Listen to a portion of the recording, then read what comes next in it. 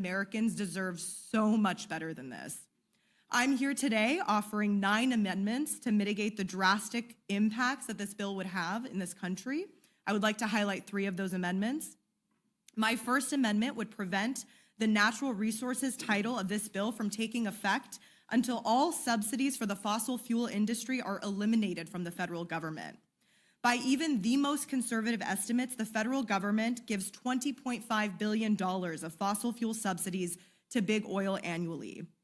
But Americans are not getting a fair return on their investment. In fiscal year 2022, direct subsidies to big oil exceeded revenue by $2.1 billion. Beyond dollars, the human toll of the climate crisis is staggering. Extreme heat, which is a deadly issue in my district, is already claiming 1,300 lives annually. By the way, extreme heat actually kills more people than tornadoes, floods, and the majority of natural disasters combined. Researchers estimate that if we continue to heavily rely on fossil fuels, extreme heat deaths could rise to 26,575 lives lost annually. We have to turn away from fossil fuels. They're a bad investment for our future, both from a fiscal and a human health perspective. I'm also offering an amendment that would require the Secretary of Interior and Comptroller General to ensure that this bill would not result in increased energy costs for Americans. Instead of investing in clean, renewable energy, Donald Trump and Republicans in Congress are using this big, ugly bill to continue giving handouts to big oil and fossil fuel polluters at the expense of working families. I serve on the Natural Resources Committee. We have had a number of hearings titled Unleashing American Energy Dominance. But then when you get into the weeds of it, there's no discussion of renewable energy. There's all of this talk about unleashing oil and gas all across the country when we already produce more oil and gas than any country in the world at any point in our history. At a time when energy prices are soaring and so many Americans are struggling to pay their bills, the last thing that we should be doing is enacting policies that will increase energy prices even further. Unfortunately, that's exactly what this bill does. If my Republican colleagues are serious about lowering costs for Americans, they should have no problem supporting my amendment to ensure that this bill does not result in higher energy costs before it takes effect. And lastly, I'm submitting an amendment that would utilize any alleged savings made by cuts to education funding to fill budget shortfalls in the Pell Grant program. The Congressional Budget Office projects that the Pell Grant program will have a shortfall of about $2.7 billion at the end of fiscal year 2025, which would widen to $9.9 billion by the end of 2026. It would then widen by $7 billion every year. This big, ugly bill tries to solve this problem by stripping Pell Grant eligibility from single parents and workers who need to go to school part-time. Pell Grants make getting a degree possible for people, for rural families, working families, students who are the first in their families to ever be able to go to college. These are future teachers and nurses and doctors and innovators. We cannot make school even more unaffordable and out of reach for them. This bill is a massive step backward for our future. It sells out our communities, guts our healthcare, and slashes programs that millions of Americans depend on. Letting this bill pass will be a death sentence for many in this country. And the fact that you can all sit here so callously, not caring at all, and doing whatever it is that Donald Trump tells you to do is disgusting. I yield back. Representative Espaillat, you're recognized. Thank you, Chairwoman Fox, Ranking Member McGovern, and members of the committee. The American people will probably see this exercise and consider it to be an exercise in futility, that dozens of members of Congress come before this committee, they present meritorious amendments to make this bill better, and they're not heard. But in fact, I don't feel that. It is a collective testimony of where we stand on this bill. And this bill does not live up to the promises that Republicans made to the American people. Americans were told once, twice, 3 times, forever that Medicaid was safe from cuts. Instead, we see provisions that will cost millions of Americans to lose their health care and millions more to pay higher premiums and copays. Americans were told that Republicans were putting power back in the hands of states, but we see policies that would attempt to control how states decide to use their own state funding. Americans were told that this bill will reduce the deficit and restore the middle class, and yet we see instead this bill would allow for millions in tax cuts to the very wealthy and add trillions of dollars to the national debt. So this is a collective testimony that we're putting forward today that shows how the Republican Party has failed the American people. And several hundred amendments have been brought forward, including 112 amendments from members of the Congressional Hispanic Caucus, which I'm proud to chair. I have introduced 3 amendments, Madam Chair. Amendment 312 will require a study on how Medicaid cuts will impact safety net hospitals and federally qualified health centers that provide services to medically underserved communities. And that's so important because they will get disproportionately hurt by these cuts.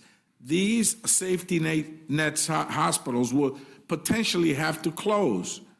And so we must measure the level of hurt that this betrayal will perpetrate against the American people. Medicaid cuts are not just obviously harmful to patients, but they are also detrimental to healthcare facilities that predominantly serve Medicaid and Medicare recipients. Now, I have 488,000 Medicaid recipients in my district. This will severely hurt more than half, much more than half of the district. Many of them are seniors, children, women that relied on Medicaid and will see this program gutted. In the district, there are 18 funded healthcare centers, federally funded healthcare centers that provide services to over 1 million people every year. So this will devastate the district, this will devastate the country, but ultimately this is a collective testimony that we're putting forward that unmasks the betrayal of the Republican Party to the American people on the pledges that you made, that you would not cut Medicaid. And in fact, we're seeing that you're devastating it. I've also introduced Amendment 282, which will require also a study on SNAP cuts, the biggest cuts in SNAP history. Yeah, this bill is big, all right. It's the biggest cut in healthcare in the history of our country. It's the biggest cut in food stamps in the history of our country, and it's the biggest transfer of wealth from the poor and the middle class to the richest in America. So this bill is big, all right, in those 3 categories. And the cuts in SNAP will not only hurt recipients, but it will hurt small businesses, grocery stores, bodega owners that rely, in many cases, 50% of their business is through food stamps, the SNAP program. So they will be hurt. Small businesses, grocers, not just in cities, but in rural areas as well.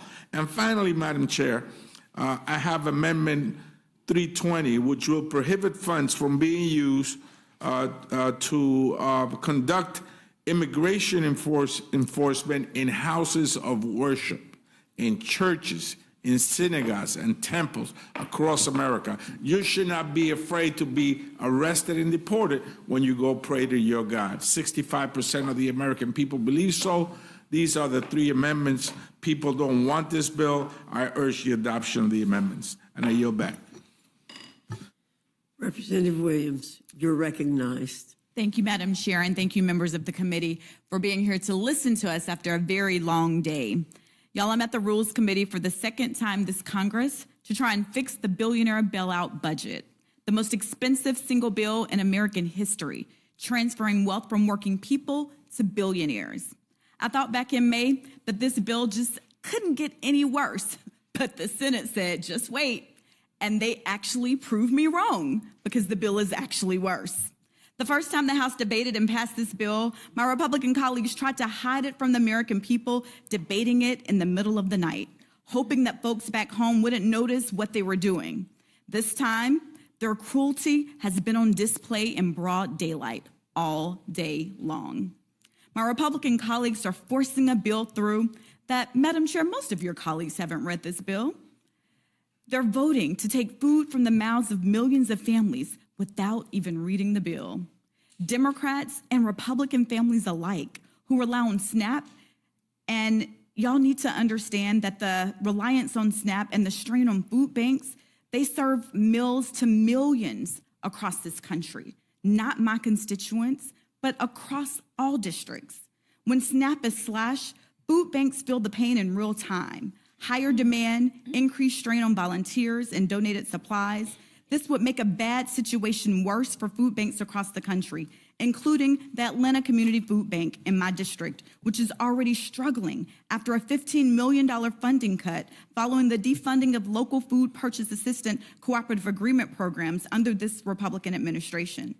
But I need to be clear, just because the Atlanta Community Food Bank is headquartered in my district, it serves 14 districts across the state.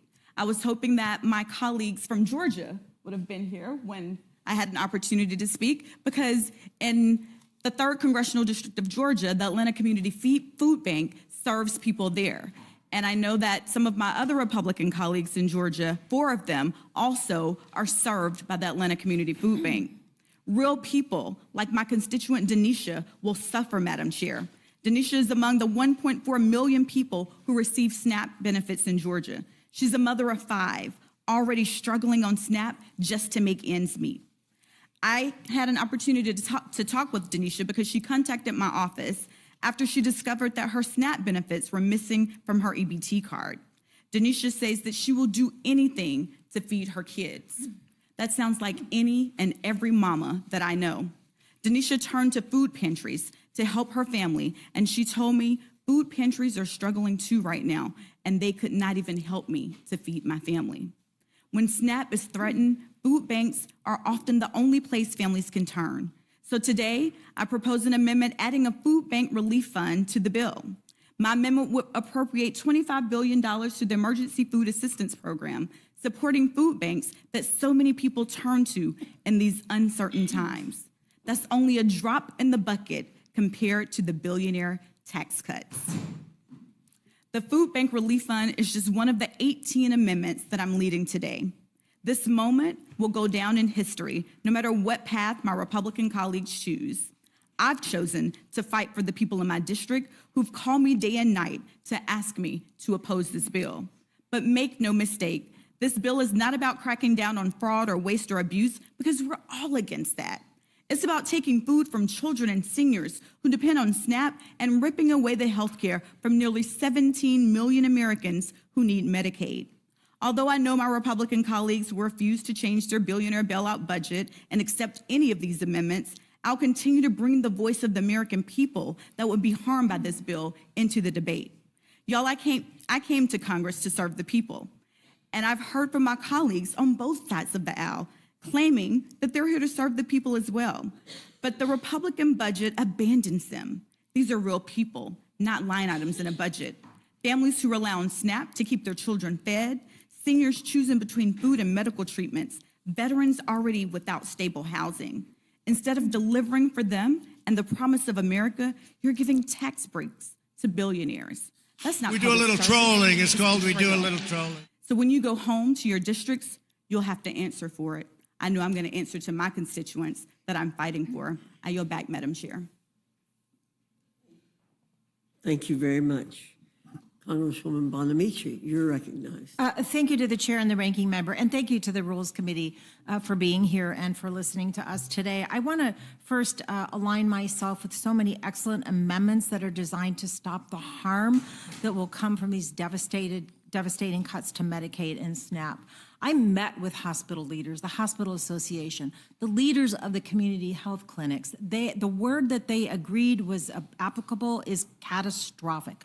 97% of Oregonians have insurance, and that is because we have been very innovative and forward with Medicaid expansion, and 1 in 3 Oregonians, including many children, get their health care through Medicaid.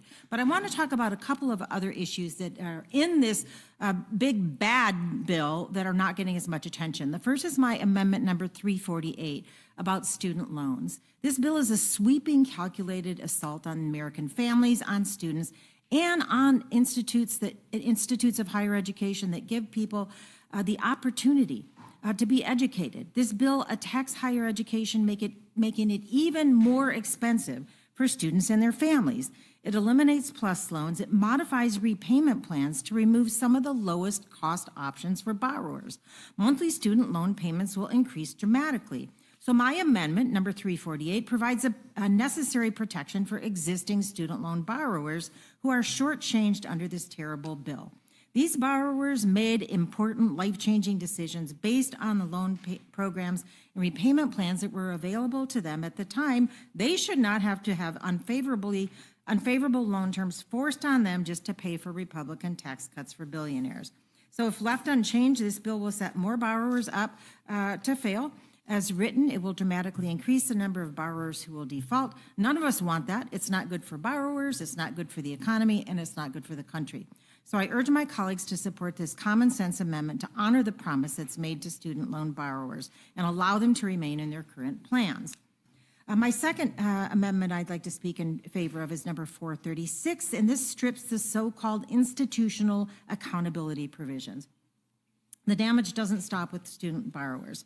It slams doors of opportunity shut for those who need it most. So in addition to making colleges and universities less affordable, this bill targets specific programs of study based on ignorant and arbitrary low-earning outcomes. Although the Senate's accountability proposal is unquestionably better for schools than the House's so-called risk-sharing plan, I'm glad that's out, the Senate's bill would discriminate against programs that lead to careers in valuable but perhaps low-paying fields, especially in public service and the arts. What if a student wants to join the Peace Corps or become an early childhood educator? These are fields with low salaries, but that doesn't mean the work isn't valuable or that the students didn't benefit from their education.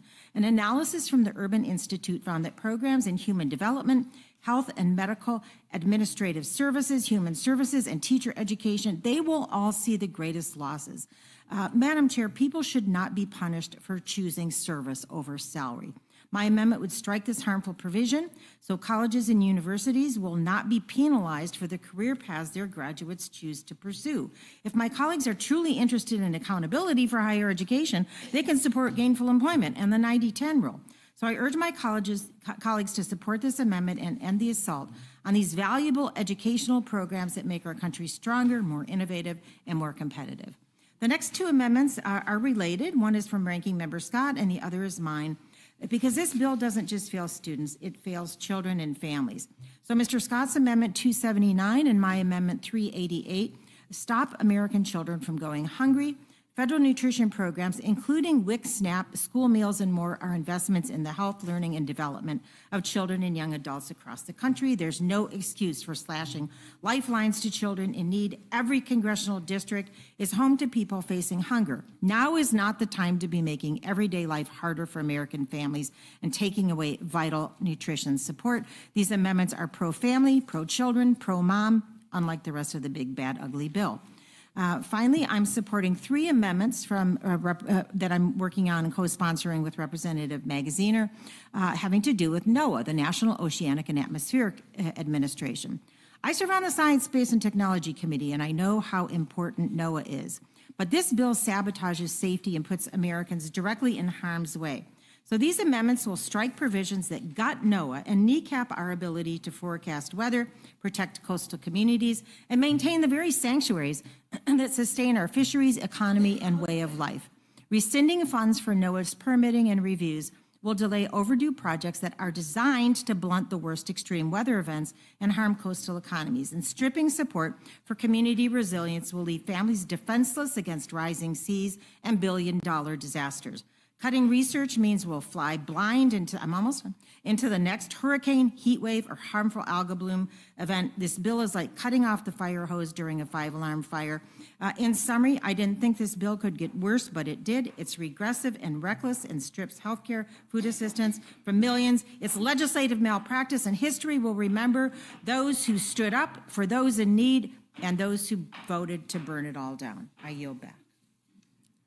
Ms. Goodlander, you're recognized for 5 minutes. Thank you, Madam Chair, Ranking Member McGovern.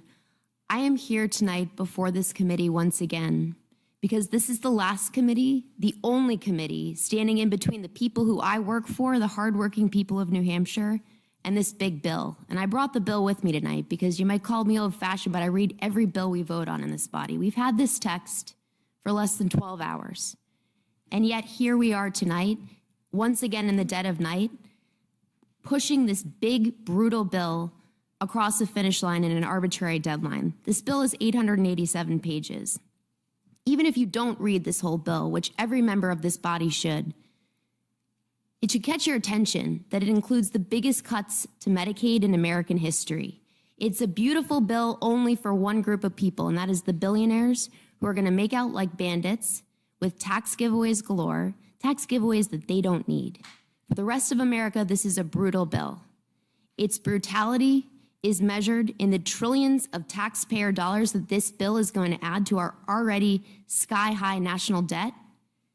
Its brutality is going to be measured in the costs that millions of fellow Americans will pay in dollars and in their lives that are going to be upended by this bill. Look, we had very little time, way less time than any deliberative body should have to introduce amendments. I've introduced common sense amendments that try to go directly to the costs that this bill is going to impose on millions and millions of Americans. Energy costs and housing costs, healthcare costs and food costs. But what I want to say tonight is that when we vote on this bill, I hope every member of this body will keep in their minds and in their hearts the real cost, the real human beings who are going to pay the price. The little boy in the town of Boscawen whose life depends on Medicaid and on SNAP, and whose life is going to be forever changed by this bill. He will be in my heart and on my mind when we vote on this bill. The cancer survivor in the city of Keene, who literally would not be here today if this bill, this big, brutal bill, were law today. She will be in my heart and on my mind. The patriotic healthcare providers in the North Country of my state who've come to me with tears in their eyes because they know that this bill is going to shut down critical access hospitals and people will die.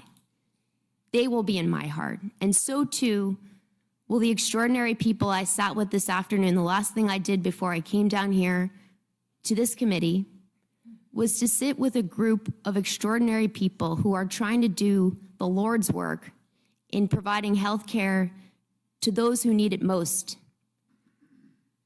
They will be in my mind and in my heart as we vote on this bill.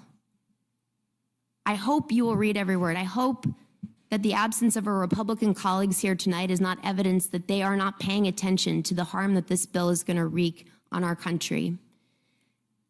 I urge this committee to adopt the common sense amendments that have been put forth tonight, but no amendments can fix the damage that this bill is going to cause to our country, and that is why I'm a hard no. With that, I yield back. Thanks to all of our witnesses. Mr. Austin, do you have any questions you would like to ask? I'm sorry, Mr. Scott. Yep, Mr. Scott. Mr. McGovern.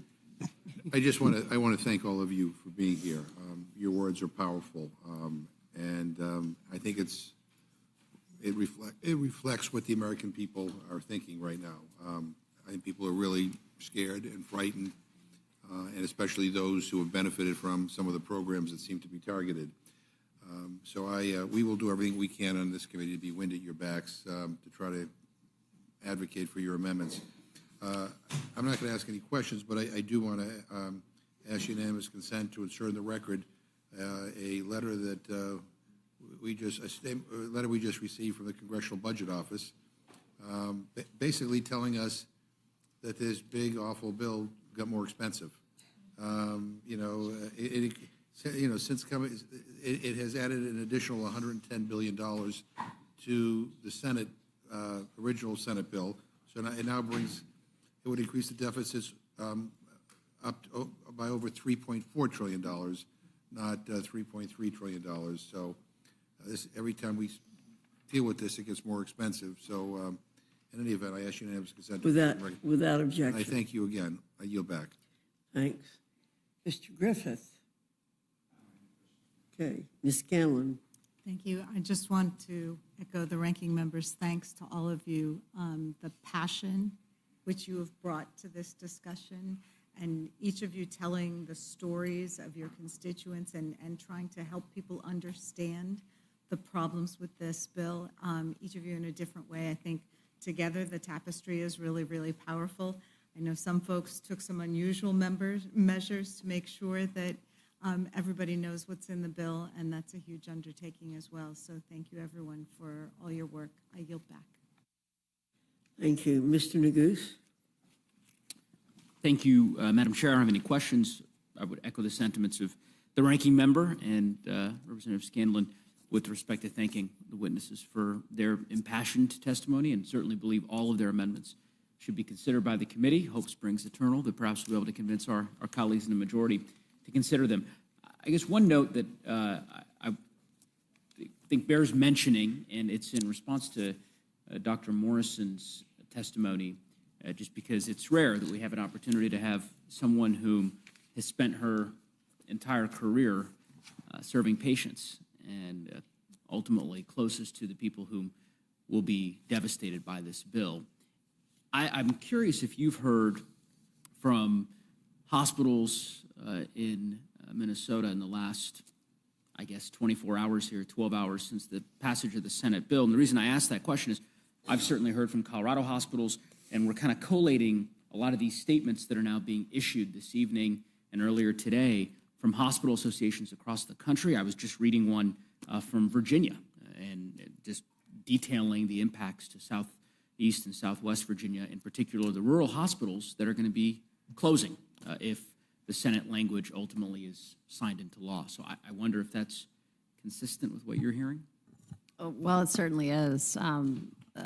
And I think it reflects everyone's experience. The hospitals in my district and across the state of Minnesota are literally panicking. Some of the long time, there are two kind of main safety net hospitals in Minneapolis, and they both are concerned that they will have to shut their doors. And the implications for the Minneapolis-St. Paul metro area, the state, the region, are catastrophic. We've used the word catastrophic a few times tonight. So yes, I've been hearing from hospitals, from providers, from patients, panic. Well, I've heard the same, and it's all the more reason why I think your amendment ought to be adopted. I also look forward to the debate on We the do a floor little tomorrow, trolling. It's because called We Do a Little There are a Trolling. number of our colleagues on the other side of the aisle who made a lot of noise in advance of the Senate's consideration of We do a little this bill, trolling. It's making called the We Do a case, Little Trolling. that the Senate's approach to hospital provider fees was in their view, far less compassionate approach. And there are many of our colleagues who signed letters to that effect, directed to members of the United States Senate, Republican members of the House, who made the case that they simply could not support the approach that the Senate was taking because it would close rural hospitals in their districts. And now they're going to have an opportunity to perhaps test the adage of, action speaking louder than words, because they'll have an opportunity to vote up or down on this bill, it seems. So in any event, thank you for all the witnesses, and I'll yield back, Madam Chair. Thank you, Mr. Neguse. Ms. Leisure-Fernandez. Once again, I join and echo the comments about being concerned, as well as the concerns about hospitals, including South Carolina Hospital Association, Louisiana Hospital Association, Kentucky Hospital Association, like they're all concerned and they recognize it. And interestingly enough, some of the associations, like in Kentucky, as well as in South Carolina and North Carolina, they actually point out, we liked the House bill better, right? So now it's back over here as a really bad bill. And the question is, what are the legislators, what are the Congress people going to do here, right? Are they going to stand up for, we didn't like their bill, but at least it wasn't as bad as what the Senate is doing to their own hospitals. And with regards to reading the bill, several of you mentioned that, Representative Ansari, that question actually was asked of the committee ranking members and chairs, and they were here having to testify on a bill that they hadn't had time to read. So you're bringing to light what was in that bill. I think it's very important for the American public. Your testimony tonight, bringing to light through your amendments, is very important to the American public. Hopefully everybody is going to watch it and see it, because we're all going to post it and retweet it and repost it. So if you're watching out there and you like what they said, make sure that you're letting your neighbors and friends and family know, so their neighbors, friends, and family won't get kicked off of their Medicaid, their Medicare, their Affordable Care Act, their Women's Reproductive Act, their education loans, everything. So thank you so very much. Thank you, Ms. Leisure Fernandez. Thank you to our witnesses. You all are excused. Kennedy, Clyde, Frost, Adams, Kamlager, Dove, Wasserman Schultz, Goldman.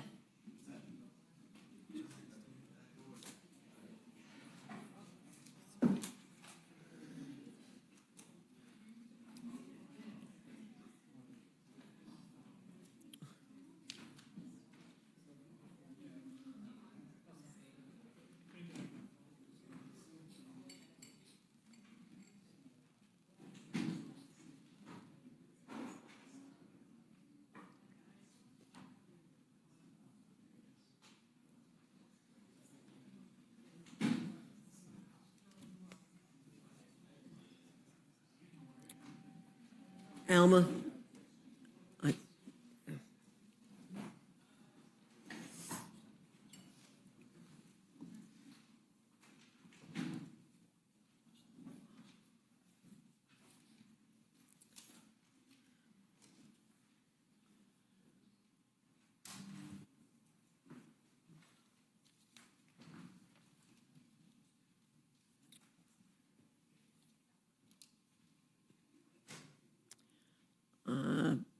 I know most of you have been here for a while, and you've heard what I've said before. Your written comments will be put into the record if you give them to us. We ask you to keep your verbal comments to 5 minutes. I don't see Mr. Goldman. He was here earlier. We'll slot him in here. Dr. Adams, if you want to move up one, you don't have to, but you'll be after Mr. Frost. If you or prefer, you can just stay right where you are. Okay. Mr. Kennedy, I think you win the prize for being here the longest. I'm not sure. Thank you. Most patient. You're recognized.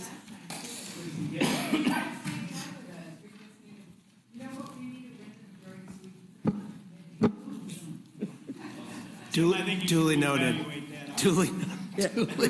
He might have something to say about that after tonight.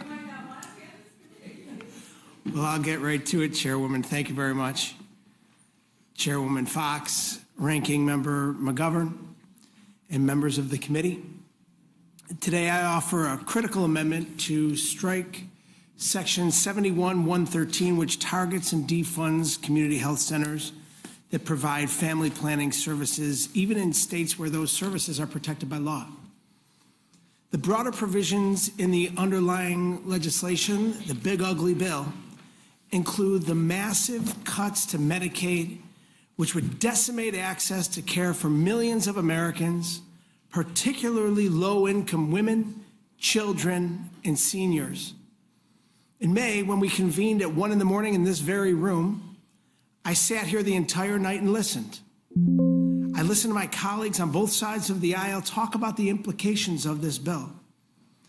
When it was finally my turn to speak around 11 a.m. that morning, I stood up and sounded the alarm, and one by one, so did my Democratic colleagues. We highlighted the consequences of moving forward with this dangerous legislation and exactly who would be harmed in all communities across the country. In response, the Republican majority shoved this legislation through anyway, with many members later claiming they were unaware of what was actually even in the bill. And now here we are again. After the Senate Republicans somehow managed to make this legislation worse, this isn't just the largest health care cut in American history, it's a direct attack on Americans. This legislation cuts more than $1 trillion from Medicaid, Medicare, and the Affordable Care Act, leaving nearly 17 million Americans uninsured. As a representative of a community with 285,000 people who depend on these services, including 110,000 children, let me focus on what's at stake with the Medicaid provisions outlined in this bill. Since the passage of the Affordable Care Act in 2010, nearly 25 million Americans nationwide have gained access to care through the Medicaid expansion. That means moms have access to prenatal and postnatal care, children can get regular checkups, and people struggling to put food on the table can still see a doctor before minor issues become emergencies. It means those in rural areas, often far from major hospitals, can visit clinics, access telehealth services, or get prescriptions filled without having to travel hours for basic preventative care. In New York, expanding Medicaid has given over 1 million people access to care. With this bill, New York will face billions of dollars in new costs, while other states could see their expansions repealed entirely. This will cost every single state in this country dearly, both financially and in the human cost. I cannot understand why members of this majority would rip life-saving care away from their constituents in the name of tax breaks for billionaires. It's unconscionable. As an occupational therapist myself, I've worked with patients, young and old, people who rely on Medicaid for necessary care. Without access to care, our healthcare system will become destabilized, and these same patients will suffer. And for those not on Medicaid, who can afford private health insurance, they'll be sent back to the bad old days, forced to deal with overcrowded emergency rooms, more expensive premiums, higher copays, and more costly deductibles. Everybody gets hurt. In the meantime, hospitals, nursing homes, and community health centers will close. Congressional Republicans are forcing families to choose between life-saving medicine and going hungry. And they're putting lives at risk. This Republican bill shifts the burden to states, to hospitals, and to the people who can least afford it. It's an attack on the American people. It makes Americans less safe and healthcare less accessible. Healthcare is a human right, not a luxury reserved for the few. I urge my colleagues to support my amendment, and I'll be voting no on this big, ugly bill. I yield back. Thank you, Mr. Kennedy. Representative Clyde, you are recognized. Thank you, Madam Chair.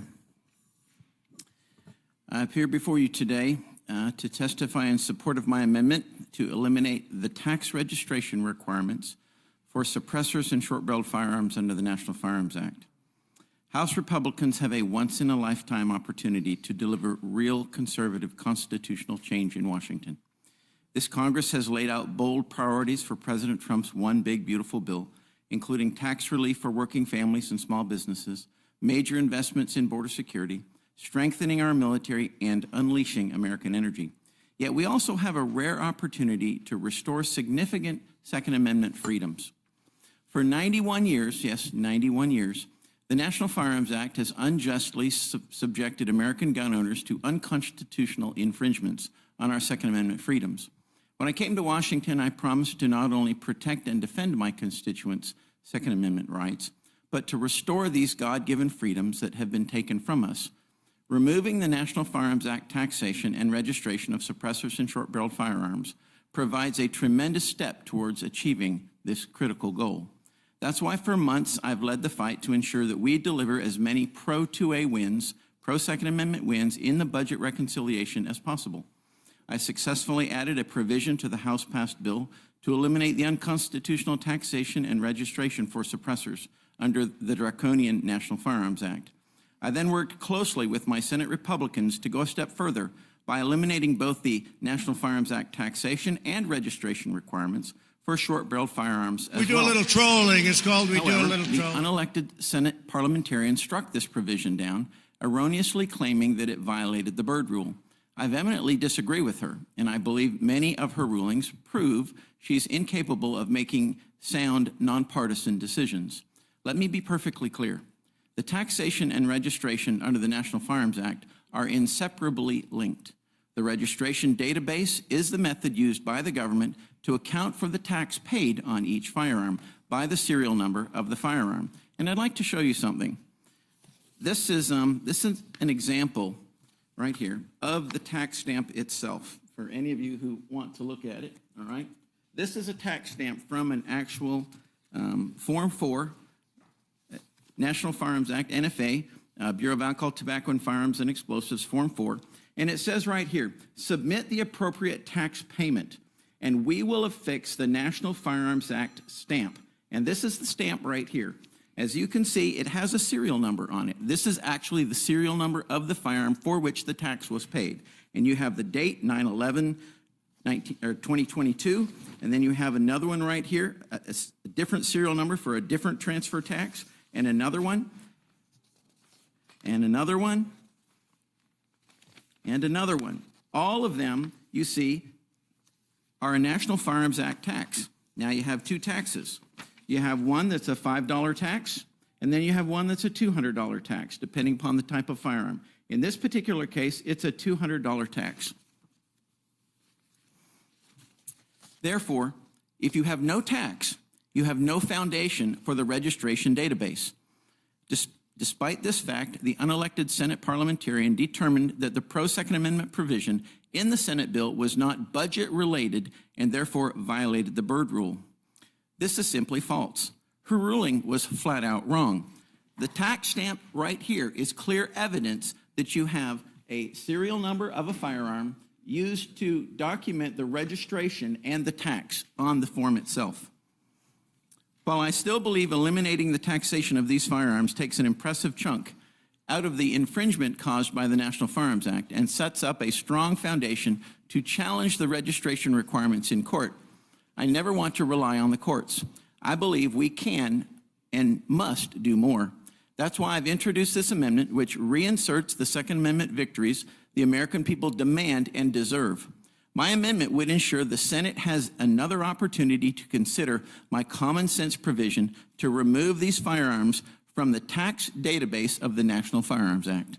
This amendment gives us another chance to eliminate the 91-year-old taxation and registration of suppressors and short-barreled firearms, championing Americans' Second Amendment liberties instead of tolerating the partisan, unelected Senate parliamentarians' illogical ruling.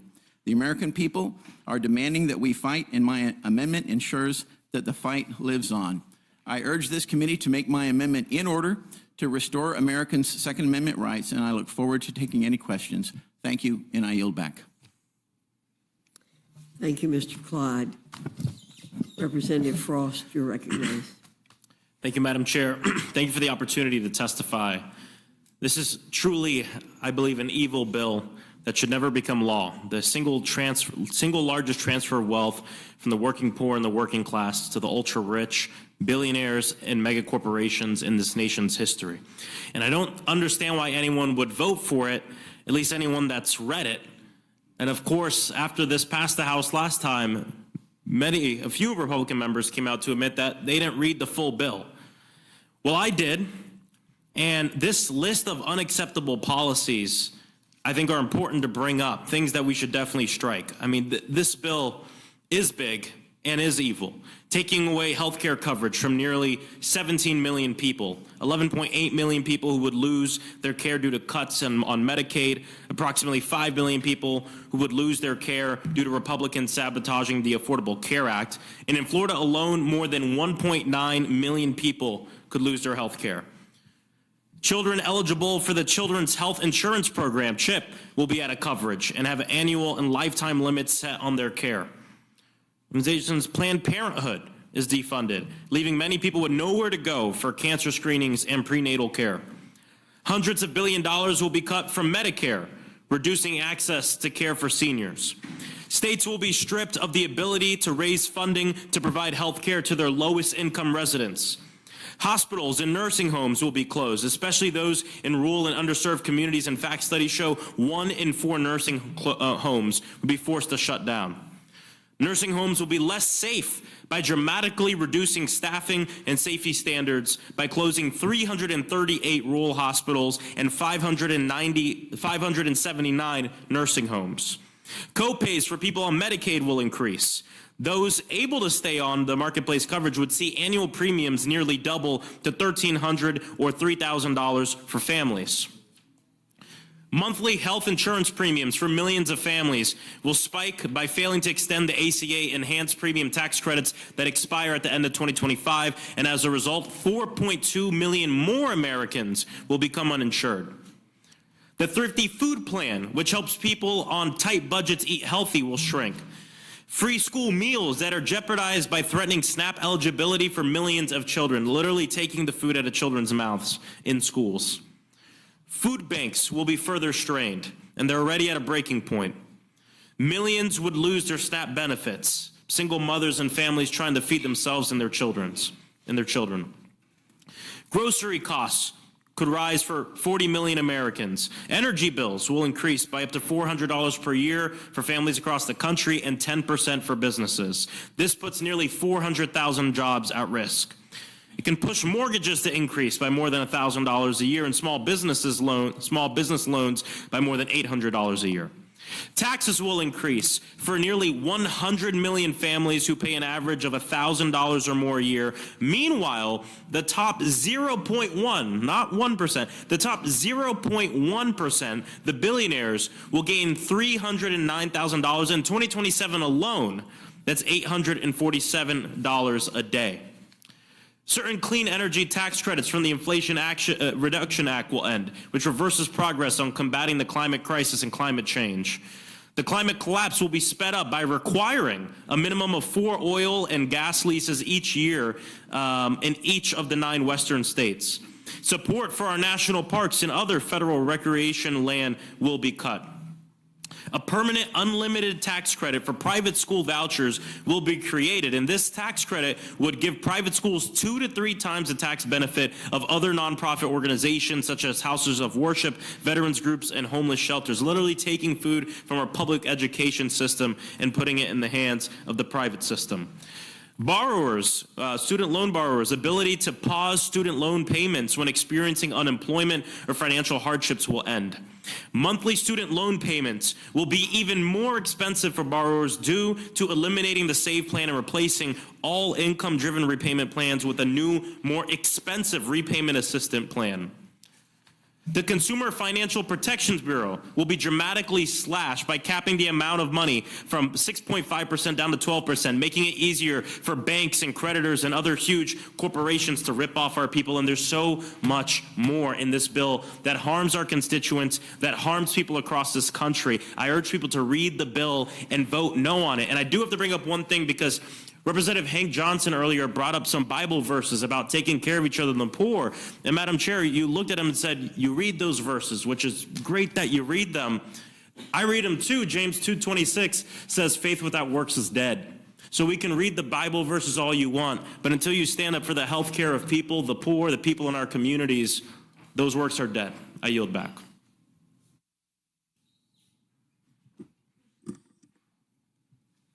I know that scripture very well, too. Dr. Adams, you're recognized. Thank you, Madam Chair, and thank you to our ranking member and all the committee members. This is just not a beautiful bill. It's backwards. It's beyond beautiful. As a matter of fact, it's a betrayal to the American people, and it's going to hurt a lot of beautiful people. Just to give tax breaks to billionaires. And let me just speak about North Carolina, because 663,000 North Carolina Medicaid recipients would lose their health care. North Carolina would have to pay more than $500 million more in SNAP costs, and 238,000 North Carolina college students would see their student loan payments doubled or tripled. Now, this bill, which now has $1 trillion, it adds to the Medicaid cuts.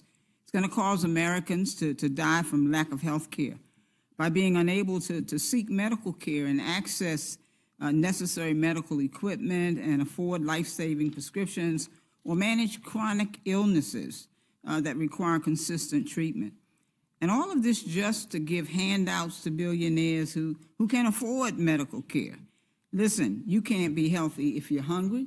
We've got to be concerned about feeding our people, feeding our children in particular.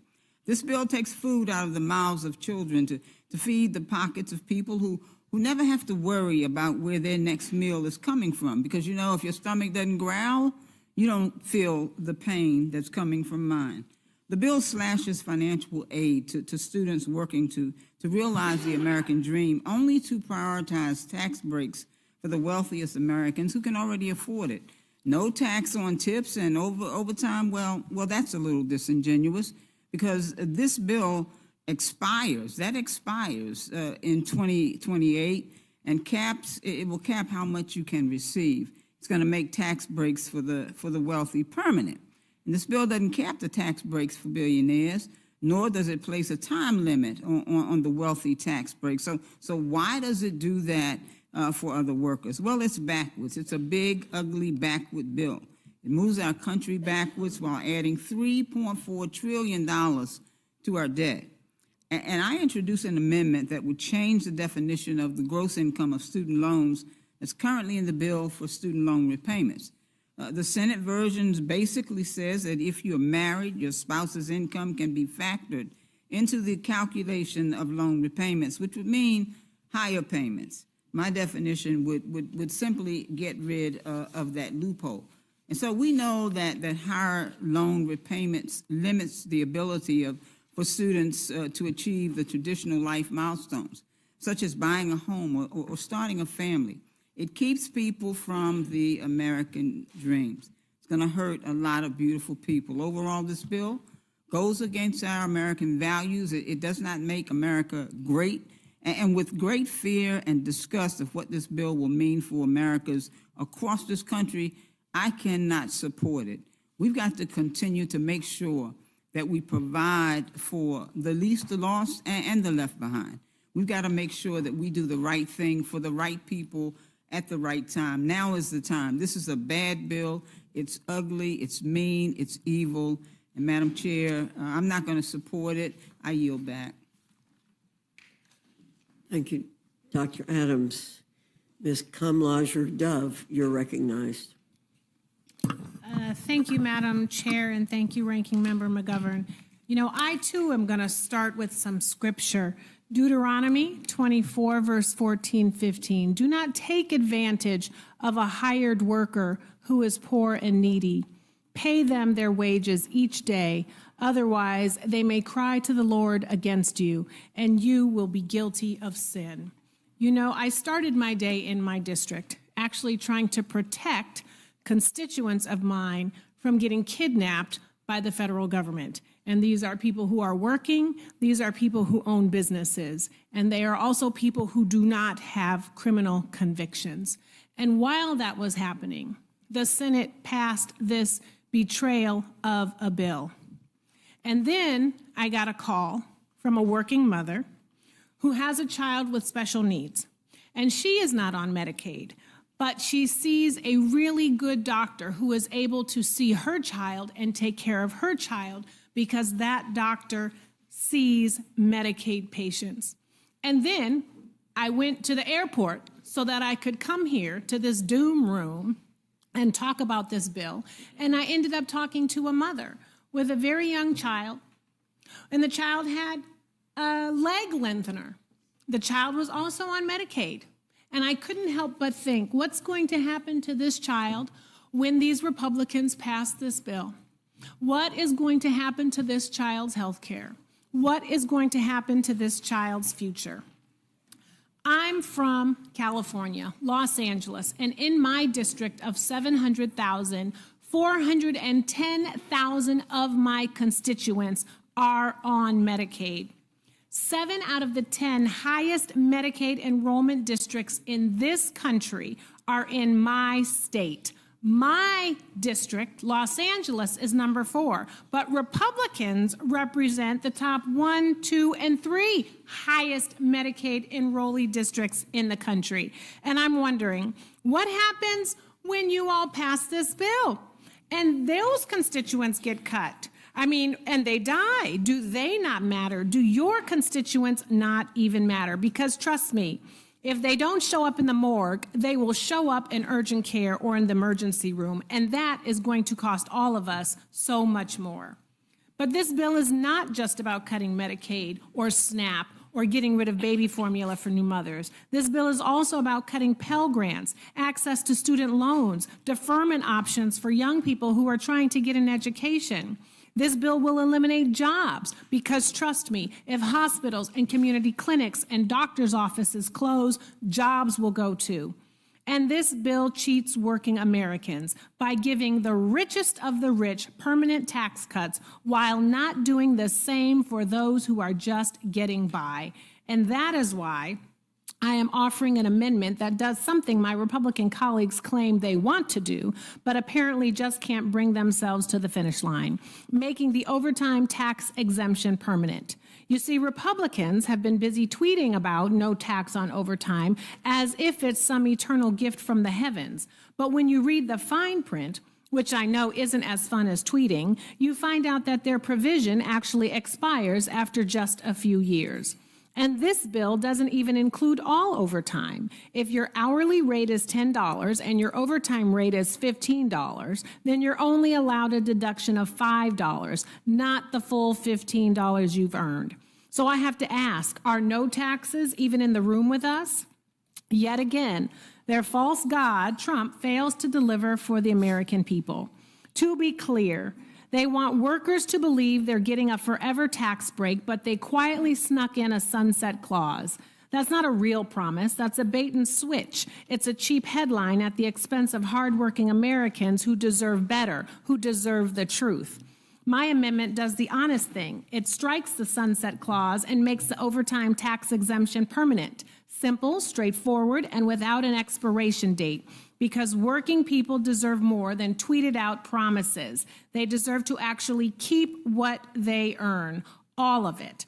If my colleagues really believe in honoring hard work, if they truly believe that every extra hour a worker puts in should be rewarded, not taxed away, then this is their chance to put their votes where their tweets are. Let's stop the performative politics. Let's actually deliver permanent, real relief for workers and show them that Congress can be a place of action, not just empty words. You know, this bill will make America more sick, more hungry, and more broke. At least it will do that for the majority of working Americans, because we are all connected.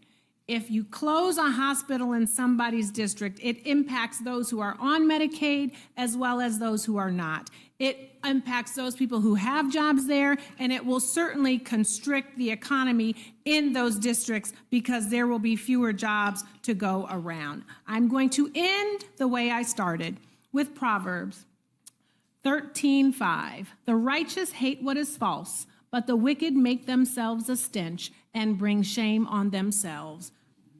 I will not be voting for this bill, and I yield back. Gentlelady yields back. Now recognize Gentlelady Ms. Wasserman Schultz of Florida for her 5 minutes. Thank you, Mr. Chairman and Ranking Member McGovern. Here we are, back in the Rules Committee in the dead of night, talking about a bill that hardly anyone has read yet. I'm proud to join my House Democratic colleagues tonight to shine a light on this disastrous, big, ugly bill that is nearly 1,000 pages. I have several amendments filed on this bill to make lives more affordable for the American people and to root out waste, fraud, and abuse in the federal government for real, not the pretend fake way that Republicans are saying their bill does. Amendment number 16 adds a new subsection requiring the Secretary of Health and Human Services to certify in writing that the reductions and rescissions made by this act will not affect cancer survivors currently on Medicaid or Medicare. It's a tiny bit personal to me, Mr. Chairman, because as a cancer survivor, I can tell you that it is unfathomable for me to imagine that in addition to getting a diagnosis where you are staring down the barrel of your life and whether it will continue, that you would also, after this bill passes, have to worry about whether or not you're going to actually be able to be cared for by a doctor or get any health care at all. There are thousands of people prior to the Affordable Care Act or who have not been able to access Medicaid who actually die as a result of not having that kind of health care coverage because they get cancer and their symptoms worsen and the cancer eats them alive and they die because they can't get basic access to health care. When you catch cancer early, we know we can save people's lives. When you don't, when they don't have health care, then you are literally killing them. So that's on you. This amendment should be a non-controversial common sense policy, protect the health care of cancer survivors. If Trump and Republicans truly want to root out waste, fraud, and abuse, this should be a no-brainer. And it shatters me to know that this bill will harm people who are grasping for hope, desperate to survive this terrible disease. Over 10% of cancer survivors rely on Medicaid for their care, and more than 1/3 of children newly diagnosed with cancer in our country are enrolled in Medicaid or CHIP. Medicaid is a lifeline to so many cancer survivors, and they don't need any obstacles or uncertainty to accessing their care, nor do they need to struggle just to stay alive. Or also, Republicans can stuff more big tax breaks into the pockets of the big corporations and the super rich. This is truly inexplicable. Survivors who rely on Medicaid will die because of this bill. My next amendment, number 184, requires the Secretary of Agriculture to certify that no students will be made ineligible for free or reduced school lunches. Why are you okay with kicking children off of their school lunches? My governor of my home state refuses to take federal funds so that kids can have free breakfast in the summer. This abject cruelty and complete lack of caring about people who are less fortunate is mind-blowing. But you certainly demonstrate how much you care about the fortunate. Amendment number 200 prohibits funds from being used to construct new ICE detention facilities near environmentally sensitive areas like the Everglades in my home state of Florida.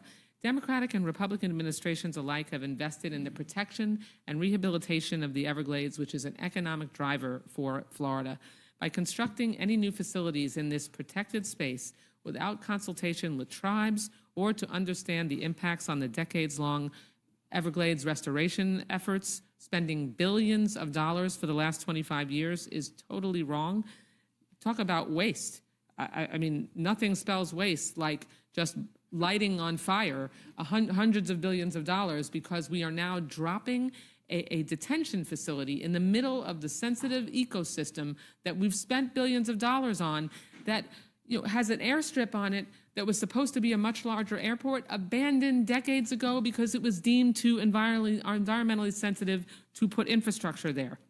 To say nothing about the human rights violations that would occur, putting humans in cages without regards to human rights. I'm also proud to join an amendment offered by Representative Thompson of California, striking Section 70436 from the bill, which would give tax breaks to people buying suppressors. How does this provision do anything to uplift the middle class or lower prices? It doesn't. Republicans are about to ram through a slew of awful policies that will weaken our country, economy, communities, and families everywhere. This bill is downright evil, as my colleague from Florida said. It's shameful. You want to talk about saving taxpayer dollars? Then fund early screening, fund treatment, fund prevention for advanced stage cancer, because we all know that preventing diseases like cancer and catching it early is far less costly than treating it when it is advanced and spread. Access to insurance saves lives and lowers costs. I know you know that, but you simply don't have the courage to stand up to Donald Trump and defend your constituents for fear he'll tweet you a primary opponent. And spare me the excuse this bill only kicks off ineligible people from Medicaid. That's malarkey. In the words of one great American, this is false, and you know it. This moment calls for courage, not self-interest. It requires a heart, not a headline. There are 109,929 people who rely on Medicaid for their health care in my district. That includes 68,732 children under the age of 19 and 27,000 seniors. That's who I'm here for tonight at almost midnight to stand up for, because you won't. I yield back. Gentlelady yields back. Now recognize the gentleman from New York, Mr. Goldman, for 5 minutes. Thank you, Mr. Chairman, Ranking Member McGovern.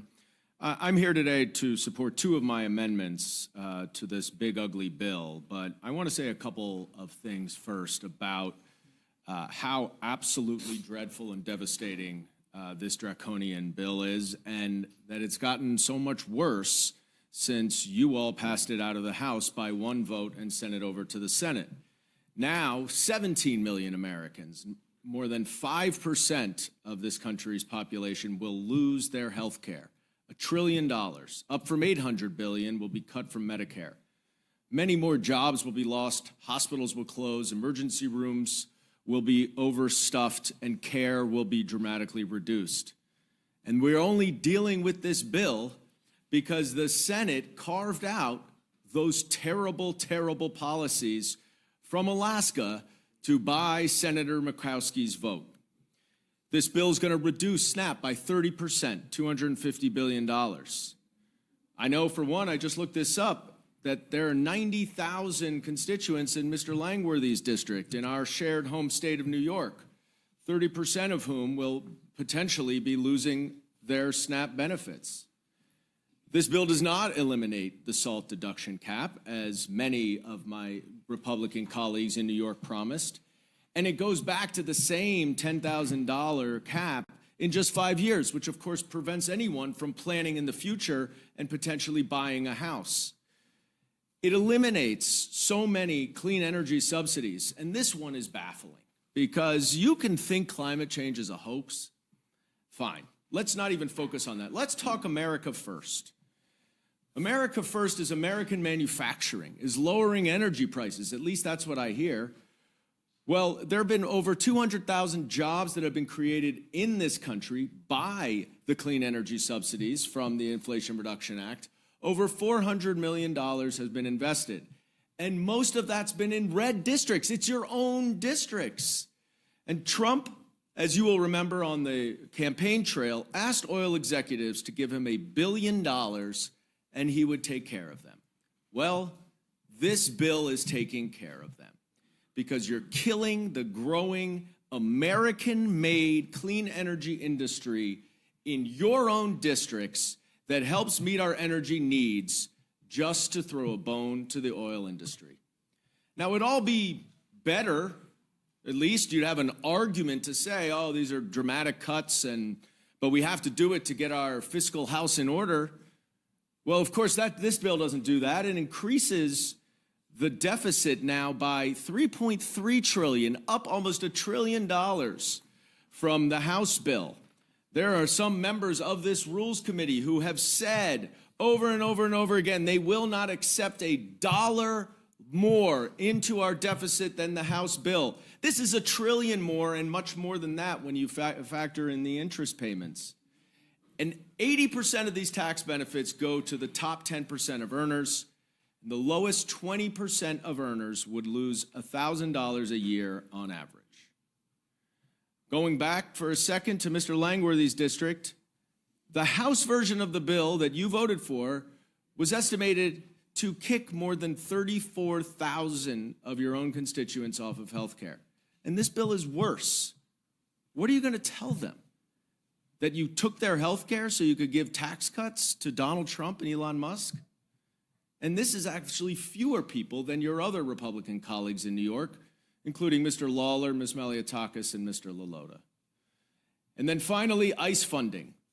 Notwithstanding all these cuts, we're increasing ICE funding by tens of billions of dollars, including, most importantly, by giving the plainclothes, unidentified, masked ICE agents an average of a $40,000 bonus. So if you can be part of the secret police, you get paid an extra $40,000. And so my first amendment would address this increase in ICE funding, Amendment 278, which just simply says that no funding may be used to prevent the members of Congress from conducting their statutorily authorized oversight of immigration enforcement and detention facilities. I, for myself, have been denied access to ICE facilities that are housing immigrants in violation of the law and the Constitution. And this one is simple. Do my Republican colleagues believe in congressional oversight? Do you think that the Department of Homeland Security should be accountable for these billions? Do you think that so little of people who are not citizens in this country that you will let them live in squalor for weeks? Have you no decency? And I will submit my other amendment for the record, but I do hope that you will make them both in order. Thank you. Thank you, Mr. Goldman. Ms. Fishbach, do you have any questions? I'll yield back. Thank you. Mr. McGovern. I want to thank you all for being here at this late hour, and I want to thank you again for your passion and for standing up for people, quite frankly, who don't have a lobby and who don't have a lot of money to come to Washington and go to fundraisers and hobnob with members of Congress and members of the Senate. So I thank you. I support all your amendments, with the exception of Mr. Clyde's. I don't support yours. Your amendment would expand the hitman handout in this bill even further by removing gun silencers, short-barreled rifles, sawed-off shotguns, and other firearms that are easily concealed from regulation under the National Firearms Act. This goes even further than the version of the bill. We do a little trolling. It's called We Do a Little Trolling. Removes the excise tax of $200 on silencers and these other weapons. JCT says that this tax cut for silencers and sawed-off shotguns costs $2 billion. And the National Firearms Act controls the most dangerous weapons available. It subjects them to strict registration requirements. This amendment would essentially mean that silencers and short-barreled rifles could be sold in private sales without background checks. It would be easy for gangs and felons and sex offenders to get them. Combining a silencer and a concealable short-barreled rifle with easy-to-assemble and totally legal parts would allow people to convert them into untraceable, unregistered machine guns. This will make it easier to commit violent crimes and get away with it, plain and simple. And this provision was removed from the Senate, as you mentioned, because it violates the Byrd Rule. And the parliamentarian in the Senate, just for the record, it was originally appointed by Harry Reid, but then was kept on by Mitch McConnell. And the current leader, John Thune, said that he has no intention of removing her, but this is a dangerous and unserious proposal. And Madam Chair, I'd like to ask unanimous consent to insert in the record a letter from a variety of law enforcement organizations for continued support of the National Firearms Act. Without objection. Ask unanimous consent to insert in the record an article in the New York Times from August 25th, 2023. A lawmaker hid one key fact as he fought checks on gun shops. And it talks about how Mr. Clyde did not disclose that one of the two gun stores he owns in Georgia was placed in the monitoring program in 2020 and 2021. I assume you still own those gun stores. Without objection. Basically, this makes it, I guess if you own a gun store, you could probably sell more guns if this became part of the law, it became law. And finally, I'd like to ask unanimous consent to insert into the record an article from CNN entitled, "A Republican House Member Just Described January 6th as a Normal Tourist Visit." Without objection. I yield back. McGovern, Ms. Hampton, Ms. Scanlon. Thank you, Mr. Clyde. I think I agree with Mr. McGovern that I support the amendments except for yours. I understand you disagree with the Supreme Court and the parliamentarian and the various courts that have upheld the Firearms Act over almost a century, correct? You disagree? No, I don't disagree with the you Supreme agree? Court. I don't disagree with the Supreme Court. They have not ruled on that yet, especially after the Heller decision of 2008 that declared the Second Amendment to be an individual constitutional right. Okay, understood. I think we'll all disagree on that one. But you do own a couple gun shops, right? At least? I do. Taking in about 12 million a year? I believe in the constitutional right to keep and bear arms, But as I you think have a every couple- solitary person should believe in. Yes. Your business is selling guns and accessories, is that right? We are enabling the individual participation in the preservation of liberty. That's what we do. And I understand that the push to deregulate silencers and braces and other things is being led by the gun sales operations because there's a higher profit margin there, and sales of guns themselves tanked after the pandemic ended. So from what we understand here is this is yet another NRA gun manufacturer supported grift effort to make money, and I would just seek unanimous consent to introduce the Washington Post article from June 27th, Republicans' tax bill would water down a century-old gun law. Without objection. Thank you, I yield back. Thank you, Mr. Langworthy. Thank you, Mr. Neguse. Thank you, Madam Chair. Thank you to all the witnesses for your testimony. I certainly agree with the ranking member and Ms. Scanlon in supporting all of the amendments with the exception of yours, Mr. Clyde. But I appreciate everyone being here, and clearly you all are impassioned about the amendments that you've submitted. And I guess one question would be, and I'm going to start with you, Mr. Kennedy. I take it, you're here at midnight. As Chairwoman Fox said, you've been here perhaps longer than just about any other member. I think it's probably safe to assume you're prepared to use, every tool, legislative tool that you can to oppose this bill. Is that fair estimate? Yeah, I think this bill is the worst budget bill ever proposed in American history. It is a bill that creates the largest shift of wealth in American history. Some refer to it as the reverse Robin Hood, stealing from the poorest Americans to give to the richest Americans, increasing the debt by over $3 trillion. Updated tonight by our ranking member to $3.4 trillion now. And that's just the tip of the iceberg. When you talk about the nearly $1 trillion, over $1 trillion in Medicaid cuts and Medicare cuts and nutritional assistant benefits, and cuts to the exchange that'll defund the Affordable Care Act, that'll cut 17 million Americans off of health care that they currently qualify for. That's going to increase emergency room wait times. It's going to strain our hospitals' finances. It's going to increase premiums and copays and deductibles for those that have the ability to afford health insurance. It's going to cut funding for education. It's going to cut funding for every aspect of our lives that make our economy run. People are going to be hurt. Jobs are going to be lost. The economy is going to suffer, all to give billionaires in this country a tax break. It's despicable. I certainly agree with you, Representative Kennedy. I assume if your amendments are not made in order, you'll oppose the rule tomorrow? Absolutely.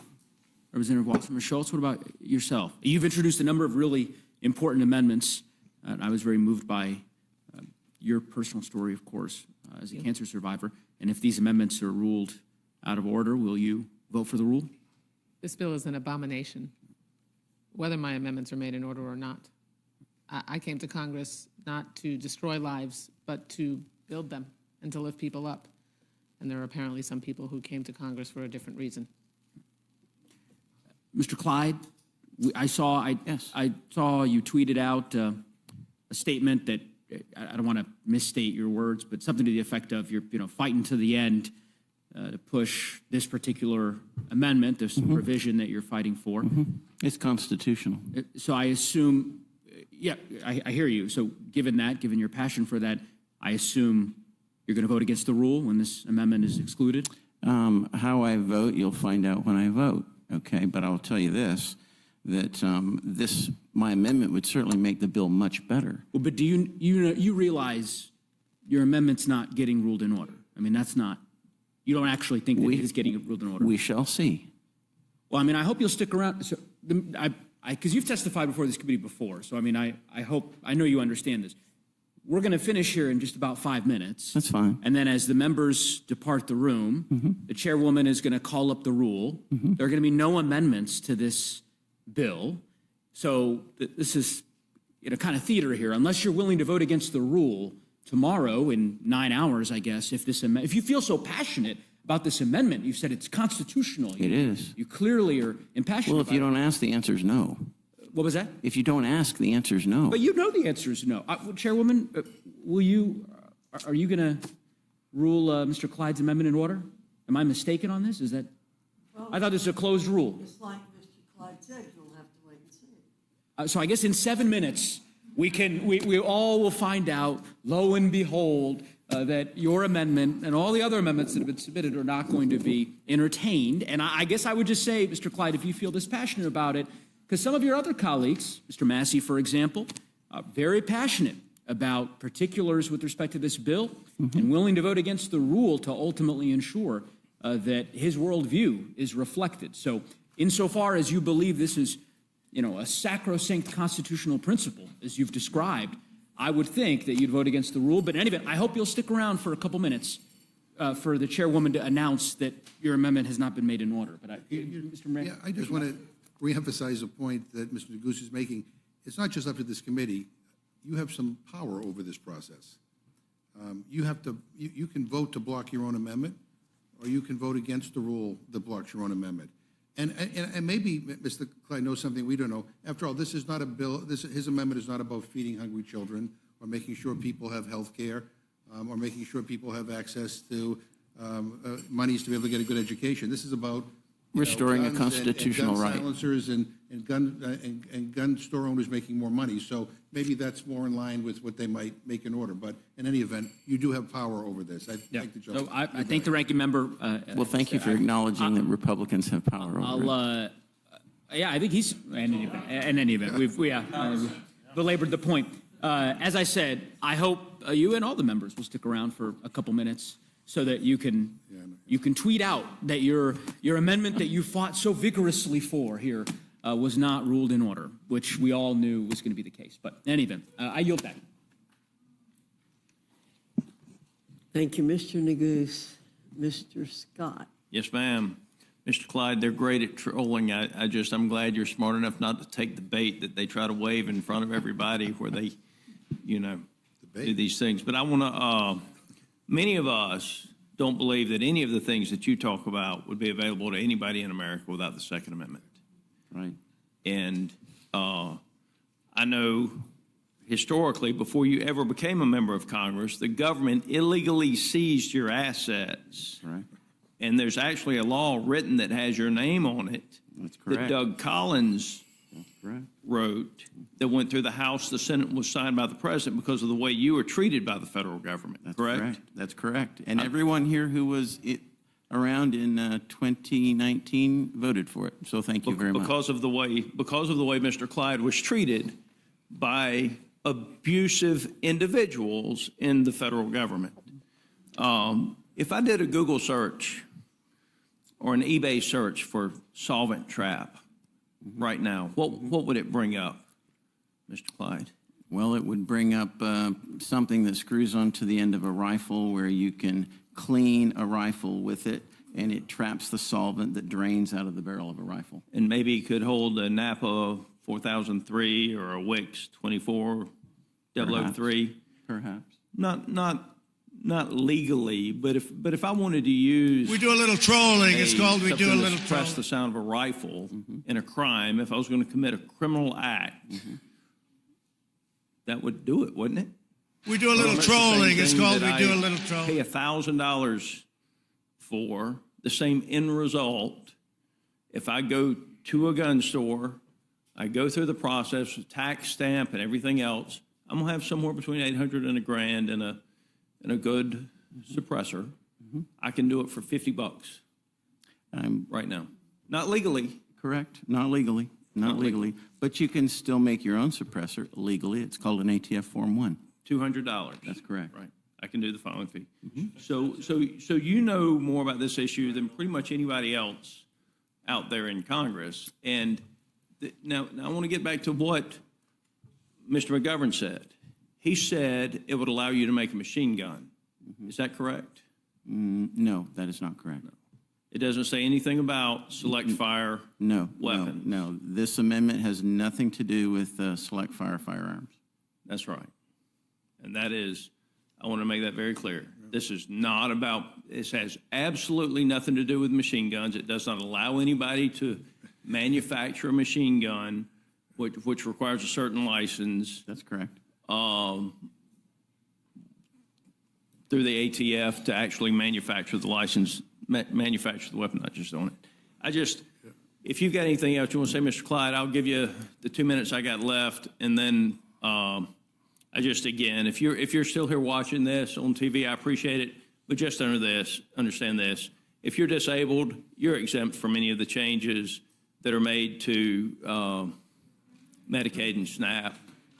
So, I would like to add something, because the whole point here is that the registration scheme of the federal government is a registration of the tax, okay? They're inseparable, the two are. And there's a decision by the Fifth Circuit, all right? I believe it was in 2000. It says, following Szynski versus the United States, which was 1937, numerous courts have held that the registration provisions of the NFA, including 5861 Delta, are permissible incidents to the legislative taxing power because registration facilitates the collection of taxes on the making and transfer of firearms. That's the Fifth Circuit Court. So it's registration and the taxation are inseparably linked. When you get rid of the taxation, you must get rid of the registration. It goes on to say the test of validity is whether on its face the tax operates as a revenue-generating measure, and the attendant regulations are in aid of a revenue purpose. That's section 5861 Delta. Making possession of an unregistered weapon unlawful is part of the web of regulations aiding enforcement of the transfer tax provision. I'm 5811. Mr. Clyde, I've got 27 seconds. I just want to make this final point. The parliamentarian does play politics from time to time. They did that in the, what did y'all call the horrible thing y'all did, the American Rescue Plan and the Inflation Reduction Act, when they allowed the Democrats to specify an old definition of socially disadvantaged farmers, and by allowing the Democrats to use the non-current definition of socially disadvantaged farmers, which did include women, it allowed the Democrats to exclude all white people from eligibility for the payments through their two pieces of legislation. The federal courts overturned that. The parliamentarian played politics with it. And with that, Madam Chair, my time's expired. And Thank you, Mr. Scott. Ms. Leisure Fernandez. I'll begin by yielding time to the ranking member. Two things. One is if you don't believe this violates the word rule, then you can put it back in. You're on the Rules Committee, you can do that. Secondly, it just blows my mind that there's more passion and energy when it comes to talking about guns than about making sure people with cancer have access to health care. That tells you all you need to know about the difference between Republicans and Democrats on this. I thank the gentlelady, and I yield back. Thank you. And I'd also point out that Democrats, what we see a lot is the tweet no,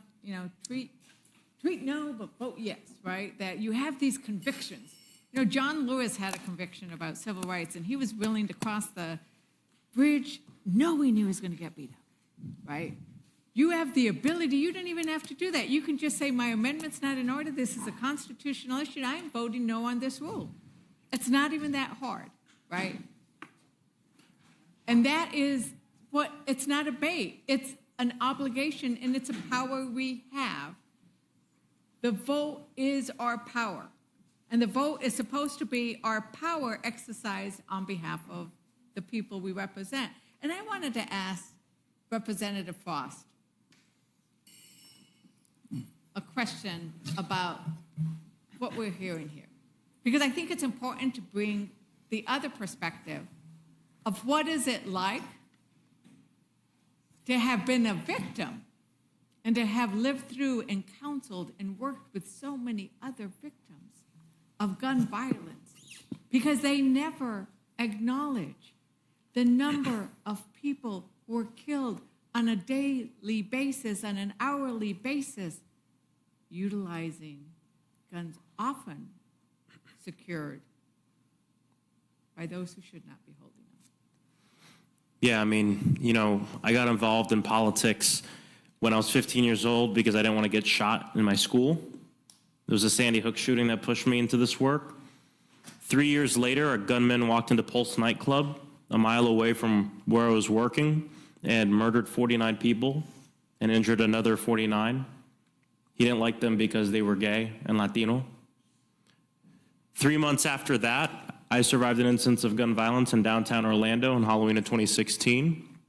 Hundreds of us running away from the gunfire. And that's after I had been involved in this work for three and a half years. You never think it's going to hit you home, and then it hits your home. And then it hits the block you're on. 2 years ago, at the scene of 400 violent crimes, silencers were found. I just think it's despicable that the gun industry, the gun lobby, wants to push forth amendments like this that would result in more people dying just so they can sell more guns. No one on the Democratic side is advocating for anything crazy or radical. We want common sense gun reform that most Democrats, most Republicans, and most NRA members want. But it just goes to show you that organizations like the NRA don't even represent daily gun owners. They represent daily gun manufacturers and the people who sell the guns. They have no problems with more people dying as long as they can sell more guns. And if we want to talk about a safe America, over the last 3 years, because of the Bipartisan Safer Communities Act passed by Democrats, signed by Joe Biden, and the White House Office of Gun Violence Prevention, in the last 3 years, gun violence has gone down more than it has in our country's history. Cities of over 1 million people, gun violence has gone down 40%. This year, we're on track to have a reduction of 20% from last year. So we know that these solutions work, while of course respecting the rights of people, but also protecting the most sacred right, which is the right to live, the ability to walk down our blocks, go to our churches, our synagogues, our schools, our temples everywhere, and not fear being shot.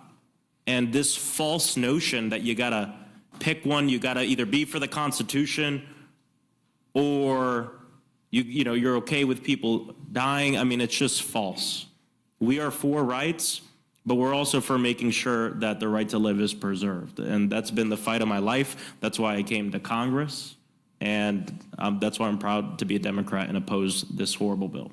Thank you. And I think that the theme that we are seeing is, you said it, a right to life versus their desire for profit.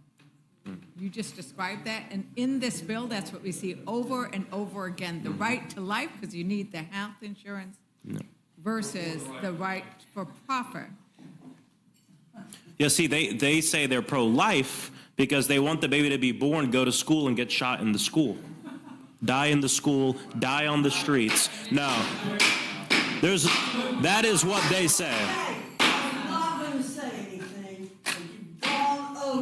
I move to strike his words. Over the cliff. Wait, you've gone over. We were going to be quiet, but you've gone over now. You didn't use any. I meant every word. We are going to strike your words. But on the other hand, it might be good to leave your words. It might be good to leave your words. Because that's how you feel. But you are not going to come into this room and impugn our integrity. You will not.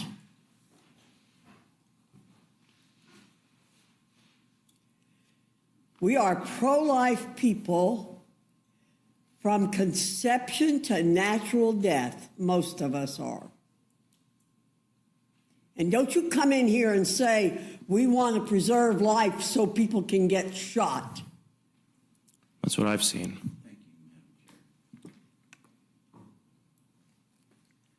Are you through, Ms. Ledger Fernandez? I hope so. Well, Madam Chair, I want to thank all of our witnesses for coming in and laying out the distinct perspectives and approaches between how we believe this bill will affect Americans, their ability to get health insurance, which is essential to their ability to both live a healthy life and to continue to live. And with that, Madam Chair. Madam Chair, I did make a motion that has not been acted on. If you would like for me to withdraw that motion, I will withdraw it. Mr. Scott, I think it's better to leave those words in the That's fine. in the Let's let them record know how they feel. than You to did not make a take proper them out. motion, just for the record. You're withdrawing your motion. Thank you. Thank you. The panel is dismissed. Thank you very much.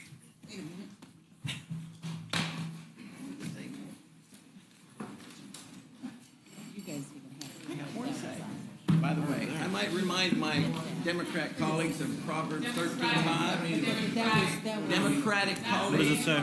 Of Proverbs 13:5, and you can add 14:5 to that too.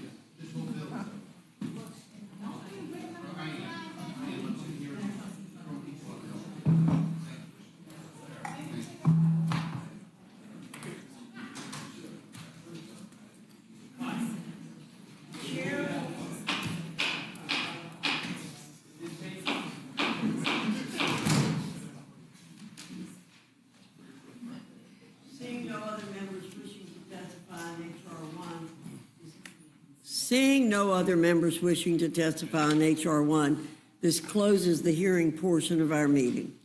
The chair will be in the receipt of a motion from the gentleman from Virginia, Mr. Griffith.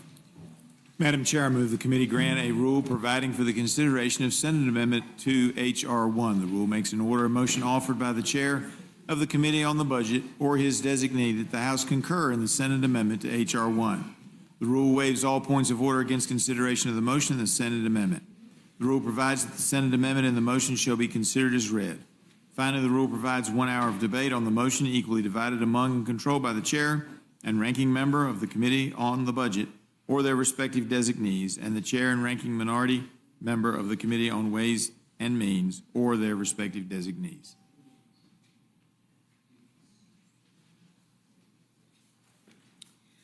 Thank you very much. You've now heard the motion. Is there any other discussion or Yes. amendment to the rule? Yes, Madam Chair. Mr. McGovern. 1 hour of debate on this? Yeah. No, this is, provides 1 hour debate. Yeah. 1 hour debate. 1 hour of debate on this whole thing? Yes.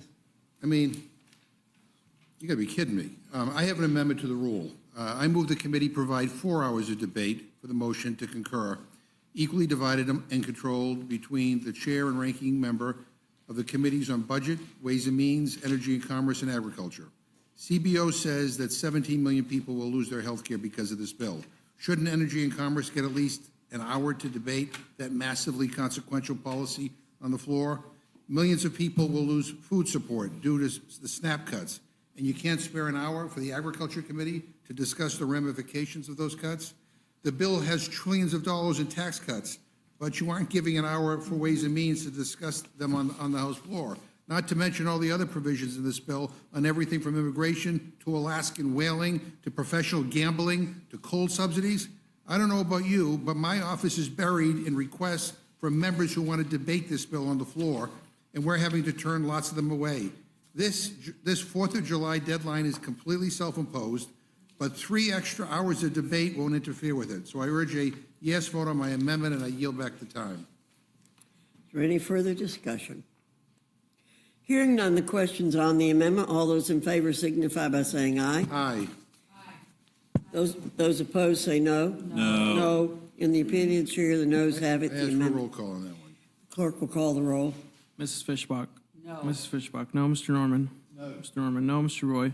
Mr. Roy, no. Mrs. Houchin? Mrs. Houchin, no. Mr. Langworthy? Mr. Langworthy, no. Mr. Scott? No. Mr. Scott, no. Mr. Griffith? No. Mr. Griffith, no. Mr. Jack? No. Mr. Jack, no. Mr. McGovern?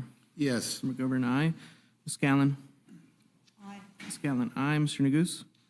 Mr. Neguse, aye. Ms. Ledger Fernandez?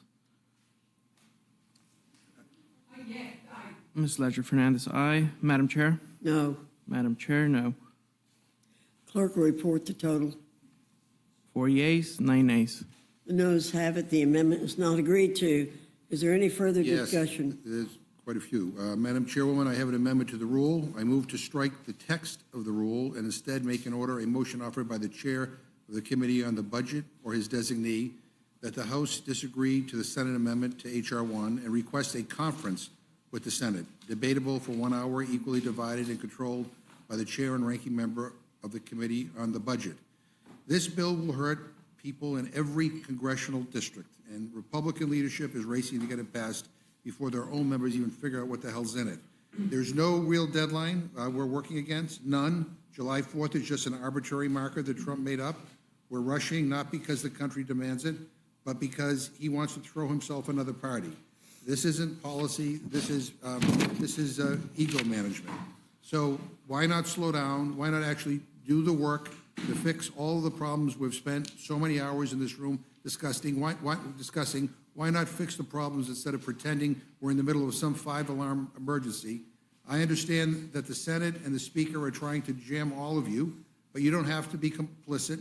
And remember, a conference has a big advantage. We do a little trolling. It's called we do a little agreement. trolling. So you don't have to trust the Senate anymore. Even Chairman Arrington seemed to want to go to conference when I asked him earlier. That's We your do a budget. little trolling. It's called You're we do a supposed to be little in charge trolling. of this process. I urge a yes vote on my amendment, and I yield back. Is there any further discussion on the amendment? Hearing none, the question's on the amendment. All those in favor signify by saying aye. Aye. Those opposed say no. No. In the opinion of the chair, the noes have it. The amendment is not agreed to. As for roll call, Madam Chair. Clerk will call the roll. Mrs. Fishbach? No. Mrs. Fishbach, no. Mr. Norman? No. Mr. Norman, no. Mr. Roy? Mr. Roy, no. Mrs. Houchin? Mrs. Houchin, no. Mr. Langworthy? Mr. Langworthy, no. Mr. Scott? No. Mr. Scott, no. Mr. Griffith? Mr. Griffith, no. Mr. Jack? No. Mr. Jack, no. Mr. McGovern? Aye. Mr. McGovern, aye. Ms. Scanlon? Aye. Ms. Scanlon, aye. Mr. Neguse? Mr. Neguse, aye. Ms. Ledger Fernandez? Aye. Ms. Ledger Fernandez, aye. Madam Chair? No. Madam Chair, no. Clerk will report the total. 4 yeas, 9 nays. The noes have it. The amendment is not agreed to. Madam Chair, I have another amendment. I'm offering this along with Representative McLean Delaney and Representative Houlihan. This is the amendment I offered during the first go-around that would restore already appropriated and awarded NIH grant funding. As of June 4th, 2025, 2,282 NIH grants awarded to institutions in the U.S. have been terminated and not reinstated, totaling over $3.8 billion in funding. And over 1,000 NIH employees have been fired. This is disastrous and completely unacceptable. I've said it before and I'll say it again. We can't just stop research and expect that we can pick it back up again in a few years. Patients rely on this research and the grants that fund it. There are people whose only hope for treatment is an NIH-supported clinical trial. It is truly a matter of life or death. I don't know if my Republican colleagues are really understanding what this means for everyday people, so let me share a couple of stories. A few weeks ago, Austin and Julia Schlueter reached out to my office to share a story from the front page of the Washington Post. It was about their dad, Richard Schlueter. In June, as a part of an NIH clinical trial, Richard was supposed to receive a custom-made treatment for a cancer that has spread to his bones. Due to NIH staffing cuts, his treatment has been delayed at least a month. The researcher running his trial estimates that some patients may have to wait until as long as September. People with metastatic cancer do not have a few months to hang tight. We are talking about revolutionary treatments that can save people's lives. There is no time to waste. This past weekend, CBS Sunday Morning aired a segment on the potential impacts of staffing and budget cuts to NIH. They interviewed a man named Kevin Callahan, who is a participant in a clinical trial for a vaccine that will prevent pancreatic cancer from reoccurring. Pancreatic cancer is an incredibly aggressive form of cancer that has an 80% reoccurrence rate and a 20% survival rate within 5 years.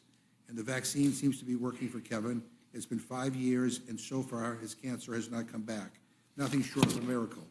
That's what the business of the NIH has been for the last 137 years, delivering miracles. Now, people in this administration and my colleagues here will try to tell you that all of these cuts have no impact on everyday people, that they're just getting rid of the fraud, waste, and abuse. I'm here to tell you that's just not the case. That's not the truth. The NIH is getting us closer to cures for Parkinson's, Alzheimer's, and every kind of cancer, and it's turning hope into reality. Kevin and Rich's stories are just two of hundreds of thousands. They are just a few of the many adults, children, and families who would have no other option without NIH. So denying the funding that researchers have earned and that patients are relying on is just cruel. So approving this amendment won't fix this horrible, ugly bill, but it will certainly save lives, and I urge you. We do a little trolling. It's called We Do a Little Trolling. Any further discussion on the amendment? Hearing none, the question's on the amendment. All those in favor signify by saying aye. Aye. Those opposed say no. No. In the opinion, Chair, the noes have it. The amendment's not agreed For a to. roll call. The clerk will call the roll. Mrs. Fishbach? No. Mrs. Fishbach, no. Mr. Norman? No. Mr. Norman, no. Mr. Roy? Mr. Roy, no. Mrs. Houchin? Mrs. Houchin, no. Mr. Langworthy? Mr. Langworthy, no. Mr. Scott? No. Mr. Scott, no. Mr. Griffith? No. Mr. Griffith, no. Mr. Jack? No. Mr. Jack, no. Mr. McGovern? Aye. Mr. McGovern, aye. Ms. Scanlon? Aye. Scanlon, aye. Mr. Neguse? Mr. Neguse, aye. Ms. Ledger Fernandez? Aye. Ms. Ledger Fernandez, aye. Madam Chair? No. Madam Chair, no. Clerk will report the total. 4 yeas, 9 nays. In the opinion, Chair, the noes have it. The amendment's not agreed to. Is there any other amendment? Madam Chairwoman, I have an amendment to the rule. I move the committee make an order amendment number 156 offered by Democratic Leader Jeffries, which strikes all provisions that would cause millions of Americans to lose health care and food assistance. Leader Jeffries testified passionately before this committee in May about the devastating effect that this bill would have on American families. And out of respect for his position as the leader of the Democratic caucus and for the millions of Americans who will be hurt by this bill, Republicans should allow Leader Jeffries to offer his amendment on the floor for an up or down vote, and I urge a yes vote on my amendment, and I yield back. Is there further discussion on the amendment? Hearing none, the question's on the amendment. All those in favor signify by saying aye. Aye. Aye. All those opposed say no. No. In the opinion, Chair, the noes have it. The amendment's not agreed. Ask for a roll call. Mr. McGovern requests a roll call. The clerk will call the roll. Mrs. Fishbach? No. Mrs. Fishbach, no. Mr. Norman? No. Mr. Norman, no. Mr. Roy? Mr. Roy, no. Mrs. Houchin? Mrs. Houchin, no. Mr. Langworthy? Mr. Langworthy, no. Mr. Scott? No. Mr. Scott, no. Mr. Griffith?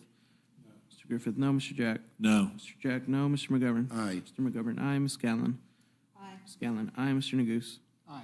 Mr. Neguse, aye. Ms. Ledger Fernandez? Aye. Ms. Ledger Fernandez, aye. Madam Chair? No. Madam Chair, no. Clerk will report the total. 4 yeas, 9 nays.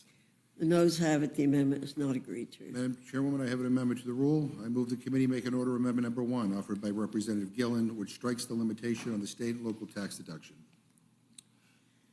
Is there any further discussion on the amendment? Hearing none, the question's on the amendment. All those in favor signify by saying aye. Those opposed, no. No. In the opinion, Chair, the noes have it. The amendment's not agreed to. Ask for a roll call.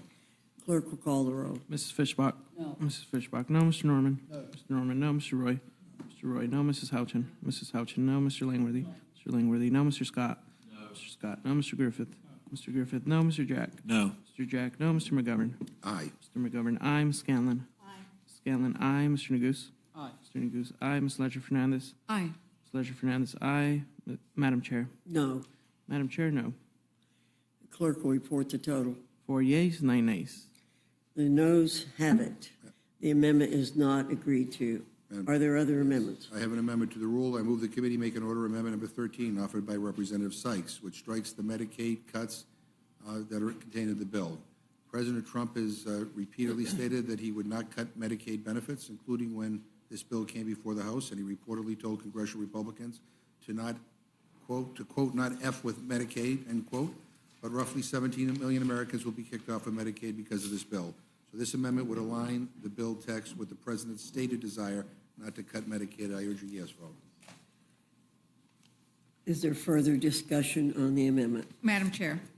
Ms. Leger-Fernandez. So, Madam Chair, I think it is really important to point out the policy choices that are before us and their impact on Americans' morbidity, like how many Americans could die from these policy choices. And I pointed that out earlier, that the study has shown it is 52,000 people. But I think another really important fact of what happens when you have these Medicaid restrictions combined with the restrictions, the expiration of the Affordable Care Act tax credits, is that you're also going to have uncontrolled hypertension, 343,000 cases. That's heart attack, stroke, kidney failure. These are people who are going to get very, very sick and not be able to be productive members of our society. You're going to have uncontrolled high cholesterol, untreated mental illness, 296,000.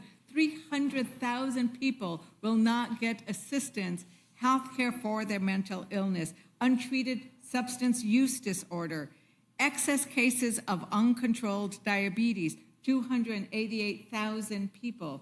These are diseases that everybody around this dais knows somebody who has suffered from those. My brother just died from a heart attack. And these are the kinds of things that when you don't have health insurance, you do not get care for, and people die or they are severely disabled from it. And so it is not an attack on impugning anybody's integrity. It is the fact that people will get sick and people will die because they don't have access to health care. And for that, I support the amendment.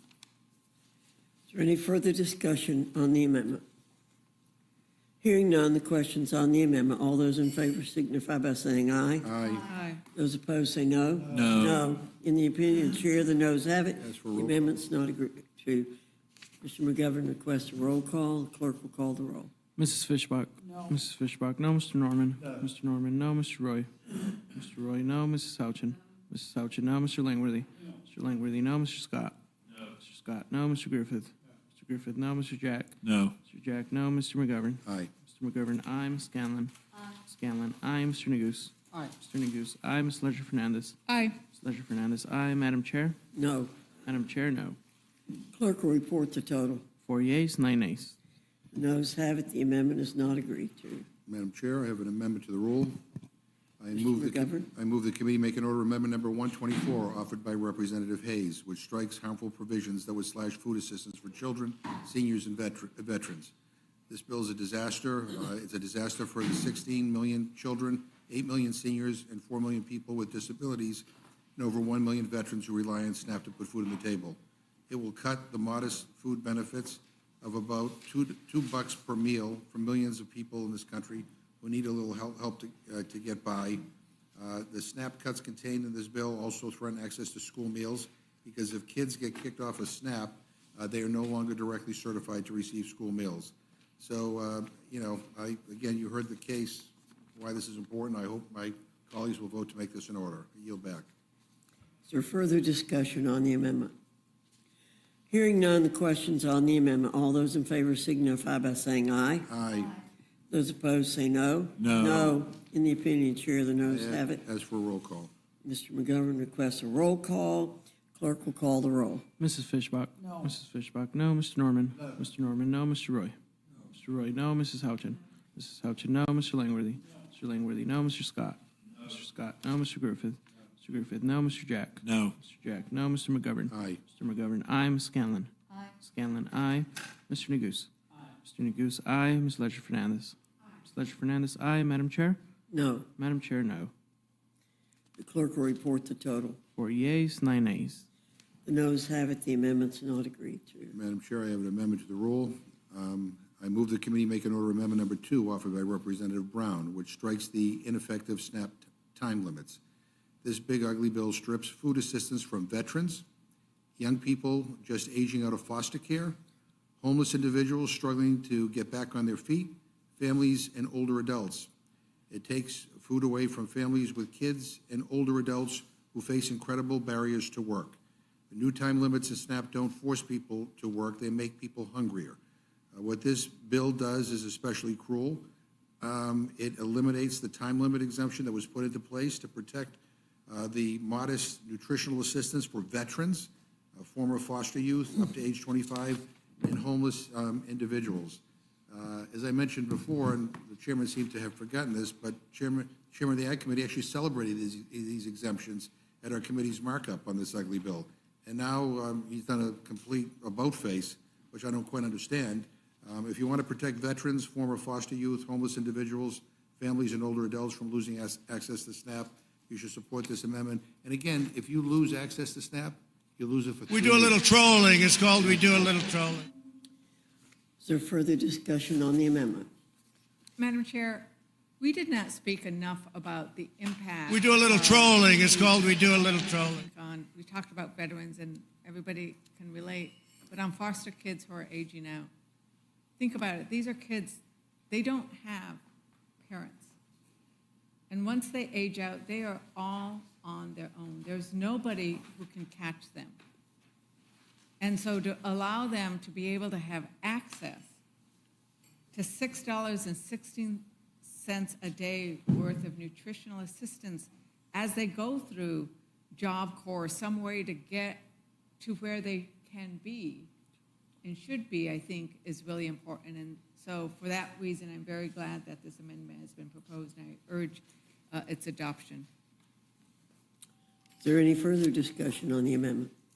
Hearing none, the questions on the amendment. All those in favor signify by saying aye. Aye. Those opposed say no. No.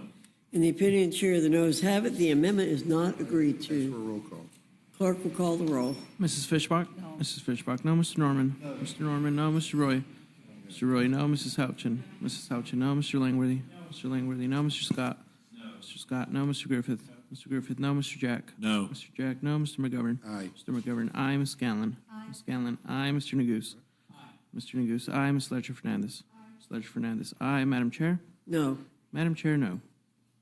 Clerk will report the total. 4 yeas, 9 nays. The noes have it. The amendment's not agreed to. Madam Chair, I have an amendment to the rule. I move the committee make an order amendment number 279, offered by Representative, ordered by Ranking Member Scott and myself, which prohibits the bill from going into effect unless cuts to Medicaid and SNAP would not result in fewer families being eligible for free school meals.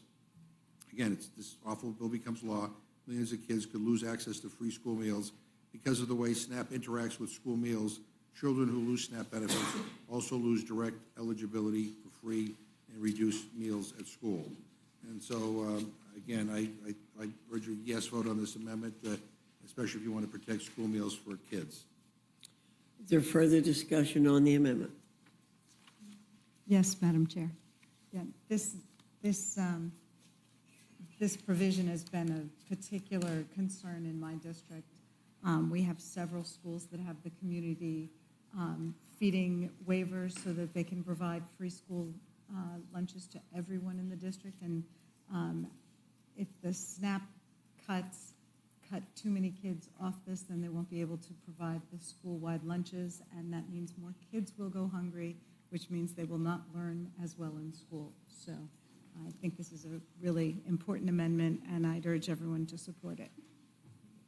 Is there further discussion? Hearing none, the questions on the amendment. All those in favor signify by saying aye. Aye. Those opposed say no. No. In the opinion of the chair, the noes have it. The amendment's not agreed to. That's for roll call vote, please. Clerk will call the roll. Mrs. Fishbach? No. Mrs. Fishbach, no. Mr. Norman? No. Mr. Norman, no. Mr. Roy? Mr. Roy, no. Mrs. Houchin? Mrs. Houchin, no. Mr. Langworthy? Mr. Langworthy, no. Mr. Scott? No. Mr. Scott, no. Mr. Griffith? Mr. Griffith, no. Mr. Jack? No. Mr. Jack, no. Mr. McGovern? Aye. Mr. McGovern, aye. Ms. Scanlon? Aye. Ms. Scanlon, aye. Mr. Neguse? Aye. Mr. Neguse, aye. Ms. Ledger Fernandez? Ms. Ledger Fernandez, aye. Madam Chair? No. Madam Chair, no. The clerk will report the total. 4 yeas, 9 nays. The noes have it. The amendment is not agreed to. Madam Chair, I have an amendment to the rule. I move the committee make an order amendment number 59, offered by Representative Del Bene, which makes the child tax credit fully refundable and increase the credit amount from $2,000 per child to $6,300. We do a little trolling. It's called We Do a Little Trolling. $320 for children ages 1 through 6, and $3,600 for children aged 6 through 17. The Democrats passed an historic change to the child tax credit in 2021, cutting child poverty in half. Under the Republican bill today, families making $400,000 a year get the full child tax credit, but lower income families may get nothing or just a fraction of that due to how Republicans structure the credit. The official nonpartisan Joint Committee on Taxation estimated that next year, if the Republican bill were to pass, 17 million children who are American citizens would be blocked from getting the full value of the child tax credit. I urge a yes vote on my amendment, and I yield back. Is there further discussion on the amendment? Yes, please. Ms. Scanlon? Thank you. I mean, we've heard a lot of testimony today about the fact that this bill is going to result in a wealth transfer from our poorest Americans to the wealthiest. The bill does not provide meaningful tax relief for working families in the middle class. It slashes benefits that millions rely upon to make ends meet. So one thing that we can do, and that we know to be a really effective policy to reduce poverty and help families with the cost of living, is to reinstate the expanded child tax credit that was issued as part of the American Rescue Plan. That expansion nearly eradicated child poverty in the U.S. We had historic lows as a result. So instead of giving tax breaks to millionaires and billionaires who don't need it, let's give families a real tax cut that will actually benefit kids by reinstating the expanded child tax credit. I yield back. Thank you, Ms. Scanlon. Is there further discussion? Hearing none, the question's on the amendment. All those in favor signify by saying aye. Aye. Those opposed say no. No. In the opinion of the chair, the noes have it. The amendment's not agreed to. Ask for a roll call, Madam Chair. Clerk will call the roll. Mrs. Fishbach? No. Mrs. Fishbach, no. Mr. Norman? No. Mr. Norman, no. Mr. Roy? Mr. Roy, no. Mrs. Houchin? Mrs. Houchin, no. Mr. Langworthy? Mr. Langworthy, no. Mr. Scott? Mr. Scott, no. Mr. Griffith? Mr. Griffith, no. Mr. Jack? No. Mr. Jack, no. Mr. McGovern? Aye. Mr. McGovern, aye. Ms. Scanlon? Aye. Ms. Scanlon, aye. Mr. Neguse? Aye. Mr. Neguse, aye. Ms. Ledger-Fernandez? Ms. Ledger-Fernandez, aye. Madam Chair? No. Madam Chair, no. Clerk will report the total. 4 yeas, 9 nays. Noes have it. The amendment's not agreed to. Madam Chair, I have an amendment to the rule. I move the committee make an order amendment number 146, offered by Representative Mike Thompson, which strikes section 70436 of the bill, which eliminates the transfer and manufacturing tax on silencers, short-barreled rifles, and short-barreled shotguns. This bill is full of handouts to special interests. I mean, as we talked about, the bill gets rid of an excise tax on gun silencers. That tax has been in place for nearly 100 years, and it's a vital public safety measure. And the Senate went even further and also got rid of the tax on sawed-off shotguns and rifles, which are more easily concealed under clothing. Over 400 silencers were found on or traced to violent crime scenes in 2023 alone. This will cost the American taxpayer nearly $2 billion and is a brazen attempt to make it easier to commit violent crimes and get away with it. I mean, we're talking about cost savings, and you're adding $2 billion to the deficit and the debt by eliminating this tax, and you're cutting food, from SNAP for families. I mean, anyway, I urge a yes vote on this, and I, hope we'll make it in order. Is there further discussion on the amendment? Hearing none, the Madam question. Chair, I would just say, if there were that many suppressors found, they were probably homemade suppressors and not those that were actually manufactured from somebody that is actually licensed to manufacture suppressor. Thank you, Mr. Scott. The question is on the amendment. All those in favor signify by saying aye. Aye. Those opposed say no. No. In the opinion of the chair, the noes have it. The amendment is not agreed to. For a roll call on that one. The clerk will call the roll. Mrs. Fishbach? No. Mrs. Fishbach, no. Mr. Norman? No. Mr. Norman, no. Mr. Roy? No. Mr. Roy, no. Mrs. Houchin? Mrs. Houchin, no. Mr. Langworthy? Mr. Langworthy, no. Mr. Scott? No. Mr. Scott, no. Mr. Griffith? Mr. Griffith, no. Mr. Jack? No. Mr. Jack, no. Mr. McGovern? Aye. Mr. McGovern, aye. Ms. Scanlon? Aye. Ms. Scanlon, aye. Mr. Neguse? Aye. Mr. Neguse, aye. Ms. Ledger-Fernandez? Aye. Ms. Ledger-Fernandez, aye. Madam Chair? No. Madam Chair, no. Clerk will report the total. 4 yeas, 9 nays. The noes have it, the amendment's not agreed to. Madam Chair, I have an amendment to the rule. I move the committee make an order, amendment number 102, offered by Representative Chu, which prevents federal contributions to Trump accounts for children of taxpayers who earn at least $1 million. I mean, this is, her amendment would place a very modest guardrail around the Trump accounts proposed in this bill. Again, I think this is the right thing to do, and I would urge a yes vote. Is there further discussion on the amendment? Hearing none, the question is on the amendment. All those in favor signify by saying aye. Aye. All those opposed say no. No. In the opinion of the chair, the noes have it, the amendment's not agreed As for a to. roll call. Clerk will call the roll. Mrs. Fishbach? No. Mrs. Fishbach, no. Mr. Norman? Mr. Norman, no. Mr. Roy? Mr. Roy, no. Mrs. Houchin? Mrs. Houchin, no. Mr. Langworthy? Mr. Langworthy, no. Mr. Scott? No. Mr. Scott, no. Mr. Griffith? No. Mr. Griffith, no. Mr. Jack? No. Mr. Jack, no. Mr. McGovern? Aye. Mr. McGovern, aye. Ms. Scanlon? Aye. Ms. Scanlon, aye. Mr. Neguse? Aye. Mr. Neguse, aye. Ms. Ledger Fernandez? Aye. Ms. Ledger Fernandez, aye. Madam Chair? No. Madam Chair, no. Clerk will report the total. 4 yeas, 9 nays. The noes have it, the amendment's not agreed to. Madam Chair, I have an amendment to the rule. I move the committee make an order, amendment number 42, offered by Representative Doggett, which reduces the cost of the bill by about half by ensuring only the 98% of taxpayers earning $400,000 or less each year receive a tax break, and the 2% of taxpayers earning over $400,000 do not receive any new tax breaks. And again, if Republicans want to put their money where their mouth is and provide tax relief for working families, not millionaires or billionaires, they should support this amendment. And you know, again, this alone would save the American taxpayers trillions of dollars, and I urge a yes vote on my amendment. Is there any further discussion on the amendment? Hearing none, the question's on the amendment. All those in favor signify by saying aye. Aye. Those opposed say no. No. No. In the opinion of the chair, the noes have it, the amendment's not agreed to. Madam Chair, I have an amendment to the rule. I move the committee make an order, amendment number 83, offered by Representative Chu, which ensures that no one earning more than $10 million per year receives a tax cut. So Republicans just voted down a motion to protect tax relief for families making under $400,000 a year. This new amendment would ensure that those making over $10 million per year would not get a tax cut. Under this bill, people making over $1 million a year would get an average of $96,000 tax cut compared to those making less than $50,000 who will get less than $1 per day. And so the question is, do you want to spend hundreds of billions of dollars on tax giveaways to those making over $10 million a year? That's what this vote is about. I urge a yes vote on my amendment. Is there any further discussion on the amendment? Hearing none, the question's on the amendment. All those in favor signify by saying aye. Aye. Those opposed, no. No. No. In the opinion of the chair, the noes have it, the amendment's not I ask for a agreed roll to. call on that. Mr. McGovern asked for a roll call. The clerk will call the roll. Mrs. Fishbach? No. Mrs. Fishbach, no. Mr. Norman? No. Mr. Norman, no. Mr. Roy? Mrs. Houchin? Mrs. Houchin, no. Mr. Langworthy? Mr. Langworthy, no. Mr. Scott? No. Mr. Scott, no. Mr. Griffith? Mr. Griffith, no. Mr. Jack? No. Mr. Jack, no. Mr. McGovern? Aye. Mr. McGovern, aye. Ms. Scanlon? Aye. Ms. Scanlon, aye. Mr. Neguse? Aye. Mr. Neguse, aye. Ms. Ledger Fernandez? Aye.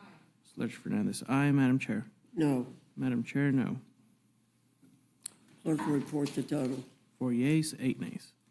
Madam Chair, The noes have it, the amendment is not agreed to. I have an amendment to the rule. I move the committee make an order, amendment number 304, offered by Representative Gomez, which establishes a 39.6% tax bracket for income over $1 billion.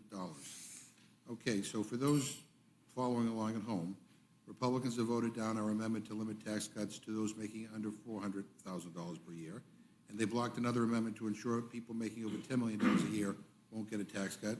So we'll see how this goes. This amendment would block Republicans from giving another tax cut to Americans making over $1 billion per year in income. That's $1 billion with a B.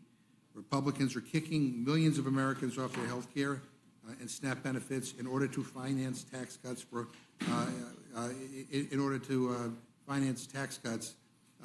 that basically are giveaways to billionaires. I'm giving my friends one last chance to redeem themselves by voting in favor of this amendment. Again, This would prevent tax cuts for people earning over $1 billion a year.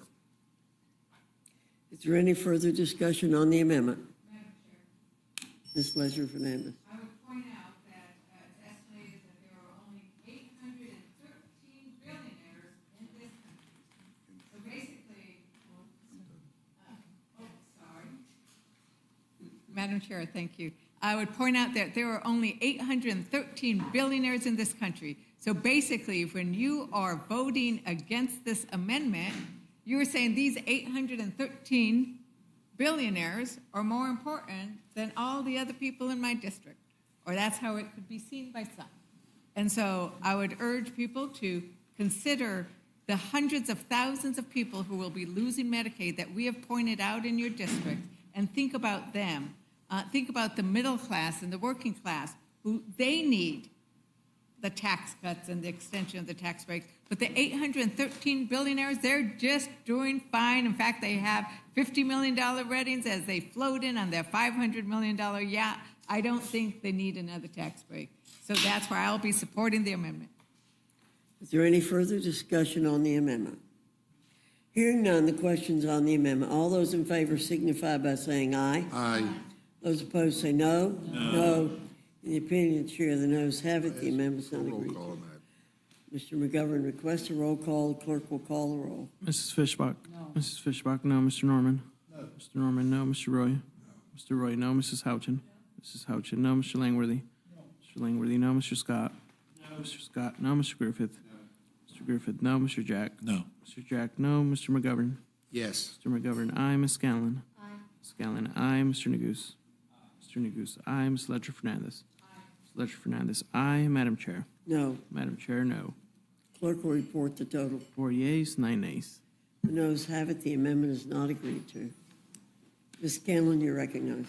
Madam Chair, I have an amendment to the rule. I move the committee make in order amendment number 213, offered by Ranking Member Raskin, which lifts the ban on burn, jag, and COPS funding for state and local police to ensure that they can receive funding for community violence intervention and prevention initiative efforts. Strong, effective community violence intervention and prevention efforts are key to ending gun violence all across the country. I've seen these problems work in my region. Over the past few years, Philadelphia has seen a significant drop in gun violence year over year, using data-driven strategies to the point where the city is now only suffering from its lowest levels of gun violence in over a decade. We've seen similar results in the city of Chester, also in my district, which has seen a 72% decrease in shootings. Lives have been saved. And I know my district's not the only one where this work is happening. People have been coming from around the country to study the techniques that have been used with our gun violence intervention programs. So right now, we should be building on this progress, not going backwards. This bill is actually defunding the police at a time when people across the country continue to live with the fear and grief caused by senseless gun violence. And this administration is kneecapping critical gun safety efforts, efforts that keep guns out of dangerous criminal hands. Republicans are seemingly using this bill to prevent key funding for state and local law enforcement that can be used on violence prevention programs, programs that help law enforcement protect their communities, and programs that work. Restricting this funding just shows an effort by congressional Republicans to prioritize the NRA over American people. So I would ask for support for this amendment, and I yield back. Is there further discussion on the amendment? Hearing none, the question's on the amendment. All those in favor signify by saying aye. Aye. Those opposed say no. No. In the opinion of the chair, the noes have it. The amendment, Ms. Scanlon requests a roll call vote. The clerk will call the roll. Mrs. Fishbach? No. Mrs. Fishbach, no. Mr. Norman? No. Mr. Norman, no. Mr. Roy? No. Mr. Roy, no. Mrs. Houchin? Mrs. Houchin, no. Mr. Langworthy? No. Mr. Langworthy, no. Mr. Scott? No. Mr. Scott, no. Mr. Griffith? No. Mr. Griffith, no. Mr. Jack? No. Mr. Jack, no. Mr. McGovern? Aye. Mr. McGovern, aye. Ms. Scanlon? Aye. Ms. Scanlon, aye. Mr. Neguse? Aye. Mr. Neguse, aye. Ms. Ledger Fernandez? Aye. Ms. Ledger Fernandez, aye. Madam Chair? No. Madam Chair, no. The clerk will report the total. 4 yeas, 9 nays. The noes have it. The amendment is not agreed to. Ms. Scanlon, you're recognized. Madam Chair, I have an amendment to the rule. I move the committee make in order amendment number 79 offered by Representative Jayapal, which prohibits the use of funds in Subtitle A of Title VII from being used by Immigration and Customs Enforcement to detain or deport U.S. citizens. This amendment is straightforward. It should be uncontroversial. It would ensure that none of the funds in this bill are used to detain U.S. citizens for immigration enforcement. U.S. citizens should not be detained by ICE or any agency conducting immigration enforcement. Republicans told the American people that immigration enforcement would target dangerous individuals, but that has not been the case. The administration's obsession with quotas and mass deportation is wreaking havoc across our country and violating the rights of U.S. citizens, among others. Reports of U.S. citizens being wrongfully arrested and detained during immigration enforcement started coming out just days after Donald Trump was sworn in. Some have been detained for merely speaking Spanish. Others were held for 10 days, despite consistently telling Department of Homeland Security officials that they were citizens. ICE detention of U.S. citizens because of reckless and indiscriminate immigration enforcement is both unconstitutional and dangerous. Even ICE acknowledges that it has no authority to arrest and detain U.S. citizens. Their internal guidance says, as a matter of law, ICE cannot assert its civil immigration enforcement authority to arrest and/or detain a U.S. citizen. Alarmingly, ICE has already deported 3 U.S. citizen children, ages 2, 4, and 7, to Honduras. In another case, they did this despite the father petitioning in federal court to have his 2-year-old U.S. citizen child released to him. According to an attorney for the family, ICE did not allow the mother and father to communicate after she was detained. ICE should never have been detaining that U.S. citizen child to begin with, who they unlawfully detained for 3 days, let alone deporting her. Congress has a duty to act. We must ensure that government funding does not support illegal or unconstitutional actions. This amendment is a necessary safeguard against this administration's reckless approach to immigration enforcement. I urge a yes vote on my amendment and yield back. Is there any further discussion on the amendment? Hearing none, the question's on the amendment. All those in favor signify by saying aye. Aye. All those opposed say no. No. In the opinion of the chair, the noes have it. The amendment's not agreed to. The clerk will call the roll. Mrs. Fishbach. No. Mrs. Fishbach. No. Mr. Norman. No. Mr. Norman. No. Mr. Roy. Mr. Roy. No. Mrs. Houchin. No. Mrs. Houchin. No. Mr. Langworthy. Mr. Langworthy. No. Mr. Scott. No. Mr. Scott. No. Mr. Griffith. Mr. Griffith. No. Mr. Jack. No. Mr. Jack. No. Mr. McGovern. Aye. Mr. McGovern. Aye. Ms. Scanlon. Aye. Ms. Scanlon. Aye. Mr. Neguse. Mr. Neguse. Aye. Ms. Ledger Fernandez. Ms. Ledger Fernandez. Aye. Madam Chair. No. Madam Chair, no. Clerk will report the total. 4 yeas, 9 nays. The noes have it. The amendment's not agreed to. Ms. Scanlon, you're recognized. Madam Chair, I have an amendment to the rule. I move the committee make in order amendment number 201 offered by myself, which directs the Secretary of Agriculture to reinstate the Local Food Purchase Assistance Cooperative Agreement Program and the Local Food for Schools Cooperative Agreement Program. We've heard a lot today about the impact that SNAP cuts are going to have on children and particularly school lunches. I want to point out yet another slap in the face to both working families and local farmers. The Trump administration canceled $1 billion in funding for 2 critical programs that do exactly what Republicans like to claim they're in favor of, supporting our communities, our farmers, and our kids. First, the White House gutted $470 million from the Local Food Purchase Assistance Program, which helps states, tribes, and territories buy fresh local food from nearby farmers and get it to food banks and hunger relief programs. This isn't a case of waste, fraud, and abuse. It's real food from real farmers going to real people in need. Then the administration went after the Local Food for Schools program, which helps schools buy healthy local food for school meals from small and underserved producers. Cutting this program hurts both kids and farmers. Let's be clear, this wasn't about saving money. It was about pushing an agenda that leaves families hungry and small farmers behind. That's why I've introduced this amendment to reinstate these critical programs, because the health of our children and the strength of our local food system should not be up for grabs. I yield back. Is there further discussion on the amendment? Hearing none. The question is on the amendment. All those in favor signify by saying aye. Aye. Those opposed say no. In the opinion of the chair, the I'd noes ask for a have it. roll call. Ms. Scanlon requests a recorded vote. The clerk will call the roll. Mrs. Fishbach? No. Mrs. Fishbach, no. Mr. Norman? Mr. Norman, no. Mr. Roy? Mr. Roy, no. Mrs. Houchin? Mrs. Houchin, no. Mr. Langworthy? Mr. Langworthy, no. Mr. Scott? Mr. Scott, no. Mr. Griffith? Mr. Griffith, no. Mr. Jack? No. Mr. Jack, no. Mr. McGovern?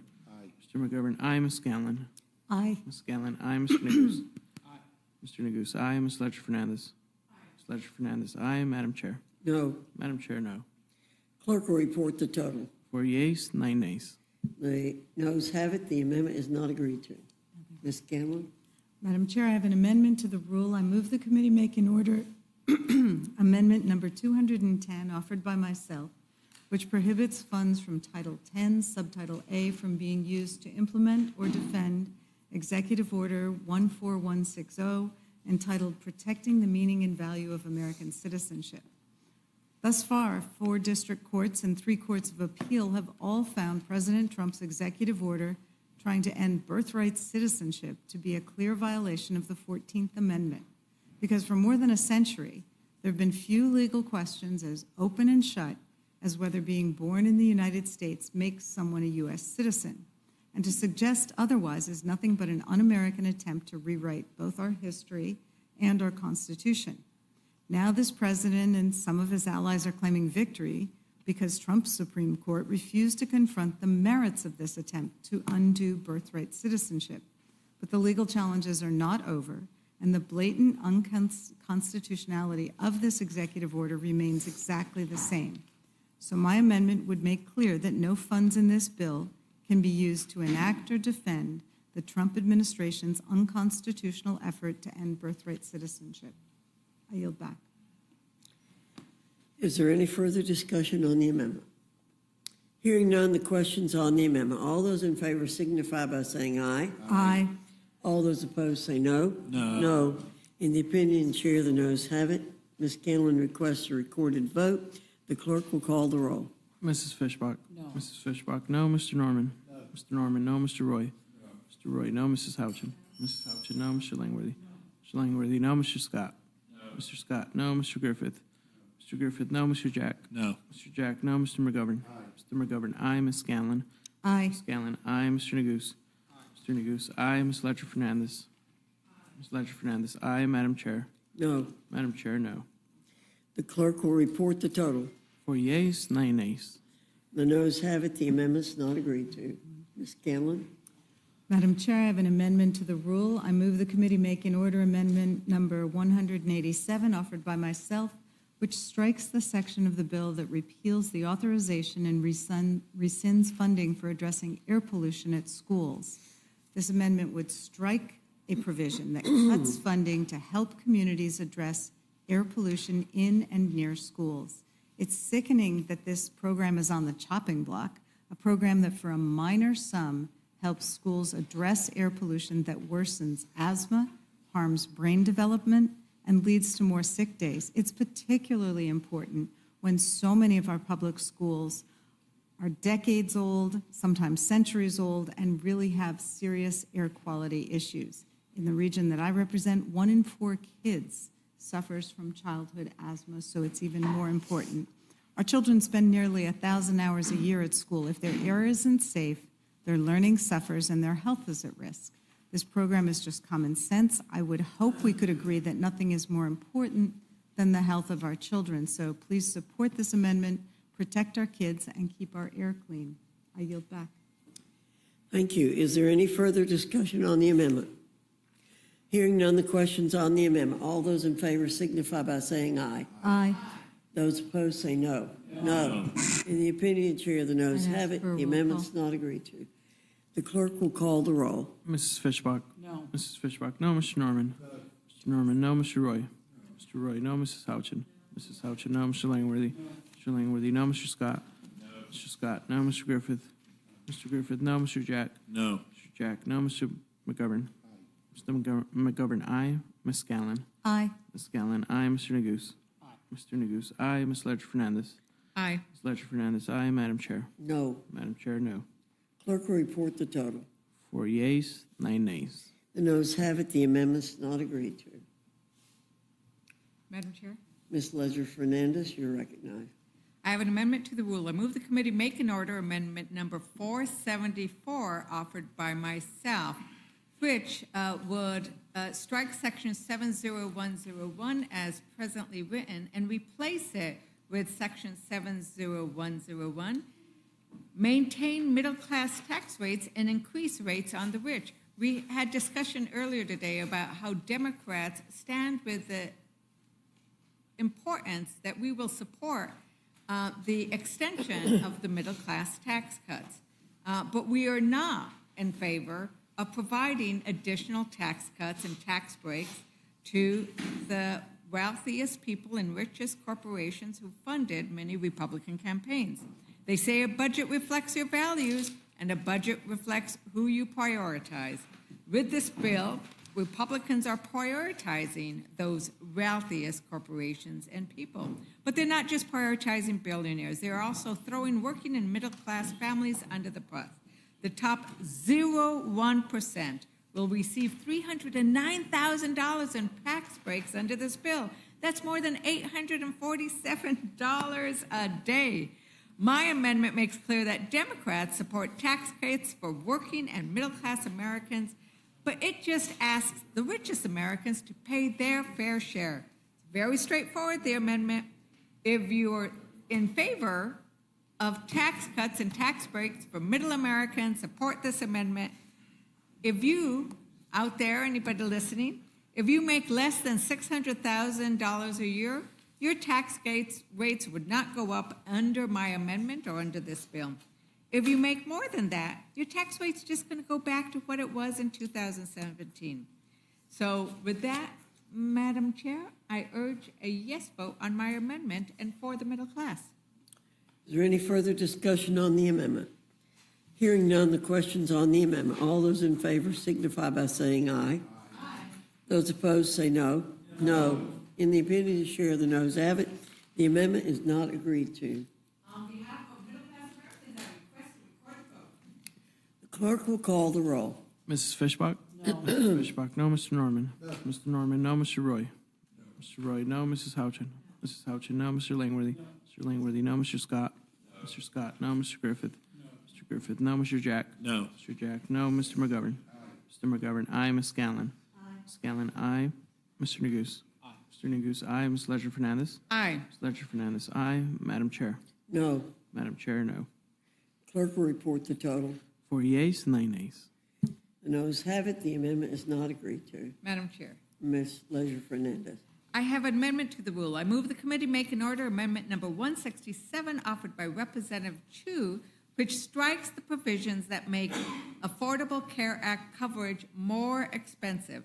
This bill doubles down on cruel and dangerous cuts to Medicaid coverage by closing off the ACA marketplace coverage for eligible individuals. You are going to stick people in the middle. You're going to kick them out of Medicaid and then not let them get on the Affordable Care Act. It is insanity. And this is what leads to, when you go visit your rural hospitals and they worry about this, they say, oh, these are the private pay, which means no pay. And when you don't get any pay at your rural hospitals, that's what leads to having them go under. It's a purgatory of no health care insurance. This bill also removes year-round enrollment for low-income families. This means a family of 3 making less than $39,970 a year would be disqualified from reduced premiums. Now, that's not a lot of money for a family of 3. In 2025, enrollees with an income of less than 150% of the federal poverty, which is at $39,000, made up the largest share of all marketplace enrollees, 47%. So you are basically harming almost half of the people on the Affordable Care Act. Now, my suggestion is actually very popular among Republicans. Trump pollster John McLaughlin found that even most Trump voters oppose shortening the open enrollment period. In fact, 56% of Trump voters oppose it. So if you're listening to your Republican voters, and I listen to mine in my district, I urge you vote for this amendment to make sure that the Affordable Care Act is affordable. Is there any further discussion on the amendment? Hearing none, the question is on the amendment. All those in favor signify by saying aye. Aye. Those opposed say no. No. In the opinion of the chair, the noes have it. The amendment is not agreed to. Recorded vote, Madam Chair. The clerk will call the roll. Mrs. Fishbach? No. Mrs. Fishbach, no. Mr. Norman? Mr. Norman, no. Mr. Roy? Mr. Roy, no. Mrs. Houchin? Mrs. Houchin, no. Mr. Langworthy? Mr. Langworthy, no. Mr. Scott? Mr. Scott, no. Mr. Griffith? Mr. Griffith, no. Mr. Jack? No. Mr. Jack, no. Mr. McGovern? Mr. McGovern, aye. Ms. Scanlon? Ms. Scanlon, aye. Mr. Neguse? Mr. Neguse, aye. Ms. Ledger Fernandez? Aye. Ms. Ledger Fernandez, aye. Madam Chair? No. Madam Chair, no. Clerk will report the total. 4 yeas, 9 nays. The noes have it. The amendment is not agreed to. Madam Chair, I have an amendment to the rule. I move the committee make an order amendment number 192 offered by Representative Underwood, which makes the Affordable Care Act enhanced premium tax credits permanent. Now, this is one of those tax credits that we should be making permanent, not just the tax cuts that go to the wealthy, because these premium tax credits are critical in making health coverage in the Affordable Care Act marketplace more affordable. And they're going to expire at the end of 2025. About 22 million people, including 5 million small business owners and self-employed workers, will see their coverage costs skyrocket, or they'll lose coverage altogether because they can't afford it. They'll make the decision that when their health insurance goes up, if you are a 60-year-old couple and you're making $82,000 a year, your health insurance is going to go up from $581 to $2,364. And that's if you live in Wisconsin. Wisconsin Congress people might be worried about this. They have Pennsylvania, Arizona. These are serious numbers. And if you're a 40-year-old, it's also very scary. It triples. So it's really bad if you're a 60-year-old. It's really bad if you're a 40-year-old. So without this, the extension of this valuable credit, an estimated 4.2 million people will be uninsured in 2034. 4.2 million. These are the kind of people we're talking about that we need to make sure we get covered. I want to inform my colleagues that the expiration of these healthcare subsidies are widely unpopular, once again, even among Republican voters. In fact, Trump pollster John McLaughlin found that 77%, including 73% of Trump voters, would likely vote for a candidate who voted to preserve those premium tax credits, which help low and middle income Americans pay for the Affordable Care Act plans. Most Americans and Trump voters are also less likely to vote for congressional candidates whose vote causes more than 17 million people to lose their health insurance. Once again, what you guys are doing is widely unpopular, even among Republicans, but here is an opportunity to help 4.3 million people continue to get their health covered. I urge a yes vote on my amendment. Is there any further discussion on the amendment? Hearing none, the question's on the amendment. All those in favor signify by saying aye. Those opposed say no. No. In the opinion of the chair, the noes have it. The amendment is not agreed to. The clerk Of a recorded vote. and clerk will call the roll. Mrs. Fishbach? No. Mrs. Fishbach, no. Mr. Norman? Mr. Norman, no. Mr. Roy? Mr. Roy, no. Mrs. Houchin? Mrs. Houchin, no. Mr. Langworthy? Mr. Langworthy, no. Mr. Scott? Mr. Scott, no. Mr. Griffith? Mr. Griffith, no. Mr. Jack? No. Mr. Jack, no. Mr. McGovern? Mr. McGovern, aye. Ms. Scanlon? Ms. Scanlon, aye. Mr. Neguse? Aye. Mr. Neguse, aye. Ms. Ledger Fernandez? Aye. Ms. Ledger Fernandez, aye. Madam Chair? No. Madam Chair, no. Clerk will report the total. 4 yeas, 9 nays. The noes have it. The amendment is not agreed to. Madam Chair, Ms. Ledger Fernandez. I have an amendment to the rule. I move the committee make an order amendment number 125 offered by Representative Morrison, which will restore funding for Planned Parenthood. This bill will force the closure of 1/3 of Planned Parenthood clinics. That cuts access to not just essential reproductive health care, but prenatal care. So if you care about making sure that women who are pregnant get the kind of prenatal care they need so they can have healthy babies, you want to support the Planned Parenthood centers that often operate in deserts. Yet the Yale School of Public Health today, they have provided us with the information that says that these closures will lead to about 100 additional maternal deaths every year.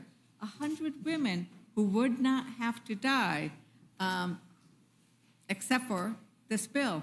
I'd also point out that they noted that there were going to be 42,952 uninsured births. Now, when you have an uninsured birth, it means that likely that woman hasn't gotten the kind of prenatal care that will lead to a healthy baby. And let's think about where these Planned Parent centers are at worst. Greeley Health Center in Congressman Gabe Evans' district in Colorado 8, Flemington Health Center in Congressman Keene's district, New Jersey 7, Allentown's Health Center in Congressman Ryan McKenzie's district in Pennsylvania, and then clinics in Eau Claire, Las Croix, and Wisconsin Rapids in Congressman Derek Van Orden's district. These clinics are also in places where there are not other facilities close by. Defending Planned Parenthood really means more women with undiagnosed cancers, more STIs going untreated, and fewer options for birth control. This is a backdoor attempt to get abortion banned, but you are hurting women's health in the process.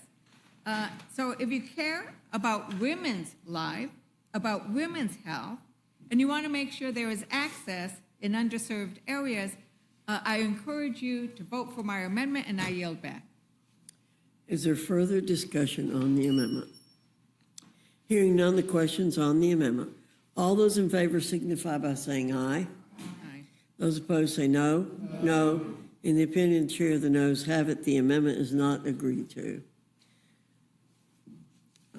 Madam Chair, Ms. Leisure Fernandez, a recorded vote.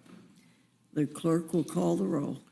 Mrs. Fishbach? No. Mrs. Fishbach, no. Mr. Norman? No. Mr. Norman, no. Mr. Roy? No. Mr. Roy, no. Mrs. Houchin? Mrs. Houchin, no. Mr. Langworthy? Mr. Langworthy, no. Mr. Scott? No. Mr. Scott, no. Mr. Griffith? No. Mr. Griffith, no. Mr. Jack? No. Mr. Jack, no. Mr. McGovern? Mr. McGovern, aye. Ms. Scanlon? Aye. Ms. Scanlon, aye. Mr. Neguse? Mr. Neguse, aye. Ms. Ledger Fernandez? Aye. Ms. Ledger Fernandez, aye. Madam Chair? No. Madam Chair, no. Clerk will report the total. 4 yeas, 9 nays. The noes have it. The amendment is not agreed to. Madam Chair.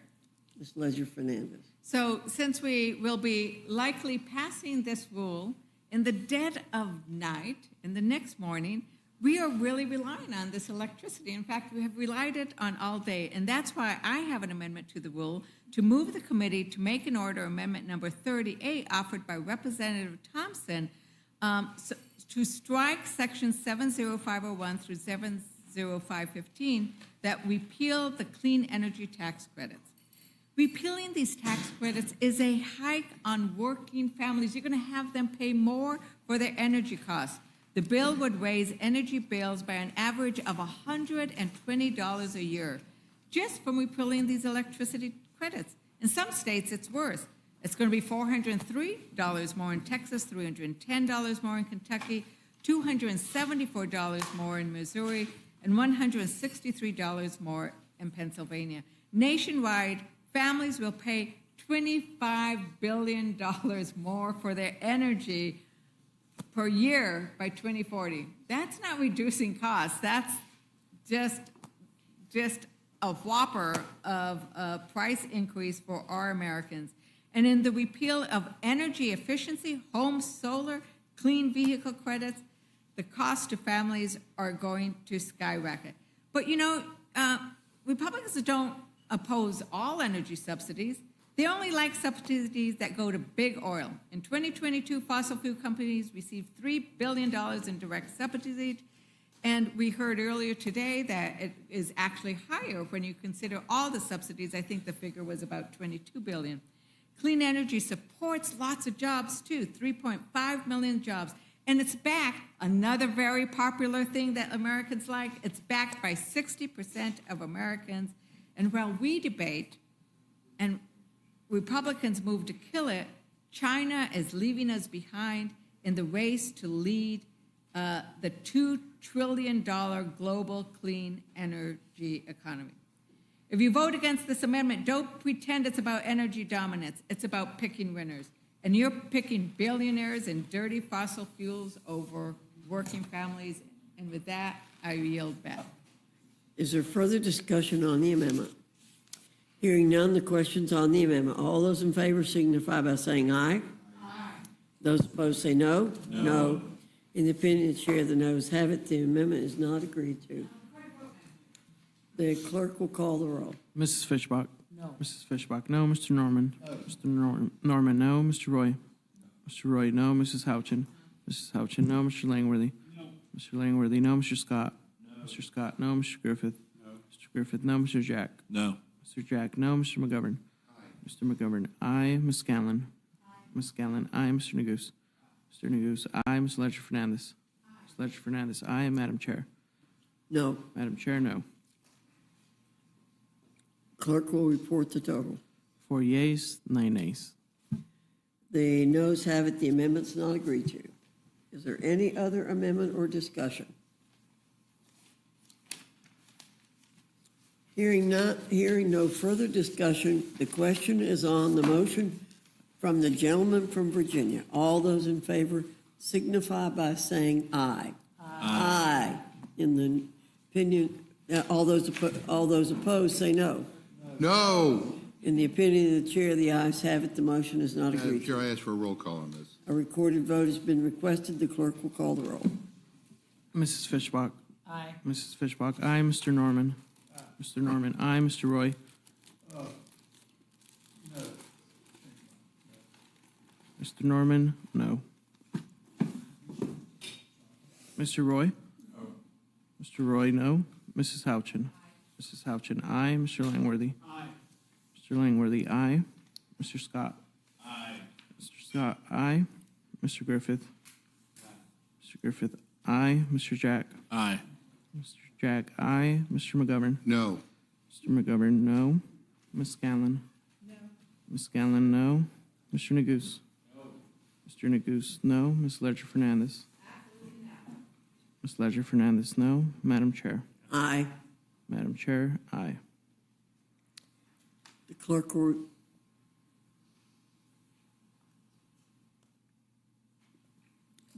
report the total. 7 yeas, 6 nays. The ayes have it. The motion to report is agreed to. Accordingly, I'll be managing this rule for the majority. And I'll be doing it for the Mr. McGovern will read for the minority. Without objection, the committee is adjourned.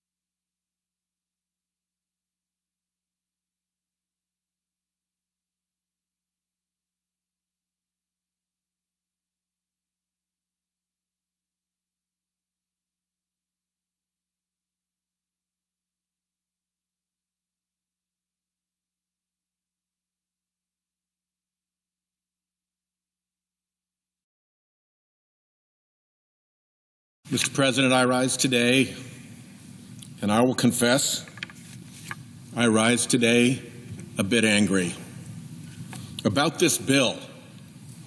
This bill cooked up in back rooms dropped at midnight, cloaked in fake numbers, with huge handouts to big Republican donors. It loots our country for some of the least deserving people you could imagine. When I first got here, this chamber filled me with awe and wonderment. Our leader, Harry Reid, frequently called me his happiest senator. Such was the awe and wonderment that I felt here. Today, I feel disgust. This piece of legislation is corrupt. This piece of legislation is crooked. This piece of legislation is a rotten racket. This place feels to me today like a crime scene. Get some of that yellow tape and put it around this chamber. The midnight transfer of wealth in this bill is disgusting. There's a backdrop here. The backdrop here is the wealth inequality in our country already, in which the wealthiest 1% of our population own 30% of the wealth,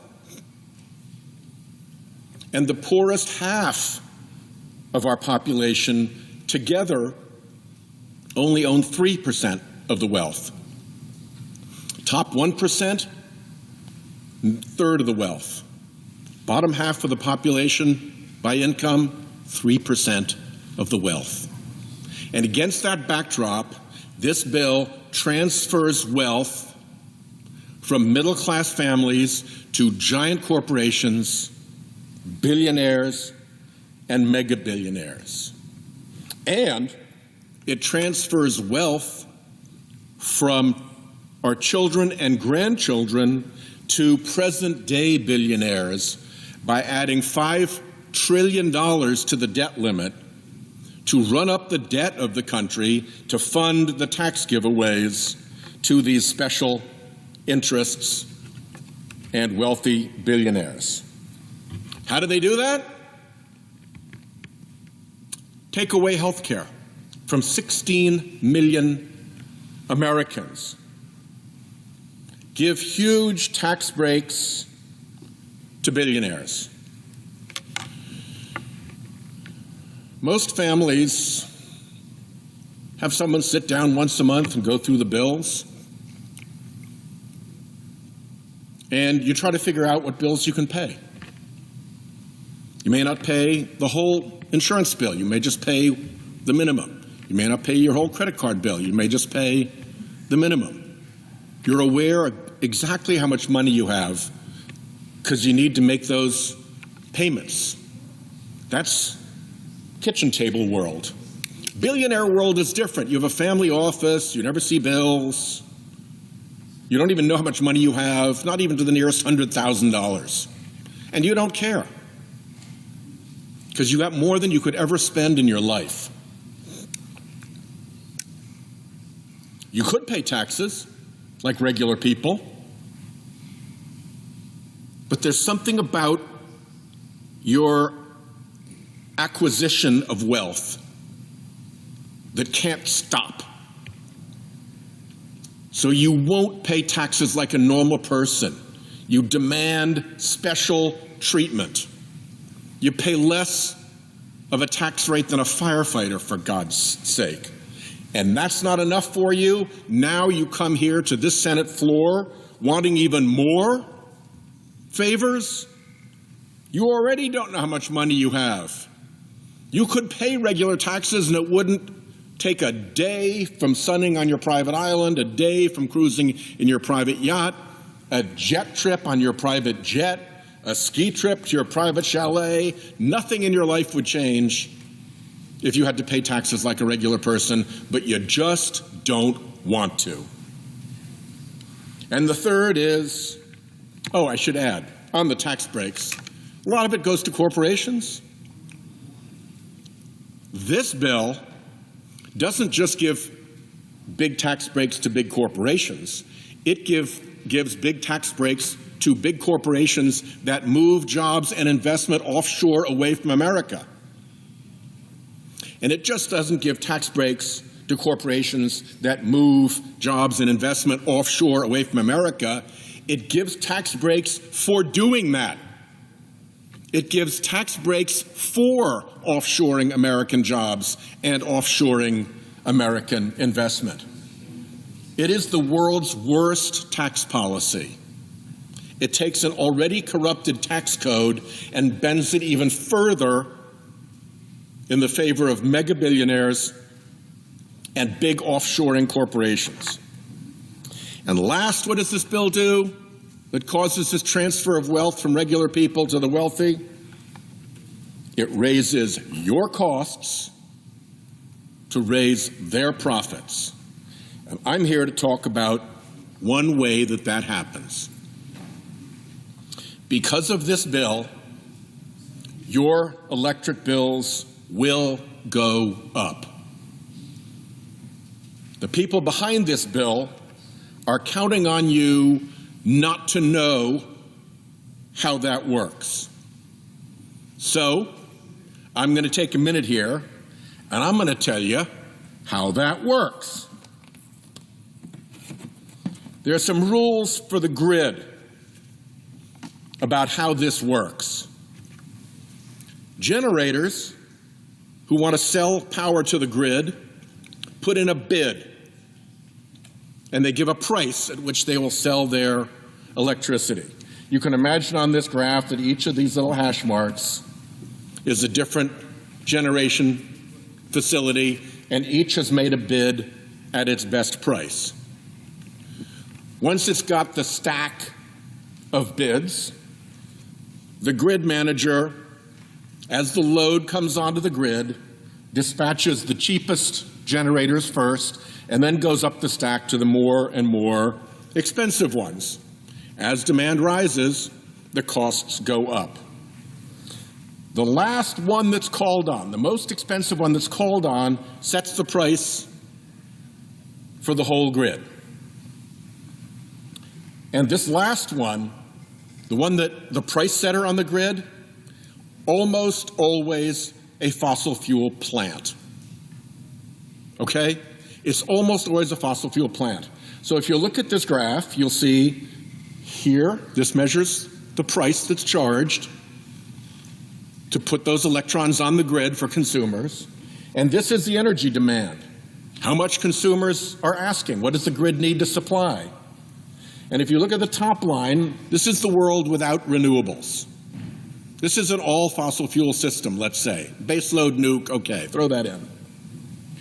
And as the demand goes up, the prices go up because more and more of these generators have to come online. And eventually, let's say you get to this point where you've got this much load on the grid and you've got this much supply and the price is set by that generator. That's the world without clean energy. Now you add clean energy, you add renewables to this equation. What do we know about the renewables? They're almost always cheaper. They're almost never the price setter. So they fill in down here, and they fill in below the price of the fossil fuel plant. So if you've got load requirement X, and you live in fossil fuel only world, you're going to be paying that price for energy on the grid. All of it, because it's set by that price setter generator. But if you filled in with renewables, then you're down here for price for that much load. You're saving huge amounts of money. The grid is way more efficient with renewables in the mix. By the time you get to the same price that you had here for load X, for fossil fuel, you're all the way out here. You got all this extra load served before you raise that price. That's the theory. That's how the system works. Let's see how clean energy fits in a specific area. Let's look at Texas. Oh, and by the way, last year, 95% of the power that came on the grid that filled in here was clean energy. If this bill kills clean energy growth, which is its intention, then it's going to kill off the power source that provided 95% of what was added to the grid last year. It is going to be a big, big hit. So let's look at the Texas grid, which is easy to talk about because it's a standalone grid. And somebody just did a study of the Texas grid. And they found that with renewables, and Texas is 30% renewables, okay? So we're in the with renewable situation. With renewables, the average price last August was $39 per megawatt hour. This was $39. And then they calculated what happened if you backed out all the solar that had been added. If it weren't for the solar driving this price down, instead of $39 per megawatt hour, it would have been somewhere between $55 and $90 per megawatt hour. Minimum $25 differential. Maybe more than twice the cost. The punchline, quoting from the report, had there been no growth in solar energy between 2018 and 2024, wholesale electric prices in 24 would have been at least 40% higher. Without the clean energy growth of that 95% of supply that came onto the grid that was clean energy last year, electricity prices would have been 40% higher. And where would that 40% have gone? It would have gone into the pockets of the fossil fuel industry that was setting that price as everybody had to pay more and more and more. So when you see the fossil fuel industry come here and take this shot at its clean energy competition in this bill after having flooded that side with political money, they're going to make a fortune off of this. And consumers will pay. That's how this bill robs you. It puts you back onto the fossil fuel side of that curve, not onto the clean energy added part of the curve, which lowers prices so dramatically. And as the report concluded, I'm quoting again, this isn't speculation or modeling, it's what actually happened in one of America's largest electricity markets. And by the way, while the fossil fuel polluters are out trying to damage their competition using the power of government and the influence of their dark money operation to do so, they are also damaging America's competitiveness against China. China's already putting 25 times the solar that we are putting onto their grid. That gives them huge advantages as they construct solar panels, design solar technologies, and offer that to the rest of the world. We're in a world market for solar technology, just like we're in a world market for electric vehicles. And the fossil fuel industry's desire to destroy the American solar market and to destroy the American electric vehicle market is about as unpatriotic as you can get, because it is taking these two technologies and saying, go for it, China, we're out. We're out. Have the entire international market for solar and for energy. We're not going to compete. We're going to load up our people with new taxes. We're going to tear away the subsidies. And by the way, the fossil fuel industry that's telling you this, They're the recipients of the biggest subsidy in world history. They get $700 billion a year in the United States alone from being allowed to pollute for free. It violates market economics to pollute for free. Milton Friedman, the most conservative economist, will tell you it's not proper market theory when somebody's polluting for free. The cost of the pollution should be in the price of the product. So they already benefit, the fossil fuel industry already benefits from the biggest subsidy in world history, $700 billion with a B, $700 billion every single year to compete unfairly against clean energy. And on top of that, they want to rip away the investments that have been made, and they want to put a new tax on clean energy, and they want to drive consumer prices back up to their fossil fuel model.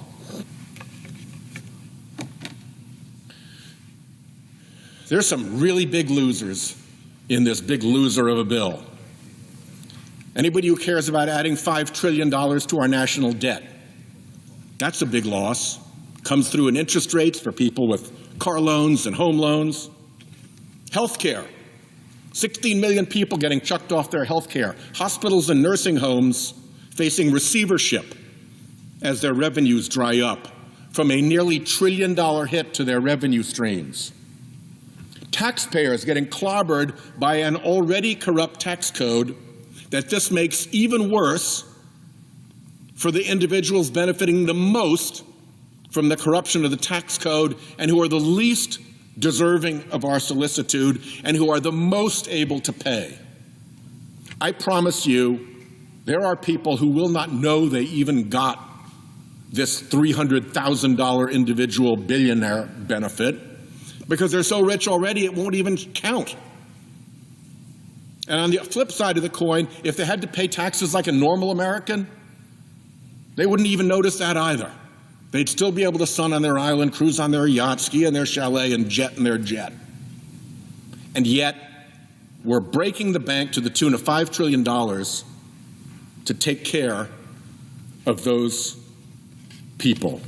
Creepy billionaires who can't even count their wealth, but for some reason insist on coming to Congress and just seizing even more, looting the public trough.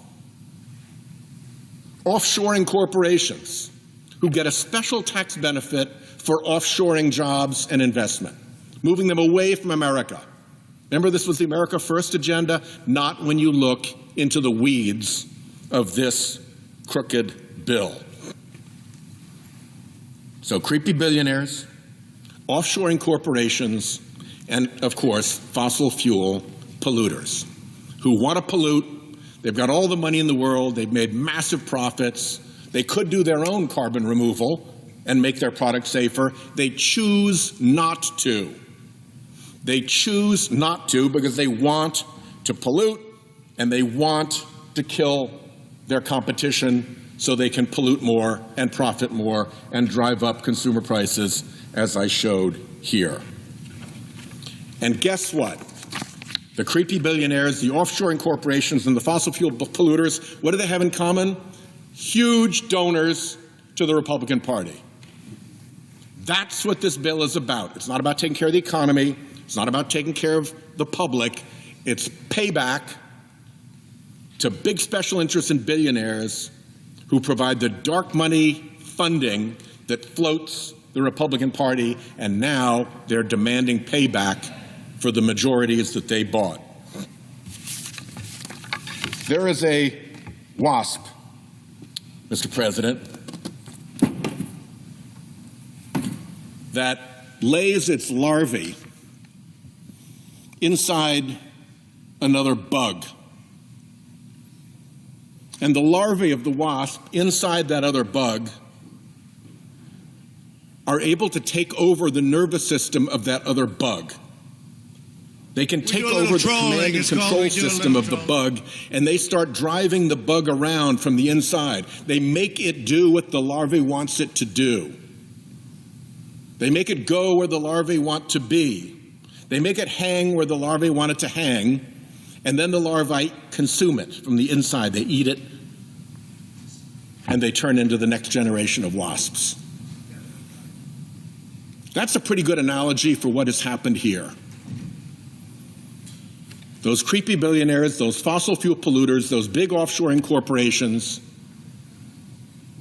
have taken over the command and control system of the Republican Party. The bug over there is being marched around by those special interests doing exactly what it's told. And it doesn't care about the 16 million people coming off insurance, it doesn't care about the added pollution, doesn't care about the increased cost, doesn't care about the unfairness, doesn't care about making the tax code more corrupt, because the special interests are in that bug running that show. I yield the floor. Senator from Rhode Island. Well, we are in interesting times, Mr. President, and we are beginning to see the corporate and billionaire takeover of the United States government. And in that corporate and billionaire takeover of the United States government, the nominee, Russ Vought, to run OMB has a key role. And that key role to do the work for the billionaires and the big corporations is what makes him unfit and dangerous, and what compels us to come to the floor tonight to warn the American people of what this guy will do and who he is. Let's start with a little history. This is the guy who violated the Impoundment Control Act by withholding $214 million appropriated dollars from the soldiers fighting and dying in the trenches of Ukraine against Putin's thug army. It was that stunt that led to the impeachment of President Trump.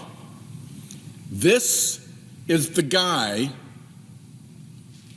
who caused lives to be lost in those Ukrainian trenches by withholding funding they needed desperately, withholding the funding they desperately needed illegally, and withholding that desperately needed funding illegally in order to support a scheme by President Trump to put pressure on the Ukrainians to give him dirt on his political opponent.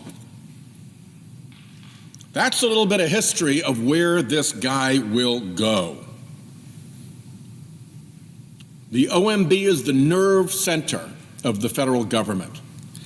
And to have someone there of that character is dangerous.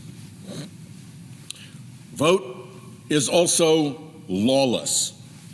The Impoundment Control Act that he violated, the Government Accountability Office said this: faithful execution of the law does not permit the president to substitute his own policy priorities for those that Congress has enacted into law. He violated that, and they specifically find, therefore we conclude that OMB violated the Impoundment Control Act. Is he repentant about that, now that the Government Accountability Office has called it out as being illegal?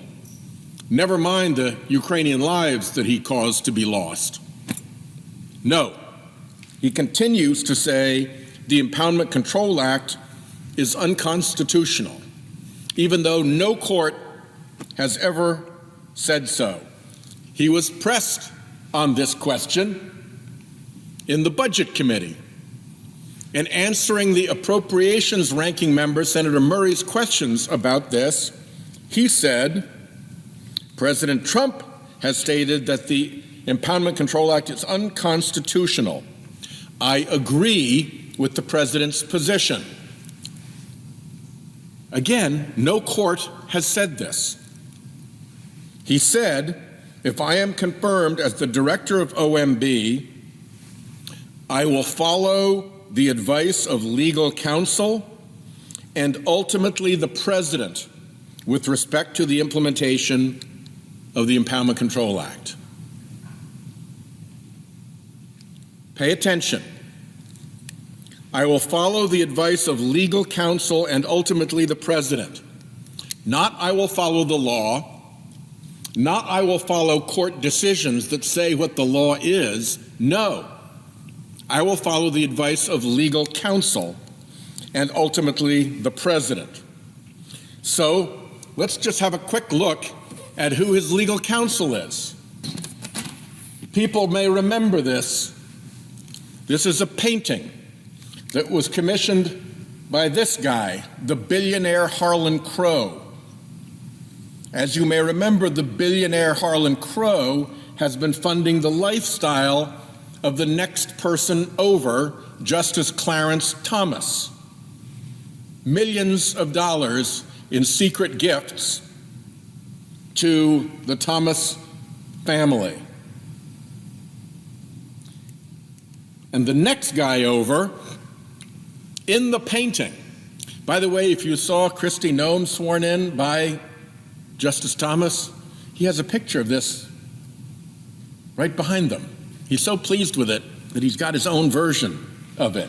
Him with his billionaire sugar daddy and with Mark Paoletta. This is the guy who is going to be the legal counsel whose advice vote is going to listen to. This guy is neck deep in the billionaire court capture scheme. Of course his advice is going to be what the billionaires say. The next guy over is Leonard Leo, the court fixer.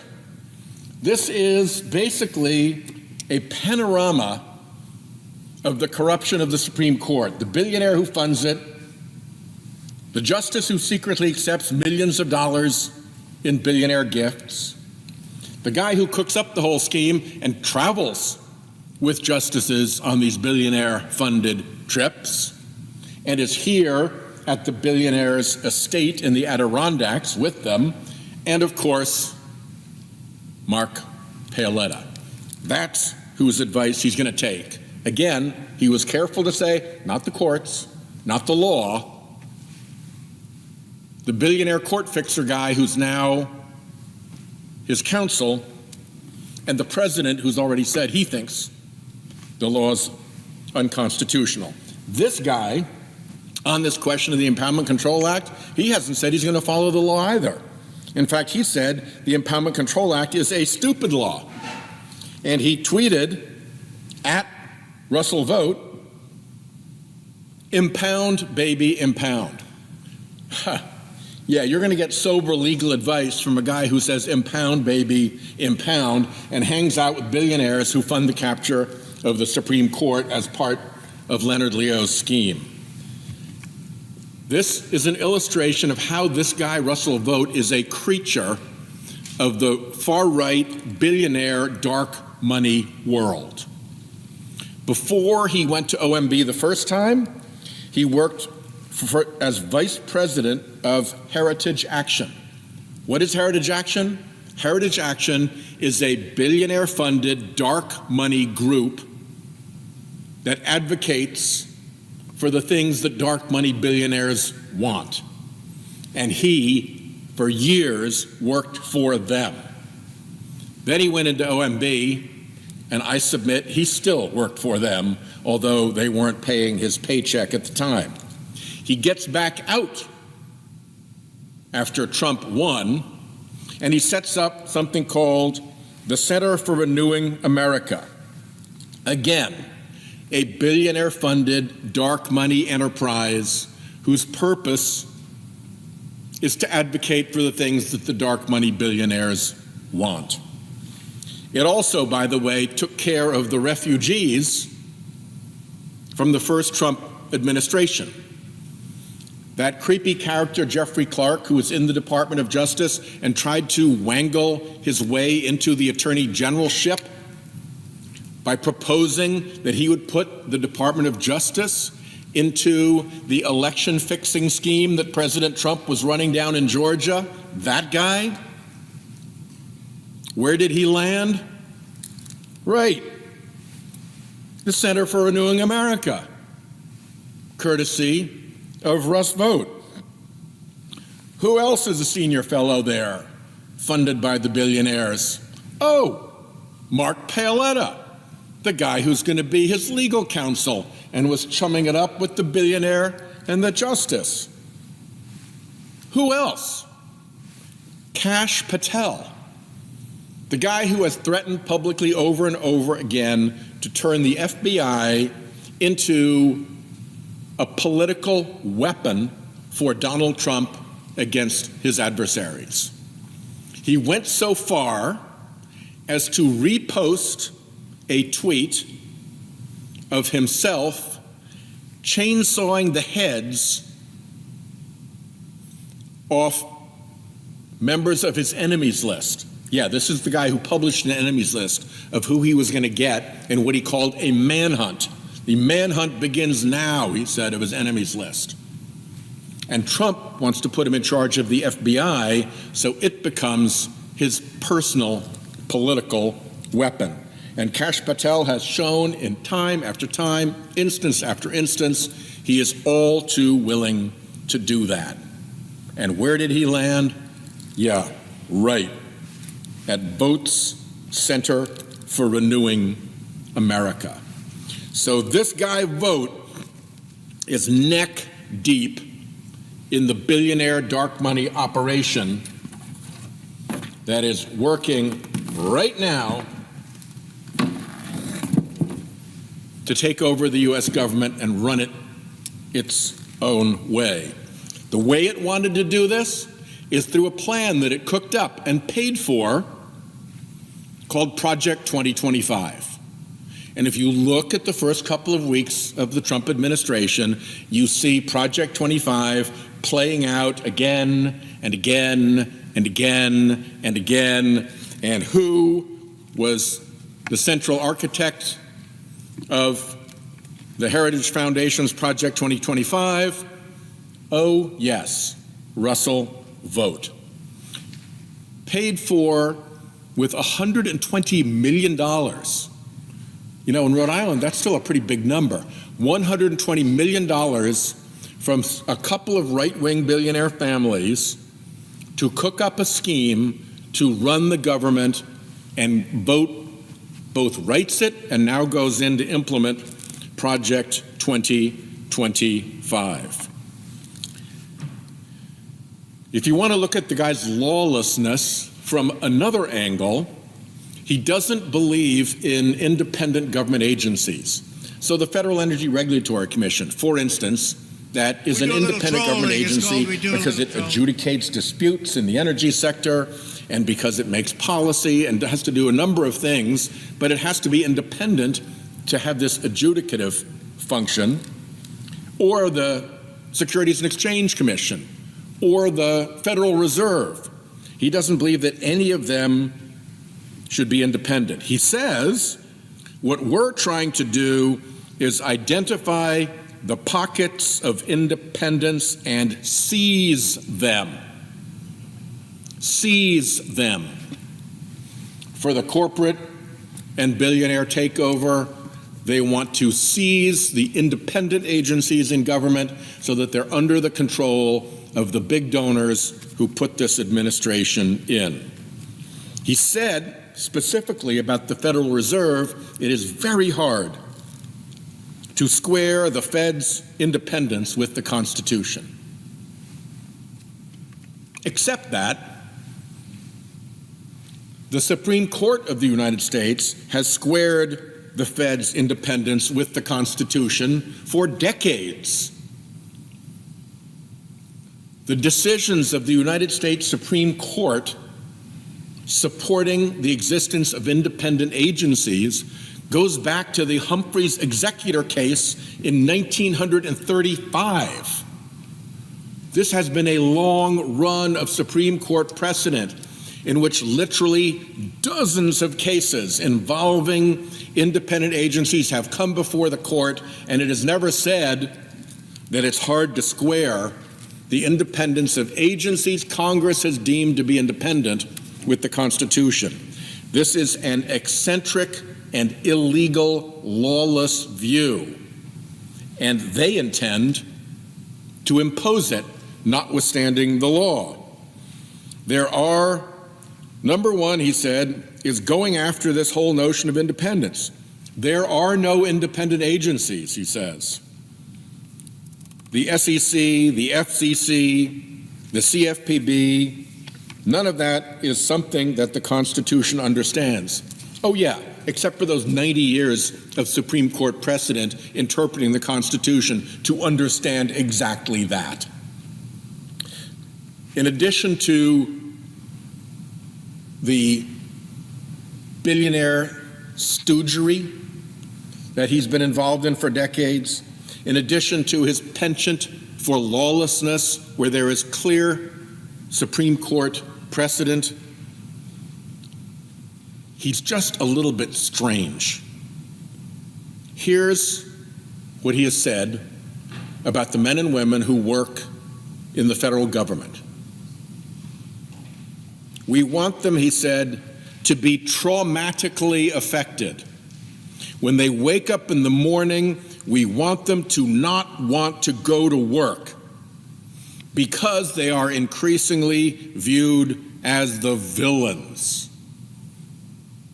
Your postman, the villain, the meat inspector who makes your steak safe at USDA, the villain, the health inspector, the people who do the tests on pharmaceutical drugs, the people who do brain cancer research for us. Yeah, we definitely want them to be viewed as the villains and to not want to go to work. He goes on, we want their funding to be shut down so that, and of course he picks the EPA because we're dealing mostly with polluter billionaires. We want their funding to be shut down so that the EPA can't do all of the rules against our energy industry because they have no bandwidth financially to do so. We want to put them in trauma. If you think that's normal, you might want to go have just a little look in the mirror. We do a little trolling. He wants mass firings, which we're already seeing threatened. He wants to eliminate the civil service, fire staffers, so that they can be replaced with loyal partisans. So let's say you're a big polluter. Let's say you're a big oil company. Let's say you're not cleaning up your methane leaks. You're spewing waste methane into the atmosphere for everybody else to breathe. And the Environmental Protection Agency, or perhaps the Department of Interior, who may be your landlord, comes to you and says, you know, you got to clean up your mess here. You're spilling methane into the atmosphere. It is poisoning people. You've got to knock it off. Nope. Out you go. Bring in the sycophants, bring in the loyal partisans, bring in people who will tell the corporate and billionaire takeover artists that are at work now, never mind, we got your back here. You just keep leaking that methane. And here's one that kind of stunned me. Pretty simple question. I asked him, did Joe Biden win the 2020 presidential election? What was his answer? I believe that the 2020 election was rigged. No court has ever believed that. People got their bar ticket removed for telling courts falsehoods that the election was rigged. This was the first big lie of the Trump administration. And he's not over it. And he wants to go and run the nerve center of OMB. He even wants to invoke the Insurrection Act, bring in the United States military onto domestic soil to break up people who are protesting the Trump administration. This is not a normal guy. This is not a guy who respects the law and the Constitution. This is a tool of a very small right-wing billionaire elite, and he has proven himself with his participation in the Trump scheme to hold back urgently needed money from Ukrainian warriors trying to defend their country against Putin so that they could put pressure on Zelensky to develop dirt on Trump's political opponent. He was part of that scheme. What a guy. The last thing that I'll mention is that he has described Joe Biden and his administration as having engaged in climate fanaticism. Climate fanaticism. This from the slow, cautious, temperate, non-combative Biden administration. I wish they'd been a little bit more fanatic, but they sure weren't.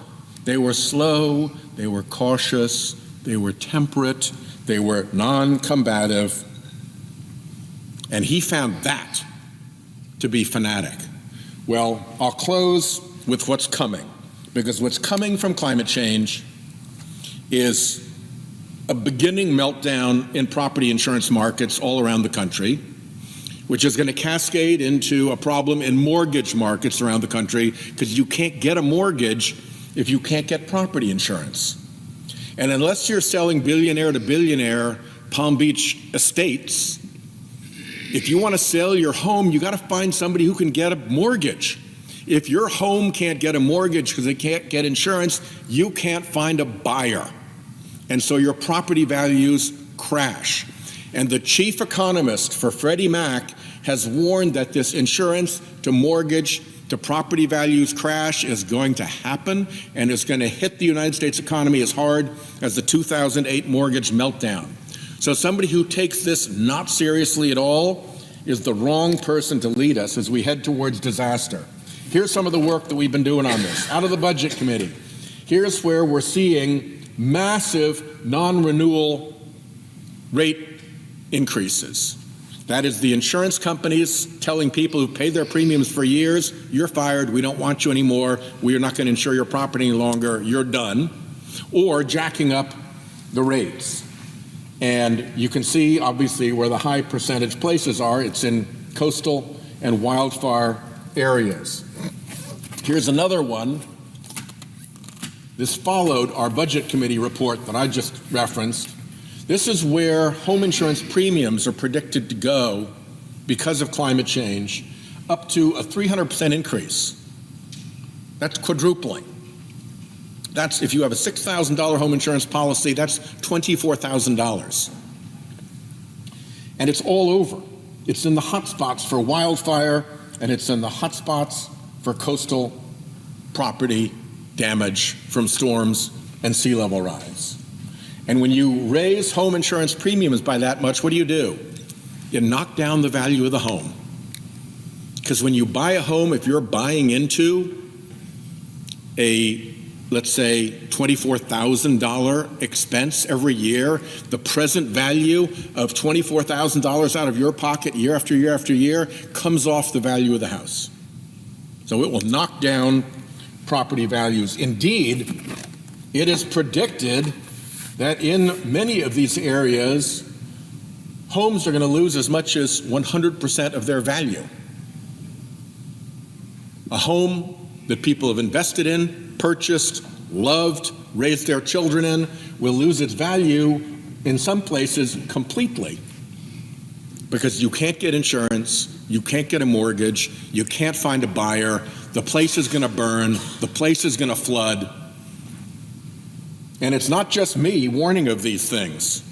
Here's an article from The Economist magazine, not exactly a liberal green publication, predicting globally that the next housing disaster is going to come from climate change. Severe weather brought about by greenhouse gas emissions is shaking the foundations of the world's most important asset class, real estate.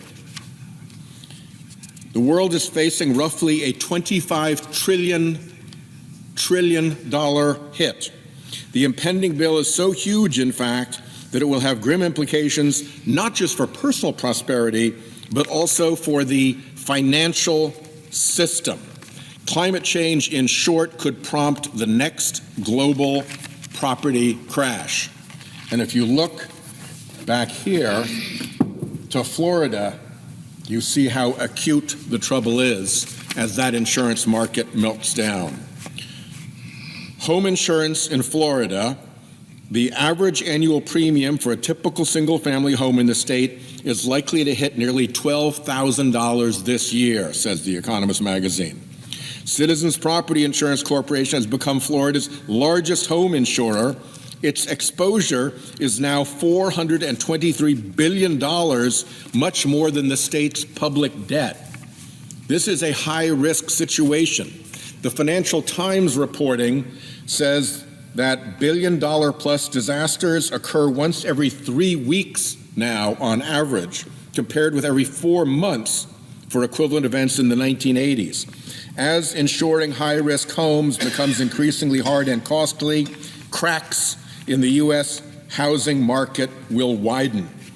This danger of housing values collapse is already underway. Residential properties in the U.S. are overvalued by $121 billion to $237 billion for flood risks alone, not the wildfire risks out west, the flood risks alone. That's the Financial Times. The New York Times. Without insurance, it's impossible to get a mortgage. Without a mortgage, most Americans can't buy a home. Headline: Insurers are deserting homeowners as climate shocks worsen. Bloomberg News: U.S. home insurance real estate markets teeter on financial crisis. Here's what they say. It's hard to overstate the role that insurance plays in the modern economy. Banks won't make mortgage loans for uninsurable properties. Without those loans, the real estate market slows to a crawl, which in turn eats away household wealth and the tax revenue that state and local governments rely on. For insurers to play their part, they have to feel confident predicting how much damage they might have to cover. To do that, they build models of the future based on what's happened in the past. They don't have to be right all the time, just enough to win by more than they lose. Climate change has made that much harder. A warming world is more dangerous and unpredictable. In the 1980s, the U.S. experienced roughly 3 disasters a year that did at least $1 billion in damage. Now the annual occurrence is closer to 18. And it's not just news reports. Here's the Congressional Budget Office analysis. The risks of climate change to the United States in the 21st century. As emissions of greenhouse gases from human activities accumulate in the atmosphere and oceans, climate conditions are changing throughout the world. In the United States, those changes will have consequences for economic activity, real estate, and financial markets.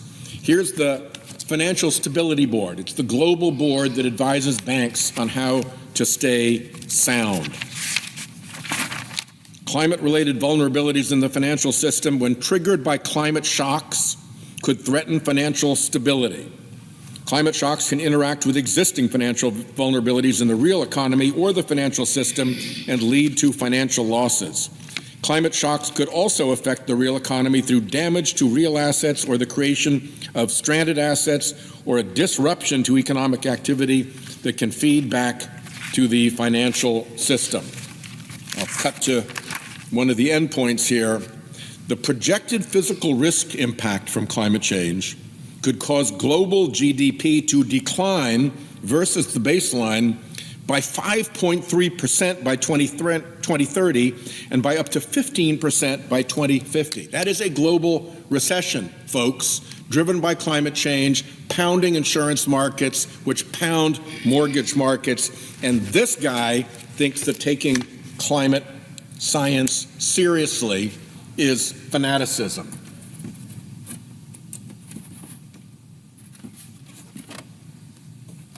Here's what the American people think about some of this stuff. Penalties on high pollution imports, letting high pollution Chinese products into our country, putting a penalty on that. 12% oppose, 74% support, a 62% positive swing. Carbon pollution limits on big companies, 12% disapprove, 72% support. Impose a fee on big polluters, 10% oppose, 74% support, a 64% swing. The American public wants to solve this climate problem, which is why the billionaires need to come in and take over the government from the inside with people like Russell Vogt, so they can defeat the American people, continue to pollute, and let the economic mayhem ensue. And I'll close with this last image just because I really love it. Here's the MAGA guys standing outside the wall of Trump's Mar-a-Lago palace. Ha ha! We sure showed those elites who's in charge. Meantime, inside are the helicopters from Wall Street, big tech, Bezos, pharma, big ag, Musk, coal, big oil, crypto bros. This is what is happening. MAGA may have thought it won the election, but here's who really won the election. The looters and the polluters.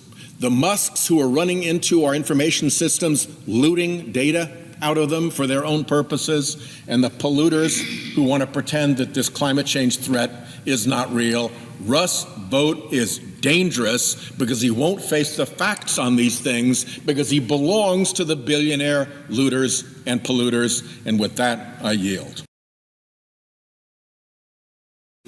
Our next topic that we will be speaking about, each one is so dangerous to America. Each one, in each one is Donald Trump is betraying America and just totally going back on what he said when he ran in the campaign.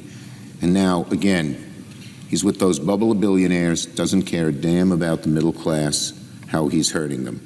And so now senators will turn to an issue especially alarming to so many people, the deep, deep corruption that Donald Trump and Elon Musk and Doge have unleashed on their watch, the amazing amount of self-dealing, and they're trying to enrich themselves on the backs of the government, which means on the backs of the American people. One of our great experts in this area who's been talking about this for a very long time is Senator Whitehouse, and I yield to him.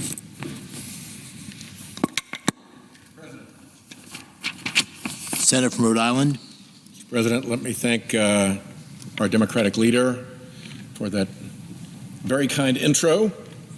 I will confess that I come to the Senate floor today with a pretty heavy heart.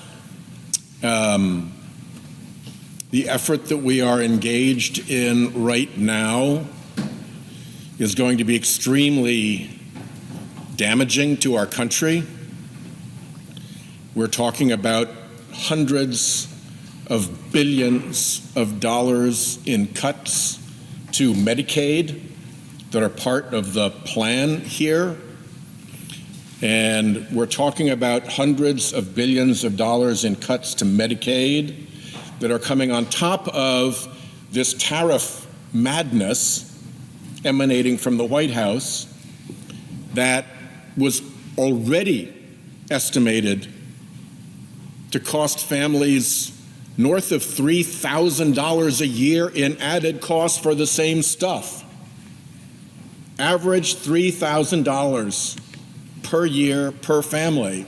And that was before the retaliatory tariffs came back. So that's kind of the baseline. Trump campaigned on lowering costs, and the first thing he's done is to raise costs by thousands and thousands of dollars for American families. On top of that, their pensions and 401ks got slaughtered. I think it's about $3 trillion in value lost because of this maniacal tariff effort that gives nobody any confidence about which way we're going to go. Set aside how bad the tariffs are, like the lesson the last time we tried this back in the Depression era isn't obvious enough that tariffs harm the economy unless they're precise and intelligent and purposeful and focused, which these are by definition not. But just the uncertainty, Just the fact that every day it's a different tariff, it's another number. It's such a ham-handed gong show over at the White House that the White House website and the White House press conference put out different numbers for the same companies. This whole thing is like being run by the Keystone Cops, but they're playing with economic dynamite. And between what's about to happen to Medicaid, which supports so many folks, mothers and fathers, aunts and uncles in nursing homes, that supports so many folks, spouses, sisters, when they give birth, that supports so many folks, family members who are in addiction recovery and are getting support from programs in Medicaid. When you kick out elderly family members from nursing homes, you're doing a real blow to a family on top of the $3,000 plus, on top of the hammered 401k or pension.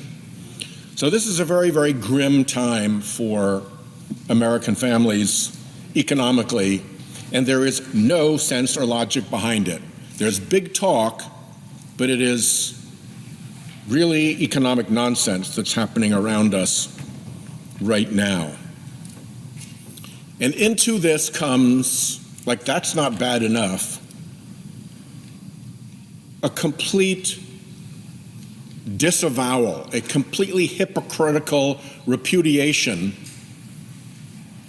of things that Republicans have claimed to believe in for a long, long time. And what we're seeing in this budget reconciliation process is massive lies exposed. The first one is that Republicans care about the debt and the deficit. Let me tell a few stories about my time as chairman of the Budget Committee. As chairman of the Budget Committee, I paid a lot of attention to what climate change portends for the American economy. And the reason I did that is because there's some pretty damned serious and very dire warnings that are out there and that come from some pretty darned serious people, not Green New Dealers, but really significant people, often ones who have a fiduciary duty to get this right. They can't be like the fossil fuel industry and lie at an industrial scale about climate change, because they have a fiduciary duty to tell the truth and get it right. And in particular, that's the insurance industry. I'll show you, last April, The Economist magazine cover article, the next housing disaster. The next housing disaster is what they predicted could be a $25 trillion hit to the global real estate asset class. Why? Because of climate risk. Because if you can't get insurance on a property, you can never again get a mortgage on that property. And when most Americans still buy their property with a mortgage, it's fine if you're one of Trump's billionaires and you swap properties around paying cash. But if you're like most Americans and need a mortgage to buy your property, or if you're like most homeowners and when you want to sell your property, you need to find somebody who can buy it with a mortgage, well, if your property won't support a mortgage any longer because your property is too dangerous to insure, here's what the chief economist for Freddie Mac said about that. He said that you have an insurance crisis in homeowners property insurance, which we are already seeing in Florida. This is not a prediction in the future. This is a now thing. We are in the early stages of this. It is happening. Ernest Hemingway was asked how you go bankrupt. He said, gradually, and then all at once.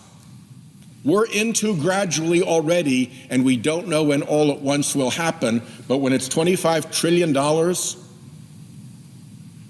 out of the world's largest asset class, that is a massive economic hit to our economy. So the insurance crashes, right behind that comes the mortgage crash. Right behind that comes the property values crash because no mortgages. And that leads to another recession, according to the chief economist of Freddie Mac, the American mortgage giant. And he made that prediction of insurance crash to mortgage crash to property values crash to national economic crash based just on the risk to coastal properties. You see here how they use the ocean, tearing away at the underpinnings of the real estate. He was looking at coastal property risk. He was talking about a coastal property values crash. Well, guess what? Coastal risk now has an evil sibling that is just as bad and maybe worse, which is wildfire risk. Look at what happened to LA. Look at how wildfire seasons have become year-round in parts of the West. Look how wildfire area has expanded beyond traditional wildfire risk areas.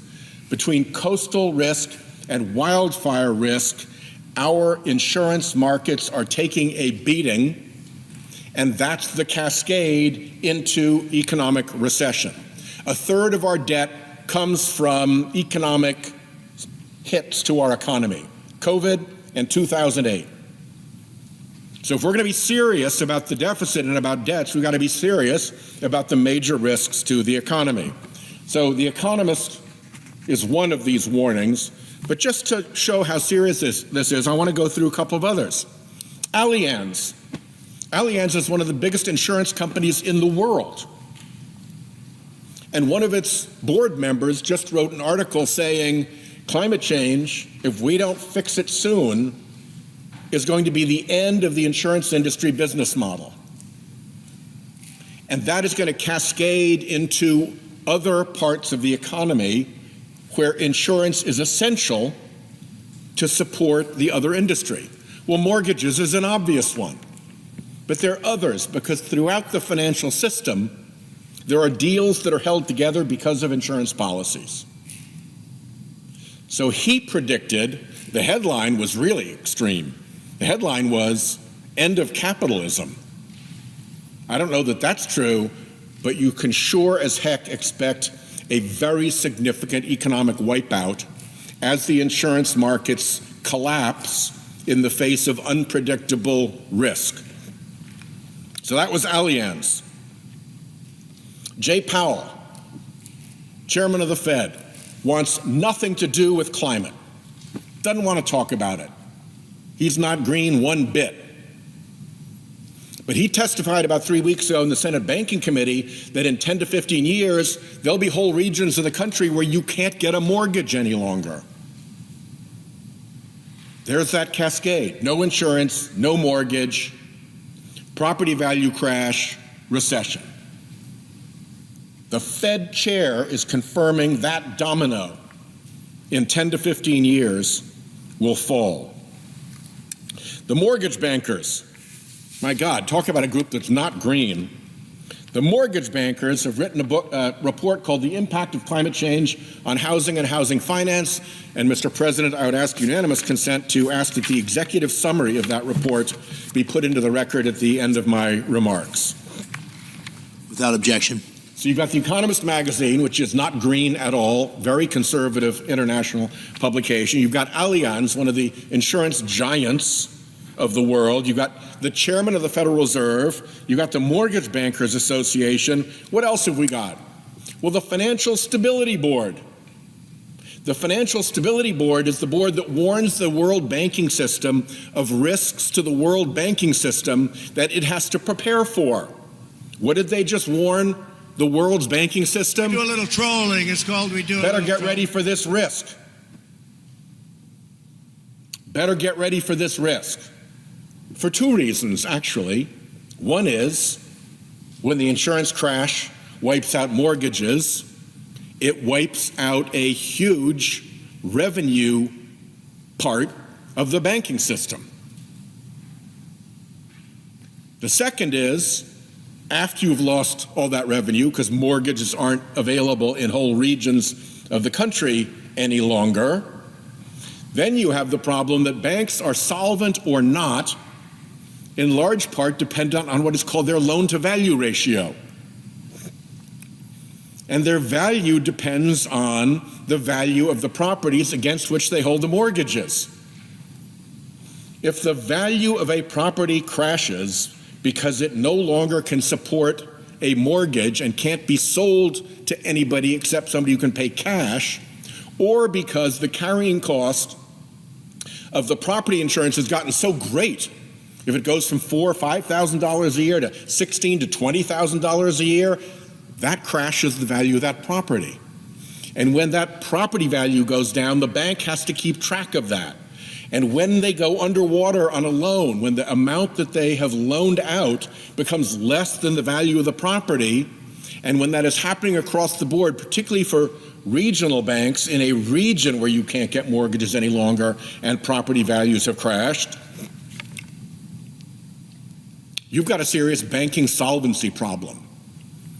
And that is what the Financial Stability Board reports. I would commend that report to anybody who can put up with complicated economic terminology. It is not a fun read, but it's pretty telling when the body responsible for economic stability in the world's banking system is putting out these warnings. So you got the economists, you got Allianz, you got Chairman Powell, you got the mortgage bankers, you got the Financial Stability Board. I've mentioned already Freddie Mac's chief economist who explained how this cascade works. More recently, another group called First Street just stood up, and they showed what's going to happen in specific areas where property values are going to crash, where premiums are going to soar. Property values down by as much as 100%, total wipeout. Premiums quadrupling in places.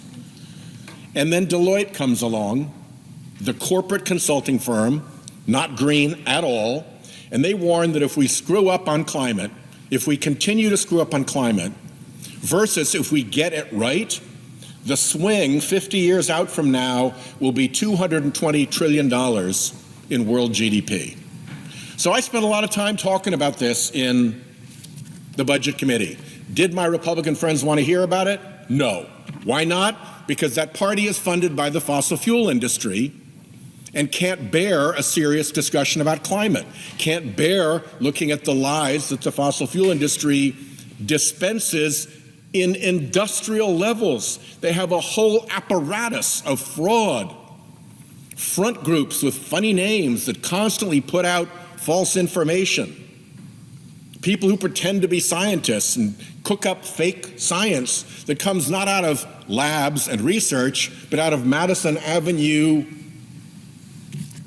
in propaganda firms. And so what they said to me over and over again was, why are you talking about climate? That doesn't have anything to do with the budget. You need to be talking about deficits. You need to be talking about debt. They're all about how our children are going to have their futures imperiled by deficits and debt. Well, they're going to have their futures imperiled by climate change, is what pretty much anybody who's sensate still is showing. But oh my God, how much talk I had to listen to, how much self-serving, self-aggrandizing talk I had to listen to about how we really, really had to deal with our debt and deficit problem. Well, look at what they're up to now. The Senate budget that the Republicans are pushing blows the deficit through the roof. By 2035, doubles it. Our national debt, I said the deficit, I meant our national debt. We are talking here about $60 trillion in debt. Where was we want to raise it to $60 trillion in debt when I was getting all these lectures in the Budget Committee from all my Republican friends about how the most important thing was our national debt? The House budget resolution is no better, just as bad. 30 trillion goes to 56 trillion. And if you look at some of the numbers here, we got a letter back. I asked unanimous consent to have the letter here added at the end of my remarks. It comes from, without objection, the Joint Committee on Taxation. It's their job to review these things. It begins, Dear Senator Whitehouse, Senator Wyden, Mr. Neal, and Mr. Boyle. This letter is in response to your request for revenue estimates to extend permanently the individual tax provisions, et cetera. We asked, what's it really going to cost for the Republicans to do this stuff? Well, here at the bitter end, you actually get to the numbers. And the numbers are that the total of the tax provisions just over 10 years, just to like here, goes up $4.6 trillion. And then, because you've got to borrow money to fund that additional $4.6 trillion that Republicans want to add to our debt, the actual number settles out at $5.5 trillion. $5.5 trillion added to our national debt. After all those lectures I got about how you couldn't pay any attention to climate change while their pockets are stuffed with fossil fuel money, metaphorically,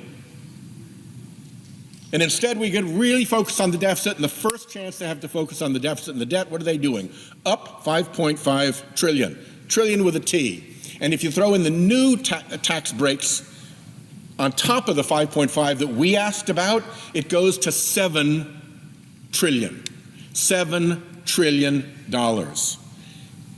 And the Senate Republicans, here's where it gets really sick, because they're cheating the budget process. They get to the lie that this won't cost money by cheating. They're planning to simply ignore what the Congressional Budget Office said, ignore what the Joint Committee on Taxation calculated. They're planning to dodge the parliamentarian and just make up numbers on their own and ignore what the statute says, contrary to 5 decades of law and practice. The budget law, for instance, includes a section telling CBO how to count tax cuts. They ignore that section. They just make up their own numbers. You don't need to be a budget expert to figure out that $7 trillion in tax cuts are going to worsen the budget, going to worsen the debt. And in fact, we kept bringing in witnesses to talk about the debt and the deficit, and the Republicans could never produce a witness that said that tax cuts pay for themselves. Scott Hodge from the Conservative Tax Foundation, who was a witness called to the Budget Committee by the Republicans, said, the Tax Foundation modeled every iteration of what became the Tax Cuts and Jobs Act, which is the Trump tax scam 1.0, and at no time did our model ever predict that it would pay for itself. The model does not estimate that virtually any tax cut will pay for itself. That's a kind of a myth that has been created. So it is really frustrating to hear colleagues who lectured me and lectured me and lectured me as their excuse to ignore the very plain climate economic risk we are facing about how we really had to deal with the debt, and then when they have the chance, what they're doing is they're blowing it through the roof. And to do that, they're going to hack away at Medicaid. And at the end of the day, most of this goes to the very rich. The original thought was out of $4 trillion, it was $2+ trillion going just to a very small group of extremely rich people and very big corporations. Our tax code is riddled with corruption. We could raise a lot of money and actually fix the deficit by pulling out the corruption. But the big businesses would squeal and scream because they don't like paying taxes. And for a long time, they haven't had to. In what some of my colleagues seem to think are the good old days, that's the 1950s. The good old days in America when men were men and life was good. Corporations contributed 30% of America's revenue. Corporations contributed 30% of America's revenue. And look at what's happened to it year after year, after their lobbyists have come here, after they've written checks to Republican super PACs, after they've worked this building, they're down to about under 10%. They've been down as low as 6%. And by the way, it's not because corporations got smaller and poorer in that time. They're bigger than ever. The fossil fuel industry alone made the biggest profits in corporate history, gouging American consumers after international prices went up post Putin's invasion of Ukraine. There's plenty we could do to solve the debt problem. But oh my God, the flagrancy of the lie about concern about the deficit is pretty stunning. The other thing that they have said, and I'll close with this, the other thing that they have said is, oh, we have to defend the filibuster at all costs. Oh, we can't do the nuclear option. Oh, the only time we'd possibly ever use the nuclear option is when the Democrats did it first. So they did a nuclear option to put their people onto the Supreme Court and blamed it on Harry Reid because he had done the same thing for the D.C. Circuit after they'd put up a firewall around the D.C. Circuit. But since then, it's been, we will never, never, never, never, never, never blow up the filibuster. We will never use the nuclear option. Well, here's where we are with the parliamentarian right now. They have done an end run around getting a determination on whether this stunt that they're pulling by pretending that these tax cuts don't have any economic effect, don't add to the debt, will get reviewed by the parliamentarian. I will tell you one thing. There have probably been documents brought to the Senate floor before that contained a lie. But I can't think of one that has been brought to the Senate floor that both contained a lie and that lie's own rebuttal in the same document. The lie is that all these tax cuts for billionaires and big corporations won't add to the debt. That is imaginary, that is fake, that is not economically possible, but they say it. And then in the same document, they lift the debt limit by $5 trillion. If these tax breaks don't have any cost, don't add to the debt, why do they need to raise the debt limit by $5 trillion? The problem is, it's very hard to go into the parliamentarian's office and say, this is legit, because at the same time I'm lying that it's free and adding $5 trillion in debt limit because it obviously isn't free. When you're dealing with a debt limit, you're dealing with banks and Treasury and people who can't participate in the Senate hothouse lie that this doesn't cost $5 trillion. And so you have these two things side by side in the same bill, the lie and its own rebuttal baked right in. How do you get that by the parliamentarian? Very hard to do, so they skip. But the problem is that sooner or later, there will be a parliamentary ruling. And maybe they hope that they've got so much steam built up that the parliamentarians will just roll over. Or maybe this whole thing just blows up and the parliamentarian says, no, you can't do that. You have a lie and its own rebuttal in the exact same document. You can't pretend that this is a true thing, and therefore it's not compliant with the budget laws for all of the reasons I mentioned earlier. Out of compliance with CBO, out of compliance with Joint Committee on Taxation, out of compliance with proper reporting, all of it. So, what does that mean? That means that at some point, the time will come when the parliamentarian says, nope, and blows the whistle. They think that that's going to happen already, which is why they're doing the end run. And when the day comes that it actually happens, that's when they have to go to the nuclear option, because otherwise all of this will have been in vain. So we're on a path to the nuclear option. Pretty much everything Republicans have claimed to stand for is destroyed in this process. The hypocrisy alert about the deficit and the debt, and now they're raising it by huge numbers. When you have to put real numbers in the document, you simply deny them even though the debt limit numbers prove the lie, when there are budget rules that we've honored for decades, going to ignore them, just blow it through, parliamentarian, end run around the parliamentary folks, and then at the end go nuclear after saying we'd never, never, never, never, never, never do that. This whole thing is such a con and such a shame and will cause so much damage to families dependent on Medicaid, all so they can give billions of dollars in tax breaks to big corporations and to billionaires who don't need it. In fact, their share of federal revenue has gone down by from over 30% to below 10%. They have just walked away from their responsibilities to help fund America. They left that on the backs of regular taxpayers, and it's not enough for them to be under 10%. They want more. They want to get that down to what, 5%, 4%? Nothing, be complete freeloaders? This thing is an embarrassment. And I will say I rest my case. But when you actually look at their debt limit numbers, maybe I should say they rest my case. I yield the floor.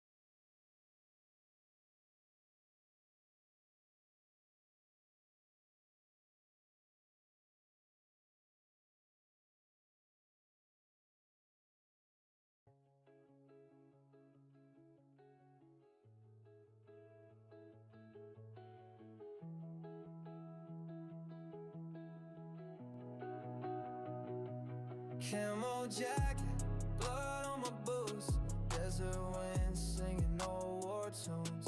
Left some brothers in the fields we crossed. Can't count wins when you know the cost. Whiskey on ice, pour another glass. Every toast is a name from the past. Smoke in a mirror, ghosts in my head, carrying memories of the things unsaid. Riding through the dark, stars burning out. Lost a lot of friends, can't turn around. Looking in the rear view, seeing their faces, trying to outrun all the places. Ghosts in my rear view, names on my skin, carrying the weight of everywhere I've been. Osama bin bombing, still standing tall, but it's lonely as hell when you survive it all. Yeah, ghosts in my rear view, chasing me down. I wear this pain like a crooked crown. Tattered flags in empty halls, battle scars on these crumbling walls. Laugh too loud just to drown the doubt. Smile on my face, but I'm hollowed out. Medals in a box, gathering dust. Only thing heavy in a broken trust. A legend they say, but they don't see the silence that screams inside of me. Riding through the dark, stars burning out. Lost a lot of friends, can't turn around. Looking in the rear view, seeing their faces, trying to outrun all the places. Ghosts in my rear view, names on my skin, carrying the weight of everywhere I've been. Osama bin bombing, still standing tall, but it's lonely as hell when you survive it all. Yeah, ghosts in my rear view, chasing me down. I wear this pain like a crooked crown. Smoke rings fade into the night. Pour another drink just to feel alright. Heroes fall and legends fade, but I'm still running from the mess we made. Ghosts in my rear view, names on my skin, carrying the weight of everywhere I've been. Osama bin bombing, still standing tall, but it's lonely as hell when you survive it all. Yeah, ghosts in my rear view, chasing me down. I wear this pain like a crooked crown. Ghosts in my rear view, yeah, ghosts in my rear view, still chasing me down.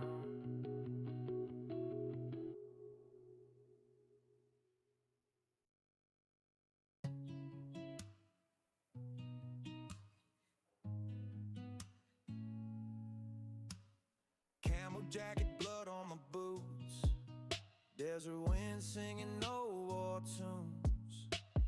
Left some brothers in the fields we crossed. Can't count wins when you know the cost. Whiskey on ice, pour another glass. Every toast is a name from the past. Smoke in the mirror, ghosts in my head, carrying memories of the things unsaid. Riding through the dark, stars burning out. Lost a lot of friends, can't turn around. Looking in the rear view, seeing their faces, trying to outrun all the places. Ghosts in my rear view, names on my skin, carrying the weight of everywhere I've been. Osama bin bombing, still standing tall, but it's lonely as hell when you survive it all. Yeah, ghosts in my rear view, chasing me down. I wear this pain like a crooked crown. Tattered flags and empty halls, battle scars on these crumbling walls. Laugh too loud just to drown a doubt. Smile on my face, but I'm hollowed out. Medals in a box, gathering dust. Only thing heavy in a broken trust. A legend they say, but they don't see the silence that screams inside of me. Riding through the dark, stars burning out. Lost a lot of friends, can't turn around. Looking in the rear view, seeing their faces, trying to outrun all the places. Ghosts in my rear view, names on my skin,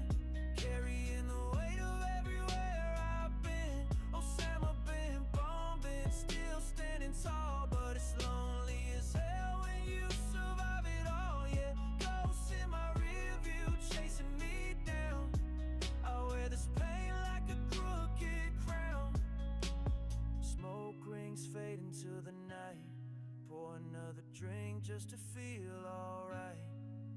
Heroes fall and legends fade, but I'm still running from the mess we made. Carlos in my rearview, names on my skin, carrying the weight of everywhere I've been. Osama bin bombing, still standing tall, but it's lonely as hell when you survive it all. Yeah, ghosts in my rearview chasing me down. I wear this pain like a crooked crown.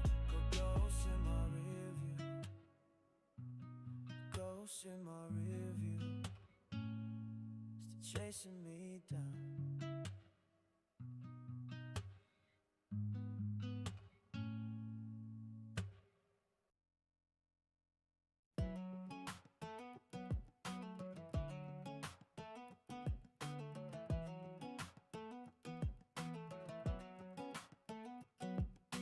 Boots kicked up on a ballroom chair, camo hat back and he just don't care. Osama bin bombing done cleaned that map, now he's sipping on whiskey with a victory lap. 4 shots down, toast to the boys, another round coming, let's make some noise. Fought that fight like a wild Mustang, now he's dancing in boots, letting freedom bang.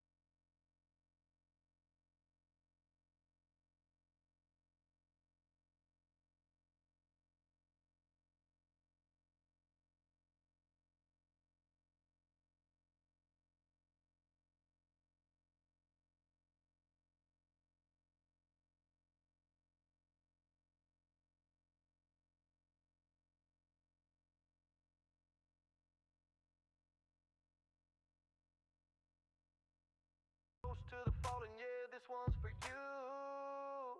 Shots for the victory, bottles on me. Bin bombers back, let the whole bar see. Raise them up high, toast to the fight. Drink till we forget all the long hard nights. Yeah, shots for the victory, shots for the pain. Drinking like a cowboy, singing in the rain. Boots hit dirt, now boots hit floors. From the battlefields to the honky-tonk doors. Knocked them all down, took that flag. Now he's 2-step deep with a whiskey swag. Got battle scars hid under his sleeve. Got war stories that you wouldn't believe. But tonight's for the ones who ain't coming back. So he's buying out the bar, keep pouring that jack. Old big belt buckle, mud on his jeans. Riding that high from the war machine. Drink in hand, got nothing to prove. Toast to the fallen, yeah, this one's for you. Shots for the victory, bottles on me. Bin bombers back, let the whole bar see. Raise them up high, toast to the fight. Drink till we forget all the long hard nights. Yeah, shots for the victory. Drinking like a cowboy, singing in the rain. One for the homies still holding the line. One for the nights we made it out fine.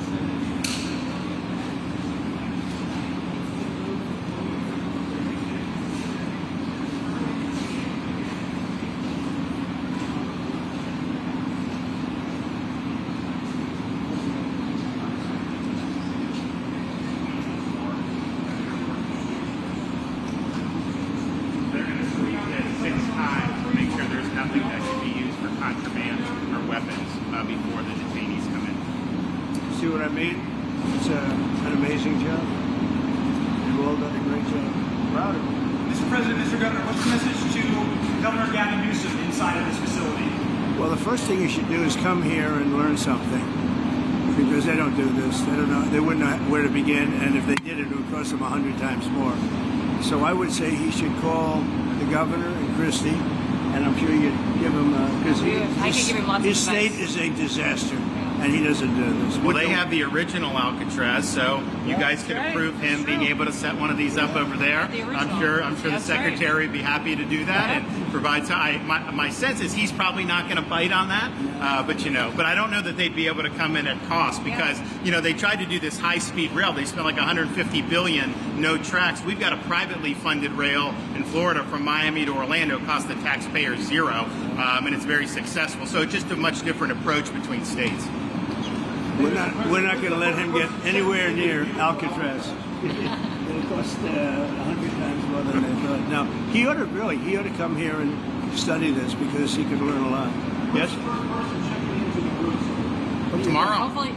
Hopefully tomorrow, within the next 24 hours. They have the doctors, they have all the professionals. There's going to be a security sweep because there have been civilians here, so they will sweep this multiple times to make sure there's nothing can be used as weapons or any contraband. And then once that's cleared, then they'll do. So it's really up to Secretary. I know's got people in the queue, and so they'll be ready to receive. I think our viewers at home should know that this is air-conditioned facility. Yes, so it is. if any of the news claims are keeping it out in the pocket in South Florida, that It's is air all conditioned. It feels good in here, to be honest.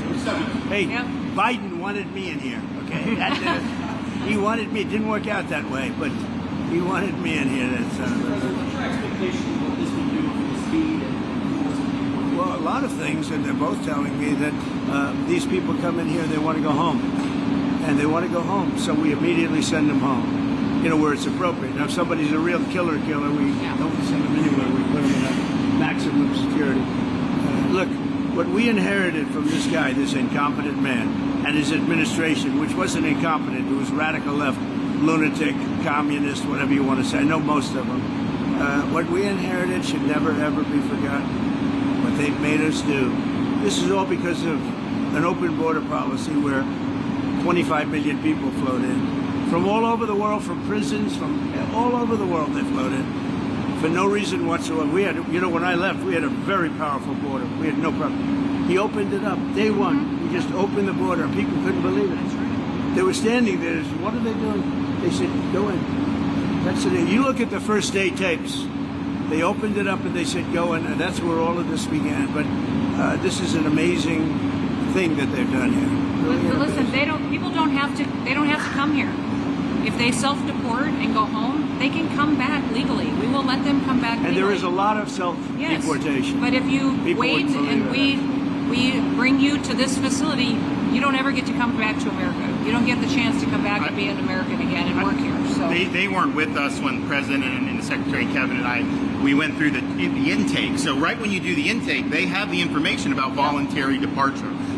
They have the ability. Obviously, you guys are funding that because it's a lot cheaper to do it that way. So even if they get brought to the front doorstep here, they still have an opportunity to just go back voluntarily. And then this way they're not we can put them on a plane that day and take them home. We'll buy their plane ticket, go home, and then they get the chance to come back legally. If they wait, let's If say they we're not do gonna that, they can come back legally after a period. Yeah.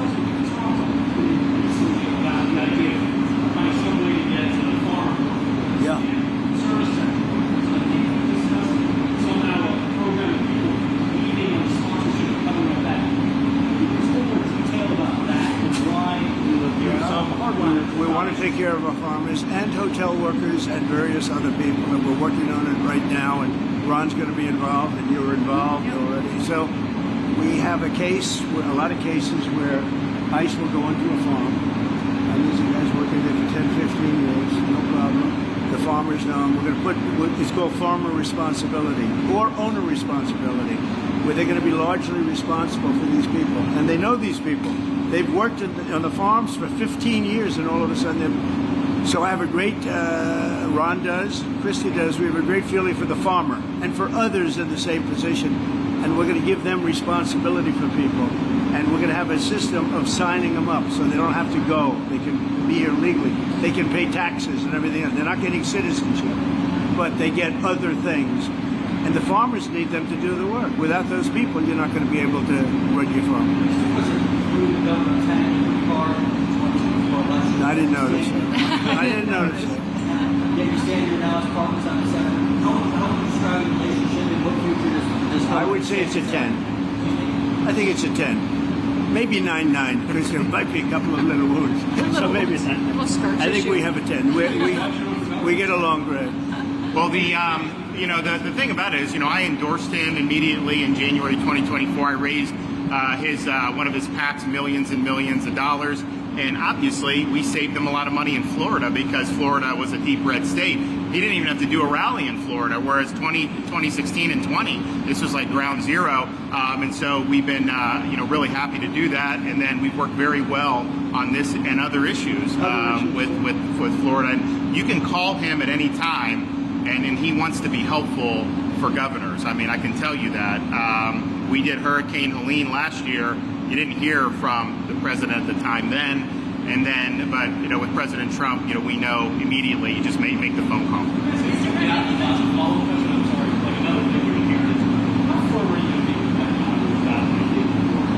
Very firm, but he wants it too. I will tell you, he's coming here next week. He wants to end it too.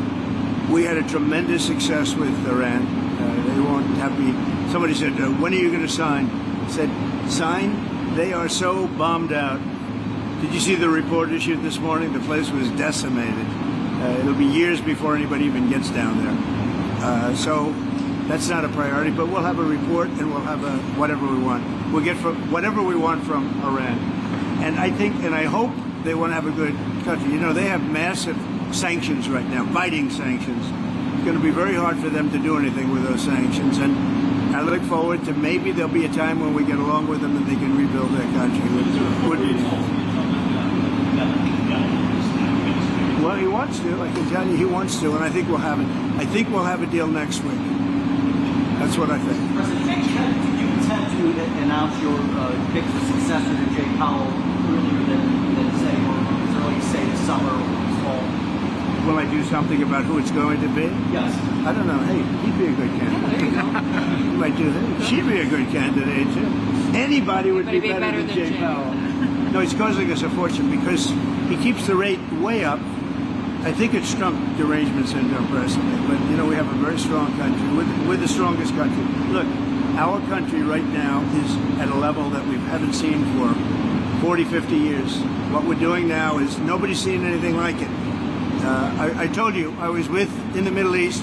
The King of Saudi Arabia said to me very strongly, he said, "You know what? A year ago you had a dead country.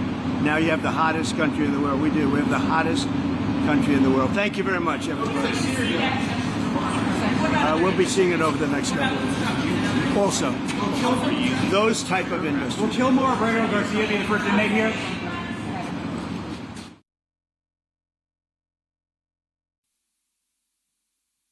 Thank you very much.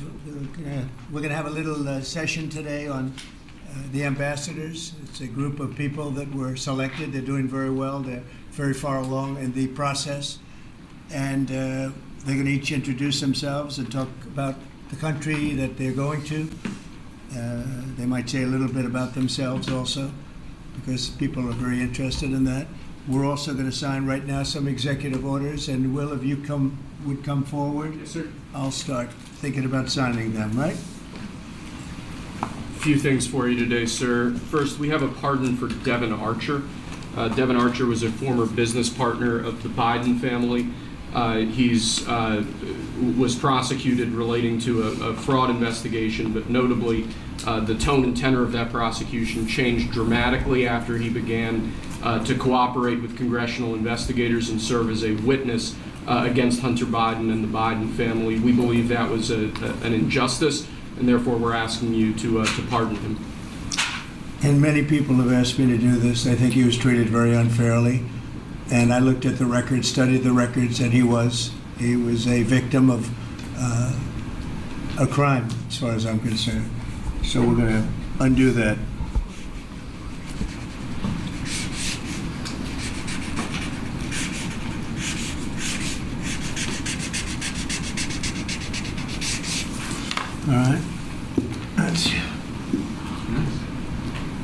Devin Archie. Congratulations, Devin. Next, sir, we have a presidential memorandum for your attention. This memorandum requires the immediate declassification of all FBI files relating to the Crossfire Hurricane investigation. This was obviously one of the instances of the weaponization of law enforcement powers of prosecution against you and others. We believe that it's long past time for the American people to have a full and complete understanding of what exactly is in those files. Which gives the media the right to go in and check it. You probably won't bother because you're not going to like what you see. But this was total weaponization. It's a disgrace. Should never happen in this country. But now you'll be able to see for yourselves, all declassified. Is that correct? Would Yes, you sir. say? All declassified? Yes, sir. Everything? The FBI file with there's a classified annex, but other than that, this we'll put everything in the public eye. Is anybody going to look? What about you? You going to look?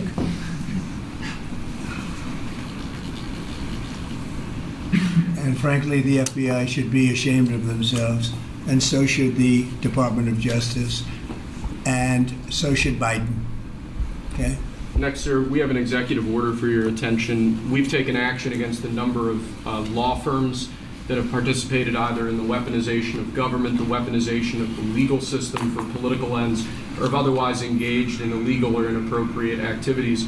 The law firm of Jenner and Block is one of these law firms. This is a law firm that, as you know, employed Andrew Weissman after he came off of the Mueller investigation. It's a law firm that's engaged in invidious racially and sexually discriminatory practices.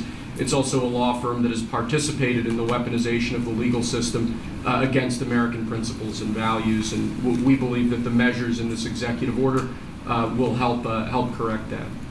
And Andrew Weissman is the main culprit?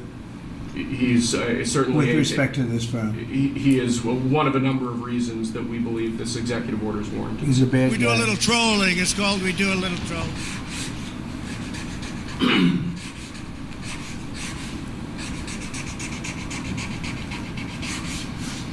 Okay.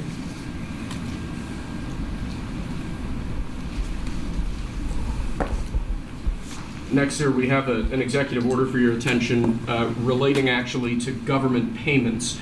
Historically, checks issued by the Treasury are, I believe, 14 times more likely to become the subject of fraud than electronic transfer payments. This is an executive order that's going to push the Treasury Department to modernize its payment system to ensure that where possible they're using electronic methods of payment as opposed to paper checks in order to reduce waste, fraud, and abuse in the government, which is obviously an endeavor that we've been pursuing in numerous aspects of government under your leadership. It's basically modernization of equipment and methods, and it's something that really I think he's going to be a great Secretary of the Treasury wanted, Scott, and so we're doing this, and we have other modernization programs going on. We could let somebody else, whoever is next, whoever that may be, do it, but it's something that should have been done 25, 30 years ago.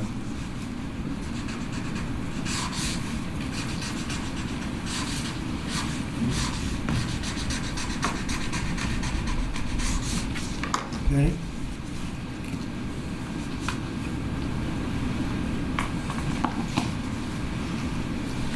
Along similar lines, sir, this is an executive order. We're calling it Protecting America's Bank Account. The basic idea here is that instead of having lots of different departments and agencies and offices issuing payment, often without justification, often without any provided rationale, we're going to be centraling payment processes where possible in the Department of the Treasury and ensuring that measures are taken in Treasury against waste, fraud, and abuse to ensure that money that's leaving the public Treasury is as protected as it possibly can be. All right, good.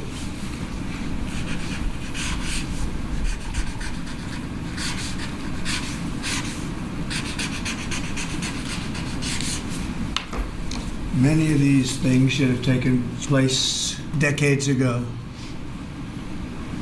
or longer. Lastly, sir, we have an executive order for your attention on the very important subject of election integrity. We believe that this executive order is the farthest reaching executive action taken in the history of the Republic to secure our elections. among numerous other aspects of this executive order. This is going to cut down on illegal immigrants on the voter rolls, ensure that the Department of Homeland Security and the data that they have available is being fully weaponized to ensure that illegal immigrants aren't voting. This will include a citizenship question on the federal voting form for the first time. This executive order instructs the EAC to cut federal funding to states that don't take reasonable steps to secure their election. This calls on the Department of Justice to vigorously prosecute election crimes, particularly in states that we don't believe are in compliance with federal law around election integrity. I could go on and on for a while, sir, but compliance with National Election Day rules, cracking down and investigating and prosecuting foreign interference in our elections, revoking President Biden's Executive Order 14019, which essentially weaponized government to corrupt and pollute our election process. There's a lot in here, but we believe that these are very important steps that we need to be taking as an administration at your direction to ensure that our elections are as secure as they possibly can be. Okay, you all understand that? Yes? Election fraud, you've heard the term. We'll end it, hopefully. At least this will go a long way toward ending it. There are other steps that we will be taking in the coming weeks, and we think we'll be able to end up getting fair elections. Perhaps some people think I shouldn't be complaining because we won in a landslide, but we got to straighten out our election. This country is so sick because of the election, the fake elections and the bad elections, and we're going to straighten it out one way or the other.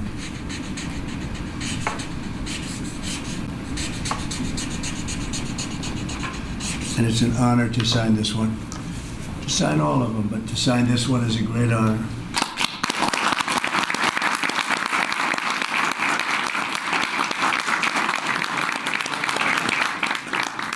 Thank you very much. Sorry, sir.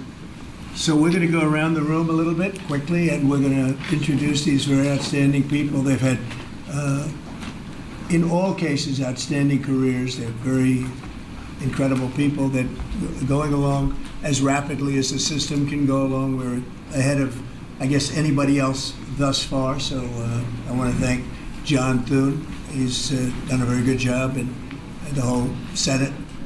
We're being delayed as much as possible by Democrats, but that's standard. It gets to be just standard. But the process is moving along very quickly. So, Sergio, just say hello, and then we'll introduce everybody. Absolutely. Sergio Gorham, Director of Presidential Personnel. It's been an absolute pleasure again to know every one of you every step this way. As the President said, we're at a record pace. We have more nominees today from the Senate than at any previous point, over 70. And that's a record in 2 months. And we're proud of that. And we're determined to ensure the world has America First patriots in all of our posts. Charlie? Charles Kushner. I'm going to France and Monaco, and I'm proud to serve under the greatest president of our country. Very proud to serve. Thank you. Thank you, Charlie. James Blair, honored to work here in the White House as Deputy Chief of Staff. And Mr. President, I think that all of these successful people would want to go serve the United States under your leadership as a testament to your vision and leadership. Thank you, James. I'm David Perdue. I'm going to the People's Republic of China, and it's my honor to represent President Trump, the people of America, and represent our interests and values in China. I'm Leah Campos. I'm going to represent the President in the Dominican Republic. Mr. President, thank you for the honor to serve you in Macron. Thank you. Thank you. Mike Waltz, National Security Advisor. Look forward to working with every one of you on behalf of the President, his leadership, and the American people. John Arrigo. I am going to the Republic of Portugal, and I'm very excited to do so and serve what I consider one of my closest friends and one of the best presidents this country has ever had. Thank you. Kevin Cabrera, nominated to be Ambassador to Panama. It truly is an honor, President, to be part of your administration. Thank you. Tom Barrack, nominee to the Republic of Turkey. Delighted and honored to be with you, Mr. President, in the host country, which is one of the most ancient in civilization, is in search for your peace, prosperity, and security program. Thank you. Good place. Mr. President. Good leader, too. Yeah, Mr. President, thank you. It's an honor. I'm Pete Hoekstra, you know that. But I am going to Canada. Ooh. I look forward to serving you in Canada and your agenda. And you do a great job. Thanks, Pete. Ron Johnson, sir. thank you for the nomination to represent you and the United States to the United Mexican States. And I'm really encouraged by some of the conversations you've had with President Sheinbaum recently and to the increase in support that we've seen of her government along our border on the important issues. So thank you, sir. They have stepped it up a lot, Yes. Mexico and Canada, so see how it works, right? Yes, sir. Thanks. Matt Whitaker from Des Moines, Iowa. I'm proud to, as soon as I'm confirmed, go represent you at the North Atlantic Treaty Organization. Thank you. George Glass on my way to Japan. Previous administration, I served for you in Portugal. It is a great honor to be able to do this a second time. Thank you very for much. the opportunity. Thank you, George. President Trump, my name is Ken Howery. I'm your nominee to be ambassador to the Kingdom of Denmark. We do a little trolling. It's a very called close We Do a partner and Little ally. Trolling. I served for you last time for the Kingdom of Sweden. I want to thank you for the faith you place in me as your nominee to Denmark. Thank you. Thank you very much. President Trump, thank you for the honor of a lifetime. My name is Stacy Feinberg, and hopefully I'll have the honor of serving in Luxembourg. And I think that this is the greatest presidency and the greatest time in history, and it's all because of you. Thank you very much. Nicole McGraw, nominated to serve in Croatia, and it's such an honor to be here with you today and to serve you and the American people. Thank you. Thank you very much. President Trump, thank you very much for your nomination to the Republic of Chile. And let me tell you, Border Patrol agents are so thankful for everything that you've done for them. But That man knows more about the border than anybody. I'm going to tell you. Thank you. President's a great honor. Thank you. Thanks, man. Good Good luck. afternoon, Mr. President. Brian Birch. If I'm confirmed, I'll be representing you at the Holy See. And Catholics are very proud of your work. Your team is doing an excellent job, so thank you. Very honored to serve. Thank you very much. Mr. President, thank you again for the honor, the greatest privilege. My name is Summer Sparkus. I will serve this great man at the Republic of Malta. Thank you, sir. Thank you, Mr. President. Joe Popolo from Dallas, Texas. Very proud to serve you at the Kingdom of the Netherlands, the very first country to recognize the United States 250 years ago. Thank you. Thank you. Mr. President, if I'm confirmed, I will be representing you in the state of Israel. It will be an extraordinary honor, and you've done more for Israel than any president in any time of its history, and we are grateful. And I'm hoping I'll get to be there by Passover. Thank you, Mike. And Mike is an outstanding guy. They all are. And Mike, I think, is going to do wonders for Israel. He actually probably gets along with both sides, and that'll be interesting to see. But the world is watching you, Mike, so good luck. Thank you, Mr. President. Good luck. You're going to do well. Thank you very much. Mr. President, thank you for this great honor to serve the Republic of Italy and San Marino. I'm so looking forward to going over there and working with that great ally, and for the pleasure to serve you. Your staff has been great working with us and have done a great job, and we really appreciate them. Thank you, sir, for pushing this along. And have a good time. A really good time. I'm Warren Stevens from Little Rock, Arkansas, and I have the honor to represent the President and the United States in Great Britain and Northern Ireland, and to be chosen to go to such an important ally of ours is, I know, sir, and I'm looking forward to it, but thank you for the honor. Yeah, you're going to do fantastically. These are tremendously successful people, and you two guys, and then you add on Mike. I think they have a little more money than Mike, but he's got some other advantages. He's got some other, like upstairs, he's got some big advantages. Yeah, he does. It's very exciting. It's really exciting to have all of you. Would you have any questions, media, for the people that you just saw? So outstanding, and I thought it would be nice to bring them before you. And so if you have any questions, please. I wanted to ask about the talks in Saudi Arabia. It sounds like you made some progress on a Black Sea ceasefire. Yeah. Could you update us on that? What happens now? So we've made a lot of progress on two fronts, on both sections that we call them. We call them sections, but they're much more than that. Russia, Ukraine, and also the Middle East. And we'll see what happens. We're in deep discussions with Russia and Ukraine. And I would say it's going well, but it's a situation we should have never had to even think about. Should have never happened. And on the Middle East, that's been going on for a lot of years. centuries and centuries. It just keeps going. And we are making a lot of progress, so that's all I can report. But some very, very big talks are going and detailed talks are going on right now on both fronts. Mr. President, you said that your national security advisor learned a lesson after a reporter. Excuse me, I didn't make you. Go ahead, please. Mr. President, the ceasefire agreement that was brokered today allows for third-party countries to help implement the agreement. What does that look like, and who's going to be involved? The ceasefire agreement? Yes, the maritime ceasefire agreement between Russia and Ukraine. Well, they're going to get together. Look, it's they agreed to something and it got broken. There's tremendous animosity. There's a lot of hatred, as you can probably tell. And it allows for people to get together, mediate it, arbitrate it, and see if we can get it stopped. And I think it will. It'll get stopped. What countries are you looking to work with, sir, to help implement and monitor that ceasefire? We have other countries involved, and they're involved very strongly in the process. And that'll be resolved. That's actually, as bad as it is, that's the least of the problems. So that we'll get that resolved. And we are being aided by other countries too. Yes, please. Yes. Right. Tomorrow, the subcommittee on DOGE is going to review funding for NPR and PBS. Now, every Republican president has always promised to take away this money that's going to these two public news outlets. If they're successful, I know Senator Kennedy has backed it, Marjorie Taylor Greene in Congress has backed it. Would you be interested in defunding and taking away taxpayer dollars to NPR and PBS? Well, I would love to do that. I think it's very unfair. It's been very biased with the whole group. I mean, a whole group of them. And frankly, there's plenty. Look at all the media you have right now. There's plenty of coverage. I was from a different age, and they spend more money than any other network of its type ever conceived. So the kind of money that's being wasted, and it's a very biased view, you know that better than anybody.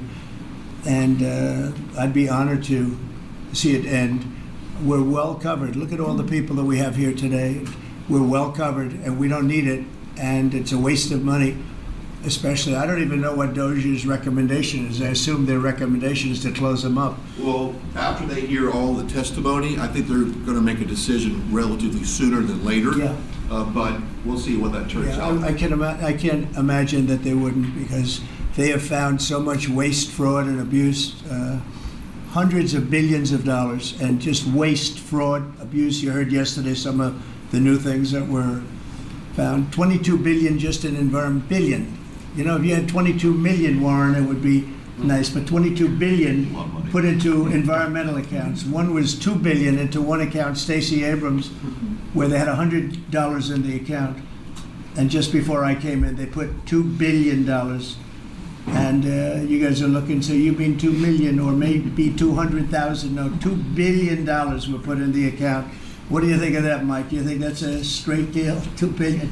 Just write me the check, Mr. President. It's a horrible thing, and we have so many of those things. So they've done an incredible job, and the country wants to hear it. I think DOGE is actually very popular because of what's happening. They're hearing about all of these scams and for big money, tremendous amount. And when you add it up, just hundreds of billions of dollars being wasted, and much of it's fraud. You know, we talk about waste.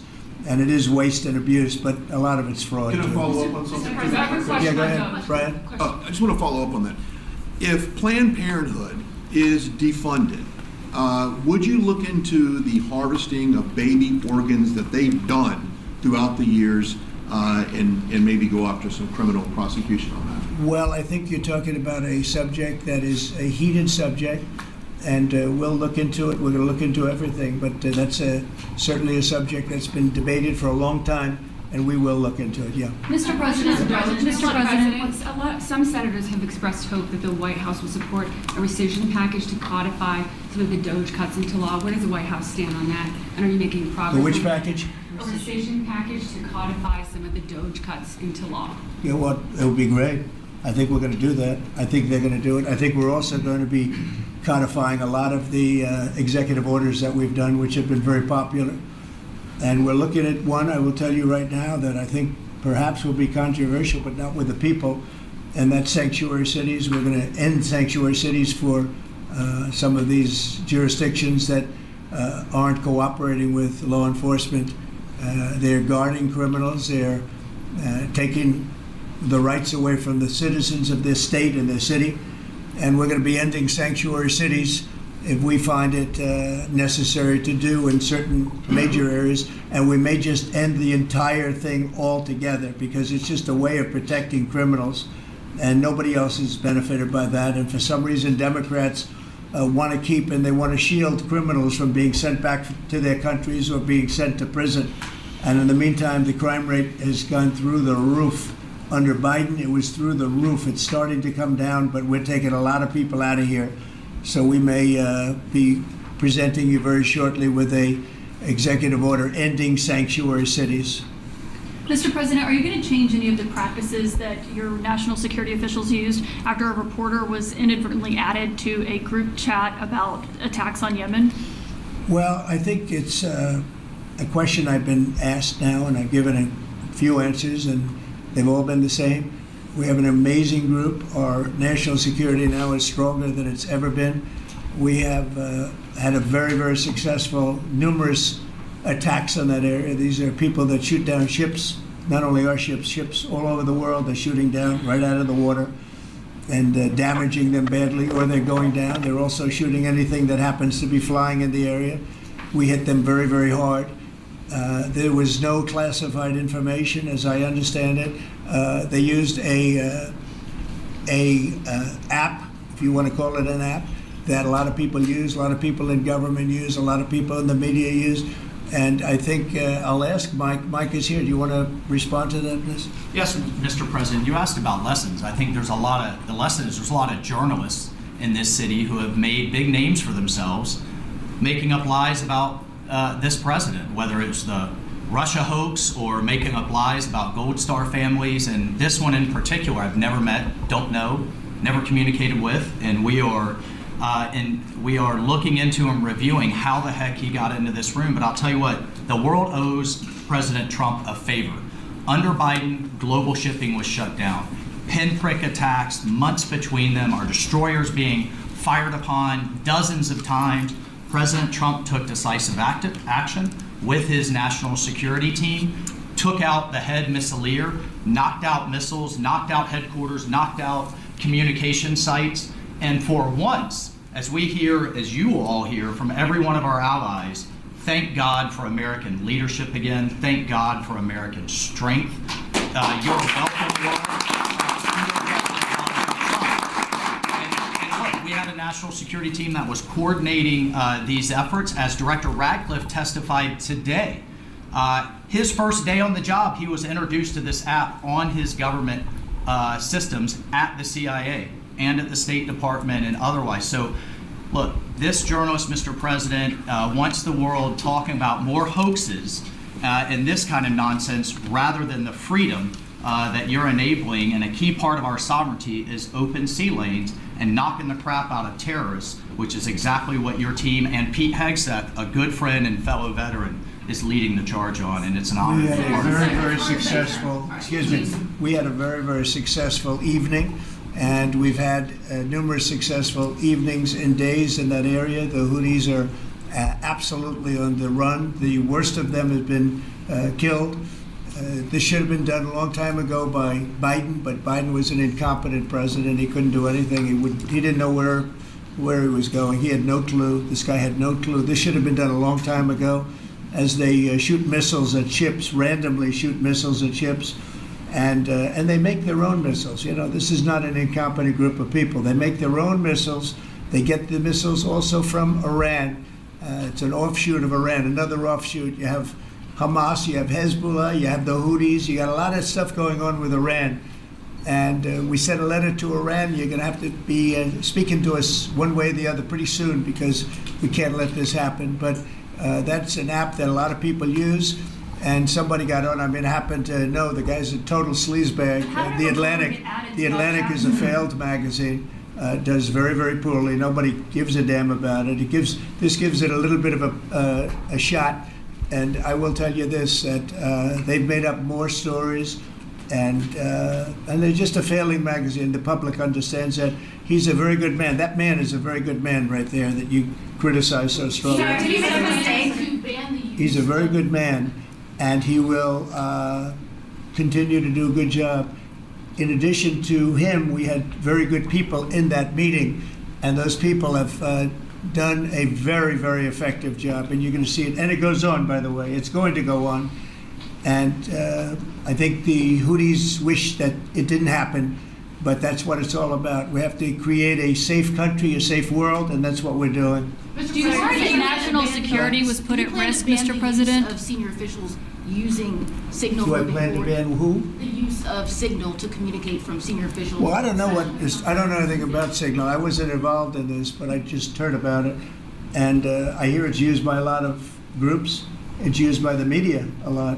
It's used by We a do lot a of the little trolling. military, It's and called we do a little I trolling. think successfully, but sometimes somebody can get onto those things. That's one of the prices you pay when you're not sitting in the situation room with no phones on, which is always the best, frankly. But the best is to be there. In fact, oftentimes I've been in fact, just last week I was in the situation room with something very important, and we had a couple of people hooked up by line, and I said, cancel the line. Sorry, fellas, what you do is we'll tell you all about the meeting, because I know people do get on those lines, whether it's Signal or anything else. Yeah. So are you going to change any procedures as a result of this? Well, I mean, look, we look at everything, and they've made a big deal out of this because we've had 2 perfect months. We are bringing in business. We have another one announced tomorrow, a big one, very big. Like in the history of our country, nobody's ever seen anything like it. And I think probably a lot of people are saying they started by saying it was the greatest first month that a president has ever had, and I think that's true. And now they say it's the best second month, and they had to find something. And this certainly will look at this, but the main thing was nothing happened. The attack was totally successful. It was, I guess, from what I understand, took place during, and it wasn't classified information. So this was not classified. Now, if it's classified information, it's probably a little bit different. But I always say you have to learn from every experience. I think it was very unfair the way they attacked Michael. He's a good person. The person that was on just happens to be a sleazebag, so maybe that's just coincidence. I don't know. But you were going to conduct Would an it be a investigation. problem if the Atlantic released all the text messages if they're not classified? Well, I don't know. I'd have to ask the military about that because maybe you wouldn't want that. I don't know. I will say this: that from what I heard, the man that we're talking about, who's not somebody that I don't think most people have ever heard of, he left. He found it very boring, and he left early. He got off the line very early. So I can't speak to it other than that. So he's made up a lot of stories, and I think he's basically bad for the country. But it's a failing venture, very failing venture. They're very upset, and a thing like this is publicity for them. But I don't think we should allow people that are very good, like that man sitting right at the end of the table, who's done a great job. We shouldn't allow them to be hurt by it. Can I follow up on that? Can I follow up on that? Are you saying you're okay with the continued use of Signal by administration No, officials for that's not what I sensitive? said. I said we'll look into it, but everybody else seems to be using it. It seems to be the #1 used device or app, whatever you want to call it, and we will certainly look. If it was up to me, everybody would be sitting in a room together. The room would have solid lead walls and a lead ceiling and a lead floor. But, life doesn't always let you do that. In the meantime, the attack itself that we were talking about and discussing has been an unbelievable success. But you will conduct an investigation, is what you're saying into this. We'll look into it, sure. Who's going to lead that look into it, investigation? yeah. I want to look Is that into the FBI? Or anything like that. I would ask them. It's not really an FBI thing. It's really something having to do with security. Security, like will somebody be able to break in? Are people able to break into conversations? And if that's true, we're going to have to find some other form of device. And I think that's something that we may have to do. Some people like Signal very much. Other people probably don't. But we'll look into it. I think, Michael, I've asked you to immediately study that and find out. If people are able to break into a system, now in this case it wasn't that this attack was going on and Nobody found out anything. And again, the person that was on, as I understand it, he left very early because he didn't find it very exciting. But I think it's something you should look into. Yes, sir, we are. We have our technical experts looking at it. We have our legal teams looking at it. And of course, we're going to keep everything as secure as possible. No one in your national security team would ever put anyone in danger. And as you've said, and we've repeatedly said, the attack was phenomenal and it's ongoing. But the media wants to talk about everything else except for the hostages you're getting out of the Middle East, Iran on its back foot, sea lanes getting reopened, peace in Europe. As we just saw today with a Black Sea ceasefire, we were just on with Steve Witkoff, myself, our team in Saudi Arabia. They want to talk about all this other stuff except for your amazing successes and the successes of your team. One of the other things, and sometimes you have to move very quickly, and there are other devices that are very good, but they are very, very cumbersome, and you're not able to use them and, from a practical standpoint. So all we can do is find out the best we have with modern technology. They'll probably get better over the years. Yeah, go ahead. Sir, on the Black Sea, so the Kremlin has said that there are several conditions that would need to be met for this agreement to happen. This includes sanction relief for banks and some companies. Did the U.S. agree to all of those conditions that they laid out? They will be looking at them, and we're thinking about all of them right now. There are about 5 or 6 conditions. We're looking at all of them. Classified information. Why Mr. President said that it's looking into how a journalist got added to that signal chat? Is it possible that there could be a firing of even a lower mid-level official once that person is identified? About what? About the signal chat that we've been discussing. We've pretty much looked into it. It's pretty simple, to be honest. It's not. It's just something that can happen. It can happen. You can even prepare for it. It can happen. Sometimes people are hooked in, and you don't know they're hooked in. They're hooked into your line, and they don't even mean bad by it. But it's not a perfect technology. There is no perfect technology. The really good ones are very cumbersome, very hard to access. And I think we're going to look at. We always want to use the best technology. This was the best technology for the moment. But again, it wasn't classified, so they probably viewed it as being something that wasn't that important. And it obviously, with the attack being, I mean, I don't know if it's been read out to you yet, but that attack was a tremendous success for the U.S., a tremendous success. Who said the information was not classified? Do you think that Mike Waltz made a mistake, and does he need to apologize? No, I don't think he should apologize. I think he's doing his best. It's equipment and technology that's not perfect, and probably he won't be using it again, at least not in the very near future. What do you think? Yes, sir. I agree with you. Let's get everybody in the room whenever possible. A lot of times you find out defects by exactly things like that, but I don't think it's something we're looking forward to using again. We may be forced to use it. You may be in a situation where you need speed as opposed to gross safety, and you may be forced to use it, but generally speaking, I think we probably won't be using it very much. The Secretary of Defense, on that chain, the Secretary of Defense, Pete Hegseth, and J.D. Vance, the Vice President, said that the Europeans were freeloading. Do you agree with that assessment? Do you really want me to answer that? Yeah, I think they've been freeloading. The European Union's been absolutely terrible to us on trade, terrible. And as you know, NATO, I got them to pay hundreds of billions of dollars. They were way behind. And if you look if you look at Ukraine, so we're in for $350 billion because of Biden. Should have never happened, this war. All these dead people should not be dead. All these broken cities that are demolished down to the ground, those gorgeous towers, the most beautiful in the world, the most beautiful spires in the world. The spires in Ukraine were said to be the most beautiful of all. Just about every one of them is lying on its side in a million pieces. It's so sad to see what's happened to a heritage. No, I think that when they say the European Union and you could say NATO also. Look, NATO, and I don't blame NATO for this. I don't blame Europe for this. I blame Biden for the fact that he didn't make them equalize. And to this day, I said to him, "You got to catch up. You got to equalize." But why are they in for $100 billion and we're in for possibly $350 billion? It shouldn't be. It shouldn't be. And you could say more important for them because we have an ocean in between.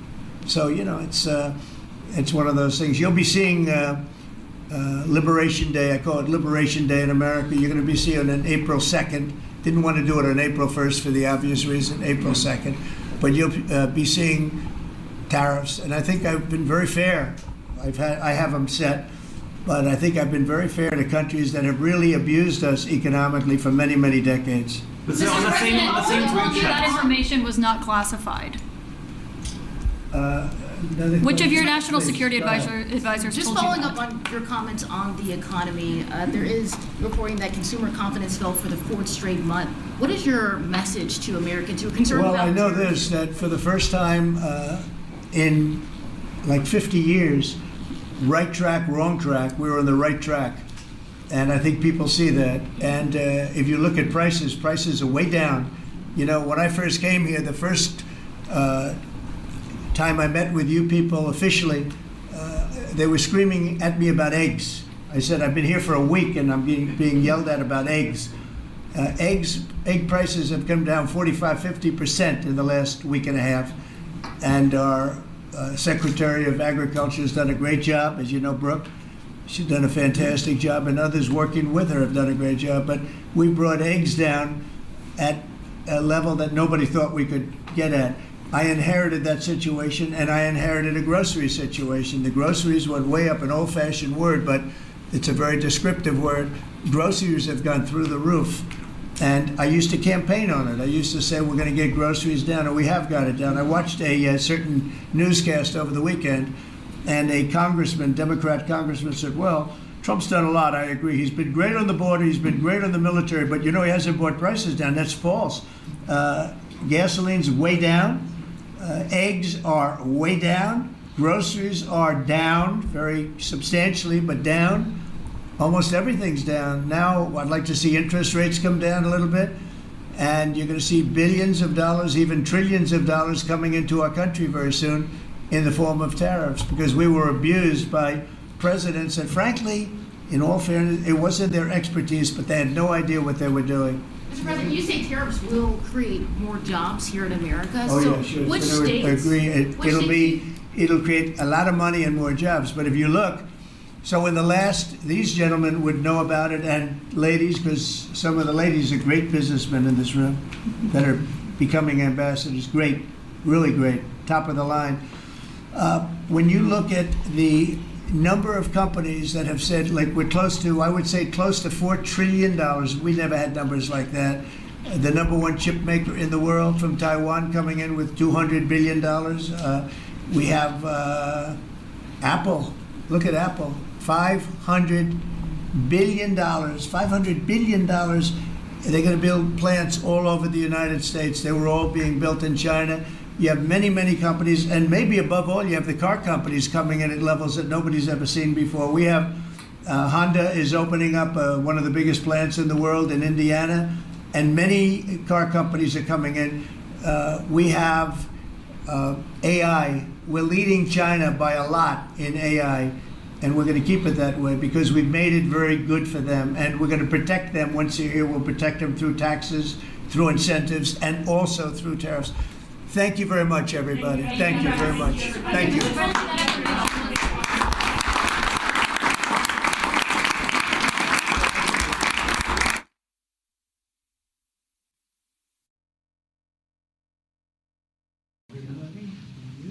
to see you all. Great honor to see you again. Nice to see you. Mr. President. Nice to see you. Mr. President, nice to see you. Good to see you. Hello. Another big win for Louisiana. A great speaker. Nice to see you. Mr. President. Nice to see you. Nice to see you. Hello, everybody. Nice to see you. Okay, we have a beautiful announcement to make. It's very exciting. Money is pouring in, and we want to keep it that way. And I think that's what's going to happen. We have tremendous interest in our country, more than ever before. There's never been anything like it. We're almost at a $4 trillion level, and that's something that's never happened. And I think hopefully it's because of the election on November 5th, but it's also because of tariffs, I suspect, Governor.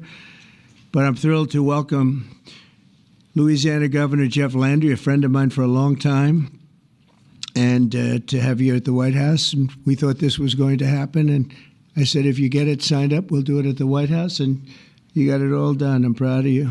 Not surprised. Executive Chairman of Hyundai Motor Group, Jung E-sun. Thank you very much. What a great honor. Vice Chairman Jay Chang. Jay, thank you. Hyundai Steel President Soo Gang-hyun. Thank you very much. President, that's big stuff. And former Ambassador Sung Kim. Thank you very much. Great honor to have all of you. Also, and these names are much less difficult for me, but I think we got them right. But this one we will definitely get right. Mike Johnson, our great speaker, and he's been doing a real job. Right, Mike? It's an easy job, isn't it? Oh, it's easy. House Majority Leader Steve Scalise. Steve, doing all right, Steve. I'll tell you, he went through a lot, and he's stronger than ever. Louisiana Speaker Philip Duvalier. Thank you very much. Thank you very much. Senate President Cameron Henry, State Representative Ken Brass, State Senator Ennie Lambert, and Ascension Parish President Clint Coint-Ment.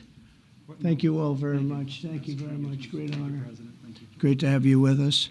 Today we're delighted to report that Hyundai is announcing a major $5.8 billion investment in American manufacturing.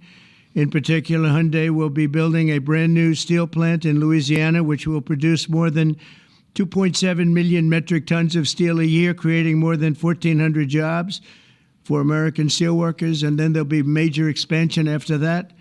This will be Hyundai's first ever steel mill in the United States, one of the largest companies in the world, by the way, supplying steel for its auto parts and auto plants in Alabama and Georgia, which will soon produce more than 1 million American-made cars every single year. The cars are coming into this country at levels never seen before. Get ready. This investment is a clear demonstration that tariffs very strongly work, and I hope other things also, but the tariffs are bringing them in at levels that have not been witnessed.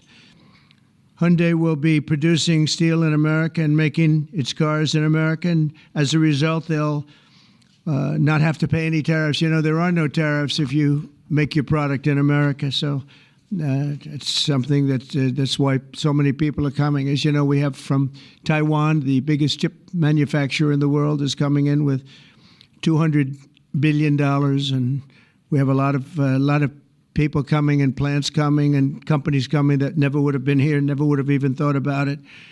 The new steel plant in Louisiana is part of an even larger $21 billion investment Hyundai will be making in the United States over the next couple of years. The company will also be massively increasing its auto manufacturing in Georgia and investing billions of dollars in advanced American technology companies. And what I'd like to do is I'd like to ask the executive chairman to say a few words, and it's a great honor to have Hyundai, a truly great company. Thank you very much. Thank you very much.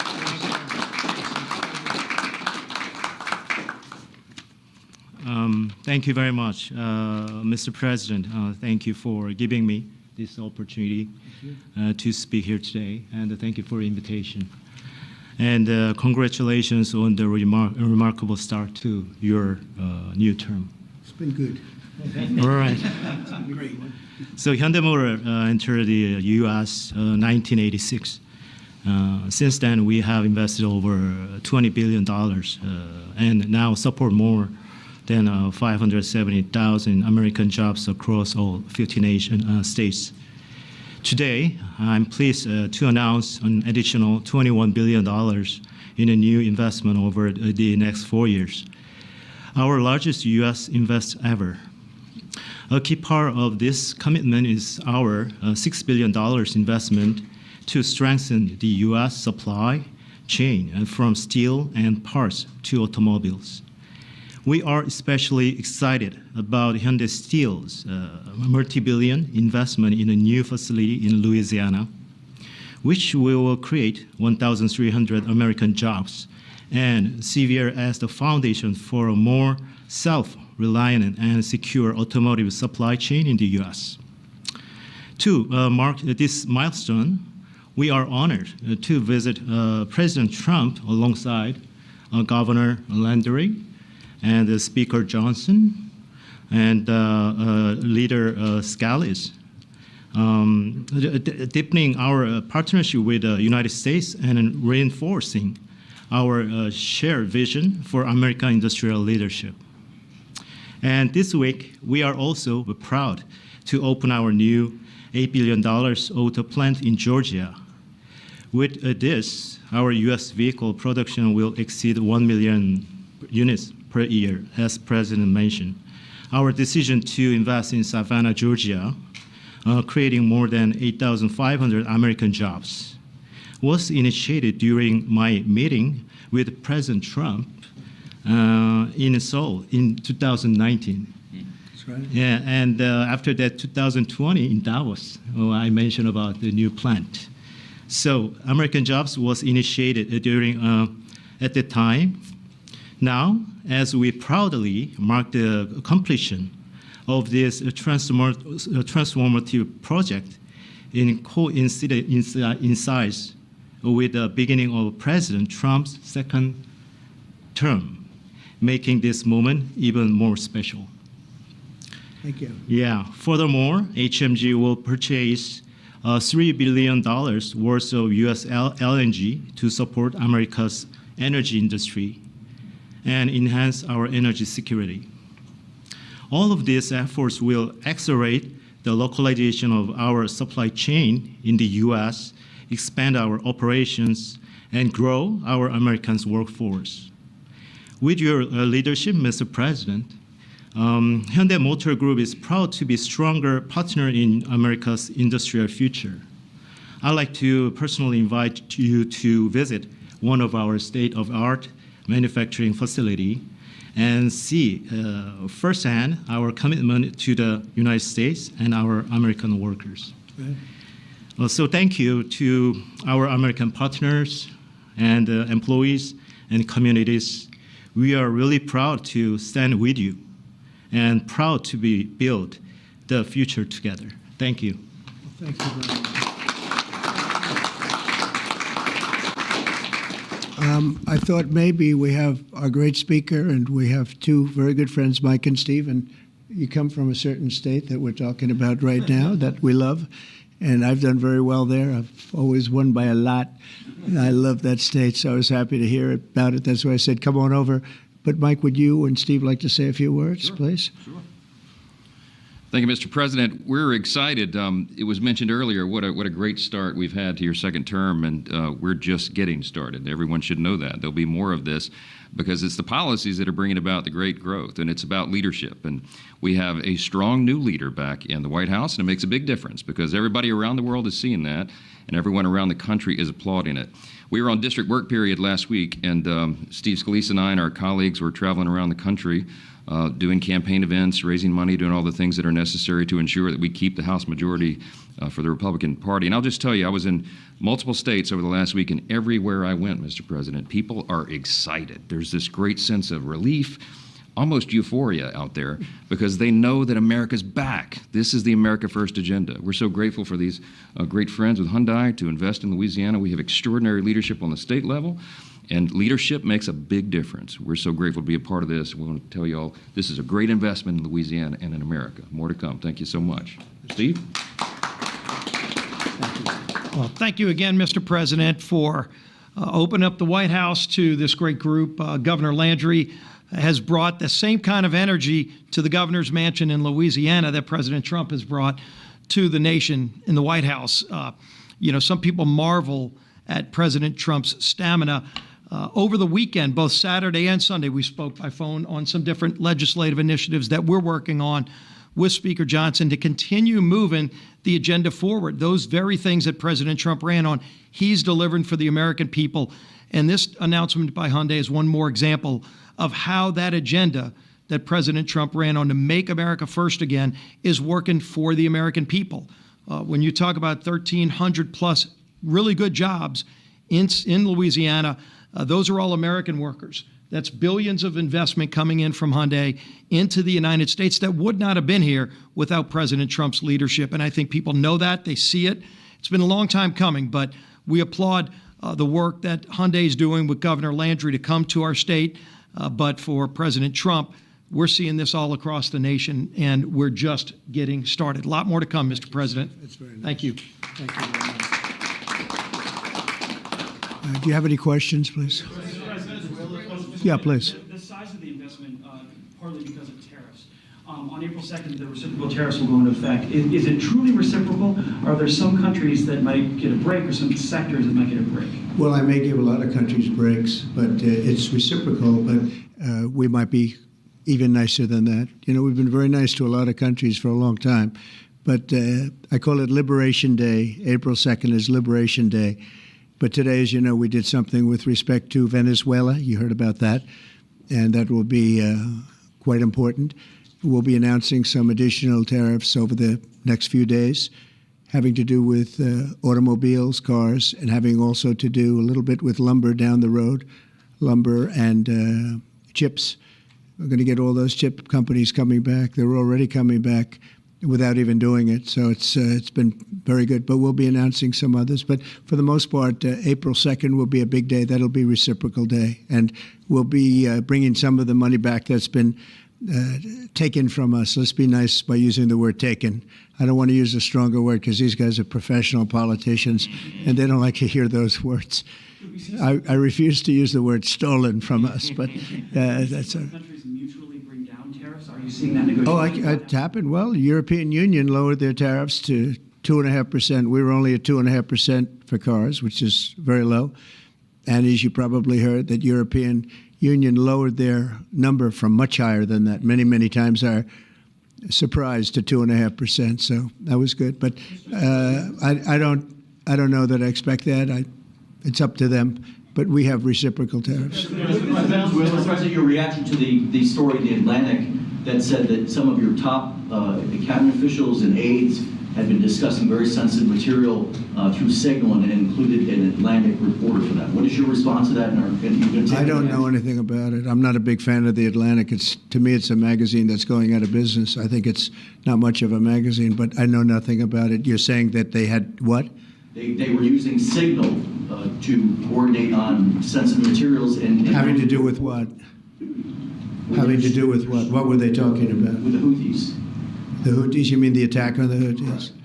Well, it couldn't have been very effective because the attack was very effective. I can tell you that. I don't know anything about it. You're telling me about it for the first time. Anybody else? This announcement on Hyundai, is this a blueprint for you for other automakers to come to the United States to do what Hyundai was doing and investing so much in Louisiana and creating these new jobs? Absolutely. That's a nice question from you.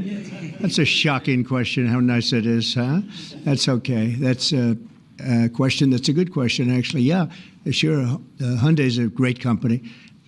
We have other great companies coming in, and we have some that are going to be staying here and very much expanding. And we have tremendous interest in every business. I can't just say automobiles, but automobiles is a big one.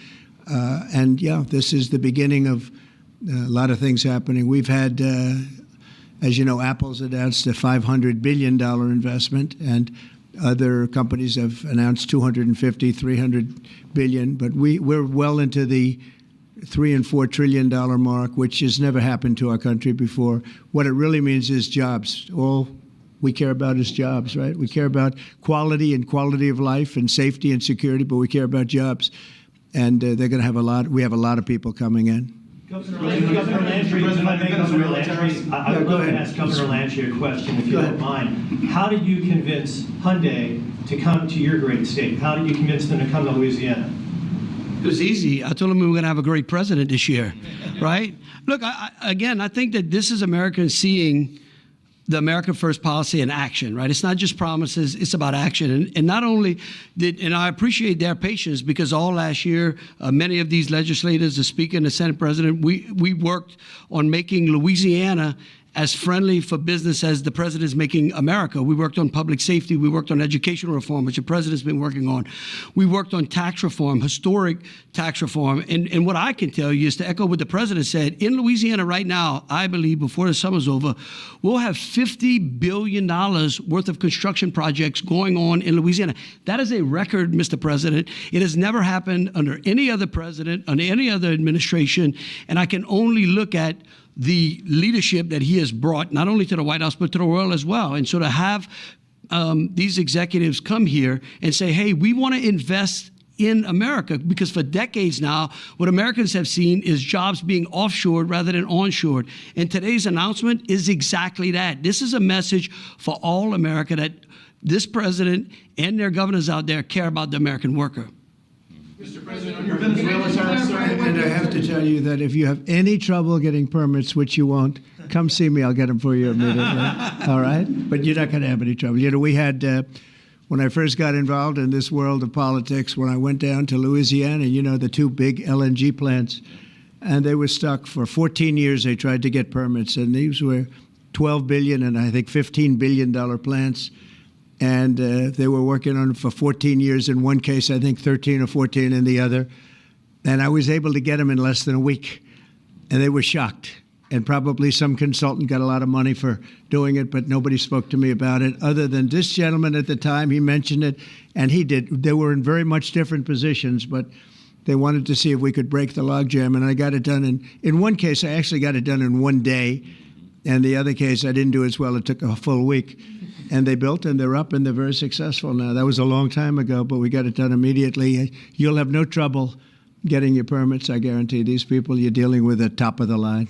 Okay? But just in case, call me. On the Venezuela tariffs that you announced earlier today, sir, yes. You said it's 25% for any country that does business That's right. with Venezuela. If they buy their oil from Venezuela, they have to pay a 25% tariff to do business with the United States. Is that on top of existing tariffs? So, for example, China. Yes, that would be on top of existing. 45% tariffs on China next week? That's on top of existing tariffs, yes. And so also next week, April 2nd, as you said, Liberation Day. Is that going to be sector tariffs as well as reciprocal tariffs? It's going to be everything, yeah. It's going to be everything, but not all tariffs are included that day. For instance, we'll do some. As you know, we have already done steel and aluminum, and that's at a 25% level. And we are going to be doing automobiles, which you've known about for a long time. We'll be announcing that fairly soon, over the next few days probably. And then April 2nd comes. That'll be reciprocal tariffs. But we may take less than what they're charging because they've charged us so much. I don't think they could take it. In other words, they've charged us so much that I'm embarrassed to charge them what they've charged us, but it'll be substantial. And you'll be hearing about that on April 2nd. And it will be Liberation Day because we'll be taking in large amounts of money for our country, and that's lower taxes and all of the things that are good, and jobs, a lot of jobs. And what's your message for the big corporate clients of the big law firms that you've targeted with your executive orders? Do you want those big corporate clients to find new lawyers?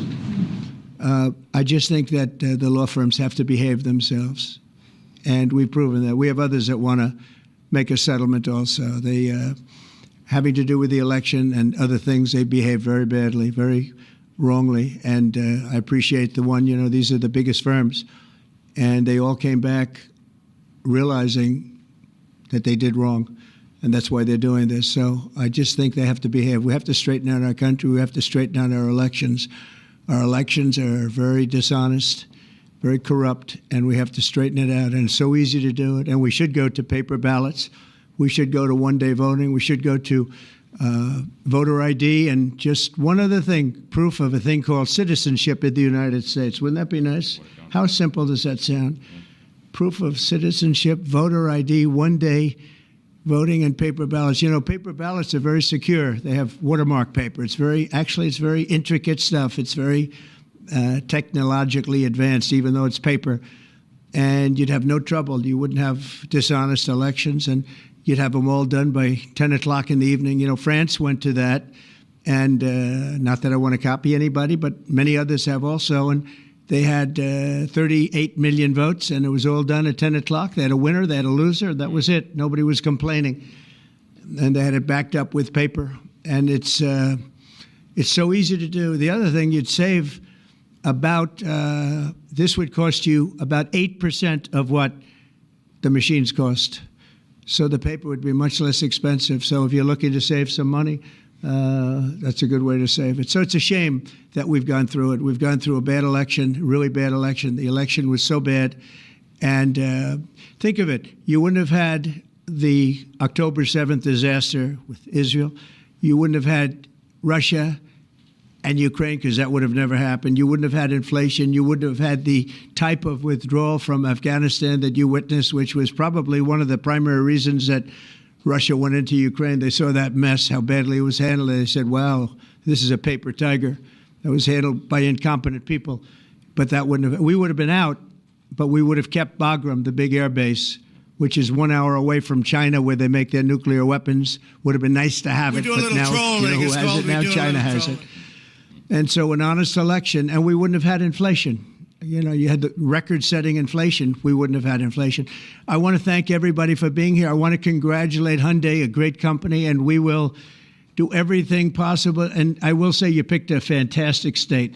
You're really with tremendous people and tremendous leaders. And Speaker, I want to thank you for doing a great job. You and Steve, thank you very much. Yes, appreciate it, Steve. Thank you very much. Thank you. Thank you, everybody. Thank you. Violated the Espionage Act, sir. Thank you very much, everybody. If you get a briefing on that, would you let us know, please? Thank you. Thank you. Good to see you. Yeah. No worries. Thank you.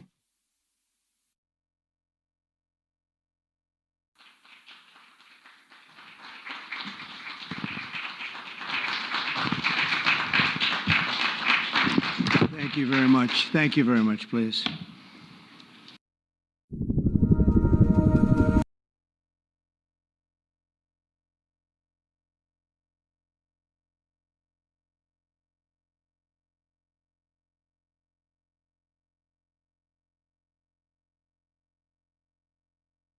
It's pretty good news for millions of drivers expecting to hit the road for the 4th of July weekend. Looks like gas prices are about to get cheaper.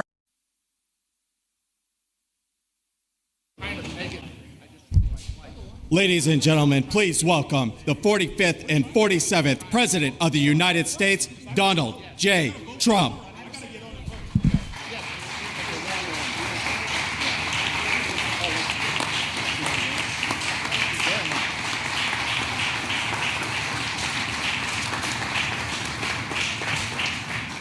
Thank you very much.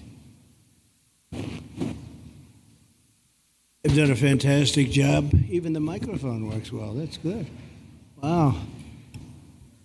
Well, I'd like to just thank everybody for the incredible job they've done. I love the state. As you know, Ron and I have had a really great relationship for a long time. We had a little off period for a couple of days, but it didn't last long. It didn't last long, and a lot of respect for each other. And it's a great honor to be deep in Florida, the Florida Everglades, to open America's newest migrant detention center. It's incredibly built, and you're seeing that yourself. That's why I said, let the press join us on our walk so they can see what's happening. It's known as Alligator Alcatraz, which is very appropriate because I looked outside and it's not a place I want to go hiking anytime soon. But very soon, this facility will house some of the most menacing migrants, some of the most vicious people on the planet. We're surrounded by miles of treacherous swampland, and the only way out is really deportation. And a lot of these people are self-deporting back to their country where they came from. Quite a few. We're amazed at actually the number. We took the FEMA money that Joe Biden allocated to pay for the free luxury hotel rooms, where he's paying hundreds of millions of dollars in New York City, and we used it to build this project. And Ron, it was just a little fraction of that money. The money they spent on that project, I happen to know the real estate developer. He's a he never really made that much, but he became very wealthy. With luxury, he didn't do well. With people that are not exactly luxury, he's made a fortune.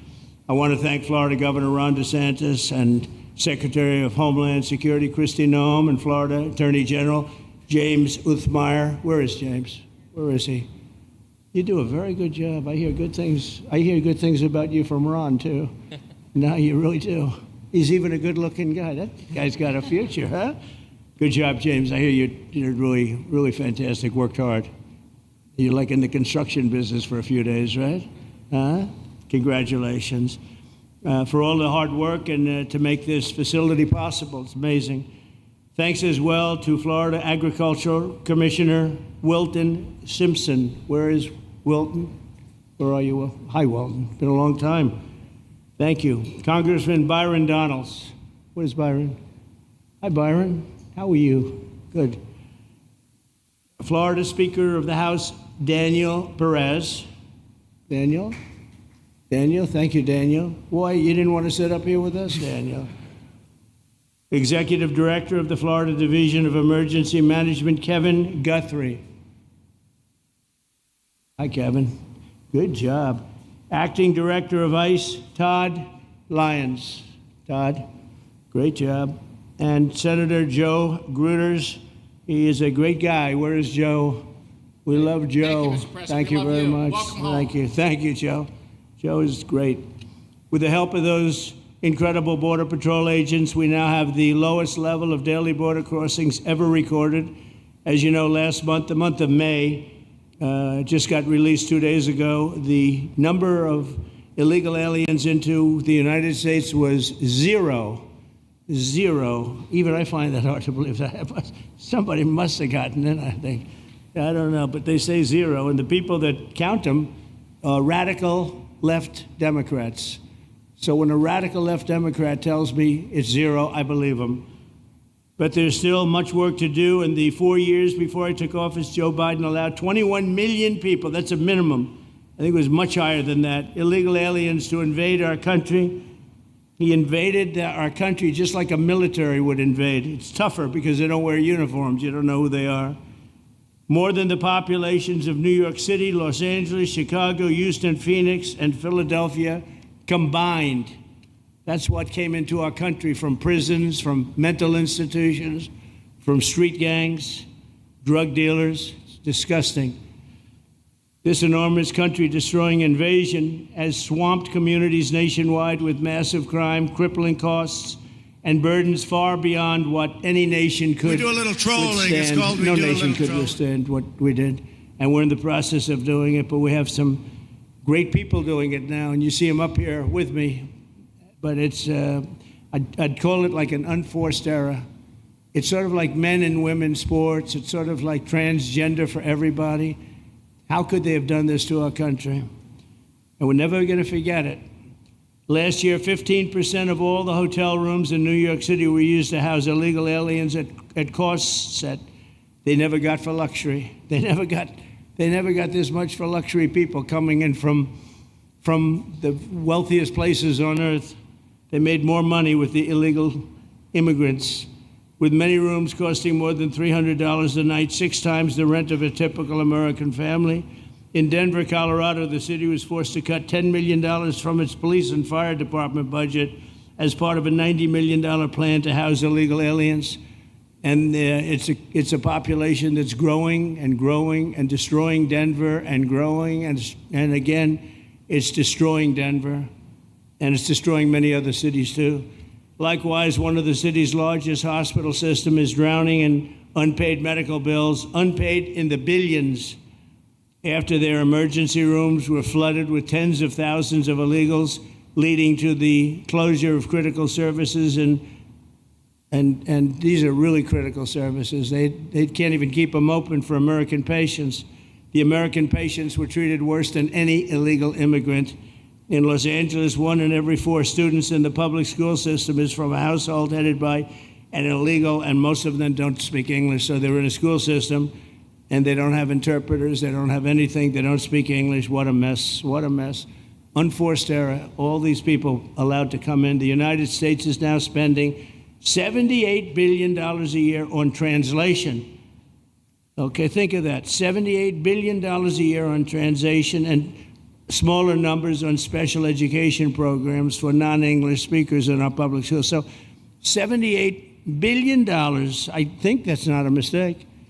I would say $1 million maybe, hundreds of thousands of dollars, $78 billion, Joe, on translators and non-English speaking work.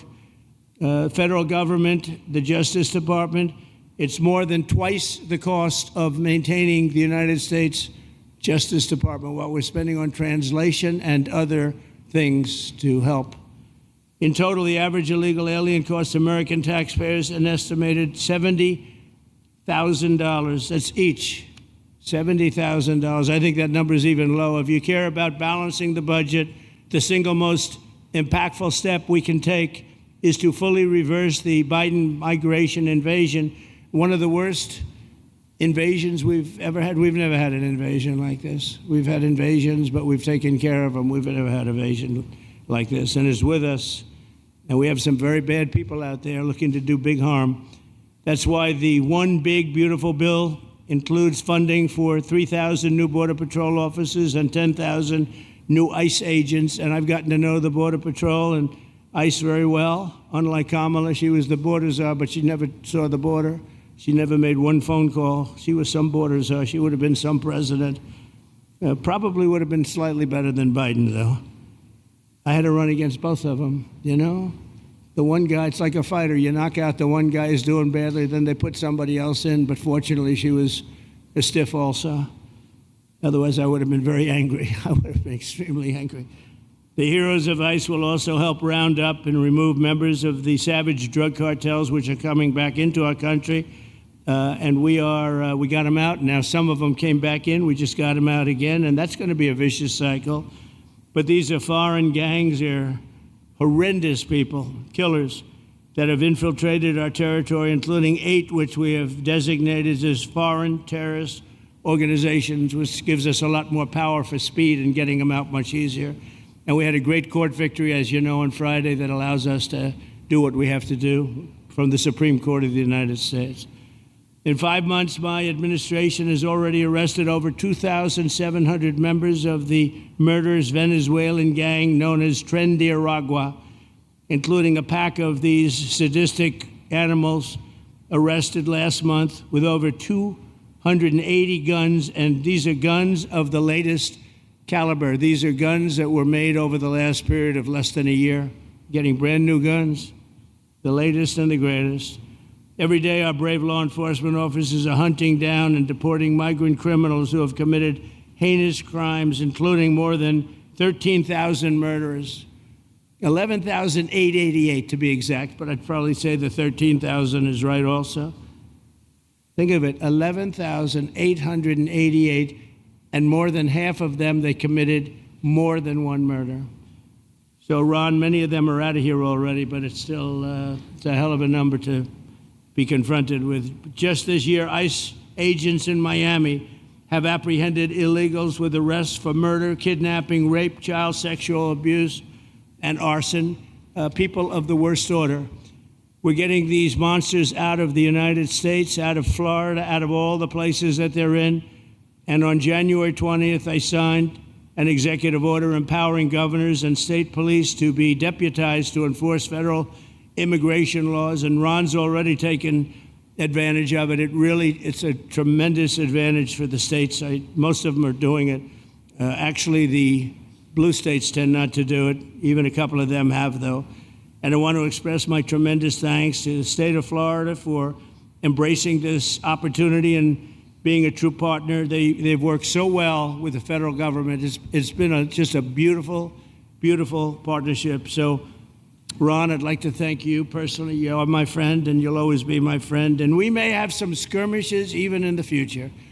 I doubt it, but I will always come back because we just we have blood that seems to match pretty well. We have a relationship that's been a very strong one for a long period of time, and I appreciate it, very much appreciate it.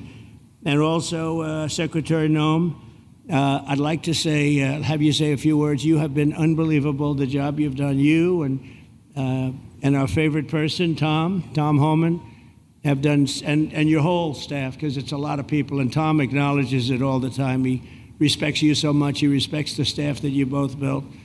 And you're really doing one of the great jobs. And it was great that you could work with Ron in Florida so well, built such a great facility. So please say a few words. Thank you very much. I don't know if this will work. Well, thank you, Mr. President. First of all, I want to thank you for putting the safety and the security of the American people first. and the way that you never lose focus on making sure that America stays our priority and that the families that live here get the chance to grow up and to raise their children in communities that are safe and that give them an opportunity to pursue the American dream. This facility here is a fantastic representation of what can happen when all of government works together and when it's accountable to the taxpayers and to the citizens that live here. The president signed an executive order that allowed us to build partnerships with states and with local law enforcement officers, which is exactly how things should function in this country. More power, more authority given to people locally so that they can take control of their own destiny. And so we have already been working under the 287G program to deputize law enforcement officers, whether they be state highway patrol, local sheriff's departments in all of our states, and allow them to go out with our ICE officers, our border patrol officers, and make sure that we're getting the worst of the worst off of the streets. We also recognize that as we've been doing that and returning people back to their home countries, that we need detention facilities. We need beds to put them in place so that they can have their due process before they return home. And this facility is exactly what I want every single governor in this country to consider doing with us. What happened to start this conversation was that a young man named Jimmy Percival in my office, my general counsel, who came from Florida and used to work here, called up the Attorney General and the governor and said, hey, what do you think about partnering with us on a detention facility that we could put in place that would allow us to bring individuals there? There's an airstrip close by. You guys volunteered the assets that you have and the connections that you have and worked with Kevin extensively so that we could come here, have their due process given, and return them home to their countries. And in 8 days, this facility has been stood up. And I want everybody to recognize that detention facilities that ICE adheres to is a higher standard than is required at state levels, at local Department of Corrections facilities, sheriff's offices. This is a state-of-the-art facility, air-conditioned, isolated though for security purposes, which is very helpful. And I appreciate so many people being willing to work together to make a project like this happen. Right here on this location, we'll have about 3,000 beds. Other location will have another 2,000 beds that will allow us to bring individuals across the country that we are bringing in and incarcerating for violating our laws and immediately get them out of the country as soon as we possibly can. It's exactly what we need to be perpetuating in other states. And what I would say is, I want all of you to notice these flyers that we've got, is that everybody who sees these flyers or anybody who sees these news clips should know you can still go home on your own. You can self-deport. If you go on the CBP Home app and go home now, you will get the chance to come back to the United States legally. You will get the chance to come back and do it the right way. If you don't, you may end up here. And you may end up here and being processed, deported out of this country, and never get the chance to come back. That is the consequences of breaking the law in the United States of America. Listen, our job is to uphold the law. This is a country of laws. We have a border now, and because we have a president that cares and recognizes that we need to be a nation of borders and a nation that upholds the law. If you break the law, there's consequences. We will deport you and you will never get to be a United States citizen. You'll never even get to come back here and work and to pursue the American dream. But if you decide you want to go home now, go home. And we'll help facilitate it. We'll buy your plane ticket. We'll get you there. In fact, I just got back from Panama, Costa Rica, Guatemala, Honduras. Those countries are excited to get their citizens home. They're setting up programs to loan them money to buy houses when they get there, help them with food assistance, get their children educated, scholarships.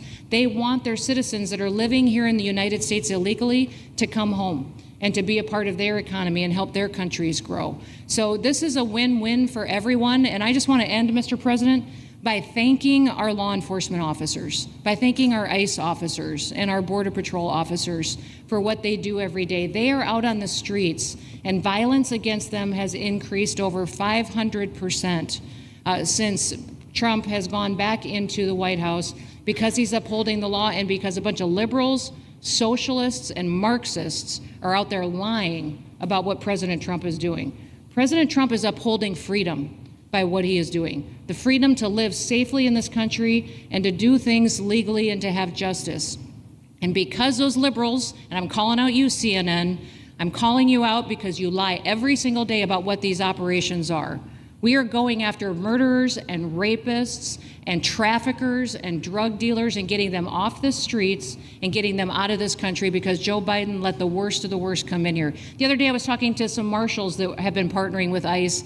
They said that they had detained a cannibal and put him on a plane to take him home, and while they had him in his seat, he started to eat himself. And they had to get him off and get him medical attention. These are the kind of deranged individuals that are on our streets in America that we're trying to target and get out of our country because they are so deranged they don't belong here. And they shouldn't be walking the streets with our children. And they shouldn't be living in the communities with our families who just want to grow up, go to job, raise their children to grow up and get a job and to live the American dream. So thank you to all of our law enforcement officers, those in our military that have been helping, our National Guard. Thank you to Governor DeSantis for stepping up and being an example to other governors. I hope my phone rings off the hook from governors calling and saying, how can we do what Florida just did? How can we do exactly what they did? Because we need this big, beautiful bill. We absolutely have to have this big, beautiful bill that has the funding so that we can continue this operation and we can get those bad criminals off of our streets and have the officers to do it so that when they go out on an operation, somebody's got their back. Somebody's got their back, they can do it safely, and they can go home to their families at night too. So this bill needs to pass through Congress so we have the resources at the Department of Homeland Security to make sure that our homeland truly is secure. And Mr. President, thank you for Stephen Miller. I just want to thank you for him. This guy calls me night and day and tells me all of his wise advice and wisdom, but he's a rock star because he loves this country and he's passionate about making sure that nobody is prioritized over an American citizen.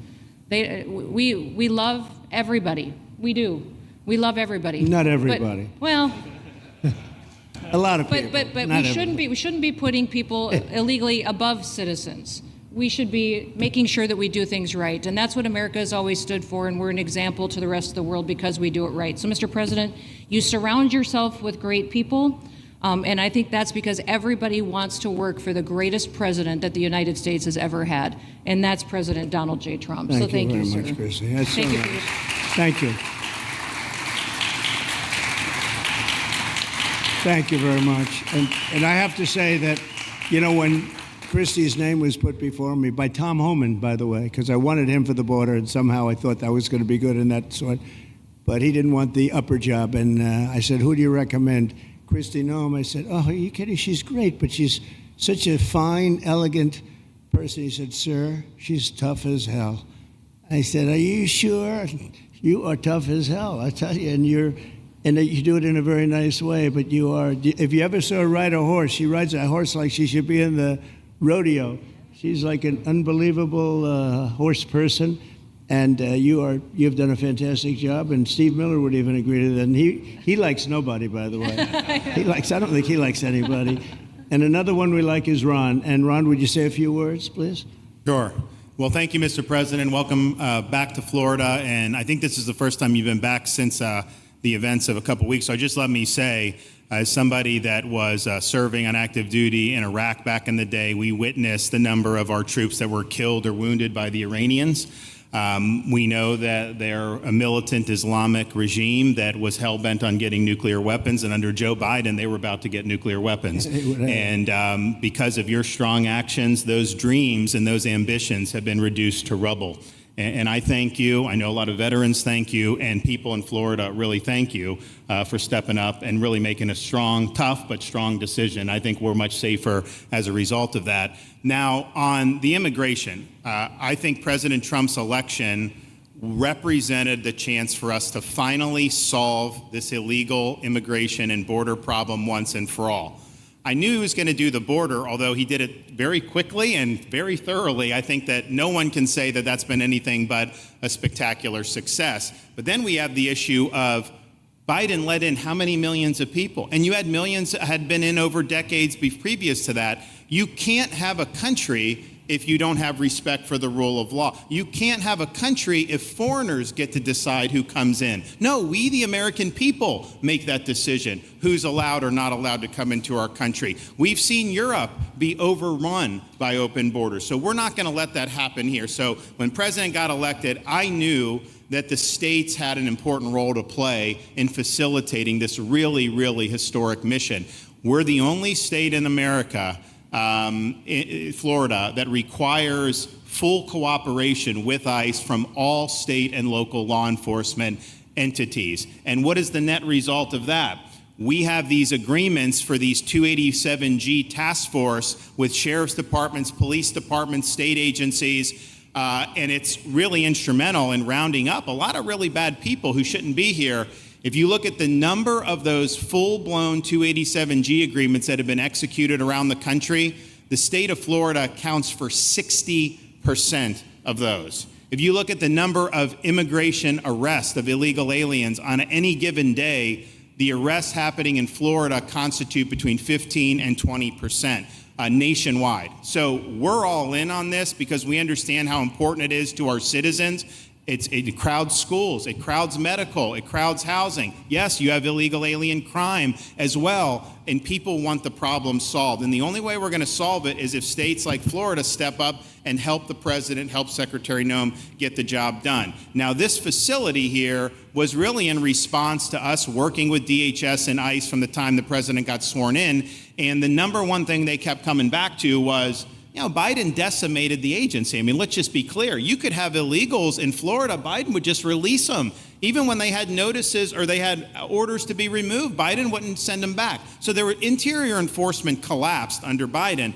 So they're building it back up. But they're like, we need detention space in order to be able to bring about more deportations. And so what we have here can hold 3,000 now. We have 2,000 facility up at Camp Blanding that we're going to be open, which is our National Guard site. But think about what you have here. They come here, say they already or been ordered to be deported. You drive them 2,000 feet to the runway, and then they're gone. It's a one-stop shop. And this airport that's been here for a long time is the perfectly secure location. It's going to make a big difference. And let me just thank everyone who was involved. We got the call from DHS a little bit more than a week ago.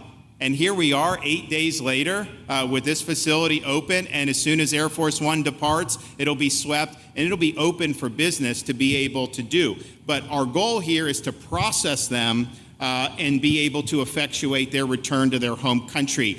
This is the opposite of what they were doing in New York by just putting them up in a hotel and then just letting them stay there indefinitely. No, we want to be able to send back. And when you walk into the processing, the president and I, Secretary Noem, Kevin Guthrie, walk through that initial intake, the first thing you see is information on how to go home on your own. Why would you want to come through Alligator Alcatraz if you can just go home on your own? I think a lot of people are going to make that decision. So you're going to have a lot of deportations that are going to be done by the administration, but I think you're going to have a lot of voluntary as well. So this is a force multiplier for the president's efforts. I would just say and echo what Secretary Noem says. There is no reason why other states can't be doing it. And I know Louisiana, Texas, a couple of them, but we've got if only the red states did this, they would be able to expand their capacity by tens of thousands, maybe 50, 100,000 on a given day. That's how you really start to make a difference. And so we're proud to be able to partner with the Trump administration on that. Mr. President, thanks for coming down. I think you highlighting this is going to move the needle in a big way throughout the country, and I think it's going to help all of us achieve the really big results that I think our voters want to see. Thank you, Ron. Great job. Thanks. Thank you, Mr. President, for the opportunity. My name is Kevin Guthrie. I'm the Executive Director of the Florida Division of Emergency Management. And I'd also like to thank President Trump and the Department of Homeland Security Secretary Noem for joining us here today and for their continued support. I want to thank first by thanking the man to my right, and that's Governor Ron DeSantis, whose bold leadership and swift action made this project possible. Make no mistake, this facility would not be standing here without the President, the Secretary, and the Governor's vision and determination to uphold the rule of law. Florida is and will always be a law and order state. Even before the President took office, the Governor made it clear that illegal immigration would not be tolerated in the state of Florida. When the President and the Secretary asked Florida to help, the Governor empowered our state and private partners to work collaboratively and deliver real results on a rapid timeline. The Florida Division of Emergency Management is best known for leading the nation in hurricane response and other natural disasters. We understand how to act fast without bureaucracy in the face of any emergency. Our teams built roads in 8 hours, bridges in 3 days, base camps in 72 hours, and full causeways in 2 weeks. Getting things done quickly, efficiently, and correctly is at the core of our mission. We simply just want to be the best at what we do in the nation. When the governor called me, and we answered, and we were proud to bring our logistical expertise to the table. We know how to set up base camps for guardsmen, first responders, linemen, volunteers, and other aid sources, and distribute that in a matter of days before a storm. We're able to translate this knowledge to what we did here at Alligator Alcatraz. Florida has put the best teams together who check their individual logos and egos at the door to get this done. Not just for you, Governor, but Mr. President, for you as well. There are over 13 different vendors that came together to get this solved in 8 days. Truly a whole of private sector partnership to get that done. Behind you on these boards, in only 8 days, we have built a fully compliant detention facility with a detainee capacity of up to 3,000 people, with room for additional capacity if you asked us to do so. The detention facility includes over 158,000 square feet of housing and is a fully aluminum frame structure rated for winds of 110 miles an hour or a high-end Category 2 for those people that don't think that we're taking that into consideration. This is Florida, by the way. Power supply is fully redundant with backup generators in place. We've put a staff village here on site with a capacity of 1,000. Our services are hot meal 3 times a day, 24/7 medical facility, pharmacy, air conditioning, access to indoor and outdoor rec yards, legal and clergy support services, laundry. Our security element is over 200 security cameras throughout the facility, more than 28,000 feet of barbed wire, 400 plus security personnel to include 200 men and women, soldiers and airmen underneath Major General John Haas's command as the Adjutant General of Florida. And it's all surrounded, as you pointed out, Mr. President, by 10 miles of beautiful Florida Everglades. Contingencies, as with all state correctional facilities, we have a hurricane plan.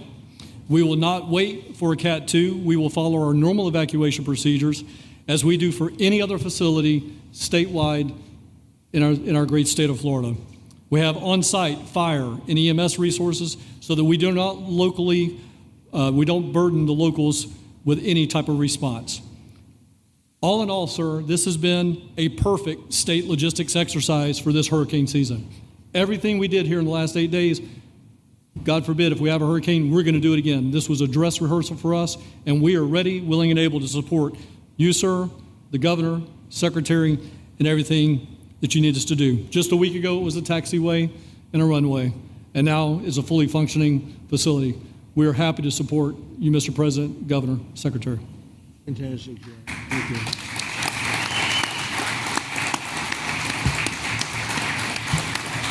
Byron, please.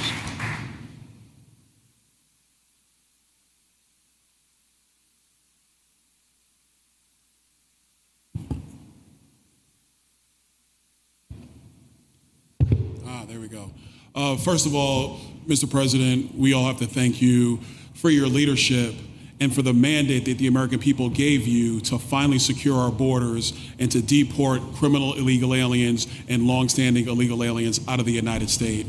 That is a mandate given to you by the American people. I know Secretary Noem, Stephen Miller, Governor DeSantis, myself, on behalf of the other members of Congress in the Senate, and of course here in Florida, we are behind you 100% in that mission. To the governor, I really appreciate you and commend you for your leadership on this, taking swift, decisive action to building this facility. One of the things that has occurred because of the work you did earlier this year with the legislature is that our sheriffs are out there every single day. They are arresting these criminal aliens in our streets, and they're seeing some backlog in their jails. So this facility primarily goes to address some of that backlog and then to help us fulfill the mission that the president has led us to. So Governor, thank you for your leadership and thank you for your decisive action on this. It really does mean a lot to all the people of Florida, of course the people of the 19th Congressional District. Secretary Noem, I mean, what can I say? The president's right. You're double tough. So we appreciate all your leadership. You and Tom Homan have been doing a great job. And I'm actually going back to D.C. after this because we have to vote on one big, beautiful bill in the House. We have to get that to the president's desk so we can get you the resources that you need to fulfill the mission that the American people have asked us to do. I totally agree with what Mr. Guthrie has said. This is a logistical marvel when something like this occurs. We've seen Florida Department of Emergency Management answer the bell time and time again. The governor has said we need to accomplish this, and DEM gets that job done. And we had a side conversation about, I know there were some concerns. People were like, well, what happens if a hurricane comes? What happens if this happens? And I looked at Kevin Guthrie and I said, you already have a plan, don't you? And he goes, of course we have a plan. You know that we do. This is what Florida does, Mr. President. And so I want to commend you for your leadership and your vision on this. Governor, thank you for all that you've done with your vision and determination. Secretary Noem, we're going to get the bill done so you get the resources you need. See you, sir. Thank you very much. Oh, thank you. Wow. Thank you. I'm waiting, listening to these wonderful words, and they are music to my ears, but I was also wondering how we're doing, because I know this is prime time. It shows that I care about you, because I'm here, and I probably should be there, but we do care. Thank you very much. James, please. We're all happy now, James. Yeah. Well, I can speak on behalf of all of our sheriffs, state law enforcement, our police chiefs. We are going to continue to make arrests, our pedals to the metal, as many as we can. We want to fill this place up. The governor and Kevin have shown they can build bridges in 3 days, so why not some detention facilities? Hopefully there's more to come. And you really kind of were the inspiration for this. We like the idea of reopening the original Alcatraz. I don't know if that can happen or not, but we thought, hey, we've got our own natural Alcatraz in the middle of the Everglades. Great runway, great perimeter. So let's make it happen. In Florida, we walk the walk, and we will deliver for all of you. Thank you. Well, I heard you were responsible for the locational pick, and you cannot have picked a better location. I said, whoever the hell made this choice, I know you're taking a little heat from some environmental groups, but I take it all the time, and that's an honor. But I heard you were very responsible for that choice, and that was a big choice. Thank you very much. Great job, James. Thank you. Do you want to finish over here, and then we'll go over here? We'll go back and celebrate the big, beautiful bill that you just got passed. You sure that's right, Brian? Yeah, all right. Wow, good. He's doing a good job. Right. Wow. Mr. President, first of all, I just want to say how grateful we are that you're back here in your home state of Florida. You've been doing an amazing job, not only at our border, but around the world, keeping this country safe and Americans. We are grateful for your leadership. God had a plan for us, and it was Donald Trump. So thank you for that. As a member of the Immigration Board and as the Commissioner of Agriculture of this state, I've been happy to help lead with the governor and the rest of the cabinet on this issue. We're very proud Secretary Noem's here today and others to represent not only the United States in our efforts to make this commitment to keep our citizens safe, but we're going to continue in Florida to remove the barriers to have your vision come true of a safe United States. We're going to get these illegal criminals out of this state, and we really appreciate you and your leadership in this effort. So thank you for being here. Thank you very much. You're doing a great job, too. Thank you. Thank you, Mr. President. Joe Gruters, State Senator. I'm a member of your Homeland Security Advisory Council, your Vice Chairman. Thank you for that appointment.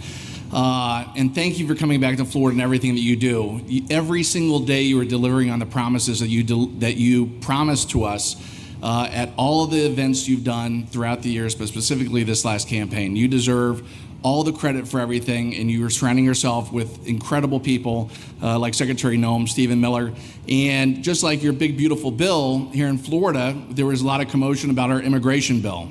And we had 3 B's in that: beds, badges, and bad guys. And this goes right along with our beds and the resources. And I give the governor, Ron DeSantis, a lot of credit for stepping up and making sure that we all work together, because at the end of the day, even if sometimes there are skirmishes, as a result of the back and forth, we ended up with a better bill, and we all win. And what we're doing here in Florida hopefully will happen all across the country. Your leadership is amazing.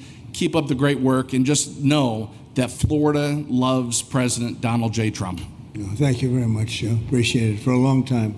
Appreciate it. By the way, Okeechobee is something that we did together also, and that was a lot of money spent. I hope it was well spent. I know they did. We did a Rolls-Royce job, but it's a lot of money that we spent out there together. And how is it going? You can delegate that to us because we move faster than the Army Corps. Good. So we will finish that reservoir. Good. If you delegate it to us, I'll get it done and much quicker. Oh, I would do that. Yeah. I'll tell you. Let me ask myself permission. Permission granted. Go ahead, get the thing, get it complete. You want to do that? All right, we're gonna go talk to the Army Corps. Good. Then after this. Good. You can move faster, actually. Please. No, sir, just first on behalf of the men and women of ICE, we just want to thank you for allowing us to do our job again. You know, your vision and under Secretary Noem's leadership, this is what the American people want. And I hope that you see great results of what we're doing out there every day of getting the worst of the worst out of our communities. Because of you and Secretary Noem, I have the privilege to lead one of the most premier and the finest law enforcement agencies that we do have in the United States. And the men and women of HSI and ERO Miami do incredible work like you highlighted. And with the governor and the state of Florida, the partnership in Florida has been amazing. The 287G program is only going to help us to identify all those known gotaways and get the worst of the worst out of the neighborhoods. And through our Homeland Security Task Force, we are going to make America safe again. So thank you very much to both you and the Secretary. Thank you, Todd. Great job. Really great job you're doing. Thank you. Please. Good morning, Mr. President. Hi. Thank you so much for coming. Again, as Garrett Ripp, I'm the Field Office Director for ICERO here for the Miami Field Office. Incredible collaborative work we've been doing together, working with the state, working with our local partners. And again, just the 287G is going to open up that aperture and allow us to get those bad hombres off the street and get them into this facility. And we're looking forward to it. And again, just appreciate all your support. Thank you. Always thank you. You've always been so great. Thank you very much. Please. Good afternoon, Mr. President. On behalf of Air Marine Operations, my name is Andres Blanco. I'm the Executive Director for Southeast Region. AMO continues to execute and support your executive orders. Air Marine Operations brings a unique capability both in the air and the maritime domains. And in partnership with our Border Patrol, OFO officers, and ERO, we continue to conduct effective operations both interior, along the border, and along the maritime approaches. Thank you very much. Good job. Good afternoon, Mr. President. Jose Figueroa. I am the Acting Special Agent in charge for Homeland Security Investigations here in South Florida, and our office covers from Key West to Fort Pierce. Tremendous collaboration here with the state and our federal partners. HSI is conducting criminal investigations into TDA, MS-13s that are involved in human smuggling, sex trafficking of minors, and we will continue that effort with your support. Governor DeSantis, thank you very much for this facility. Looking forward to continue the great work. Thank you. Thank you very much. Steve, would you like to say something? Our star. Thank you, Mr. President. I just want to say on a personal note, getting to watch what you've done over the last 5 months to deliver on a 50-year hope and dream of the American people to secure the border. When President Trump came into office on January 20th, the United States had endured the largest wave of illegal immigration in human history. Not just American history, human history. And within just a few days, President Trump, through his strength, leadership, diplomacy, and vision, achieved the most secure border anyone in the world has ever seen. When we recently went overseas to the NATO summit, I had senior staff in foreign governments come up to me and ask me how he achieved the Trump miracle on his border and could that be replicated in their countries. For individuals who don't work in this space, to have 0 successful illegal entries in an entire month should be an impossible achievement. There's a 2,000-mile border with one of the poorest countries in the world, and you have open travel from 150 countries into Central America and South America. There are 2 billion people in the world that would economically benefit from illegally coming to the United States. And through the deployment of the military, through the deployment of novel legal and diplomatic tools, through the building of physical infrastructure, through the empowering of ICE and Border Patrol, and the entire federal law enforcement apparatus, President Trump achieved absolute border security. And now, once this legislation is passed, he will be able to make that with those resources permanent. Watching what you've done, sir, has been one of the honors of a lifetime. I'm proud to be able to play any role in it. And what President Trump is going to achieve next with the resources in this bill will make America safer, stronger, freer, more sovereign, and more prosperous than it has ever been before. Thank you, sir. Thank you, Steve. Thank you.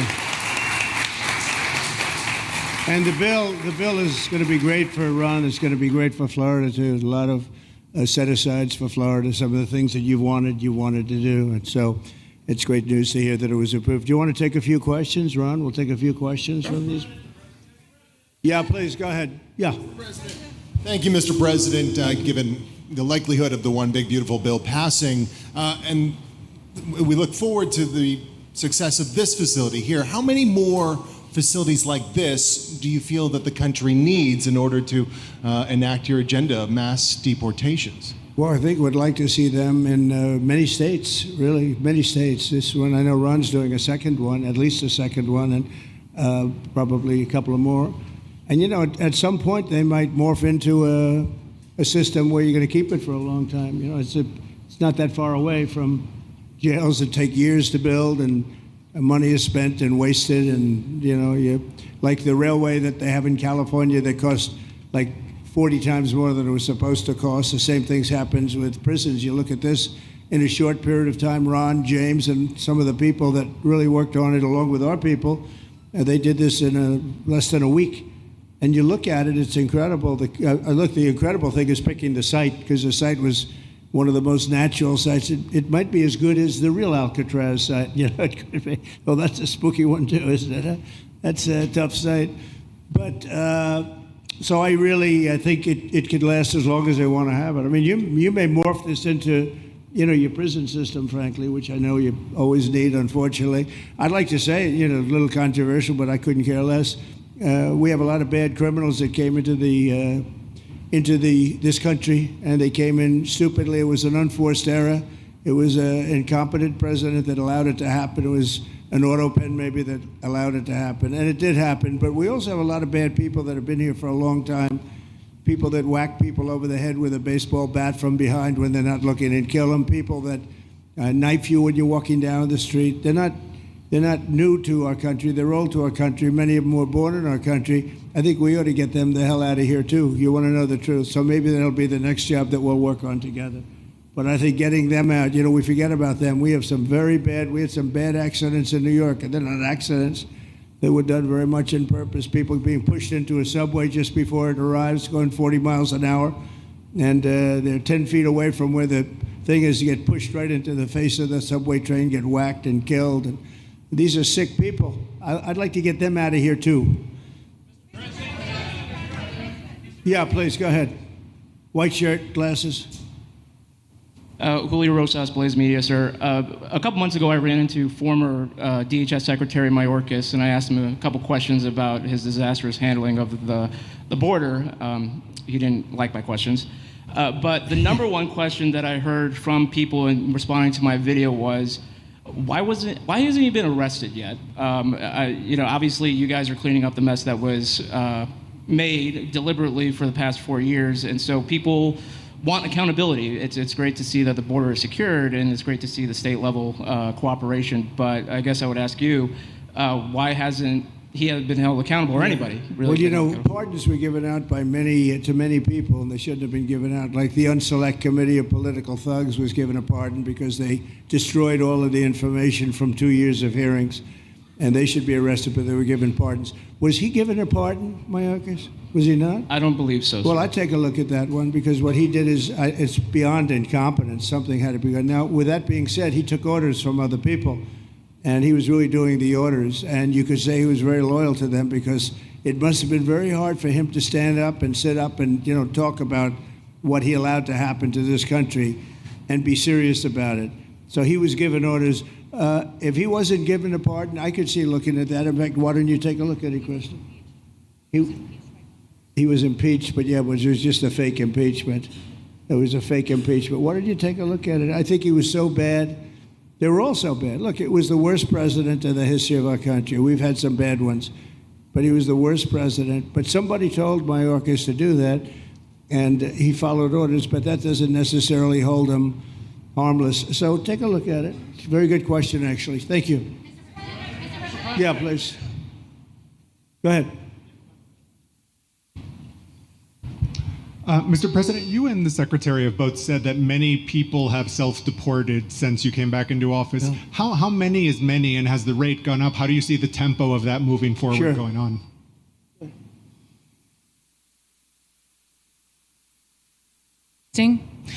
We have had several 100,000, but also we have many that have self-deported, not even using the CBP Home app. When I have gone to these other countries to negotiate security agreements and information sharing on criminals who's coming and going into their countries, they report that hundreds of thousands have come home that weren't on our radar, that they are coming home on their own and self-deporting because they want the chance to be able to go back to America someday. So we believe it's over 1 million, possibly more than that. I'm asking all of those countries for their information on what they have of individuals that may have returned home, that they have taking advantage of their programs to help them become a part of their civilization again, too. So we know it's over 1 million, but we have to, I'm getting more information, and that number will grow. If they don't leave, they never get the chance to come back. If we have to take them out, and we will, they'll go out, but they never get a chance to come back. The other way, we actually make it a little bit easier for them to come back. Okay? Thank you. Good question. Thank you. The bill is now passed in the Senate, but we are already hearing from some Republicans in the House who say they cannot get on board with the changes that were made to the bill in the Senate. What is your message to those holdouts? Well, I just heard that about the Senate, and the bill just passed, and it tells you there's something for everyone. I mean, it's a great bill. There is something for everyone, and I think it's going to go very nicely in the House. Actually, I think it will be easier in the House than it was in the Senate. And just to be clear, on the Medicaid cuts, you've promised not to cut Medicaid, said this is all just targeting waste, fraud, and abuse. Are you saying that the estimated 11.8 million people who could lose their health coverage, that is all waste, fraud, and abuse? No, I'm not saying that. I'm saying it's going to be a very much smaller number than that, and that number will be waste, fraud, and abuse. And if you look, they took a much more liberal stance on the Medicaid situation than they could have.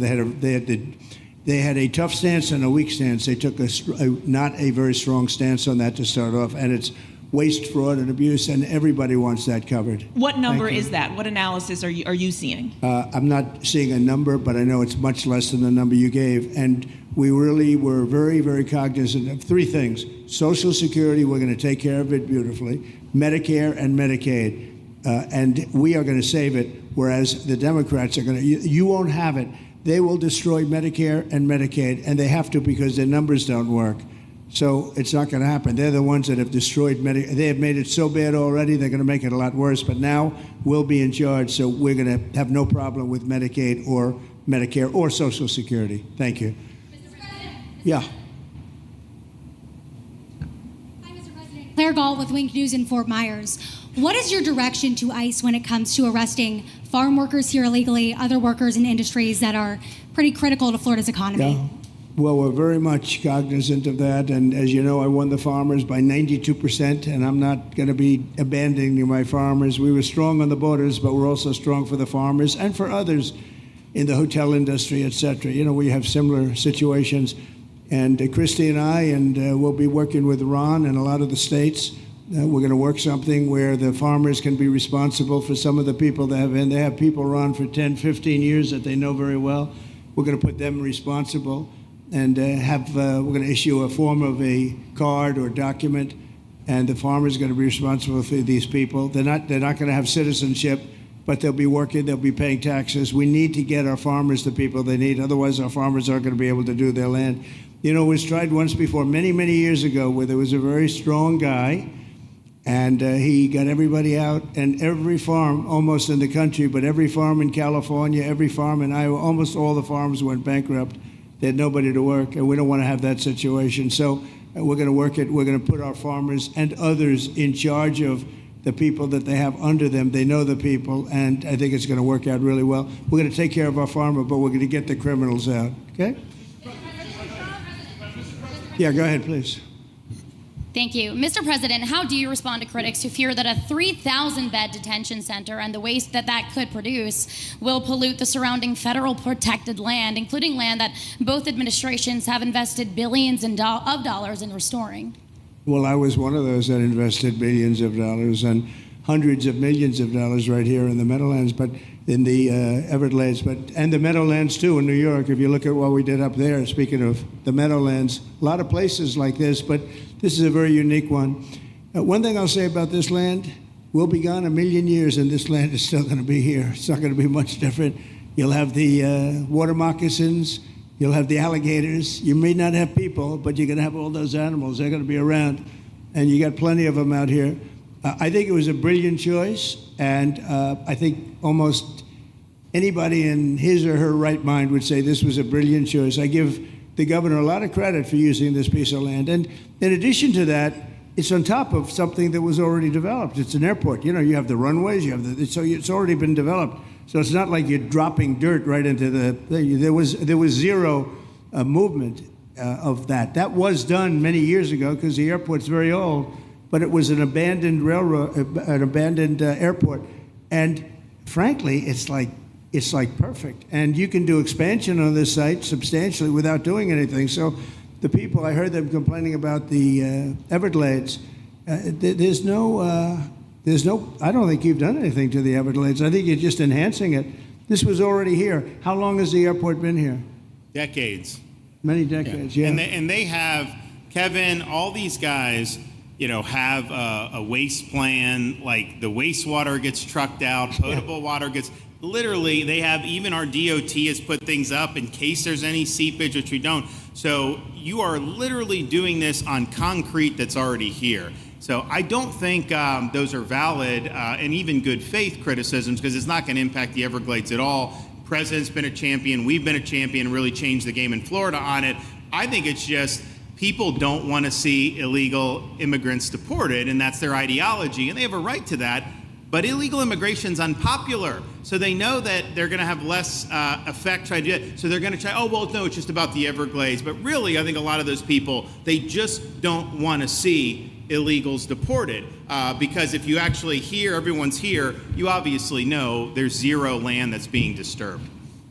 Well, you know, when we talk about popularity, though, I will say I ran on the issue of illegals, and we have to get them out. And I won 82% on that issue. So I think that they may not like certain aspects of it, but ultimately they do not want them in their country. And if this is a part of a use, but I think from an environmental standpoint, it's incredible. In fact, when we landed that very big, heavy plane today, they came out and checked it fairly. I think they want the president to be able to land on a piece of concrete that's not going to go 6 feet underground. And they checked it. They came back and they said, this thing is really solid. So it's been there a long time. It's going to be here a long time, and it was a great choice of a site. Thank you. Yes, please. Brian, go ahead. Yes, sir.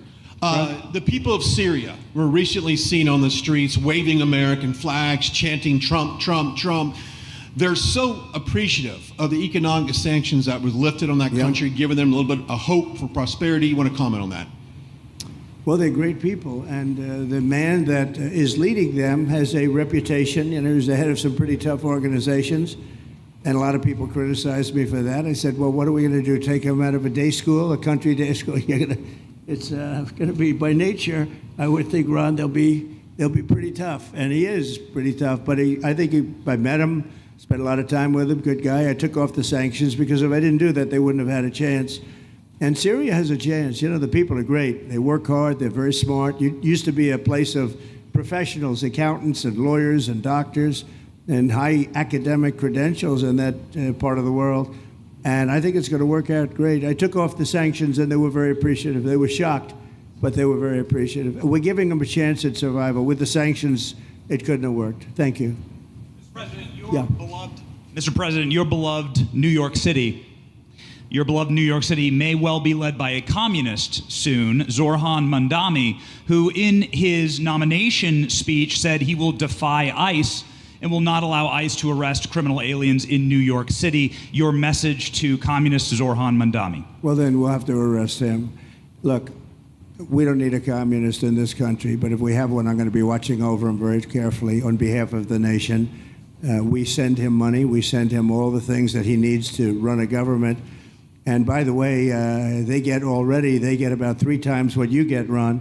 If you look at the per capita, Florida gets 1/3 of what New York gets in terms of the numbers. Why don't you give us those numbers?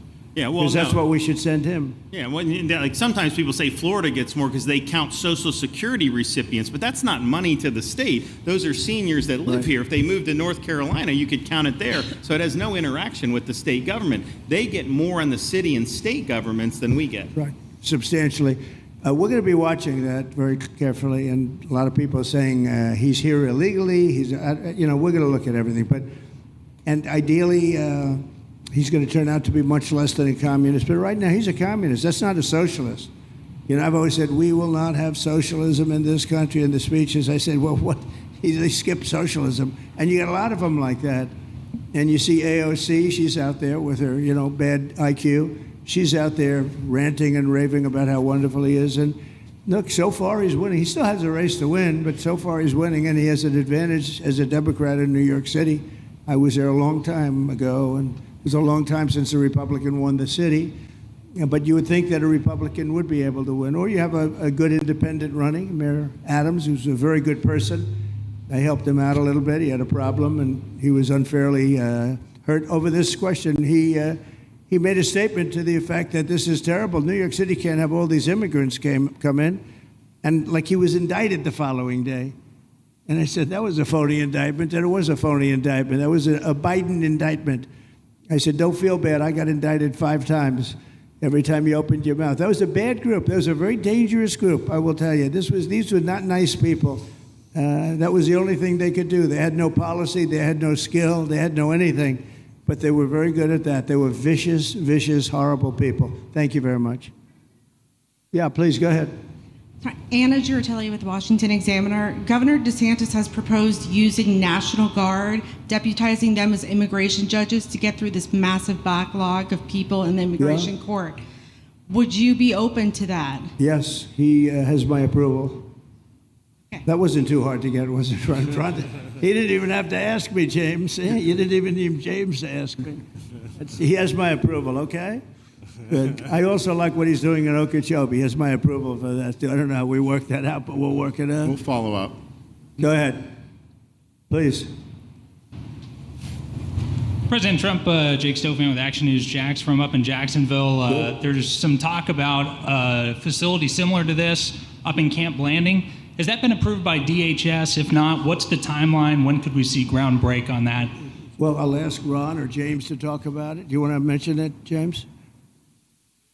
The overarching plan, I think the secretary has said she supports the whole plan, so you guys are going to keep going. Yeah. So, Mr. President, just specifically, the response for proposals is out for that today. It closes, I can't even remember what day of the week it is, but it closes on Wednesday at 5 o'clock. Then we will do notice to proceed. So I would say right after our wonderful Independence Day, we will be starting construction there at that facility. You're going to have another big runway there, too. That's great. Wow. Well, I love these runways. It's very convenient, I must say. Having a runway is a nice thing. Today, you don't get runways approved. I will tell you, it's tough to get a runway. Although in the age of Trump, you get them approved fast. We're approving massive electrical bins, what they call them bins, but big electrical facilities for all of the factories and the AI that's coming in. They're going to build their own electric. They're going to be really, they're going to be made into electrical providers. They're going to have a lot left over. They'll put it into the grid. I think, they're going to end up doing so much. They'll put it into the grid. Won't even cost anything from their standpoint. But so we have a lot of that happening. We get approvals fast. But I was just saying, runways are hard to get, but we'll get them now. But in the past, I would say over the past 30, 40 years, when you can get a runway, that was considered gold. Okay, please, go ahead. Go ahead. Sure.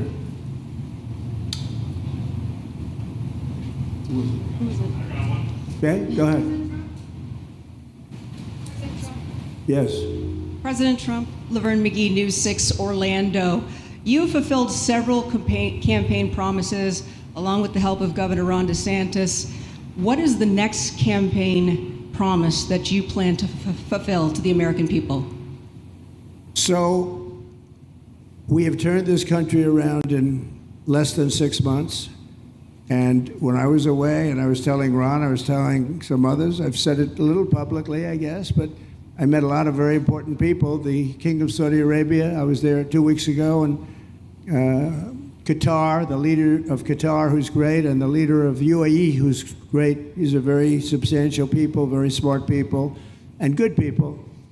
And all three of them said essentially the same thing, along with many other people, because I just left NATO. NATO's we took it up to 5%. Nobody can believe that one run. That would be hard, but nobody believes that. What happened in NATO, over $1 trillion a year from like nothing.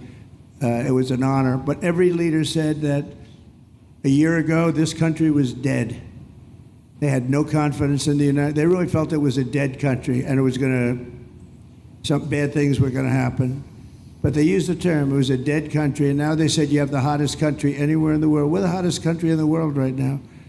And we turned it around fast. I thought it would take longer than this. We turned it around fast. Some of it was psychology, and we had to know how good we were. But others was getting rid of rules, regulations, and all of the things that I got rid of already. I signed more executive orders than anybody in history, times like 3 or 4.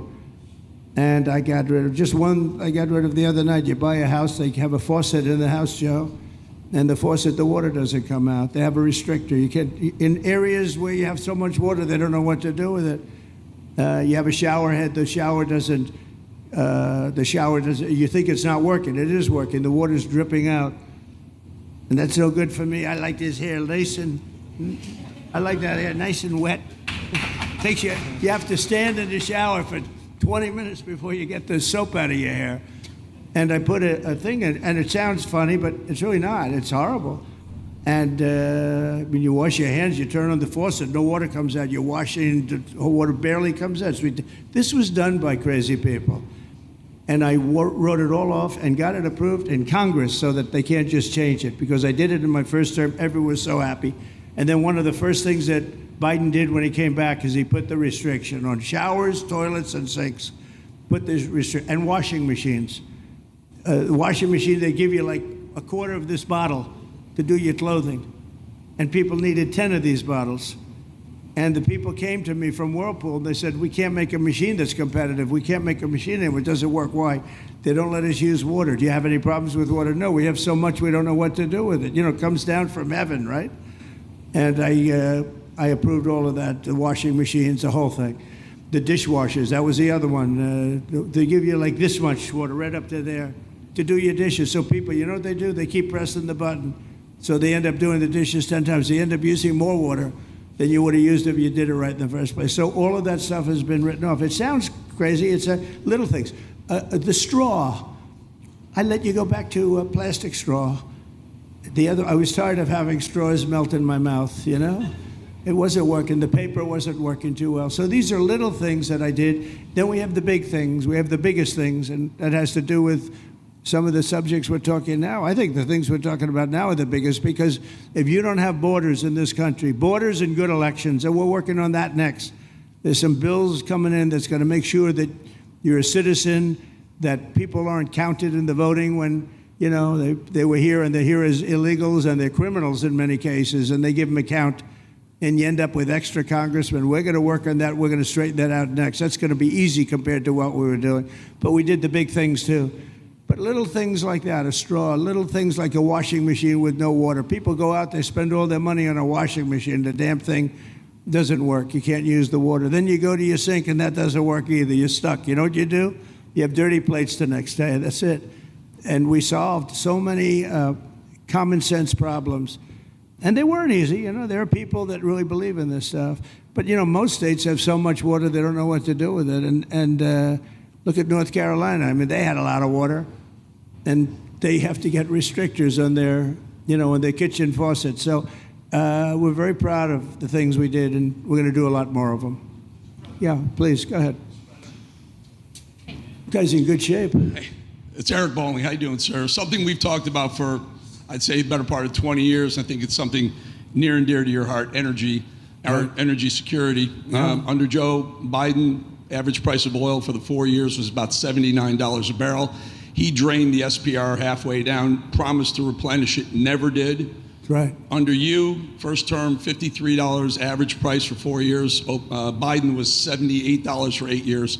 It was never refilled. The question is now it's $64 or so. Yeah. Coming down rapidly. Coming down, and what a great opportunity to fix another one of Joe Biden's problems, one of the things he broke in America, giving us the energy security of an emergency SPR. Sure. Fill it to, maybe even go beyond and fill it to 1 billion barrels this time at a much cheaper price. Thoughts on the energy sector? So it holds 77 million barrels, and we had it up to the top, if you remember. And I was proud of that, and I made a deal to buy it at the lowest price of oil. It was a good deal, good instinct. And we filled it up, and when he came in, he started using it to keep oil prices down because he blew our energy policy out. Energy and his bad spending is what caused inflation.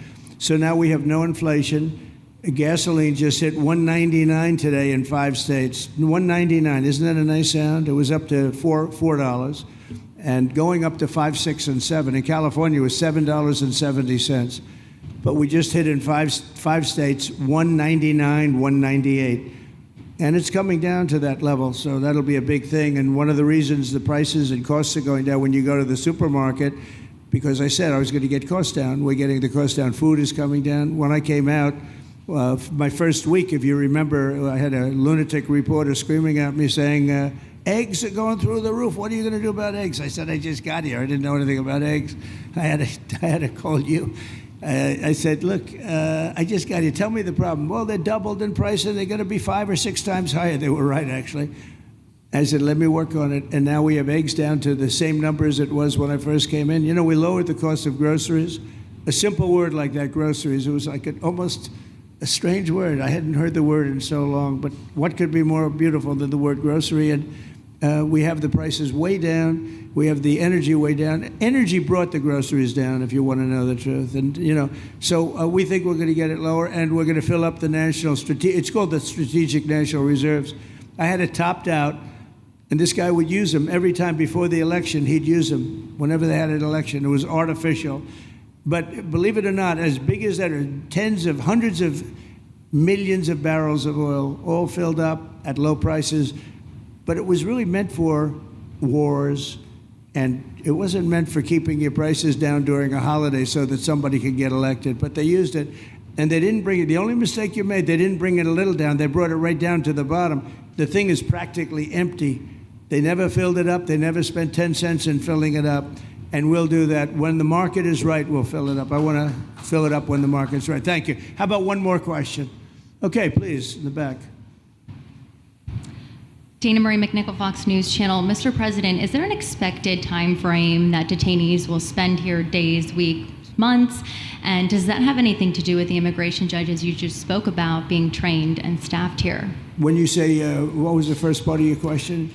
Is there a specific time frame you expect the detainees to spend here? Days, weeks, months? In Florida? Yes, here at Alligator Alcatraz. I'm going to spend a lot. Look, this is my home state.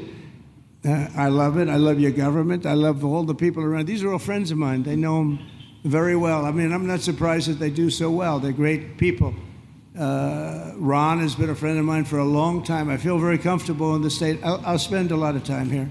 I want to, for 4 years, I've got to be in Washington, and I'm okay with it because I love the White House. I even fix up the little Oval Office. I make it, it's like a diamond. It's beautiful. It's so beautiful. It wasn't maintained properly, I will tell you that. But even when it wasn't, it was still the Oval Office, so it meant a lot. But I'll spend as much time as I can here. You know, my vacation is generally here because it's convenient. I live in Palm Beach. It's my home. And I have a very nice little place, nice little cottage to stay at, right? But we have a lot of fun, and I'm a big contributor to Florida, pay a lot of tax. And a lot of people move from New York, and I don't know what New York is going to do. A lot of people moved to Florida from New York, and it was for a lot of reasons, but one of them was taxes. The taxes are so high in New York, they're leaving. I don't know what New York's going to do about that, because some of the biggest, wealthiest people and some of the people that pay the most taxes of any people anywhere in the world, for that matter, they're moving to Florida and other places. So we're going to have to help some of these states out, I think. But thank you very much. I'll be here as much as I can. Very nice question. With that, I'd like to just end by saying I want to thank Ron and James and all of the people that have done such a great job, all of your staff. Really fantastic work. And it really started with site selection. You can do a great job, but if you have the wrong site, in real estate, you have the wrong site, you're dead. And this was a great site selection, despite what you may read in the environmental press. Good job. And this was an honor for Christy and myself and Steve and all of our people to be here. And I also appreciate the media. They've treated us very fairly. Over the last few weeks, I've been treated very nicely. And it's so unusual. I'm not used to it, but we've gotten great accolades. Brian, I want to thank you for calling out, because I was waiting here because I knew the vote was taking place and I'm answering questions, right? So I want to thank you very much and say hello to our friend. And I will see a lot of you. Thank you very much. We're going to make America great again. Thank you very much. Thank you. Thank you, Father.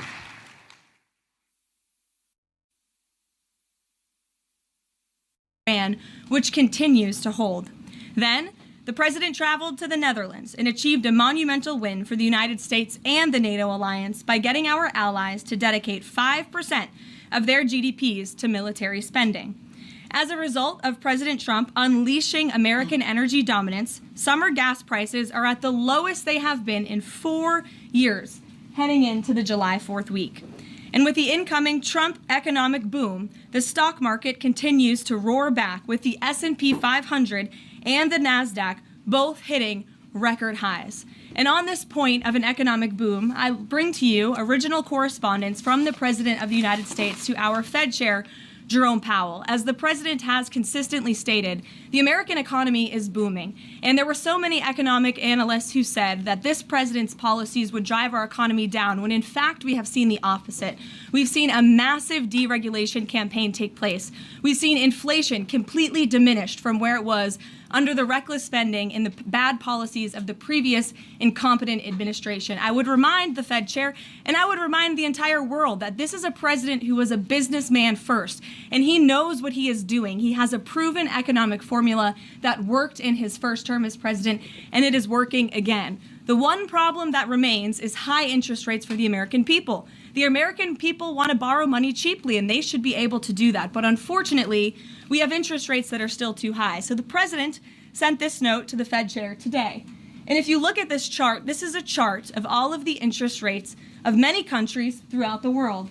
At the top is Switzerland. They're only paying a quarter for interest rates. Cambodia, Japan, Denmark, Thailand, Botswana, Barbados, Taiwan, Bulgaria, Cuba, Sweden, Morocco, Cabo Verde, South Korea, Algeria, Canada, Albania, Libya, Malaysia, China, New Zealand, Trinidad and Tobago, Czechia, Bolivia, Australia, Costa Rica, the Bahamas, Kuwait, Papua New Guinea, Bosnia, United Kingdom, and the UAE are all paying lower interest rates than the United States of America, which has one of the hottest and strongest economies in the world.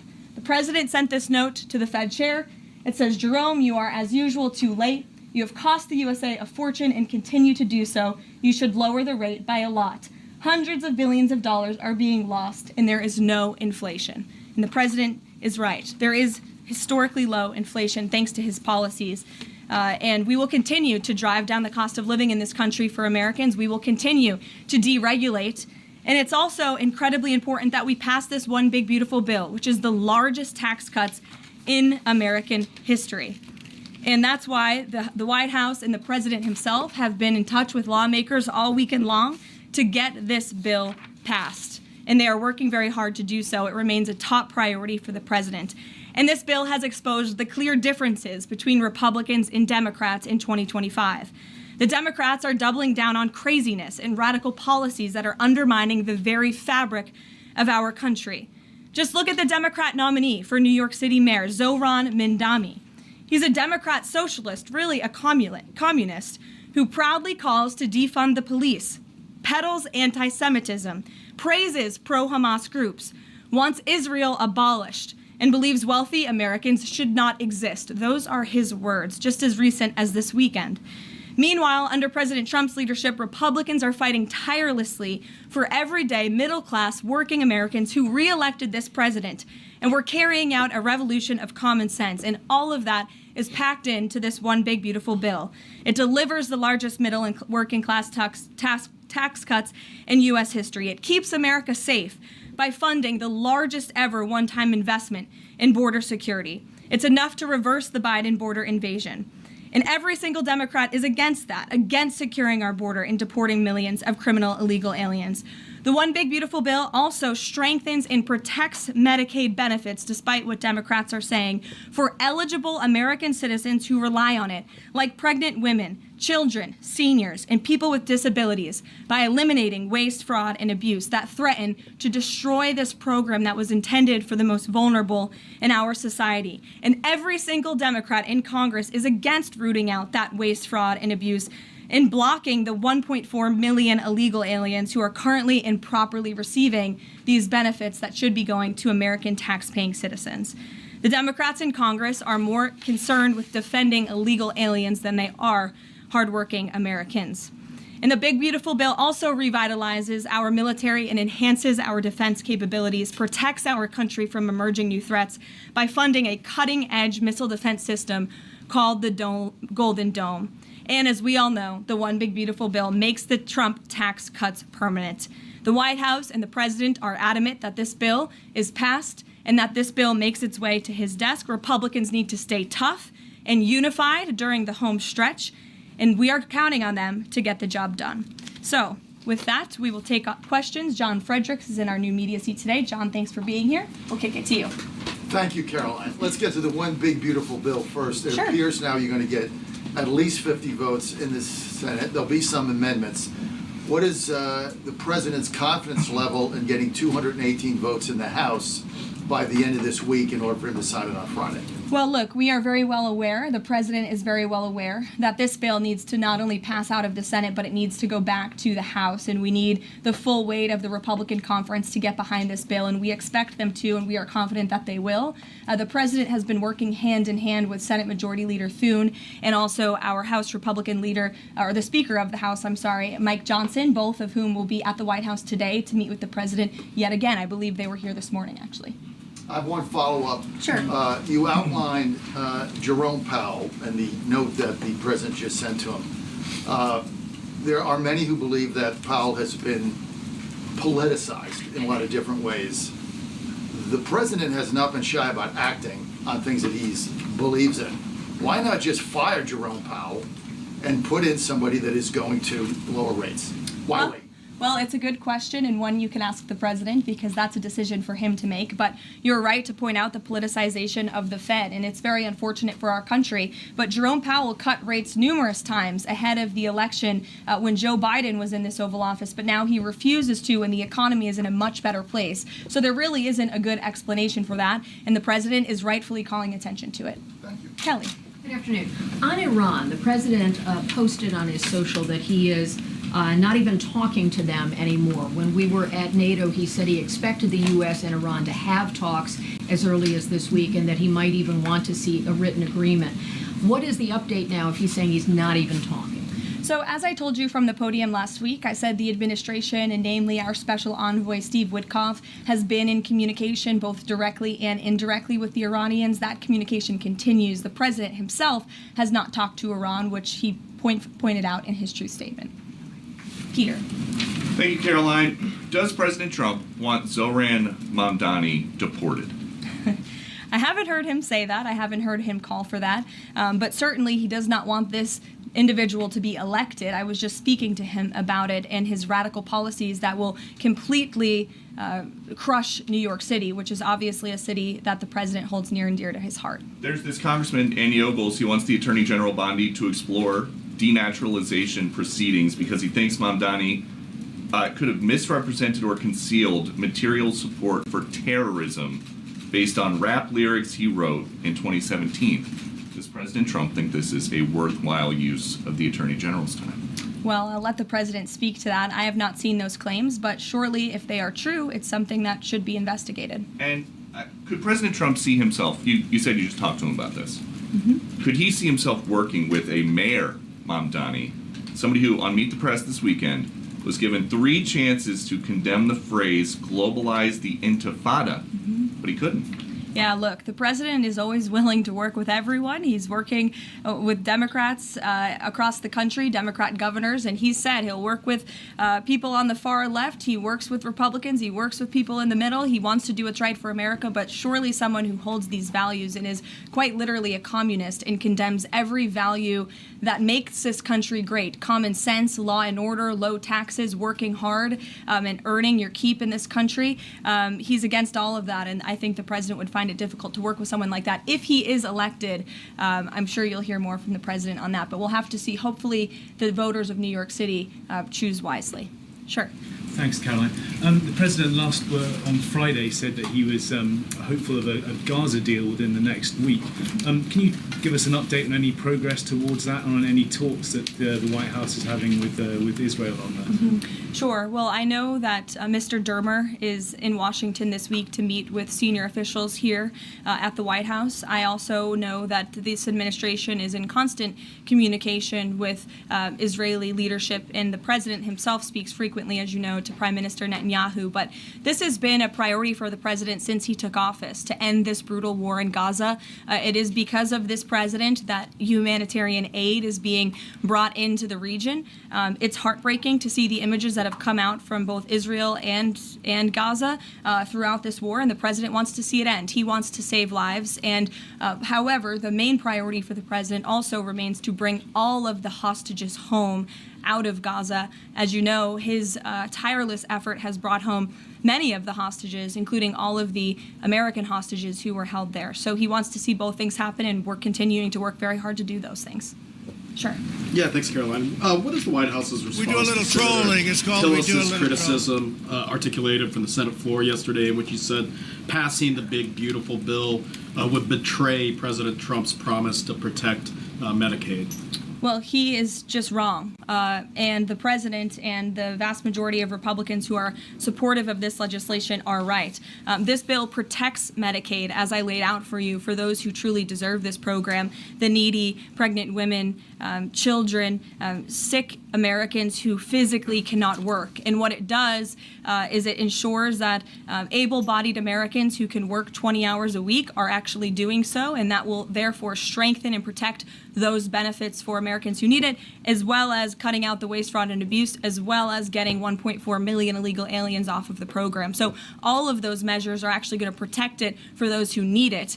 That's the president's position, and that's what this bill does, and that's why Republicans need to vote for it and get it to the president's desk. That kind of criticism from a Republican senator, is that reason for concern for the passage of this?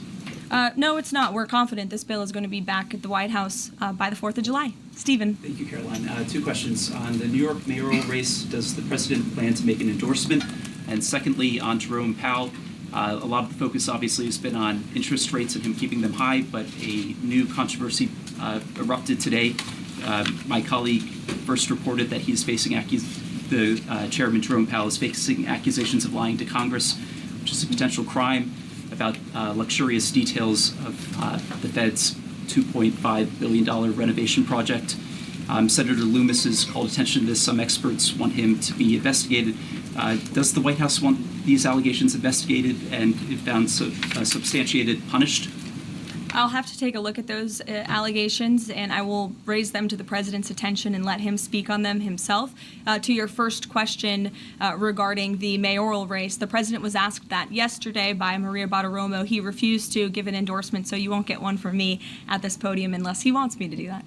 Philip, go ahead. Oh, okay.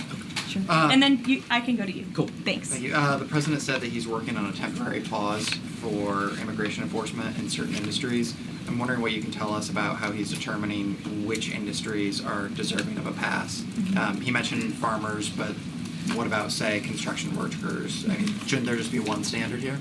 I don't have any more details to read out for you, but what I can tell you is that the White House is working closely every day with the Department of Agriculture as well as the Department of Homeland Security when it comes to workforce enforcement, worksite enforcement, and the president's focus and the focus of this administration is, of course, to remove public safety threats from the streets and to deport as many of the illegal criminals, especially the violent criminals that we know are still here because of the previous administration. So that's the main priority and the goal. And then the president has already made cuts to the office of the Director of National Intelligence, but now Senator Tom Cotton has put forward a bill that would cut the office by another 60%. What's the president's reaction to that legislation, and is this something that he would support, those additional cuts? I don't know if the president's even aware of that legislation, but I will get you a response if he is aware and if he wants to respond to it. Go ahead. Thanks, Caroline. You mentioned the dangerous wildlife at the alligator Alcatraz. Is that a design feature? Why is the president going with this mega bill in such a precarious position in the Senate? And then also, can you talk about the CBO estimate that it would add? We do a little trolling. It's called we do a little trolling. Uninsured. Well, look, when you have illegal murderers and rapists and heinous criminals in a detention facility surrounded by alligators, yes, I do think that's a deterrent for them to try to escape. We do know that some of these illegal criminals have escaped from other detention facilities, like one in New Jersey, which I know was recently reported on. So, of course, we want to keep the American people safe, and we want to remove these public safety threats from our streets, and we want to effectively detain them as best as we can. As for why the president is going, I think his trip to this detention facility actually underscores the need to pass the One Big Beautiful Bill, because we need more detention facilities across the country. The last administration let in nearly 20 million illegal people from all over the world, and this administration is focused on arresting and detaining them.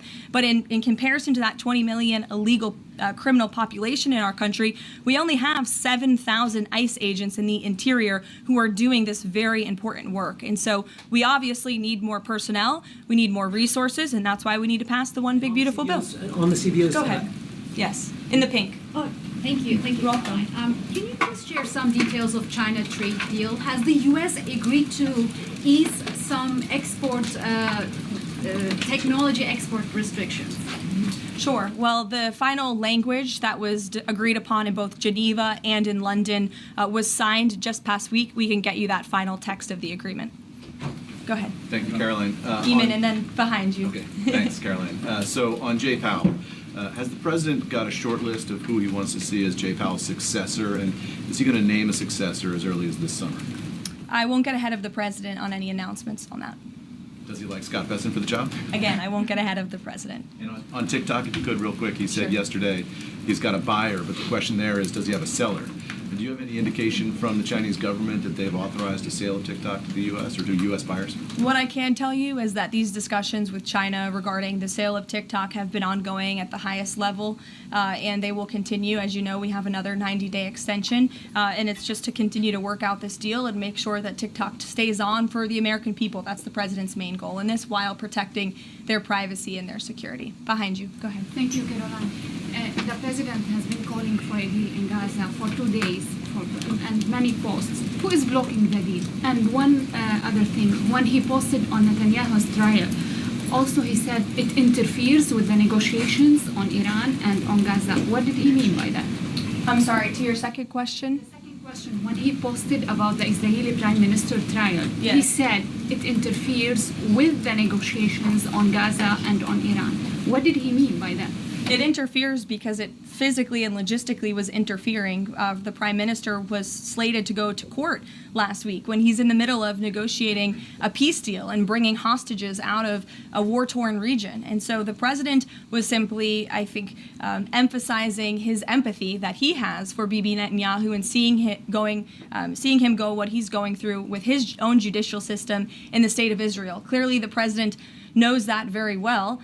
He, too, was a victim of a judicial system that was trying to put him in jail, as you all know. You all covered it. But President Trump prevailed. That's why he's back in the Oval Office, and he believes that Bibi Netanyahu is a great leader for the people of Israel. The president just worked with him closely to end that 12-day war and to obliterate Iran's nuclear facility, to take out that imminent threat, not just to the state of Israel, but also to the United States of America and the rest of the world. And he believes that Prime Minister Netanyahu should be praised for that. Go ahead. Thanks, Caroline. On the mega bill and the amendment that would limit Medicaid expansion under the Affordable Care Act, does the president want that amendment to pass? The president wants this bill to pass. Meredith. Hey, thanks, Caroline. On trade, we have this looming July 9th deadline coming up. We heard the Treasury Secretary say that he expects to wrap up these trade deals by Labor Day, but when President Trump was asked yesterday about any extensions by July 9th, he said, I think that would be necessary. So is the president ruling out any extensions on trade for any nations, even if they're negotiating in good faith? Well, you heard from him directly. He said he did not think that it would be necessary. He is going to set the rates for many of these countries if they don't come to the table to negotiate in good faith. And he is meeting with his trade team this week to do that. Mary. Thanks, Caroline. I just watched a CNN segment on a new app called Ice Block, and it kind of appeared to be promoting this app where you can tell people where ICE agents are. Given the recent rise... An app that tells people where ICE agents are? Yes. And given the rise, I believe, 500% increase in assaults on ICE agents, I wanted to see if you could comment on that and why CNN would be promoting such an app. Well, it's a very good question. I'll have to go back and watch the clip myself, but surely it sounds like this would be an incitement of further violence against our ICE officers. As you know, as you stated, there's been a 500% increase in violence against ICE agents, law enforcement officers across the country who are just simply trying to do their jobs and remove public safety threats from our communities. And that's something we as Americans, including journalists at CNN who live in many of these cities where illegal aliens are hiding and were let in from the previous administration, should be very grateful for. So we haven't seen the clip. We'll take a look at it, but certainly it's unacceptable that a major network would promote such an app that is encouraging violence against law enforcement officers who are trying to keep our country safe. Caroline, Shelby. I just wanted to get a clarification on the Senator Rick Scott's amendment. It sounds like the president is agnostic about whether it's attached. Is that accurate? Look, I'm not going to get into the details of the discussions that are ongoing right now, but the president wants these senators to come to a conclusion, to get this bill back to the White House as soon as possible and make sure that it's a piece of legislation that can make its way back through the House as well. So obviously there's some ping-ponging between both sides of Capitol Hill right now, but that's why Senator Thune and Speaker Johnson are working with the president in lockstep every step of the way. In the back, News Nation, go ahead. Thanks, Caroline. The president did and then announce... in front of you, yes. In front of... The Sure, president I'll take did, both of you. The president did announce last week that the trade deal with India is closed and this could happen anytime soon. Are there any roadblocks as of now? Are there any updates on that? And how does the president see this about China's role or its influence in the Indo-Pacific region? Sure, yes. The president said that last week, and it remains true. I actually just spoke to our Secretary of Commerce about it. He was in the Oval Office with the president. They are finalizing these agreements, and you'll hear from the president and his team, his trade team, very soon when it comes to India. And on China? How do we counter China on that front? Yes, I mean, look, India remains a very strategic ally in the Asia Pacific, and the president has a very good relationship with Prime Minister Modi, as you know, and he will continue to have that. Go ahead. Thank you, Caroline. On the reconciliation bill, Senator Tillis from the floor yesterday seemed to suggest President Trump was getting bad counsel on the effects of the bill.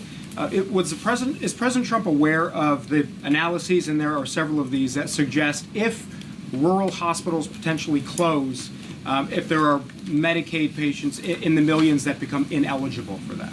Yes, and that claim is just simply untrue. Rural hospitals comprise 7% of all hospital spending on Medicaid, and that illustrates that they have not benefited from the massive increase of waste, fraud, and abuse under the Biden administration. So this bill strengthens Medicaid. It will protect those benefits that hardworking Americans need, and that's why the president wants this bill to pass. The senator was wrong. The president put out a Truth Social post addressing it, and then the senator announced he's no longer running for office anymore. So I think that case has been closed, and the White House is continuing to focus on getting this legislation to the president's desk for his signature.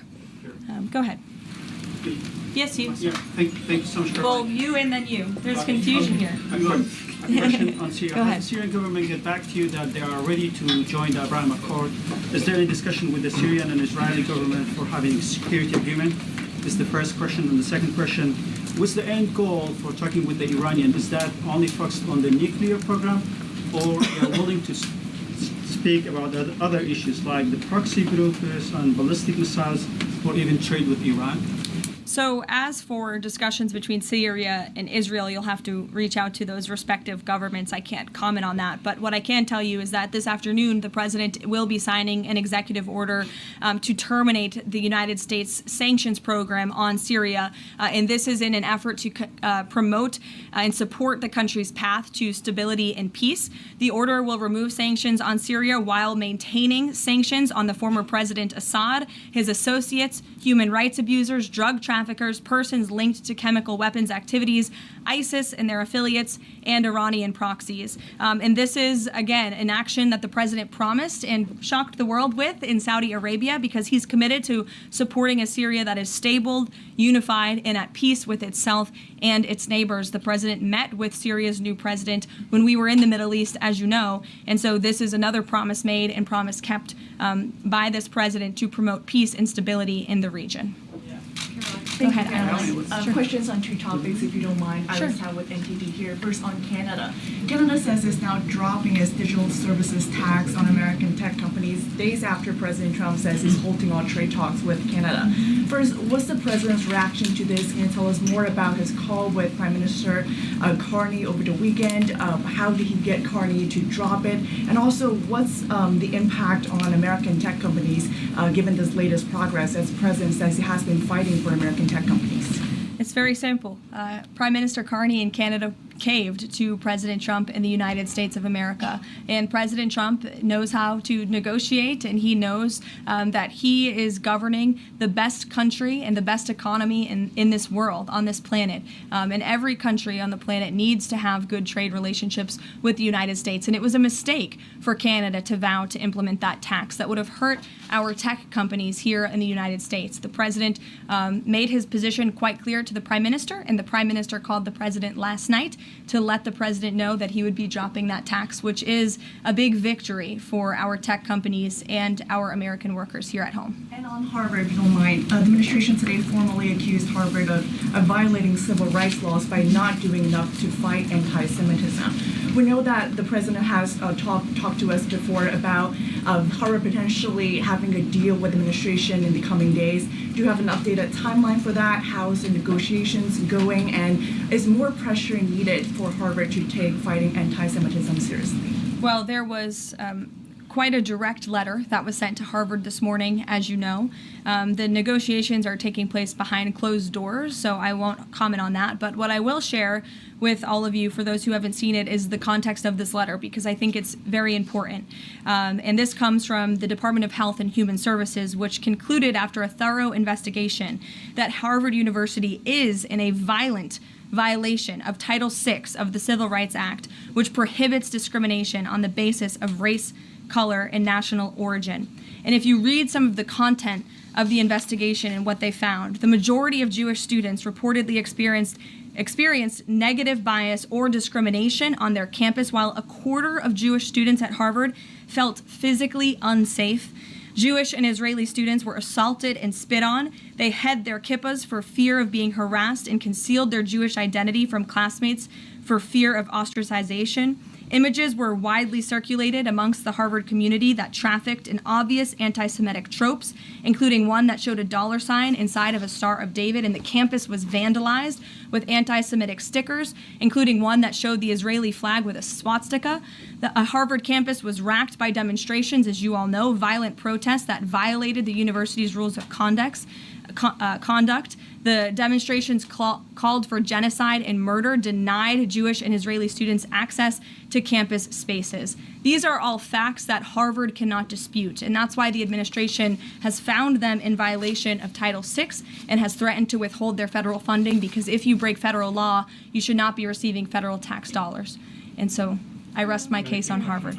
Andrea. Yeah, so President Macron of France earlier today said that tariffs levied by powerful countries are often a form of blackmail, and criticized the sort of process that's underway. He didn't mention the United States specifically, but said that these tariffs are really hurting developing countries. So there's this big UN conference going on. What do you say to that? What is the president, was he aware of that comment, and did he have any response? I think the president and the White House would certainly reject that characterization by Prime Minister Macron. Tariffs are an effective use of presidential power to bring back the middle class, to bring back our manufacturing industry, which was the backbone of our American economy and has been hollowed out by globalist politicians who have caved to foreign countries instead of doing what's right for American workers. That's why the president is effectively utilizing his authority to wage tariffs and to utilize tariffs, and continues to be in discussions and negotiations on trade to do what's right for America. And Europe and the rest of the world might not be used to that, but President Trump is back in town, and he's going to do what's right for our people and our country. Can I just follow up on Netanyahu? So there's a report in Israeli media that the Prime Minister will actually be here, that Netanyahu will be here today meeting with the President. Can you confirm that? I don't believe Prime Minister Netanyahu is here today. I think you guys would know about that by now. Unless there's something going on I don't know about, but I don't believe he is. I do know he has expressed interest in coming to Washington and meeting with the President, and we are working on a date for that. I do not believe it is today, but that would be fun. You never know in this White House, let's be honest. Go ahead. Thanks, Carolyn. Does the President support this new measure in the big, beautiful bill that would impose steep new taxes on new wind and solar projects? I believe you're referring to the credits for wind and solar projects. No, and what I'm talking about the new tax. There's a new tax that it's estimated would add 10 to 20% to the cost of any new wind and solar projects that start after this year. Again, I don't want to comment on the specifics of provisions, but I'm sure the president will speak on that directly. Again, this is an ongoing process. The president continues to be very much engaged with the leadership in both the Senate and the House to get this bill back to his desk. Did the president ask for that provision? Because the National Building Trades Union is saying that it's the equivalent of terminating more than 1,000 Keystone XL pipeline projects. Is that something that would concern him? Well, the president spoke on this yesterday in his interview, and he said he understands that legislators want to protect jobs in their communities and in their districts. And so he understands why some of them are against this provision, but he also understands why people want the provision. So again, this is an ongoing deliberation and discussion, and the president is engaged in this very much. Go ahead. Thanks, Caroline. We've been hearing from White House officials for weeks that you're close on trade deals with a number of countries. Can we get any update on which countries will have deals by the 9th and when they're making any announcements? I'll let the president and the trade team speak on it. Or can you respond to the CBO estimate that the Senate bill would increase the deficit by nearly $3.3 trillion? This is one of the most fiscally conservative pieces of legislation that has ever made its way through Capitol Hill. There's $2 trillion in mandatory savings in this bill, and not only that, the projected growth that this bill will bring to our economy. It will be an economic boom. The Council of Economic Advisors has an analysis that shows that the bill will generate $4.1 trillion in economic growth, and it will cut taxes, putting more money back into the American people's pockets. That's why this president wants this bill to pass, and I know he's busy working the phones and doing what he needs to do today to make it happen. So we'll see you all later. Thank you. We'll see you in Florida tomorrow. Thank you.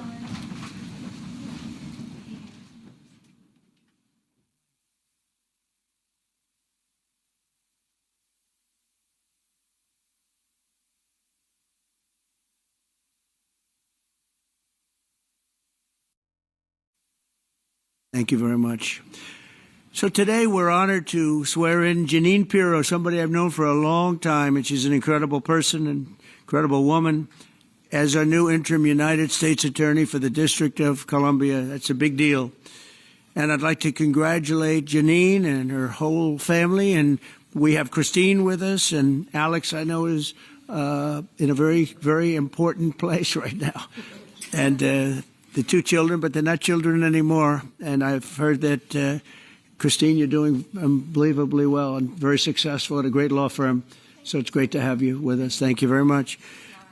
Over 5 decades, Jeanine Pirro, known by millions as Judge Jeanine, has devoted her life to the pursuit of justice, the defense of freedom, and the fair, equal, and impartial rule of law. And that's what she's about. She was a great DA. I remember very well. She was as good as anybody I've seen. She began a career in 1975 as an assistant district attorney in Westchester County, New York, where she prosecuted violent crimes. And that was a serious prosecution. And she went after real criminals, not not fake criminals like we seem to do today nowadays, people that shouldn't be prosecuted, including rape, murder, and was a tireless warrior on behalf of the most vulnerable people in our society. In that role, Janine helped create one of our country's first domestic violence bureaus. I think it was the first, Janine. And as its chief, she revolutionized victim protection and bold, innovative policies like very few people even thought of. In 1990, Janine became the first female judge in Westchester County history. And following the year, and by the way, very distinguished, had an unbelievable, distinguished career. And in the following years, she presided over numerous complex criminal cases. The reason they were complex is that other judges were not able to understand them. They were called the complex cases. My sister had them too. They always used to give her the complex cases because other people didn't understand them, including high-stakes felony narcotics trials. Her outstanding judicial record earned her the honor of being named the #1 judge in 1990 by the Independent Fund for Modern Courts. That's nationwide. Outstanding judge. The following year, Judge Janine was elected Westchester County District Attorney, became the top prosecutor for a jurisdiction that included some of the largest suburbs in New York City, including Yonkers and White Plains. It's a big deal. As District Attorney, Janine tackled high-profile violent crime cases and established one of the nation's most successful cybercrime units to combat online child abuse. She was way ahead of a lot of people. They still aren't there, if you get right down. I mean, from what I hear, they're still not there in many cases back there where we come from.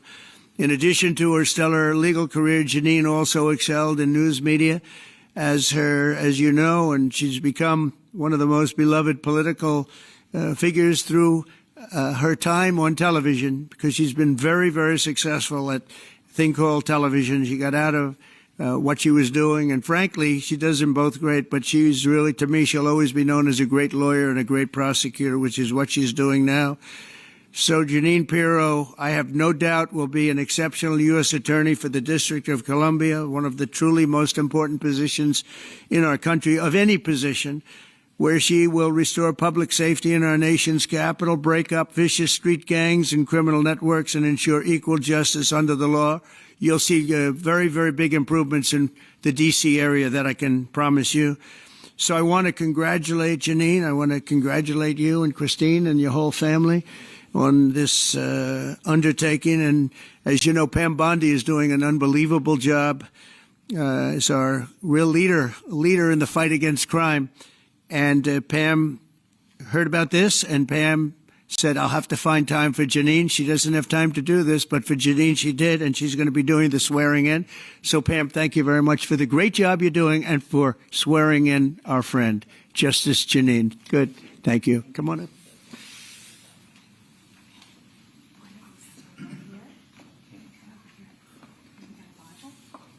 Oh, you're there. There we go.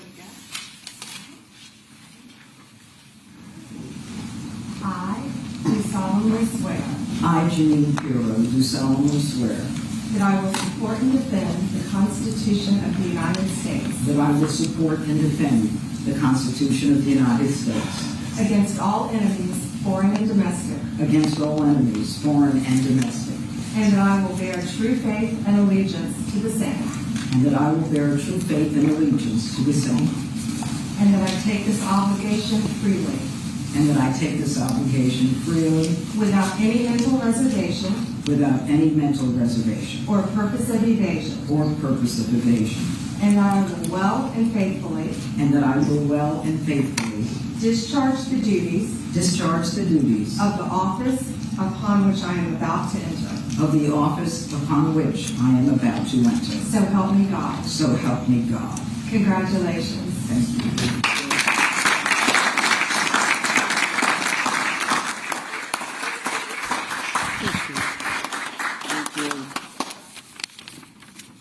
Thank you, Mr. President, and thank you, Madam Attorney General, both my friends for many years. Long ago, I went to law school to study about justice and to bring justice to victims of violent crimes, women, children, and the elderly. I fought to give them a voice in a system that was both blind and deaf to their concerns. I dedicated my heart and soul to making sure that there was a system that responded to them.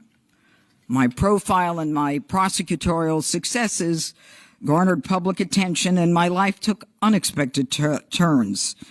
Through all of this, President Trump, you have remained as steadfast as one of my earliest supporters and champions. You never wavered. You were always steadfast, trustworthy, and confident. Today, Mr. President, you bring me back to my roots. And it is a larger arena, but no less an arena where we need justice, where we need to send a message that justice will be honored in the District of Columbia. And just last week, here in our nation's capital, two people on the brink of beginning their life had hopes and dreams that were never realized because a cold-blooded murderer made a decision to shoot them down on the streets on a cold, rainy night in our nation's capital. This will not go without just accounting. My voice should be heard loud and clear. No more tolerance of hatred, no more mercy for criminals. Violence will be addressed directly with the appropriate punishment. And this city will again become a shining city on a hill in an America that President Trump has promised to make great again and will make safe again. Mr. President, America thanks you, and I thank you.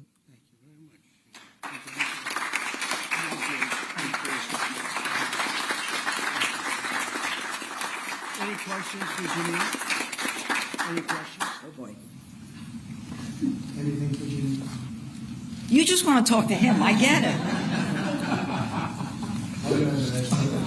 Thank you. She's going to be fantastic. Thank you very much. Thank you all. Thank you. There's no question because there's no doubt. We have no doubt you're going to be fantastic. Thank you. Mr. President. Mr. President, Mr. President, Mr. President, Yeah, please. Mr. President. On Russia, Mr. President? Please. Do you believe the Russians are being disrespectful when they say that your criticisms of Putin are simply an emotional response? And do you still believe that Putin actually wants to end the war? I can't tell you that, but I'll let you know in about 2 weeks. Within 2 weeks, we're going to find out very soon.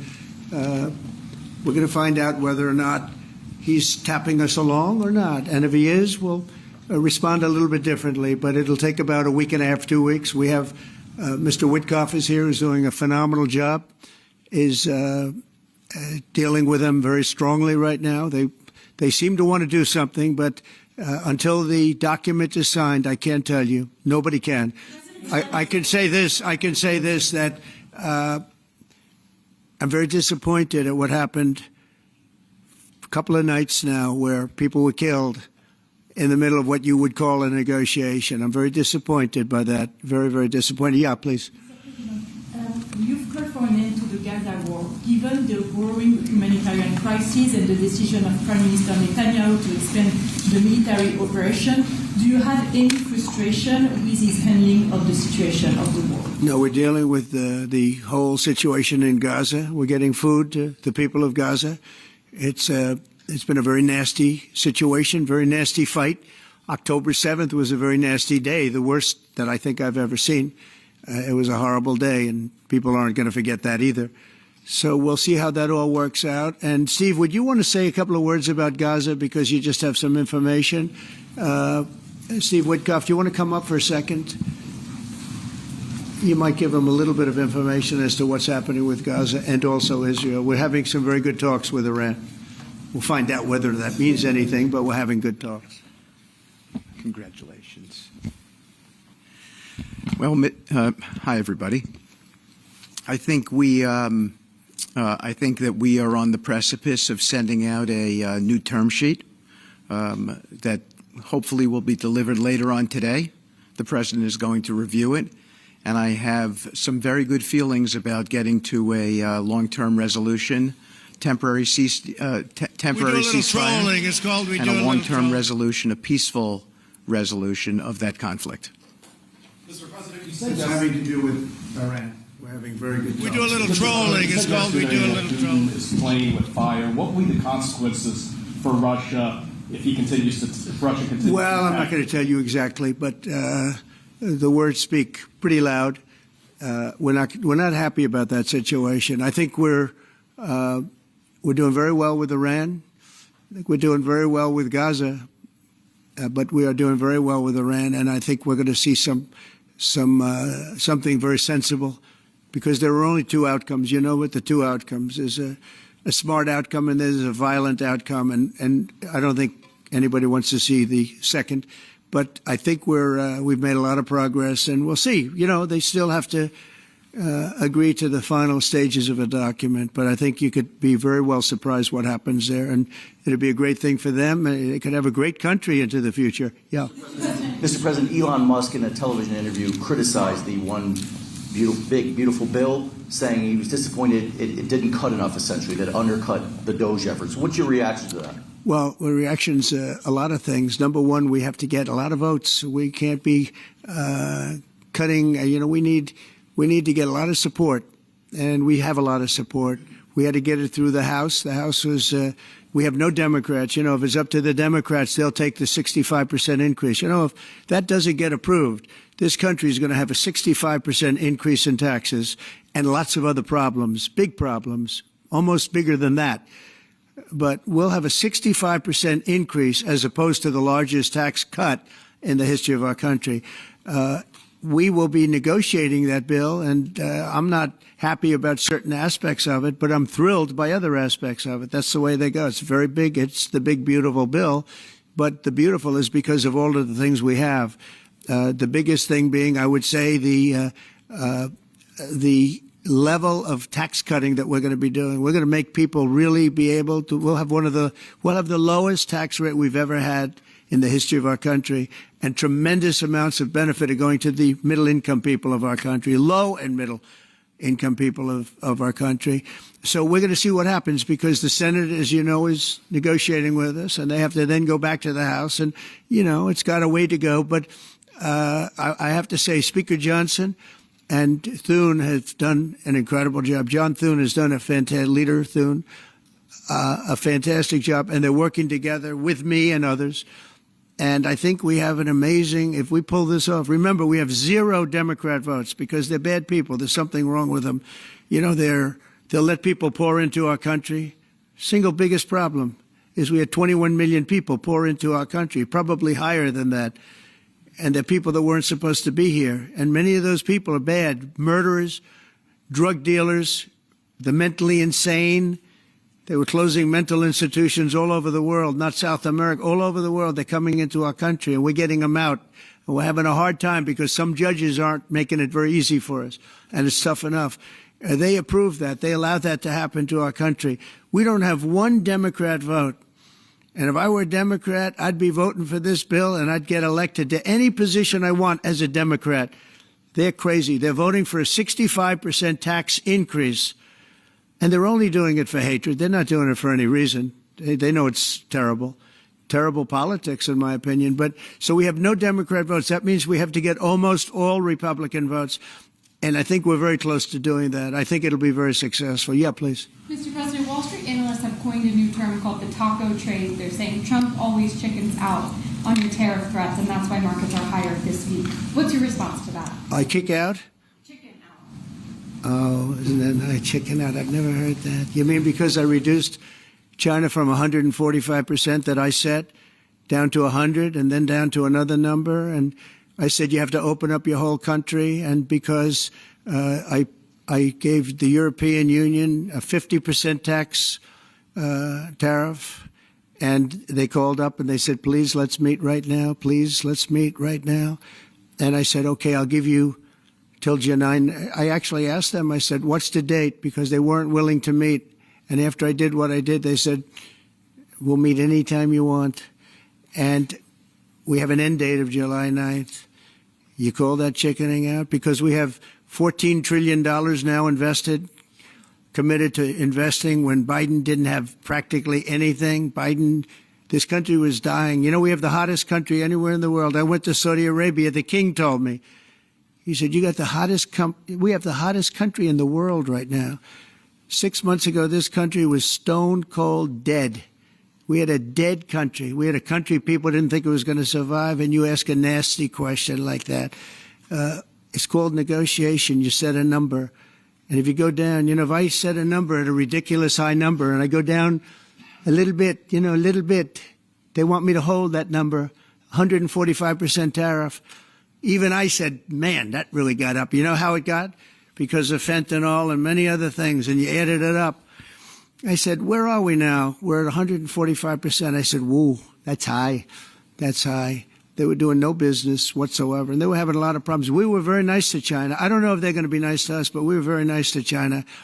And in many ways, I think we really helped China tremendously because, they were having great difficulty because we were basically going cold turkey with China. We were doing no business because of the tariff, because it was so high. But I knew that. But don't ever say what you said. That's a nasty question. Go ahead. Mr. President, To me, that's the nastiest question. Mr. President, Wait a minute. Wait. Go ahead, please. Go ahead. President Zelensky says he's ready to sit down with you and Vladimir Putin in Geneva, and it sounds like General Kellogg is working on preparations for that. Are you planning to sit down with the two of them? Well, I will if it's necessary. It takes. We have to. I think I'm at this point. I wish it would have been that way a couple of months ago, but at this point, we're working on President Putin, and we'll see where we are. I think we're doing fine, but we'll see. I don't like what's happening. That's one thing I'll say. I don't like when I see rockets being shot into cities. That's no good. We're not going to allow it. You've always said that the war never would have started if you were Would have never president. happened, and it didn't He doesn't seem willing to do anything that you want him to do. Do you still believe that he wouldn't have launched the war? No. We would have never had a war. We would have never had a war. If I were president, if the election weren't rigged, you wouldn't have had the war. You wouldn't have had the war. You wouldn't have had inflation. You wouldn't have had October 7th. That would have never happened because Iran was stone cold broke. They didn't have any money to give to Hamas or Hezbollah.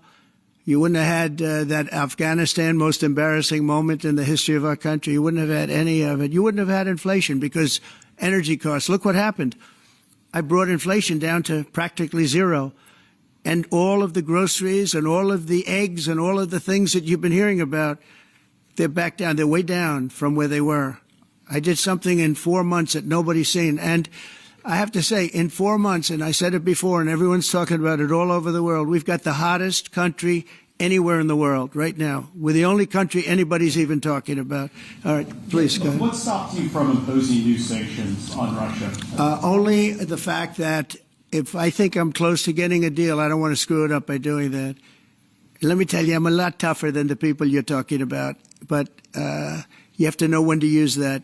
If I think it's going to hurt a deal, this isn't my war. This is Biden's war, Zelensky's war, and Putin's war. This isn't Trump's war. I'm only here for one thing, to see if I can end it, to save 5,000 lives a week and a lot of money, the money being much less important because I made that money. I went to Saudi Arabia, Qatar, and UAE, and we brought back $5.1 trillion. So I made that money in about 2 hours, the money that we're talking about, but it's still think of it, $300 billion we've spent with no checks, no balances. They just send cash. You can imagine what's happened to that money. I never saw anything like it in my life, but I'm more interested because I picked up $5.1 trillion and, by the way, got a beautiful, big, magnificent, free airplane for the United States Air Force, okay? Very proud of that, too. They tried to say, oh, it's Trump's airplane. Oh, yeah, sure. It's too big. It's too big, much too big. When can we expect that to be the Air Force One? Well, it's here already. Yeah. It's in the country. It's being refitted for military standard. How much will it cost to refit it? Oh, I don't know. Whatever it is, a hell of a lot less than building a new one. We're waiting too long from Boeing. Boeing has got to get its act together. Yeah. Sir, on Nippon Steel, this arrangement that was just announced in the Golden Share, is that an arrangement you would consider for TikTok as well? Nothing to do with TikTok. Totally different kind of a deal. We'll have to get, to do it properly, we'll probably have to get China's approval. China's never easy. China's never easy. But I think we'll be able to save TikTok. I'd like to save TikTok. I mean, TikTok was very good to me. I won the young people by 37%. No Republicans ever won, and I won by 37%. And Charlie Kirk will tell you TikTok helped, but Charlie Kirk helped also. Oh, he just happens to be here. Look at him. He loves that we mentioned that name, right, Charlie? He's done great, and I appreciate all the help. But with young people, we won by 37%, Charlie, and you helped, but TikTok was amazing. And he was the first one. He said, get on TikTok. So I have a little bit of a warm spot. I know I shouldn't. They'll say quid pro quo, put him in jail for the rest of his life, quid pro quo. No, TikTok was very good to me. I won young people. I don't know if it was because of TikTok, but it was something happened. No Republican has ever won they call them young people. Young people, you can define it a lot of different ways, but I won every age group in young people. And it never happened, and won by 37%. That's a lot. Yeah. Back on Iran, did you warn Prime Minister Netanyahu against taking some sort of actions that could disrupt the talks there in a phone call last week? Well, I'd like to be honest. Yes, I did. Next question, please. On sanctions. I did, yeah. If Senate Republicans want to push It's not a warning. I said I don't think it's appropriate. What exactly did you tell him? Did you I just said I don't think it's appropriate. We're having very good discussions with him, and I said I don't think it's appropriate right now. Because if we can settle it with a very strong document, very strong, with inspections and no trust. I don't trust anybody. I don't trust anybody. So no trust. I want it very strong where we can go in with inspectors. We can take whatever we want. We can blow up whatever we want, but nobody getting killed. We can blow up a lab, but nobody's going to be in the lab, as opposed to everybody being in the lab and blowing it up, right? Two ways of doing it. Yeah, I told him this would be inappropriate to do right now because we're very close to a solution. Now, that could change at any moment. Could change with a phone call. But right now, I think they want to make a deal, and if we can make a deal, save a lot of lives. When do you think a deal could happen on Iran? On which? A deal with Iran could happen. When do you I don't know. I think over the next couple of weeks, if it happens. Yeah. And on the, when could the administration resume the interviews for foreign students' visa? When do you think your administration could resume these interviews? On what? For the foreign student visa. Yesterday there was... for the French visa? For the French too, but all the foreign students. Oh, for the foreign visas? What are you referring? Foreign visas for what? Are you talking about for colleges? Okay, so you're off of Israel. Now you're talking about colleges, right? Yes, no. Okay. Well, we're going to see. Look, Harvard has been a disaster. They've taken $5 billion plus. $5 billion. Nobody knew that they were making this kind. If we didn't do this, we would have never found this out, Pam. They're taking $5 billion. And I'd rather see that money go to trade schools. And by the way, they're totally anti-Semitic at Harvard, as you know, and some other colleges too, in all fairness to them. And it's been exposed, very exposed. And I think they're dealing very badly. Every time they fight, they lose another $250 million. Yesterday we found another $100 million. And they have, they have a fund, an endowment, $52 billion. All right? They get a lot of that from the United States. And I think it's ridiculous. I think everyone's coming up to me saying, we love the idea of trade schools with that kind of money and money from others, but money from them. You can have the best trade schools anywhere in the world. You give them to Iowa, Indiana, lots of good states, well-run states, and you give them the money. They can only be used for trade schools, and they'll teach people how to build motors and cars and AI. The AI, we're building plants. We're building hundreds of billions of dollars worth of AI plants. Already started, many of them. We've never had a boom like we're having now. You're going to see it. There's never been anything like it. So we're up to about $14 trillion in investments. There's never been anything even close. You look at Biden, this guy, they had people leaving as opposed to investing. And they're doing it because of November 5th, and they're doing it because of the tariffs. The tariffs have been tremendous. I can promise you, and I have great respect for the people at the European Union, they wouldn't be over here today negotiating if I didn't put a 50% tariff on. The sad thing is now when I make a deal with them, it's something much more reasonable. They'll say, oh, he was chicken. He was chicken. That's so unbelievable. I usually have the opposite problem. They say, you're too tough. Mr. President, on Harvard, there were some Jewish students protesting on campus yesterday. They said they don't want you making these huge cuts, cutting off student visas to Harvard in their name, because they feel Harvard like it has makes to show them us. more of a target. Okay, Harvard has to show us their lists.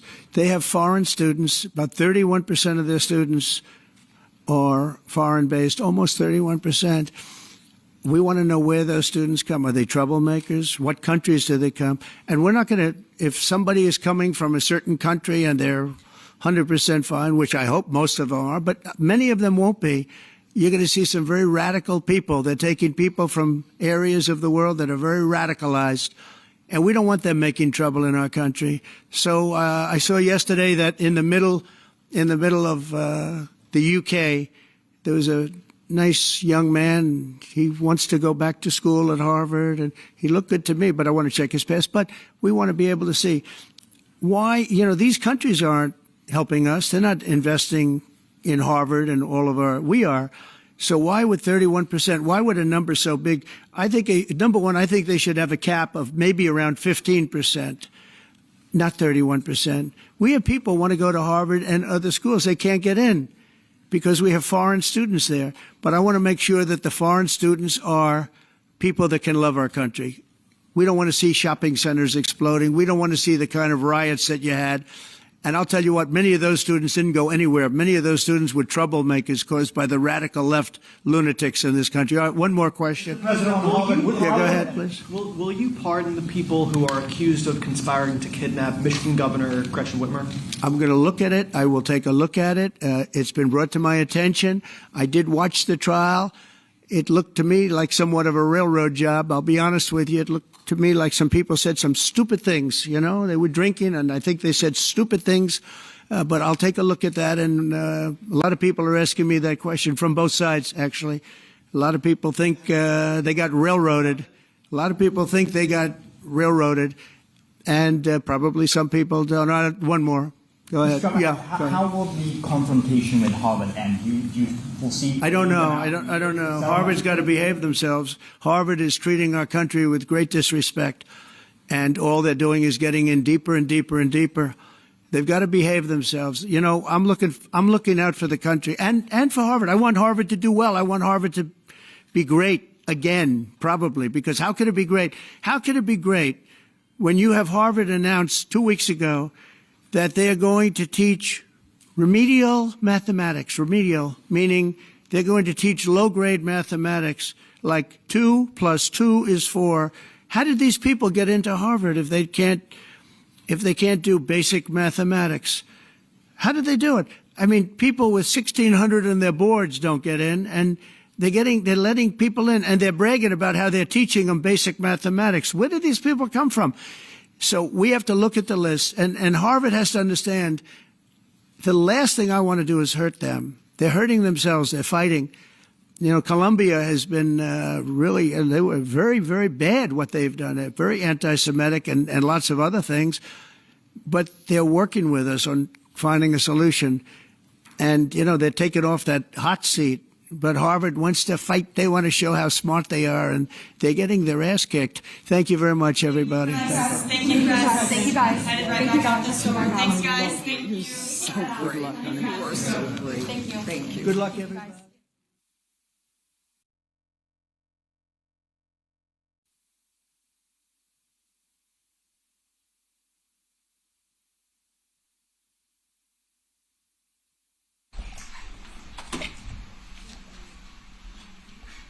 Thank you very much, everybody. And I've been briefed on the Florida State University, Tallahassee active shooting. I guess it's an active shooter.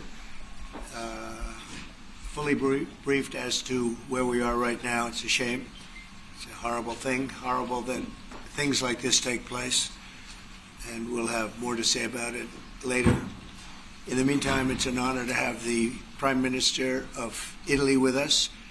Prime Minister Meloni, who's doing a fantastic job. I would say that she has taken Europe by storm, and highly respected. Everybody loves her and respects her, and I can't say that about many people. And she's become a friend, and we really have a great relationship between Italy and ourselves. And we talked about trade. We talked about many, many things during our luncheon, and she'll be saying a few words, but she's a very special person, and it's nice to have you with us. Thank you very much. Thank you very much, Mr. President. Thank you for your warm welcome. Thank you for this occasion, which is aimed to strengthen our relation, our friendship that comes from very far. You know, today is April 17, and April 17 marks the anniversary of the agreement that allowed Cristoforo Colombo to make his trip. And I say to remember how ancient are our ties, but also to remind that we both share another fight, which is the fight against the woke and ADI ideology that would like to erase our history. And as I know that we share lots of things on tackling illegal migration, on fighting against synthetic drugs. You know, Italy has been one of the nations that made a plan against fentanyl, for example. But we have been talking about many bilateral topics and things that we can do together, about defense, about economic, about economy, about space, about energy. Italy will have to increase its LNG imports, and also nuclear that we are trying to develop. I think there can be ways to work together, and the Italian enterprises will invest, as they've been doing for many years, as you know, in the next years, I think around 10 billions. That shows how interconnected our economies are. And that's very important, Mr. President. It's not only about Italy, it's about the entire Europe. The exchange between us is a very big one. Investments, trade. It's a topic that we are discussing in this week. But at the end of the day, look, somebody calls me, I was saying it before, such a Western nationalism. I don't know if it is the right word, but I know that when I speak about West, mainly I don't speak about a geographical space. I speak about a civilization. And I want to make that civilization stronger. So I think even if we have some problems, okay, between the two shores of the Atlantic, it is the time that we try to sit down and find solutions. So I want to thank President Trump for having accepted an invitation to pay an official visit to Rome in the near future, and consider a possibility in that occasion to meet also with Europe. The goal for me is to make the West great again. Okay? And I think we can do it together. We can. We will keep on work on that. I'm going to close. I want to say only, I'm proud of sitting here as Prime Minister of an Italy that today has a very good situation despite the difficulties, a stable country, reliable country, 1 million more jobs in the last 2 years and a half. Great. Inflation is going down, so you forgive me if I promote a bit my country, but you're a businessman and you understand me. So migration flows going down 60%. So we are trying to do our best, but I think we can do it even better together. Also on Ukraine, I will close. Together we've been defending the freedom of Ukraine. Together we can build a just and lasting peace. We support your efforts, Donald. Good. Thank you. Thank you very much. And I think we're doing well in that effort, but we want to get it done, and we'll see if we can. We want to save. On average, think of it, every week 2,500 people are being killed, mostly soldiers, Russian, Ukrainian soldiers. And if we can save those lives, that would be a very good thing. And so we'll see what we can do. And I think we're getting close, but we'll let you know very soon. And you've been very helpful. I appreciate it. Thank you. Any questions? Mr. President, how much longer does Vladimir Putin have to respond to your ceasefire proposal before you put secondary tariffs or sanctions on Russia? We'll see what that will be. We're going to be hearing from them this week. very shortly, actually, and we'll see. But we want it to stop. We want the death and the killing to stop. Mr. President, on Jerome Powell, you said that the termination of Jerome Powell cannot come fast enough. He says he won't leave, even if you ask him to. Oh, he'll leave. If I ask him to, he'll be out of there. But I don't think he's doing the job. He's too late, always too late, a little slow, and I'm not happy with him. I let him know it, and if I want him out, he'll be out of there real fast, believe me. Yeah, go ahead. Go ahead, please. Question. Are you trying to remove him, Mr. President? Yeah, question. Mr. President, when you had Judge Mosberg in a case against your administration, said the Constitution does not tolerate willful disobedience of judicial order. Do you agree with that statement? Well, you're going to have to speak to the lawyers. We have great lawyers. I can tell you this, we're doing a fantastic job of getting criminals out of this country who Biden allowed into the country. Hundreds of thousands of criminals, murderers and drug dealers.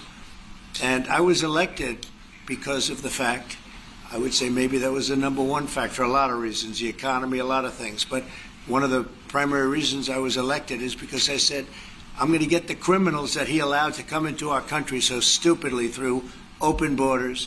I'm going to get them out. And I got a lot of votes, record-setting numbers of votes, as you know. We won everything. The popular vote, all 7 swing states, we won everything. And that's what the public wanted. That's what I'm doing. But you'll have to speak to the lawyers because it's up to them. Mr. President, what do you think of the proposal from France? Say it. What do you think of the proposal from France and UK of a peace mission in Ukraine with soldiers? And do you think that Italy should take part in it? Well, I think Italy will have to make that determination, but peace missions are always good with me. I'm okay with peace missions. Yeah, please. Mr. President, have you discussed what areas of cooperation and discussed with the Prime Minister vis-a-vis Italy and the United States and Europe and the United States? And on China? We discussed it very briefly. No, we're doing very well with negotiations, I think, with all countries. And Scott could tell you a little bit, but we are doing very well. We have a lot of countries that want to make a deal. Frankly, they want to make deals more than I do. Go ahead, Scott. Would you say something? Please? Yeah, we've got a process in place. We're working on the big 15 economies. First, we had a fantastic meeting with Japan yesterday. I believe they've been called with the EU already. And then we have South Korea coming in next week. And I believe India is also talking. That's moving very quickly. Go ahead. Ukraine's President Zelensky has said he has evidence that China is supplying weaponry or ammunition to Russia. Do you have any evidence on those lines? And also, he said we could see a minerals deal signed this week. Is that? Well, we have a minerals deal, which I guess is going to be signed on Thursday, Scott, next Thursday, soon. And I assume they're going to live up to the deal, so we'll see. But we have a deal on that. No, I have no comment on that. I have no idea. That's his statement, not mine. Mr. President, there were reports that the UAE off the Israeli attack on Iranian nuclear facilities. Can you comment on that? Is that accurate? And they said the attack is what? That you waved off an Israeli plan to attack Iranian nuclear facilities. I wouldn't say waved off. I'm not in a rush to do it because I think that Iran has a chance to have a great country and to live happily without death, and I'd like to see that. That's my first option. If there's a second option, I think it would be very bad for Iran, and I think Iran is wanting to talk. I hope they're wanting to talk. It's going to be very good for them if they do, and I'd like to see Iran thrive in the future, do fantastically well. I know the Iranian people, they're incredible people. Always have been very smart, very energetic, very successful people. And I don't want to do anything that's going to hurt anybody. I really don't. But Iran can't have a nuclear weapon. It's, pretty simple. It's really simple. We're not looking to take their industry. We're not looking to take their land. All we're saying is you can't have a nuclear weapon. The deal that was made with Obama, that deal would have expired already. It was a terrible deal. It would have expired. and that gave them a clear path to a nuclear weapon. I wouldn't have accepted. That's why I terminated the deal. Number one, it was way too short. You know, when countries are involved, you don't make short-term deals. These are countries with long lives. And I terminated that, and it was a great termination because it didn't allow us to do anything. Once it terminated, you know what the deal was. It was a terrible deal. Really, one of many terrible deals made by the U.S. But no, I'd like to see Iran thrive, and they can do that, I think, very easily, or they can do it the other way, and the other way is not going to be good for them. It's going to be really bad for them. What do you make of the NVIDIA CEO going to China and met with trade officials there? Well, Jensen's an amazing guy. He's become a friend of mine, and I don't know, he's a person that's very proud of our country. He loves our country. I'm not worried about Jensen at all. Mr. President, we're holding you in contempt. Will you take steps to return Kilmar Abrego Garcia to the United States and put him in front of a judge? Well, I'm not involved in it. I'm going to respond that by saying you'll have to speak to the lawyers, the DOJ. I've heard many things about him, and we'll have to find out what the truth is. But I will say this, you know, we were inundated by millions of people, many millions of people during the Biden administration. They say 21 million. And a big percentage of those are criminals, serious criminals. I'm not saying just criminal because they came into the border illegally. I'm saying they're criminals at the highest level, murderers. Many of those people murdered more than one person, and they're on the loose. And I was elected to get rid of those criminals, to get them out of our country, or to put them away, but to get them out of our country. And I don't see how judges can take that authority away from a president. We've done an amazing job, Tom Homan, Kristi Noem. We have done an amazing job. Nobody can believe the job we've done.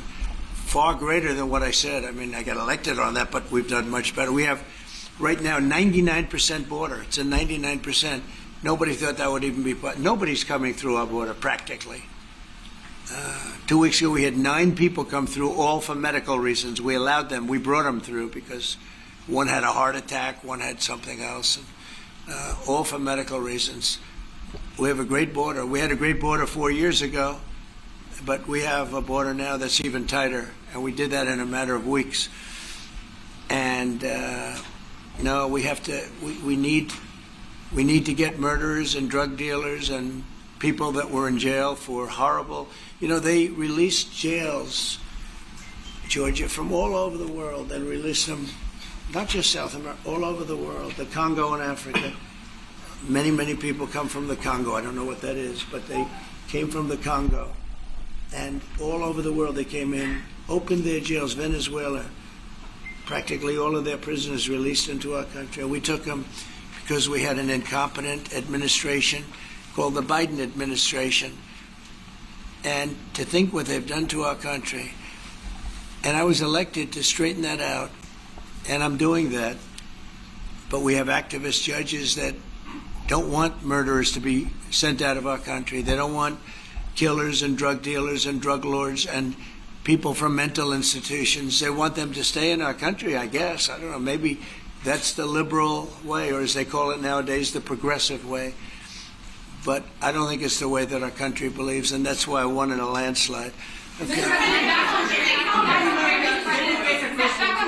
President, you did say that you are confident these deals will be done, but you also said that you're in no rush. Americans are seeing prices rise. They're seeing it on their bills. How long can they expect that pain to last? So they've already seen it get much better, because if you were truthful, which you're not, you know, I know you very well, you have gasoline that hit $1.98 yesterday in a couple of states. You have gasoline's way down. The price of oil has dropped substantially. The price of groceries are substantially down. The price of eggs. You know, when I came in, they hit me with eggs. I just got there. I was here for 1 week, and they started screaming at me, eggs have gone through the roof. I said, I just got here. I was there for 7 days, and I hear that eggs have gone through the roof before I got there. And they were screaming at me, the press, the fake news like you're fake. And the fake news is screaming at me like about eggs. I said, I've only been here. This is my 7th day. And they were right. They went up 87%, and you couldn't get them. They said, you won't have eggs for Easter, which is coming up. Happy Easter, everybody. You won't have eggs for Easter. And we did an unbelievable job. And now eggs are all over the place, and the price went down 92%.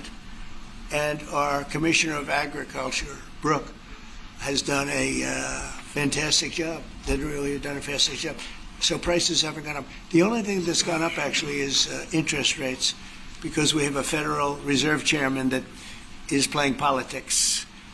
Somebody that I've never been very fond of, actually. But he's playing politics. Interest rates should be down now. They should be coming down. In Europe, as you know, they reduced them, I guess 7 times. It looks like they're going to reduce them again and again and again. But our guy wants to play cute.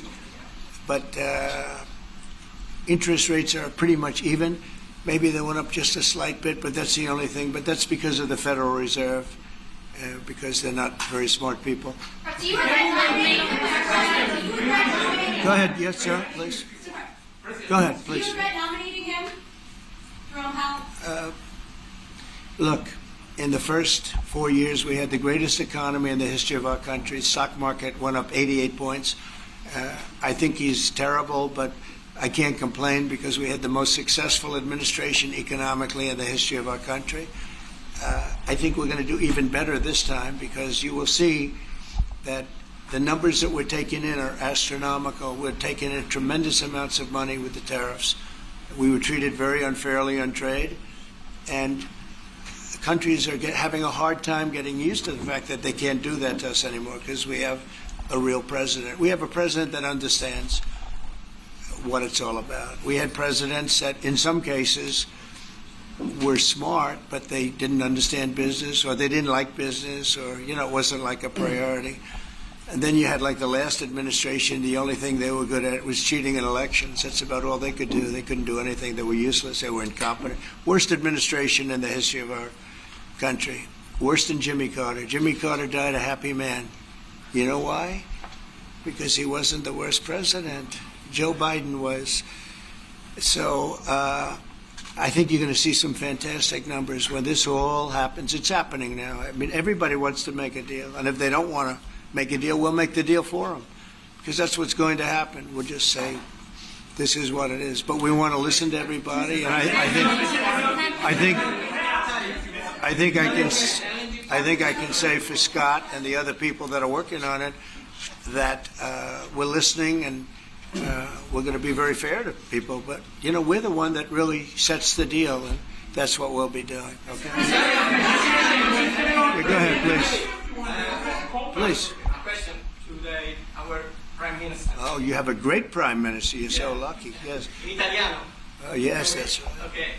I'm not sure they do agree. Presidente Meloni, volevo sapere cosa pensava del fatto che il Presidente Trump ha considerato responsabile Zelensky della guerra in Ucraina e poi se avete parlato delle spese militari e qual è il limite massimo a cui ha detto che può arrivare l'Italia, le percentuali delle spese militari. Abbiamo parlato dei limiti massimi a cui può arrivare l'Italia, abbiamo parlato del fatto che l'Italia sta mantenendo i suoi impegni perché arriverà al prossimo vertice della NATO con il 2% che era già previsto, che è stato sottoscritto dai governi precedenti, perché siamo una nazione seria, ma non abbiamo parlato poi di quanto vada aumentata questa percentuale, anche se siamo ovviamente consapevoli che il tema della difesa sia un tema particolarmente importante di questo tempo. Per quello che riguarda la guerra in Ucraina, lei sa come la penso che ci sia chiaramente ci sia stata un'invasione e che l'invasore da quel punto di vista fosse Putin e la Russia, ma non è questo che oggi quello che rivela il fatto che insieme vogliamo lavorare, stiamo lavorando per cercare di arrivare in Ucraina a una pace che possa essere giusta e duratura. Penso che questi siano gli sforzi sui quali condividiamo il nostro lavoro, abbiamo condiviso anche oggi il nostro lavoro. That sounded absolutely. That was so beautiful. What the hell was that? What did she say, please? No, I mean it sounded great. It was beautifully presented, but maybe I could hear what she said. Please go ahead. Go ahead. It was about asking. Guys, Hold it. Have some respect, please. Thank you. No, wait. I want to hear what you said. Go ahead. Prime Minister Meloni was asked what she thinks about the fact that President Trump holds Zelensky responsible for the war in Ukraine. And Prime Minister Meloni answered, well, actually,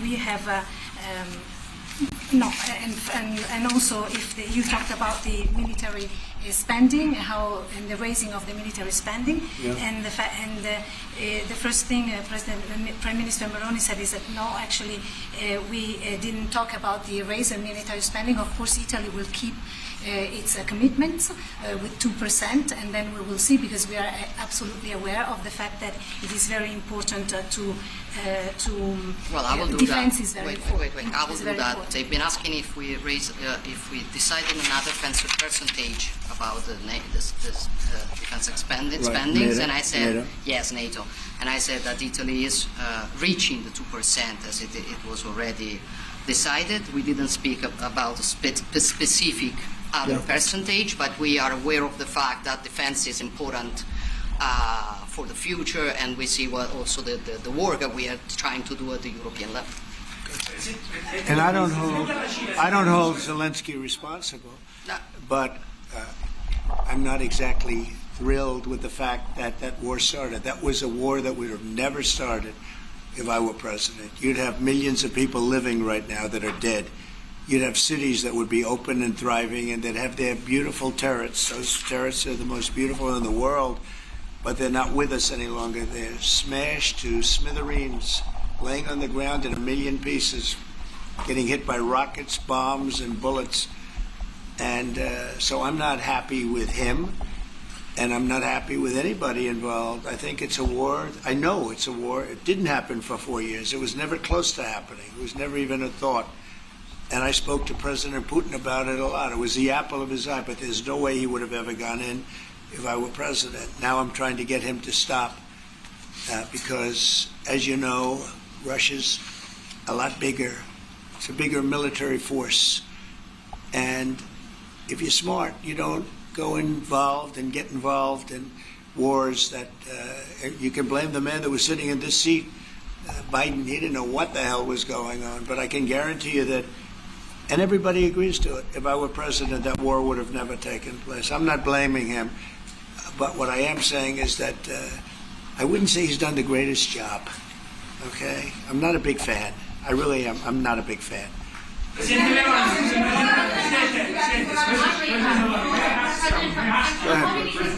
Go ahead.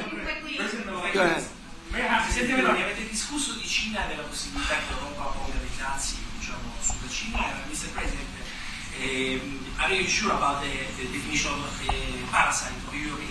Would you say again that the European parasite? It's never said. Would you say again that the European? Have you said that Europeans are parasites? Yeah. Have you seen it? No, I haven't said. I don't know what. I don't even know what you're talking about. Go ahead, please. Go ahead. No, wait. Next. Go. Thank you. Prime Minister Meloni just said we want to make Europe great again, and we want to do it together with the United Sure. West, yeah. Did you? I guess that's what you said, Mr. Prime Minister. How are you going to do that? And are you looking to do it to counter China, who is really trying to gather influence against the United States with the help of this joint? I hope that Europe is going to be great again. Europe is going through a lot of problems, and a lot of it's having to do with immigration. And I'm not a big fan of Europe and what they've done with immigration at all.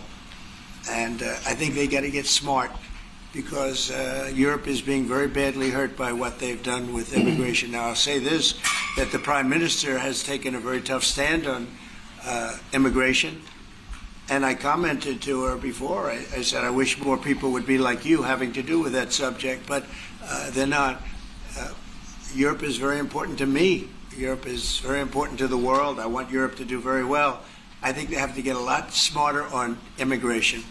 But we are beginning doing it. You've all seen now the policies of the European Union in the last let's say 2.5 years have been changing. Okay, at the beginning we were talking only about how we were redistributing illegal migrants coming to Italy. Now we are talking mainly about how to stop illegal migration, work with the countries of origin and transit, and to return people. The European Commission just did the new rules about repatriations and things like that. So things are changing, thanks also to the example that Italy brought in lowering the rates of illegal migration. So we are working now together. So I'm optimistic on that. Good. I hope so. Go ahead, please. Go ahead.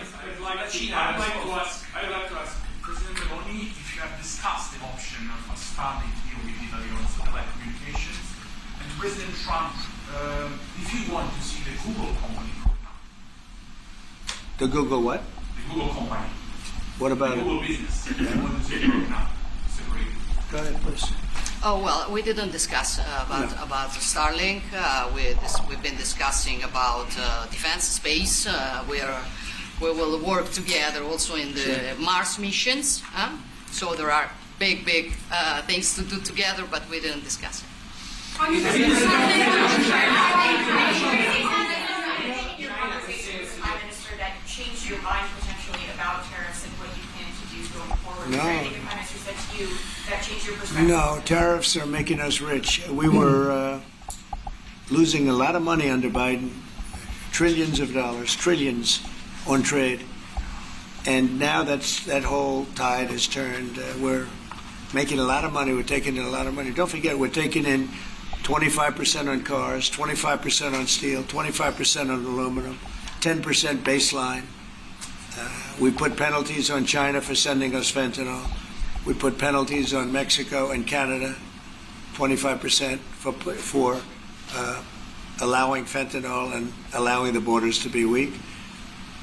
Now we're taking in billions and billions of dollars while I sit here and talk to you.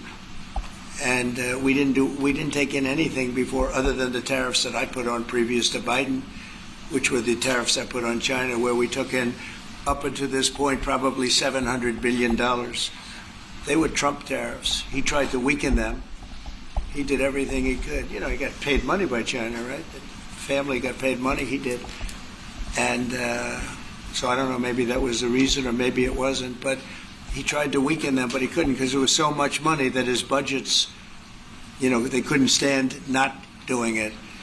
But I took in the, up till this point, my tariffs on China. Nobody ever took in 10 cents from China. No other president took in 10 cents. I took in more than $700 billion from China. So we're doing very well. I mean, our country's doing very well. They had a bad report today from one of the healthcare companies that had an impact on the stock market. But this isn't about that. This is really, we're building a base. We're building a country like no other. And again, I had the strongest economy in the history of our country by far, history of any country probably, but the history of our country in 4 years. And I think this has a chance to be much better. Can you clarify on the mineral bill? Will that be signed here at the White House with Ukraine on Thursday? Will President Zelensky be coming here for that? I don't know exactly. I'm going to leave that to Scott. What do you think? Where would it be signed and when? Yeah, we're still working on the details. We're shooting for around April 26th. Is there any more detail that you could tell us about what's in that deal and how it came together?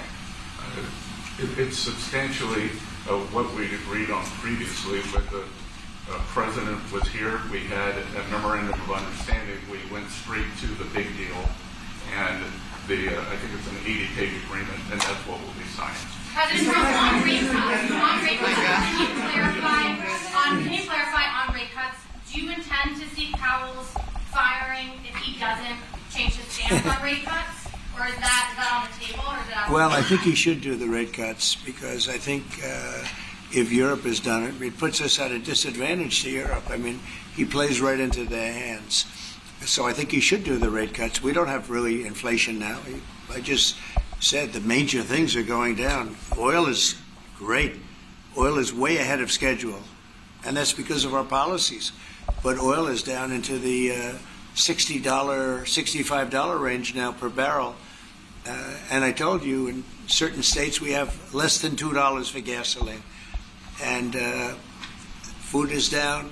Groceries, as we call it, are down. Other than interest rates, everything's down. Interest rates are pretty flat. It's not that they're up, but we should be better than flat. We should, if he would lower the interest rate, I think it would have a good impact on that too. But the costs are down. We have very little inflation. I would say we have essentially no inflation. Hard to have inflation when oil goes down, and oil goes down. When Biden came in, oil went through the roof. That's what caused our problem. That and his very dumb spending. But when the oil prices go down, and they have gone down a lot, we've gotten it down really good. We've opened it up and we've gotten them down. And that means that people driving cars are going to be paying $2 and $2.50 instead of $4.50. And, you know, even at the end, they tried just for the purpose of the election to get it down. But they had really lost that sucker. It was not good.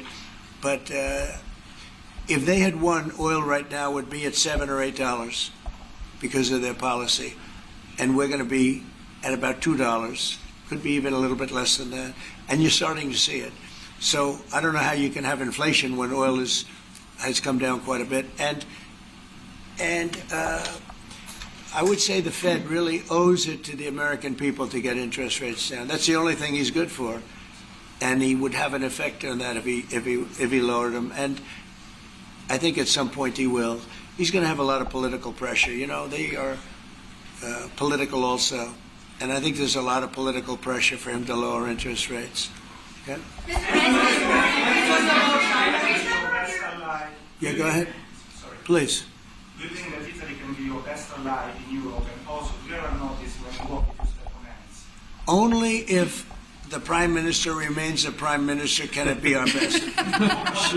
she's doing a great job. And yeah, certainly one of our great allies, not just in Europe, anywhere. She's a fantastic person and doing a great job. And our relationship is great. And we have a lot of Italians in this country, I tell you, and they like Trump, and they voted for Trump. Anyway, thank you very much, everybody. Thank you. Thank you. Thank you.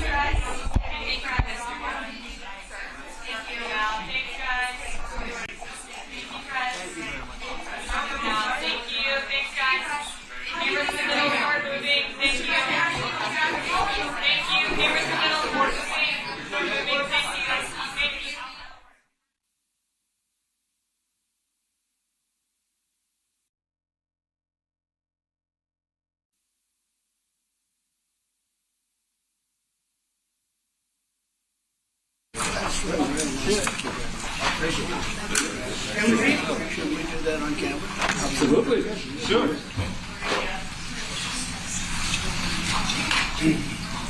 So to let you know, this is the birth certificate of Donald Trump's grandfather, born in 1869, close to Bad Dürkheim. Right? Yeah. That's called and Sirius. his Christian name was Friedrich. Right? That's serious German. Serious German. That's serious. Bad Dürkheim is serious German. But I want to thank you very much for. First of all, I want to thank you for that. That's my beautiful. Pleasure. Thank you very much. Thank you again. Fantastic. We'll put it up in a place of honor. Yeah. Maybe we can. Let's see. We'll put it up there someplace.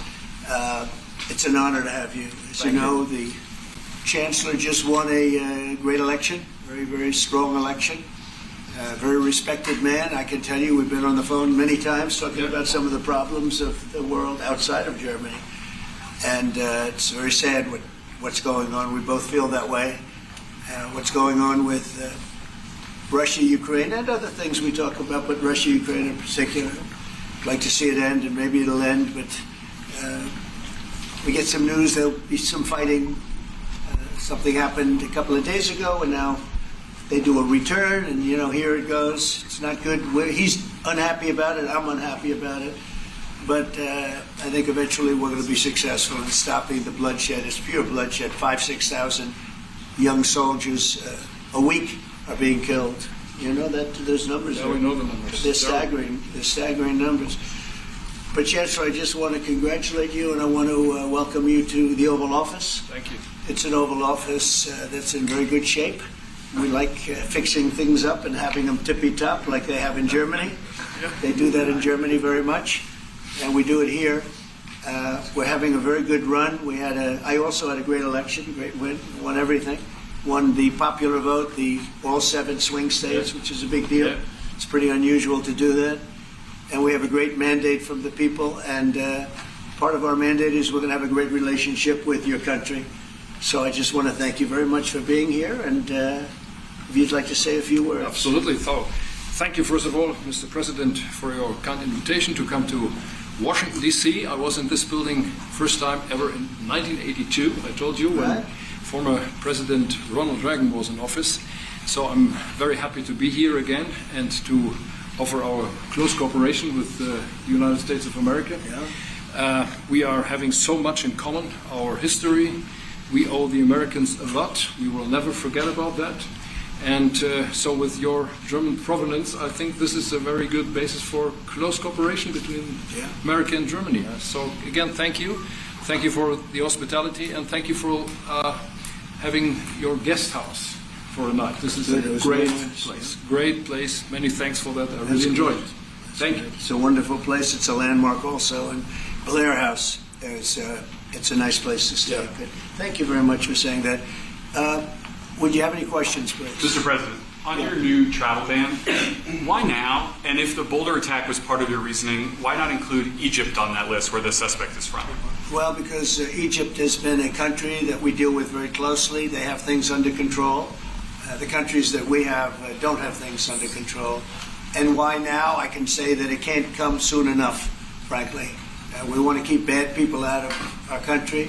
The Biden administration allowed some horrendous people, and we're getting them out one by one, and we're not stopping until we get them out. We have thousands of murderers. I even hate to say this in front of the Chancellor. Of course, you have a little problem, too, with some of the people that were allowed into your country. It's not your fault. It's not your fault. It shouldn't have happened. I told her it shouldn't have happened, what she did. But you have your own difficulty with that, and we do, and we're moving them out, and we're moving them out very strongly. But it can't come fast enough. We want to get them out. We want to get them out now. We don't want to have other bad people coming into our country. But using the word bad, I'm being nice. Okay. The Democrat says a distraction. You put out on Truth Social a post regarding your conversation with President Xi. Right. Can you talk about whether or not you feel that trade talks, trade relations are back on track after appearing to be a little bit off track last week? A little bit off track. It was only the complexity. It's pretty complex stuff. We had a very good conversation with President Xi a little while ago, just before your arrival. In fact, we just hung up, and they said, "You're here." I said, "That's pretty good." Two great leaders of the world in a very short period of time. We had a very good talk, and we've straightened out any complexity. And it's very complex stuff, and we straightened it out. The agreement was we're going to have Scott and Howard and Jameson will be going and meeting with their top people and continue it forward. But no, I think we have everything. I think we're in very good shape with China and the trade deal. We have a deal with China, as you know, but we were straightening out some of the points, having to do mostly with rare earth, magnets, and some other things. So those reduced trade tariff rates, they remain in effect? Yeah, we have the deal. I mean, we've had a deal. We announced the deal, and we'll be, I guess you could say, I wouldn't even say finalizing it up, Scott. I would say we have a deal, and we're going to just make sure that everybody understands what the deal is. Okay? We had a really good conversation. By the way, he invited me to China, and I invited him here. We're both accepted. So I'll be going there with the First Lady at a certain point, and he'll be coming here, hopefully, with the First Lady of China. Go ahead, please. Did you talk about the Chinese students? Are you allowing them to come to the US? No, Chinese students are coming. No problem. No problem. Okay, it's our honor to have them, frankly. Look, we want to have foreign students, but we want them to be checked. You know, in the case of Harvard and Columbia and others, all we want to do is see their list There's no problem with that. This is anybody outside of our country, international students. Because when we see some of the people that we've been watching, we say, where do these people come from? How is that possible? No, we want to have foreign students come. We're very honored by it, but we want to see their list. Harvard didn't want to give us the list. They're going to be giving us the list now.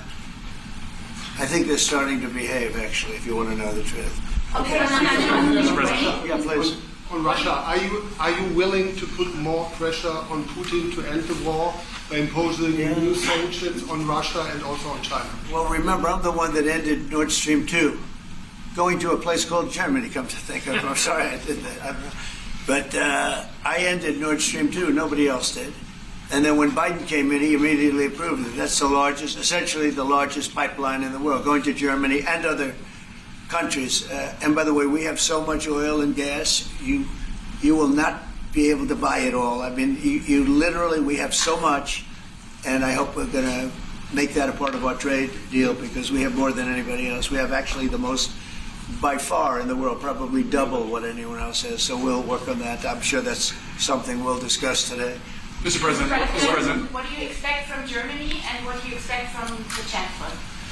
Well, first of all, I'm glad to meet because I've been dealing with the Chancellor, and he's a very good man to deal with. He's difficult, I would say. Can I say that? It's a positive. Go ahead. You wouldn't want me to say you're easy, right? No. He's a very great representative of Germany. I think all we want is just going to have a good relationship. The rest will just sort of follow very easily. We'll have a good trade deal. I mean, I guess that will be mostly determined by the European Union, but you're a very big part of that, so you'll be involved. But we'll end up hopefully with a trade deal or we'll do something. You know, we'll do the tariffs. I mean, I'm okay with the tariffs, or we make a deal with the trade, and I guess that's what we're discussing now. Mr. President. Back there, please, go ahead. Mr. President? No, not you. Is Germany doing enough on defense, Mr. President? Is Germany doing enough on defense? What? Defense spending. Is Germany doing enough on defense? The Chancellor wants to. Is Germany doing enough? The Chancellor wants to spend 3.5. Well, I don't know. I mean, I haven't discussed it very much. I know that you're spending more money on defense now, and quite a bit more money. And that's a positive thing. I'm not sure that General MacArthur would have said it's positive. You know, he wouldn't like it, but I sort of think it's good. You understand what I mean by that? I understand. He made a statement: never let Germany rearm. And I said, I always think about that when he says, sir, we're spending more money on defense. I say, oh, is that a good thing or a bad thing? I think it's a good thing. But, you know, at least to a certain point. There'll be a point when I'll say, please don't arm anymore, if you don't mind. We'll be watching him. President Biden. Yeah, Biden? You said Biden? Your predecessor dismissed your auto pen investigations and made all the decisions during the presidency. I'm curious your reaction to his dismissal. Well, look, the auto pen, I think, is the big scandal outside of the rigged election of 2020. I think the biggest scandal of the last many years is the auto pen. And who's using it? I happen to think I know, okay, because I'm here. And I'm not a big auto pen person, fortunately. I'm glad. I'm very glad. It's an easy way out. But it's a very bad thing, very dangerous. You know, I sign important documents. Usually when they put documents in front of you, they're important. Even if you're signing ambassadorships, and I consider that important. I think it's inappropriate. You have somebody that's devoting 4 years of their life or more to being an ambassador. I think you really that person deserves to get a real signature, not an auto pen signature. And I can tell auto pen easily. I can look at it. Like two little pinholes from pulling the paper, right? You always see the pinholes. It's real easy to tell about auto pen. I think it's very disrespectful to people when they get an auto pen signature. Outside, auto pen to me are used when thousands of letters come in from young people all over the country and you want to get them back. And, you know, people use auto pens for that, to send a little signature at the bottom of a letter where you have thousands of them. We get thousands of letters a week. And it's not possible to, do. I'd like to do it myself, but you can't do it. To me, that's where auto pens start and stop. But I'm sure that he didn't know many of the things. Look, he was never for open borders. He was never for transgender for everybody. He was never for men playing in women's sports. I mean, he changed. I mean, all of these things that changed so radically. I don't think he had any idea that what was. Frankly, I said it during the debate, and I say it now. He didn't have much of an idea what was going on. Mr. President, he shouldn't be. I mean, essentially, whoever used the auto pen was the president, and that is wrong. It's illegal. It's so bad, and it's so disrespectful to our country. Mr. President. Mr. President, will you lead your troops in Germany? And if I may ask a question to the Chancellor to answer in German for the German audience, how has your first encounter been?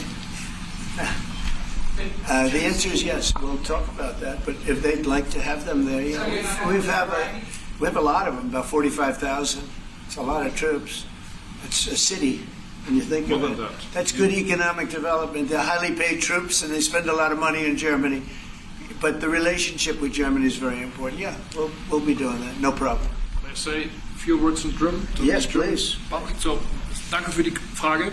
Wir sind hier im Weißen Haus und ich bedanke mich beim Präsidenten für den sehr freundlichen Empfang im Oval Office in diesem weltweit bekannten Raum. Ich freue mich sehr, hier zu sein und wir bereiten eine Vertiefung unserer Zusammenarbeit vor. Ich freue mich sehr darüber.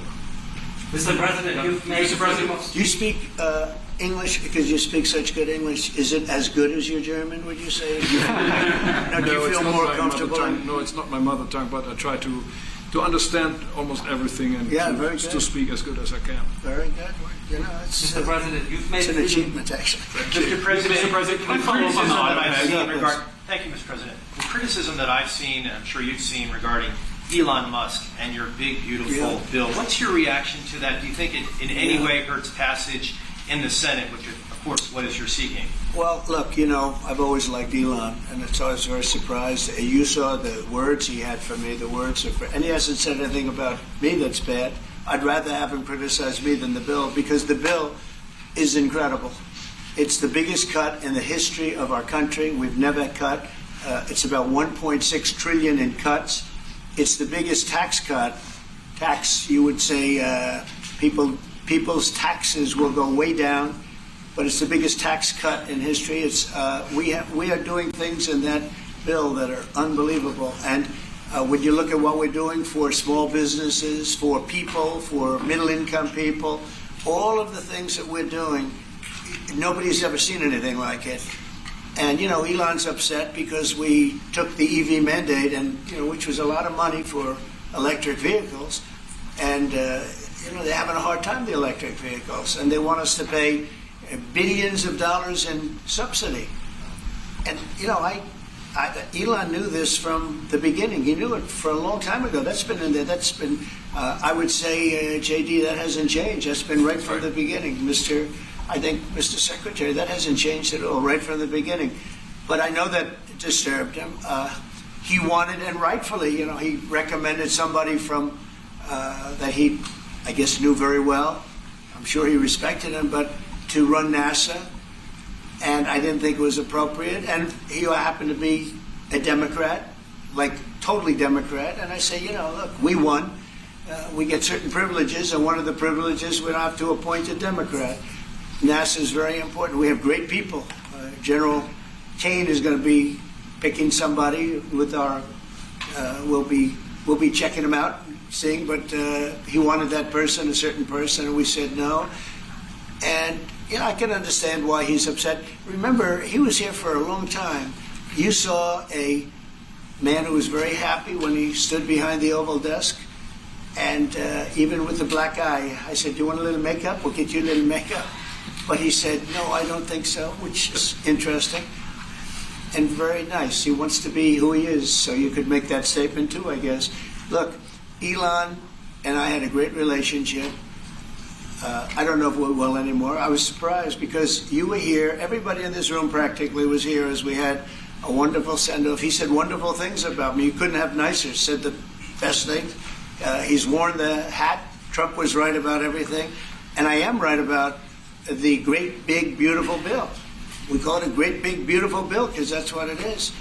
And again, biggest tax cuts in history, biggest economic development moves anywhere. We've never done anything like it.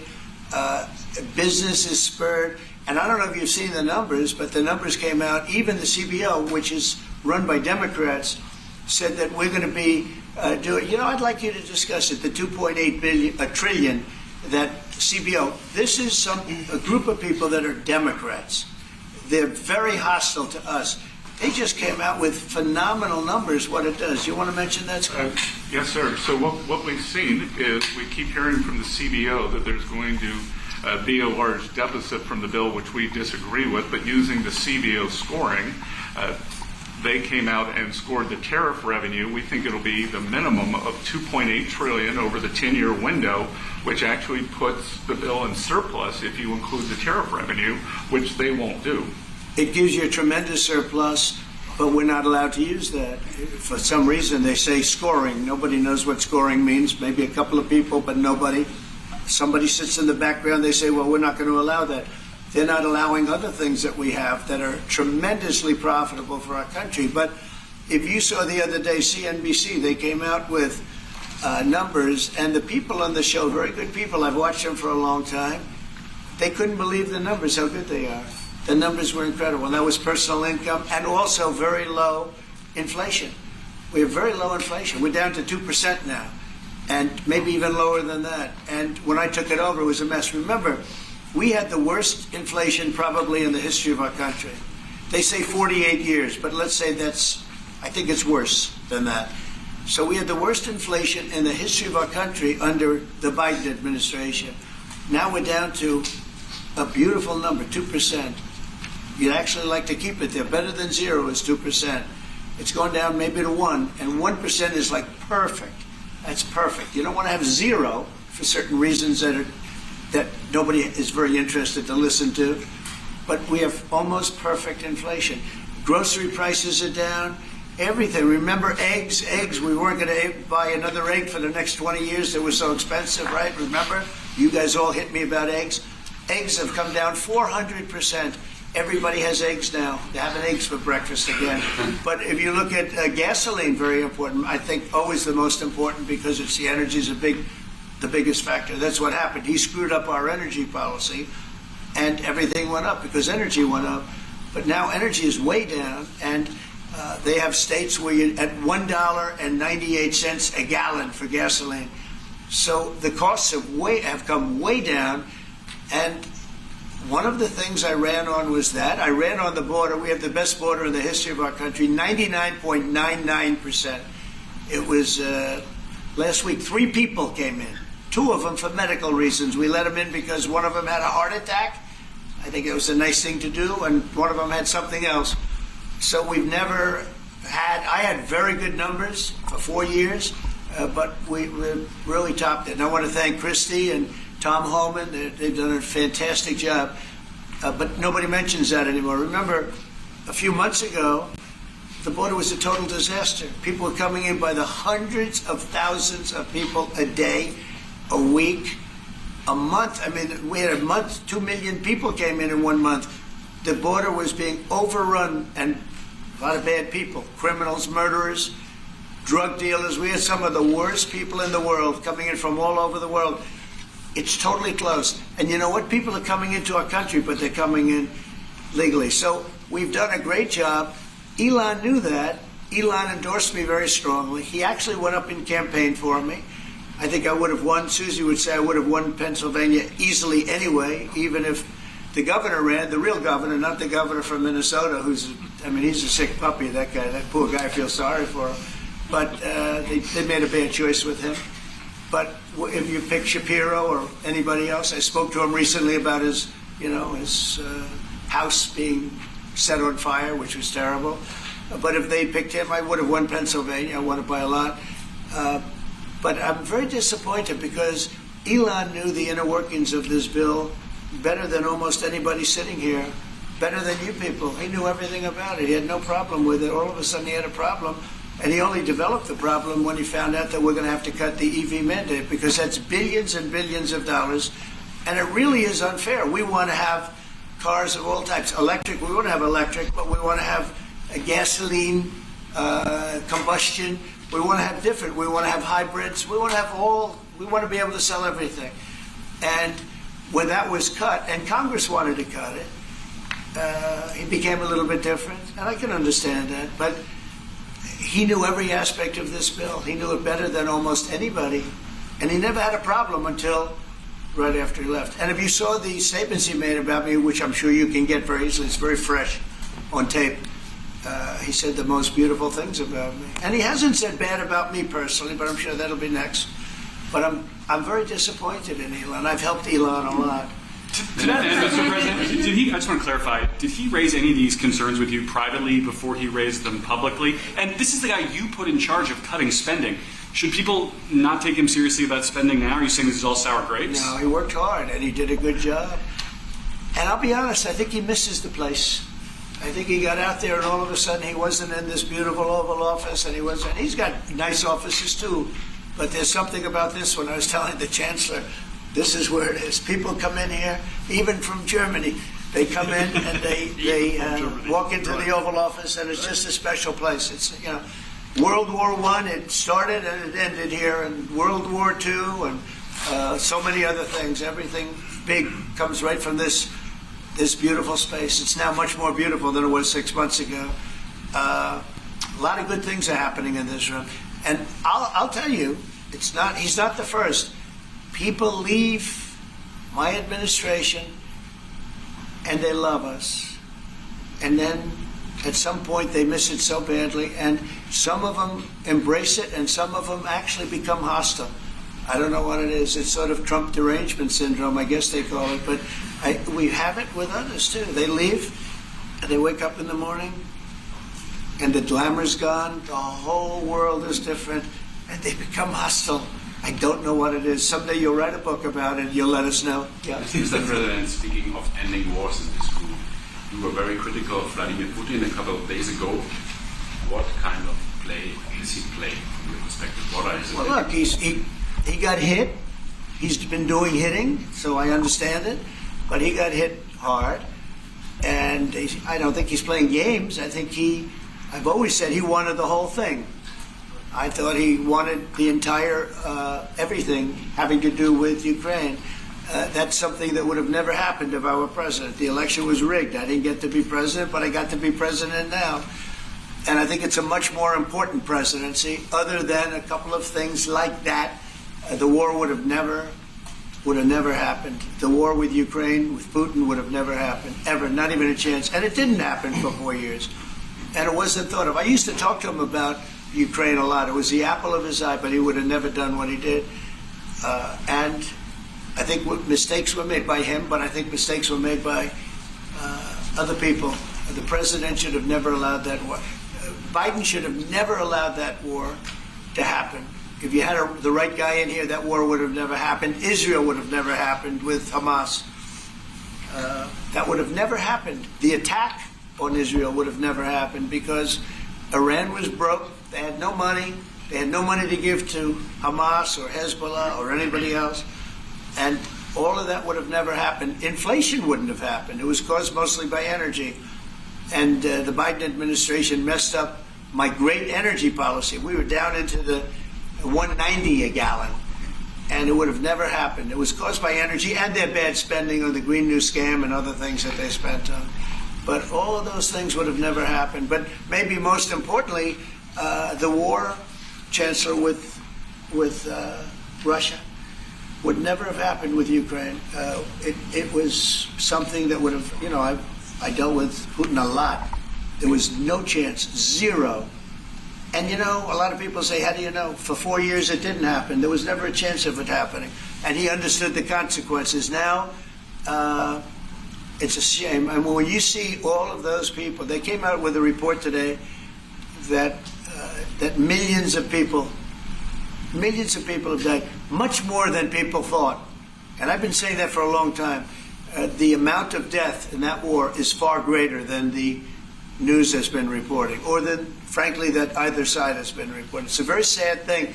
And I can tell you, just speaking for the Chancellor, because we speak about it, he feels the same way. He wants to see it ended. Would you like to say something? Absolutely. And I'm here, Mr. President, to talk with you later on how we could contribute to that goal. And we all are looking for measures and for instruments to bring this terrible war to an end. And may I remind you that we are having June 6th tomorrow. This is D-Day anniversary, when the Americans once ended a war in Europe. And I think this is in your hand in specific, in ours. That was not a pleasant day for you? No, that was not a pleasant day. This was not a great day. In the long run, Mr. President, this was the liberation of my country from Nazi dictatorship. That's true. That's true. And we know what we owe you. But this is the reason why I'm saying that America is again in a very strong position to do something on this war and ending this war. So let's talk about what we can do jointly, and we are ready to do what we can. And you know that we gave support to Ukraine, and that we are looking for more pressure on Russia. The European Union did, and we should talk about that. We will talk about it. And, you know, it's good timing. The numbers for our country are through the roof, the economic numbers, because of the election and because of tariffs and other things, a lot of things. But we've had some of the best numbers we've ever had. They were reported yesterday, the day before, and even today. The country is doing really well. I think that one of the things you'd be most interested in is that 6 months ago we were having a hard time getting anybody to join our military. I mean, they just couldn't do it. The numbers were record low.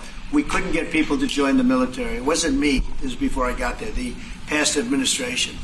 But 6 months ago, a year ago, the numbers were record low. You couldn't get them to join. That included the police. And you couldn't get them to join. Now, we just hit the highest number in the history of our country, we think, but very close, but the highest in the history of our country, recruitment, joining the Army, Navy, Air Force, Marines, Coast Guard, police forces all over the country. What did you do for that? What was the Spirit. They love our country again. You're going to do the same thing. Spirit. Mr. President, we have great spirit is back in our country, and it's very simple. And, you know, it was only, Susie, 6 months ago, right, that you got reports, you're the one that released them, that you couldn't get anybody to join the military, and now we're stocked. Every service now is packed, and we have waiting lists of people trying to get in, as good as we've ever had in the history of our country. So that's an honor. That's a great honor. Mr. President, Mr. President, on the war. You've asked. You've had enough. Go ahead, please. Mr. President, so would you consider to put more sanctions on Russia? Because this discussion is going on now for weeks and months, and you tweeted about it once, but then nothing happens. So when I see the moment when we're not going to make a deal, when this thing won't stop, is there a deadline? In that moment, yeah, it's in my brain, the deadline. When I see the moment where it's not going to stop, and I'm sure you're going to do the same thing, will be very, very, very tough. And it could be on both countries, to be honest. You know, it takes two to tango. But we're going to be very tough. Whether it's Russia or anybody else, we're going to be very tough. That's a bloodbath that's going on over there. And when I see the moment where I say, well, they're going to just keep fighting. You know, I gave the analogy yesterday when I spoke to President Putin. I had a 2-hour and 15-minute call with him. Sometimes, and this is me speaking maybe in a negative sense, but sometimes you see two young children fighting like crazy. They hate each other, and they're fighting in a park. And you try and pull them apart. They don't want to be pulled. Sometimes you're better off letting them fight for a while and then pulling them apart. And I gave that analogy to Putin yesterday. I said, President, maybe you're going to have to keep fighting and suffering a lot, because both sides are suffering, before you pull them apart, before they're able to be pulled apart. But it's a pretty known analogy. You have two kids, they fight. Sometimes you let them fight for a little while. You see it in hockey. You see it in sports. The referees let them go for a couple of seconds, let them go for a little while before you pull them apart. And maybe, and I said it, and maybe that's a negative because we're saying go, but a lot of bad blood. There's some bad blood between the two. I have to deal with it, and the Chancellor has to deal with it. It's incredible. The level of, there's a great hatred between those two men, but between the warring parties. Great hatred. What made you say and believe, apparently, that there's no immediate peace? What? that there is no immediate peace. There will be no. Well, I can't. I'd love to have immediate if I could. But why if I could, but we don't have immediate. You know, it's like I'd love to have that. I'd like it to start right now. We would leave a room if we knew the war could end. We'd say, forget about you guys. Forget about trade, right? Yeah. We'd say, let's go settle it. There's some additional fighting that's going to go on. You know, he attacked, and they attacked pretty harshly. They went deep into Russia, and he actually told me. I mean, I made it very clear. He said we have no choice but to attack based on that, and it's probably not going to be pretty. I don't like it. I said, don't do it. You shouldn't do it. You should stop it. But again, there's a lot of hatred, and you know, I'm very proud of the fact that with India and Pakistan, I was able to stop that. And those are nuclear powers. And that was getting close to being out of hand. And I spoke to some very talented people on both sides, very good people on both sides. And I said, you know, we're dealing with you on trade, Pakistan and India right now. I said, we're not going to deal with you on trade if you're going to go shooting each other and whipping out nuclear weapons that maybe even affect us. Because, you know, that nuclear dust blows across oceans very quickly. It affects us. And I said, if you're going to do that, we're not going to do any trade deals. And you know what? I got that war stopped. Now, I hope we don't go back and we find out that they signed it, but I don't think they will. They were both good. They were well represented. I want to congratulate both countries because, as you know, the leader of India, who's a great guy, was here a few weeks ago. We had some great talks. We're doing a trade deal.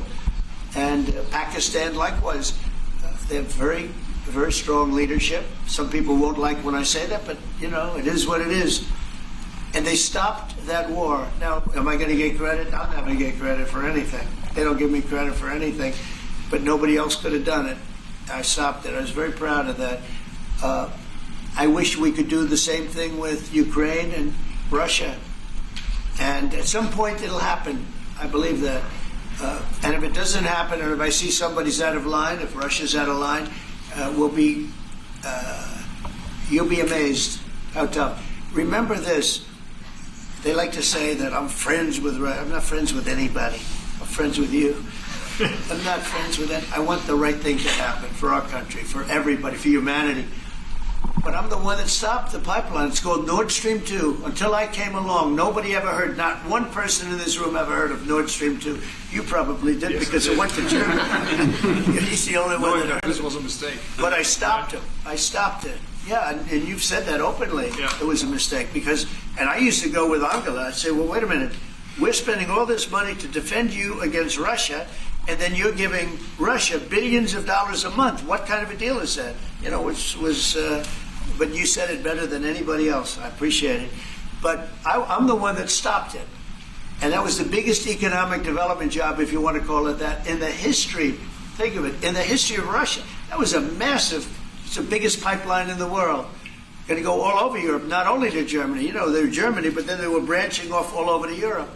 Nobody ever heard of it. Not one person of you heard of it. And I stopped it. It was dead. And then they say, I'm friends with Putin. I got along with him. He respected me. I respected him. It would have never happened. But I stopped Nord Stream 2.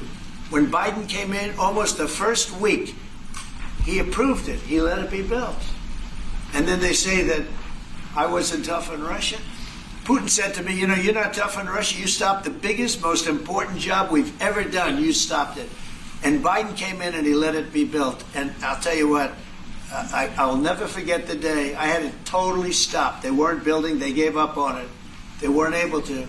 And then Biden came in and he let him build. I couldn't believe it. Okay, one or two questions more, please. Any questions? Any questions for the Chancellor? Yes, go ahead for the Chancellor. That would be one. I like his answers much better. Well, would you continue to support Ukraine? Yeah, I'm with Ukraine. We just signed a big deal on rare earth with Ukraine, and we want it. I want to. You know what? I'm for stopping killing. Really, that's what I'm for. Again, a war that would have never started, should have never started. I want to see the killing stop. We spent $350 billion, much more than Europe, but Europe spent a lot also. and they spent way over $100 billion. Yeah. So you're talking about close to $500 billion went into that whole thing. And it's not even the money, and I know with you too, it's a lot of money, but it's the death that's being caused. We went to the Middle East. I went last week to the Middle East. We took in $5.1 trillion. That's many, many times. That's 30, 40 times, 50 times more than what we're talking about. It's think of that, $5.1 trillion of investment with one trip that lasted 4 days. So it's not the money. It's a little the money, but not the money, the big thing. The big thing is the death. The death of, and really the decimation. You've lost a whole culture. You know, Ukraine had the most beautiful